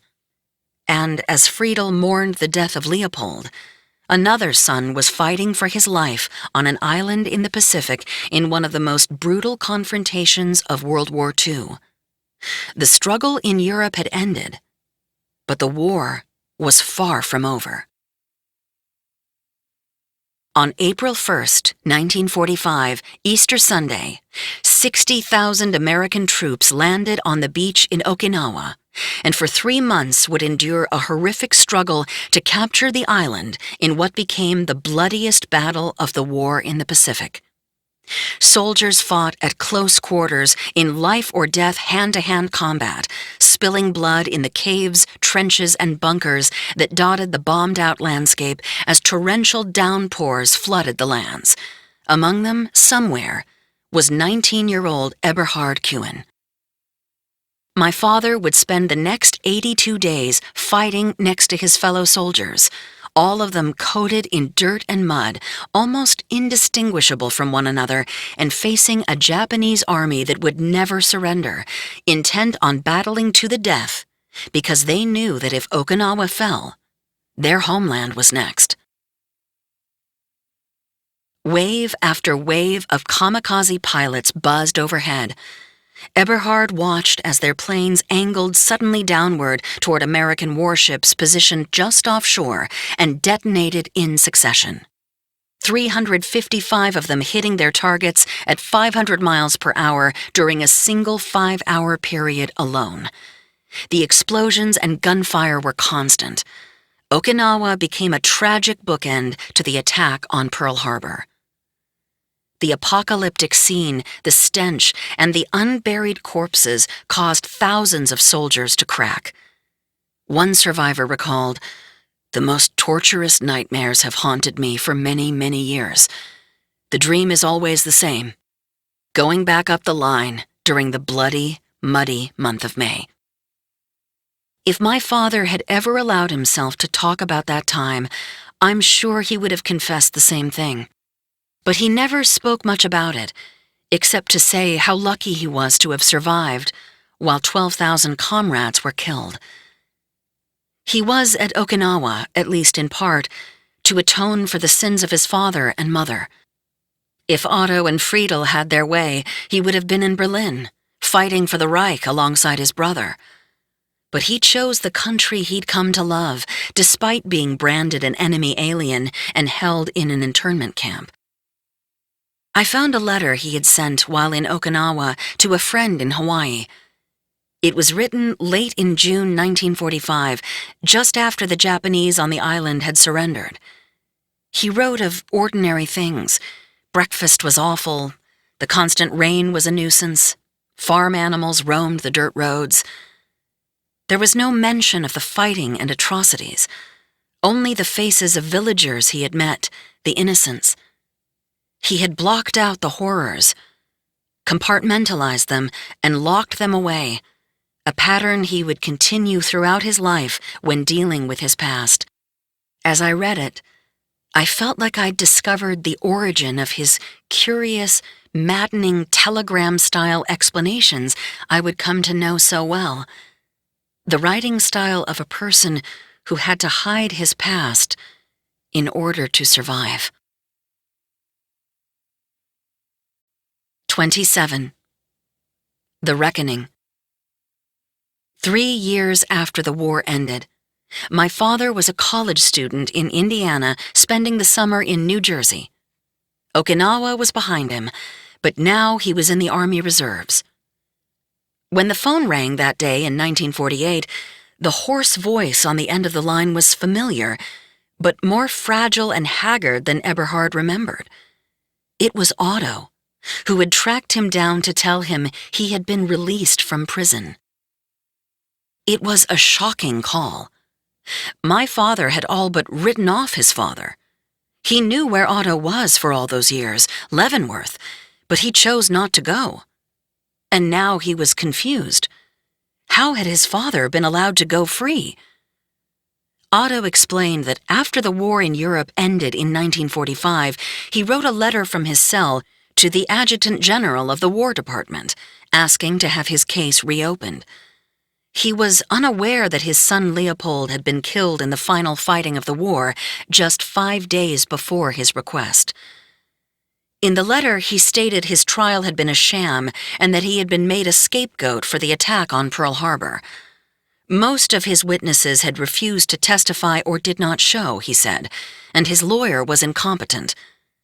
A series of events soon after his request helped build momentum toward his case getting a second look. Fortuitously for Otto, in February 1946, the Supreme Court reviewed a case that would pave the way for his appeal, Duncan versus Kahanamoku. Duke Kahanamoku was an Olympic hero in swimming and the godfather of surfing, and was currently serving as sheriff of Honolulu. The court ruled that a military tribunal in Hawaii that had sentenced a civilian to prison for getting into a fight with 2 Marines in 1944 had overstepped its authority, and martial law in Hawaii had not authorized the supplanting of civilian courts with military tribunals. In light of the ruling, Otto was granted a hearing in front of the Alien Enemy Repatriation Hearing Board, which concluded he should be sent back to Germany. A month later, Attorney General Tom Clark ordered Otto to be immediately deported, describing him as an alien enemy dangerous to the public peace and safety of the United States. And if Otto couldn't scrape together the money to leave of his own accord, the Immigration and Naturalization Service would put him on a ship and see that he left the country. In the meantime, Otto was sent to Ellis Island, the destination for immigrants who had packed their hopes and dreams and what little they could carry from far across the world, and the launching point for those no longer welcome. He was guided through the doors of the Great Hall, with its vaulted ceiling rising 40 feet above the labyrinth of people negotiating the long lines, then crammed into a small room with 74 other men, sleeping on army cots in groups of 4. Otto expected to be there for just a short while. Clark had made it clear that he had to be gone within 30 days. Instead, Otto wallowed there for 2 years. The archives are silent as to why he was kept there, or how he could have legally been held for so long. It may be that Otto simply fell through the cracks.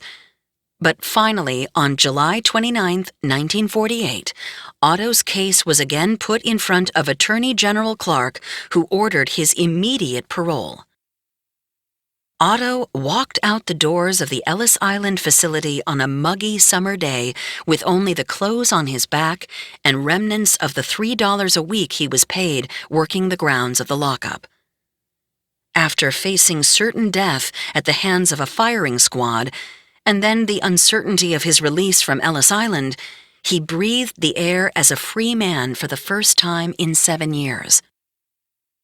An FBI memo summed up the entire debacle, noting that the address to which he was going was not known, with a handwritten addition at the end of the memo that read, "This is astounding." The note could have referred to the fact that Otto was held for 2 years after having been ordered to leave the country within 30 days. Or it could refer to the fact that a Nazi first sentenced to death for his role in the attack on Pearl Harbor, then sentenced to 50 years in prison, then ordered to leave the country immediately because he was dangerous, was simply paroled and allowed to wander around the country with the authorities having no idea where he was. The memo was marked, "To be destroyed after action is taken and not sent to the files." With very little money, Otto needed a plan to get home to Friedel, Hans, and Ruth. To go by ship, even in the lower-class berths below deck, would cost him $200, the equivalent of $2,500 today. He stared at the towering buildings of New York City that rose across the Hudson. He would have to earn enough to buy a ticket home. So Otto settled in Yorkville, on the Upper East Side of New York City. Working odd jobs, he finally saved up enough money to sail home. It was at this point that he called Eberhard. After finishing his story on the phone that day, Otto grew silent. The pause was followed by a question for his son. He wanted to see Eberhard one more time before heading back to Germany, he said. Would he be willing to meet? My father never told me much about that meeting, but he gave me enough to know that whether to go was an agonizing decision. But this was his last chance for answers, to see what his father had become. Was he repentant? Sorry for all the pain and misfortune he had brought to the family? So he got on a train in New Jersey and took the quick ride into New York City in August, shortly before Otto was planning to leave the United States for good. They hadn't seen each other in 6 years, the last time being in a courtroom where Eberhard was forced not only to listen to the litany of evils perpetrated by his father, but to testify against him. Eberhard got off the train at Penn Station and made his way to the Upper East Side. He arrived at the meeting place, a small coffee shop. I imagined the scene in my head. My father standing on the busy sidewalk, debating whether or not to go in, peering through the windows to catch a glimpse of his father, sitting alone in a booth. Eventually, he pulled open the door and went inside. He walked to the booth as Otto stood and gave him a short, uncomfortable hug. Now hunched and frail, his father had withered away over the years, and Eberhard could feel Otto's bony frame as they separated. Sitting in the nondescript booth amid the clatter of silverware and din of conversations around them, they talked about the series of events that had brought them to this moment. The Nazis, the quest to provide for the family, the spying on Oahu. Could Otto even explain it? As father and son sipped their drinks while they talked, diners nearby had no idea of the connection the two strangers near them had to the tragedy at Pearl Harbor and the war that followed. Sitting across from his son, Otto eventually got to the heart of the matter, the reason he wanted to meet. He begged his son to return to Germany.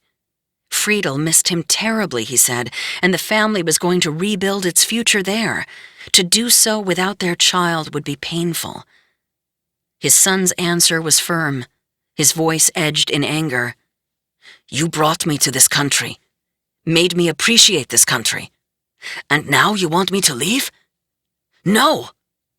His fury over the position Otto and Friedel had put the rest of the family in was barely contained.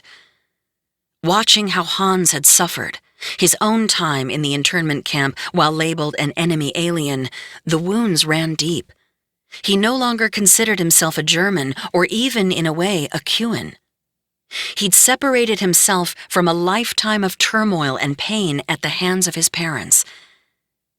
As the conversation waned, my father later told me, he had a question for his dad. I asked him if he did all of the things they said he did. Sitting on the other side of the table, Otto turned his gaze downward. He was tired and weak, a broken man. The years serving hard time in Leavenworth, then rotting away on Ellis Island, had taken their toll. He stared at the table and said nothing. My father stood up, gave Otto a brief hug, and walked out the door. He never saw his father again. 28. Reconciling. By 2020, Mark and I had become empty nesters. I'd watched the last of my children head for college, then leave the house for good, and the story of my family remained buried in boxes under the stairs. I'd brought the narrative up to the point when the Cuins returned to Germany, but after that the trail had gone cold. Otto and the family seemingly vanished, just as completely as they had when they left Germany for Hawaii. And the trail would have stayed cold if not for a cryptic letter I received on Memorial Day that year from Berlin. It arrived at our old address, a mile from where we were currently living, a Victorian home built in 1895, the same year my grandfather was born. The new owners had been nice enough to call and let me know it was there. I drove over and picked up the letter, which was in an onion skin envelope, placed it on the passenger seat of my car, and headed back. When I got home, I snatched up the letter and walked inside. But when I got into the kitchen, I couldn't find the will to open it. I flipped the envelope in my hand for what seemed like hours. 2 stamps in the corner contained words I did not understand, framing artwork of very old-looking European buildings. The handwritten return address was of someone in Berlin, Germany, Deutschland. Until now, the family story had seemed a bit like a fable, with villainous characters I had read about in history class intertwined with mythical family members I had never met. This letter made it all real. What if it contained fresh revelations, more heinous than the ones I had already discovered? I wasn't sure how much I could bear. Finally, I opened it. Dear Miss Schiapponi, I got your address from Mr. Peter Wolfgang Becker. He told me that you might be interested in a contact. By now, I am an old lady of 86. I am a cousin of Eberhard and Hans Joachim Kuhn. Their father, Otto, and our father, Bernhard, were brothers. I met Hans Joachim after the war. I never met Eberhard. Perhaps I could tell you something of what we know about the Otto Kuhn family. Sincerely yours, Lisa, Elizabeth. Unbeknownst to me, Peter Becker, the friend of my aunt's who had called to tell me that Ruth had died, had at some point passed along my name to Lisa. After years in which I'd searched for relatives on the internet with little luck, a long-lost German cousin had found me. I stared at the letter. Everything came flooding back in a rush, the curiosity and the dread. What family secrets did Lisa have? And did I even want to know? I was aware that the answers would not magically turn the Kuhn story into a fairy tale, but after so many years of searching, I had to know what those answers were, good or bad. The letter included no phone number, no email address, just a quick note and a street address in Berlin. I gathered up my courage and wrote a letter back to Lisa, hoping we could establish a relationship over the thousands of miles and years of secrets that separated us. 3 weeks later, I received an email from Lisa's son Bruno. Dear Chris, I am the son of Lisa, with whom you corresponded lately. Lisa thanks you for your letter. She is quite ready to send a long report on what she has heard about Otto Kuhn's life. It is not a nice, straightforward story of family life, but rather adventurous. Please tell her whether you would like to hear it or not. Looking forward to your answer. Bruno and Lisa. When we connected weeks later, finally able to communicate by email, the first questions weren't about the decades-long mystery we were trying to unravel, but about our family today. Names, professions, marriages, babies. Over the next several months, we spoke often. This distant cousin unleashed a wave of new information about what happened to Otto, Hans, Friedel, and Ruth after leaving the United States, along with providing old family photos and details of their life before they'd suddenly left Germany in 1935. Other relatives swam into view, including Hans's wife, Olga, and their 3 sons, filling in blank after blank in our family history, Lisa even sketching a family tree. But even with the new revelations, I felt it was probably best if I followed in the footsteps of my dad, his entire family really, and kept the story buried. I had put it away for good so many times, only to pull it back out when I discovered new information somewhere. And selfishly, like the rest of the family, I was afraid of what people might think if they knew. What good could come from exposing this tormented family history? I thought, my Aunt Ruth's words ringing in my ears. You have a good life. You don't want to ruin it with the past. I wasn't going to burn the papers like Ruth. I was simply going to let them rot away and tell no one. Then, one day, rather unexpectedly, I sat down at my desk and wrote the words, "My father liked to tell stories." Surprisingly, the words kept coming.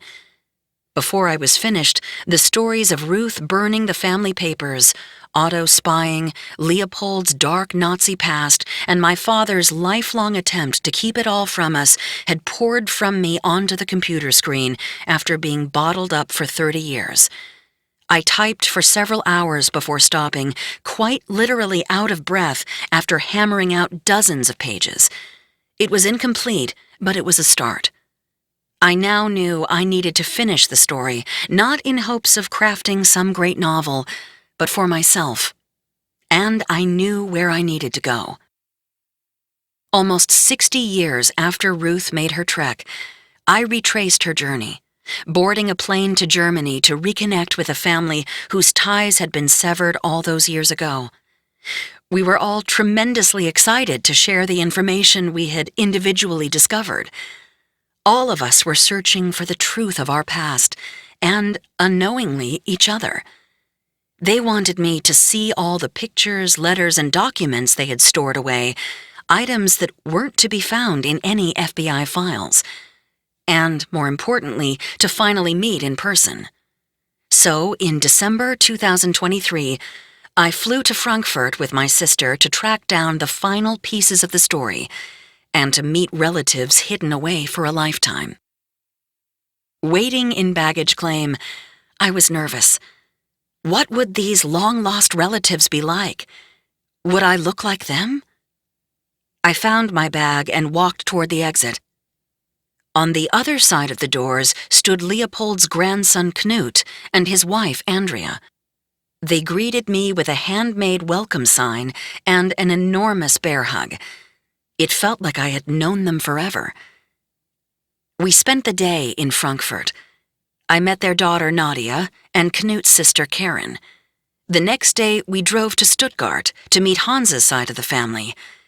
Waiting at a local restaurant was my Aunt Olga and her sons Winnie and Wolfgang, who went by the less intimidating nickname Schnuff. Each of them brought their children, ranging from age 10 to 30, filling the long table with 3 generations of Kuhns. I stumbled through my rudimentary German, learned in a crash course on the internet. Luckily, everyone at the table, save Aunt Olga, spoke English. We talked of family resemblances, Olga saying my mannerisms reminded her of Friedel, Knut adding I had his father's eyes. The comparisons were both comforting and frightening. I did not want to be like Friedel and Leopold. But as I looked around the table at the friendly faces of newfound family members, it was oddly comforting to know I reminded them of family. After touring several storybook towns that looked straight out of a fairy tale, with cobblestone streets and impossibly beautiful hillside castles, Knut dropped us at the train station in Nuremberg with promises to stay in touch. A 3-hour trek to Berlin brought us through frosted mountains, the landscape dotted with gigantic pine trees, their branches caked in snow.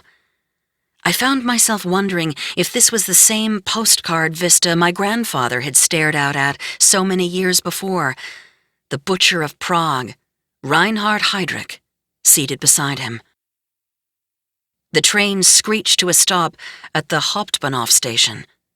I was in Berlin, ground zero for the chaos and frenzy that had pushed my father and his family toward Pearl Harbor. Waiting at the station was my cousin Bruno, Lisa's son, who took us through the city to meet his mom. As we drove the Berlin streets, I imagined what it must have been like during the Nazi era. Flags adorned with gigantic swastikas hanging from buildings.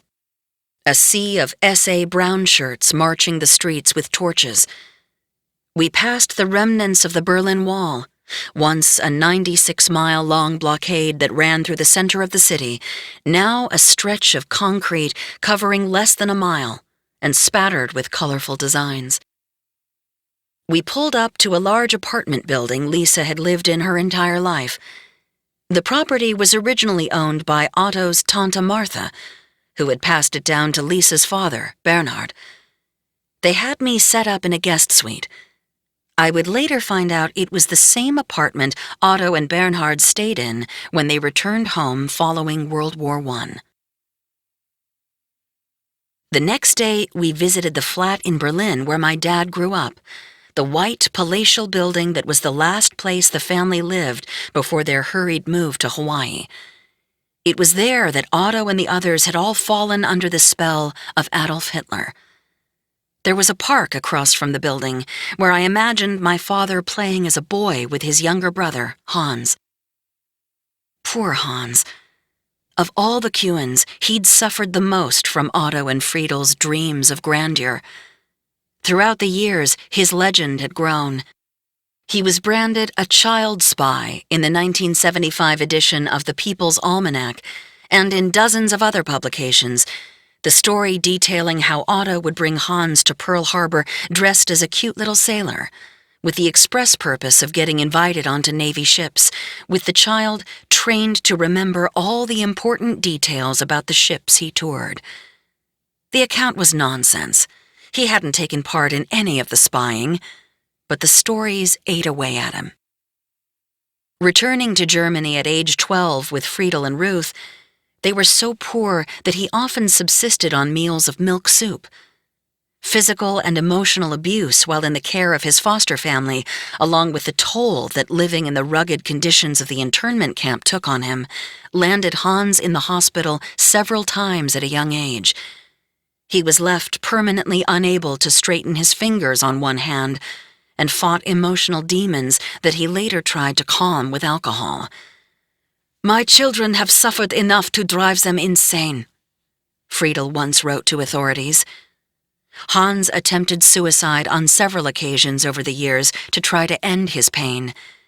In 1974, he succeeded.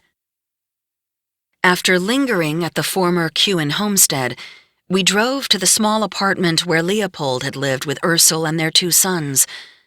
Chills ran down my spine standing next to the entrance Leopold had walked through hundreds of times, picturing him in his black cap, black wool Nazi uniform, and swastika armband as his boots clomped down the same Berlin street we were now standing on. Later, we gathered in Lisa's apartment for afternoon coffee and cakes, served on the same fine china Tante Martha had used when my grandfather lived there. Surrounded by her husband, brother, nephew, and children, Lisa told me stories I had never heard before.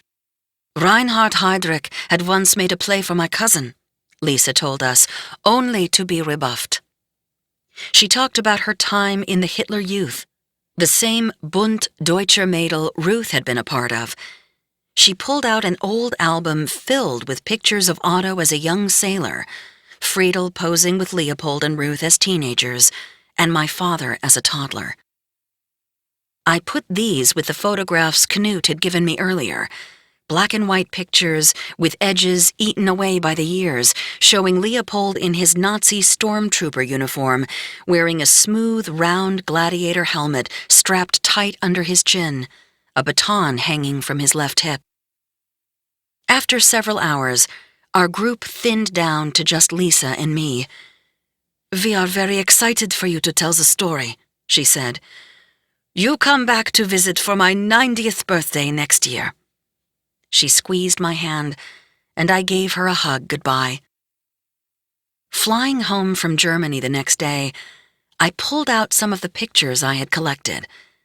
There was a shot of Friedel's apartment in Tirschenreuth, a small town on the eastern border of Germany that was the end of the story for both Friedel and Otto.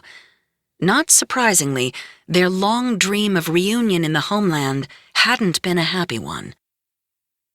After being paroled from Ellis Island in 1948, Otto was prepared to sail back to Germany and reunite with Friedel, Ruth, and Hans. But Friedel scuttled that plan, concerned that the political climate in post-war Germany would not have been kind to Otto. With the political turmoil in Berlin and the rest of the country, and the rampant poverty and food shortages, there would be little chance Otto could make a living there and support Friedel and Hans.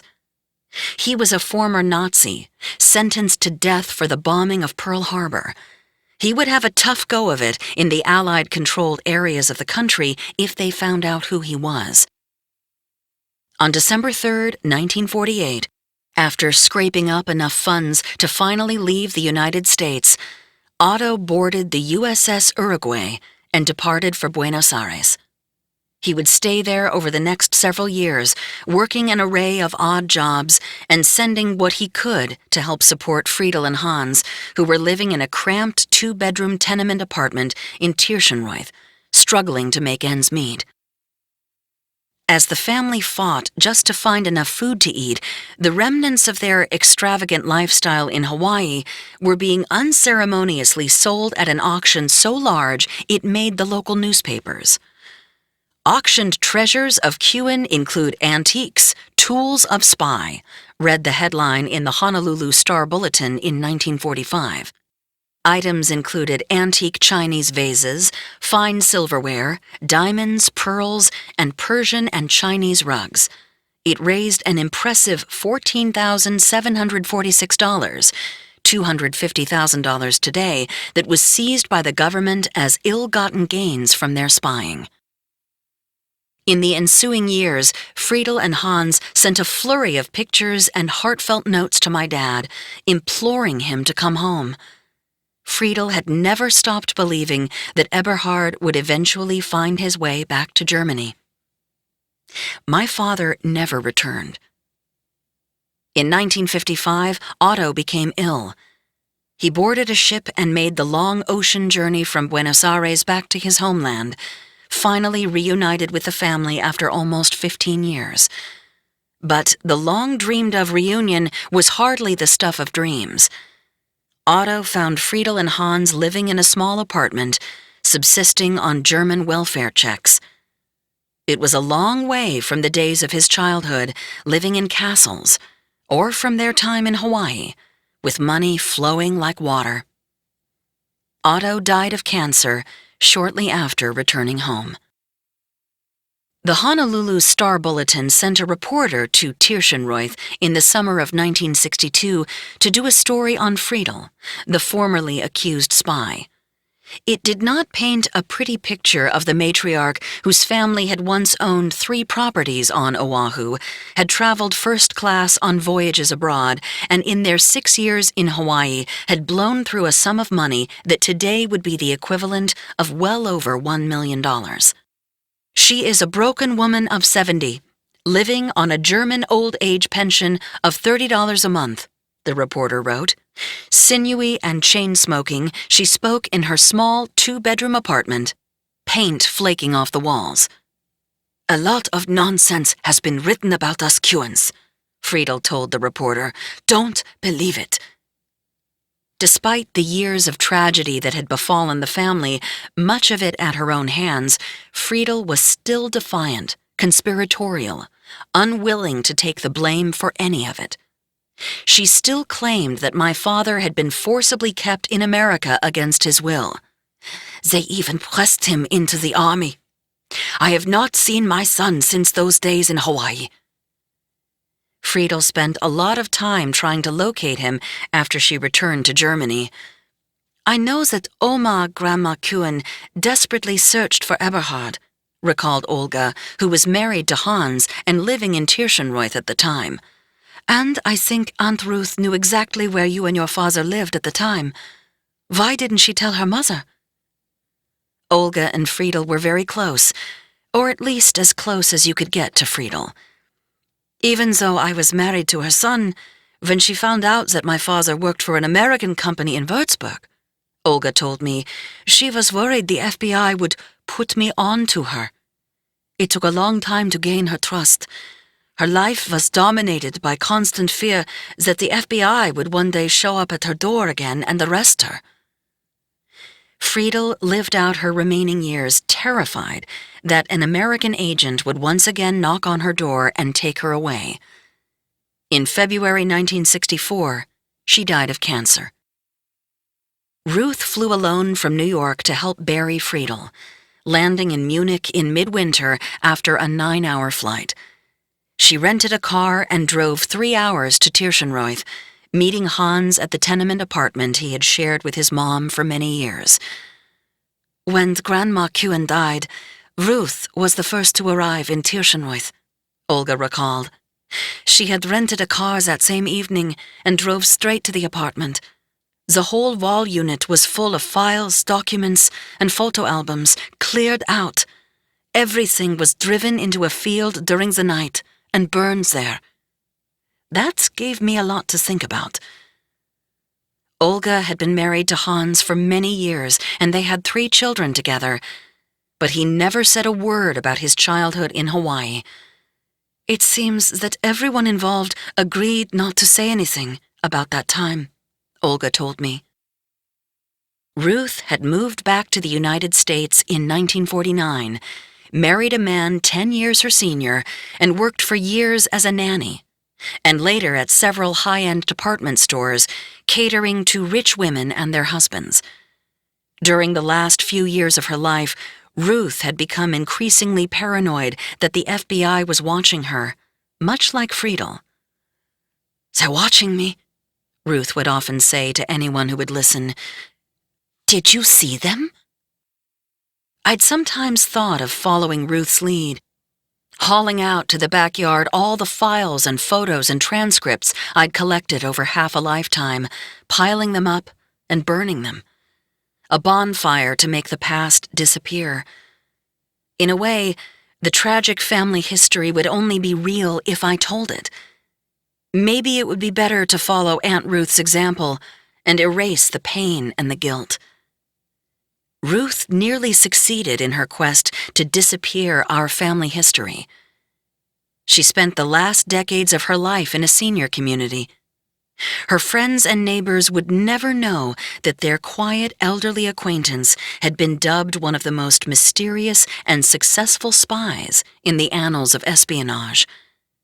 She went to her grave, never telling a soul. Epilogue. In 1989, Mark and I went to Hawaii for our honeymoon. Pearl Harbor and the USS Arizona Memorial was one of our first stops. We boarded the ferry with other sunburned visitors and headed toward the porcelain-white memorial floating on the calm water a few hundred yards away. Halfway across the channel, talk had slowed to a reverent whisper, and by the time we reached the memorial, there was silence. The water above the fallen ship was covered with a faint, greasy coating from the oil the Arizona has continuously released since the date that will live in infamy, while the bodies of 1,102 sailors remain encased in the hull below, frozen in time since 8:09 a.m. on December 7th, 1941. At the time, I was blissfully ignorant of my connection to the tragedy. Before I started this book, I already knew the ending. It would finish with the trip to Hawaii Mark and I were planning with our 3 grown children. I imagined describing the drive to Pearl Harbor and how we boarded the ferry once again, just as we had on our honeymoon, and sailed out to the USS Arizona. It would all be the same. The loud talk fading to chatter and then fading further to dead silence. Then I was going to write about acceptance and forgiveness. But it didn't happen. Mark and I did visit Hawaii a second time with the family, and we planned to go to the memorial. As the day approached, though, my stomach twisted into knots. Anxious thoughts swarmed into my mind. The people on the ferry would recognize me and my connection to this place, I thought. My secret would somehow leak out and be exposed. It was ridiculous, I knew, but I imagined a tourist turning to me and saying, "What are you doing here?" I told Mark I couldn't do it. When I finally decided to break our long family tradition of secrecy and write this book, I was spurred on by things I saw outside my living room window in suburban Kensington, Maryland, which might as well be every town USA. One night, not too long ago, anti-Semitic flyers were left on the green, well-kept lawns of our neighborhood, and swastikas were scrawled on desks and walls at the local school. So many things came back to me. A picture of Leopold in his Nazi uniform. Kristallnacht. How it all unfolded so slowly at first, and then so fast. Not only can it happen again, I thought, it is happening again.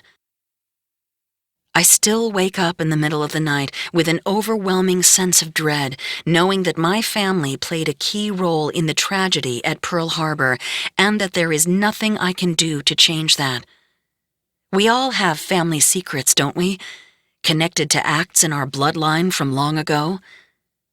But we're not locked into following that path. Each of us gets to choose the type of person we want to be and the footprint we want to leave on the world. My father decided what imprint he wanted to leave long ago when he chose to walk away from his family at age 16. I wish he had confided in me, shared his burden. But keeping his family's past from us had become a way of life for Dad, and I was no exception. As dementia took hold of him entirely, the life, the trauma he lived so many years ago in Hawaii faded away. And with it went any hope of knowing any more of his story. By the time we celebrated his 80th birthday in 2006, in the community room of the retirement home he was living in, he had no recollection of the dark years he'd lived through. I watched him, surrounded by children and grandchildren, and I could see the happiness and contentment on his face, the joy in his eyes. I realized that his decision to turn his back on the past was justified, and the family secrets were no longer his to bear. I watched him blow out the candles on his cake, blissfully ignorant of the turmoil of his early life. We all cheered his milestone. He passed away 4 months later. My 30-year journey into the history of the Kewens taught me this: secrets eat love like acid, but love regenerates. My father is a testament to that.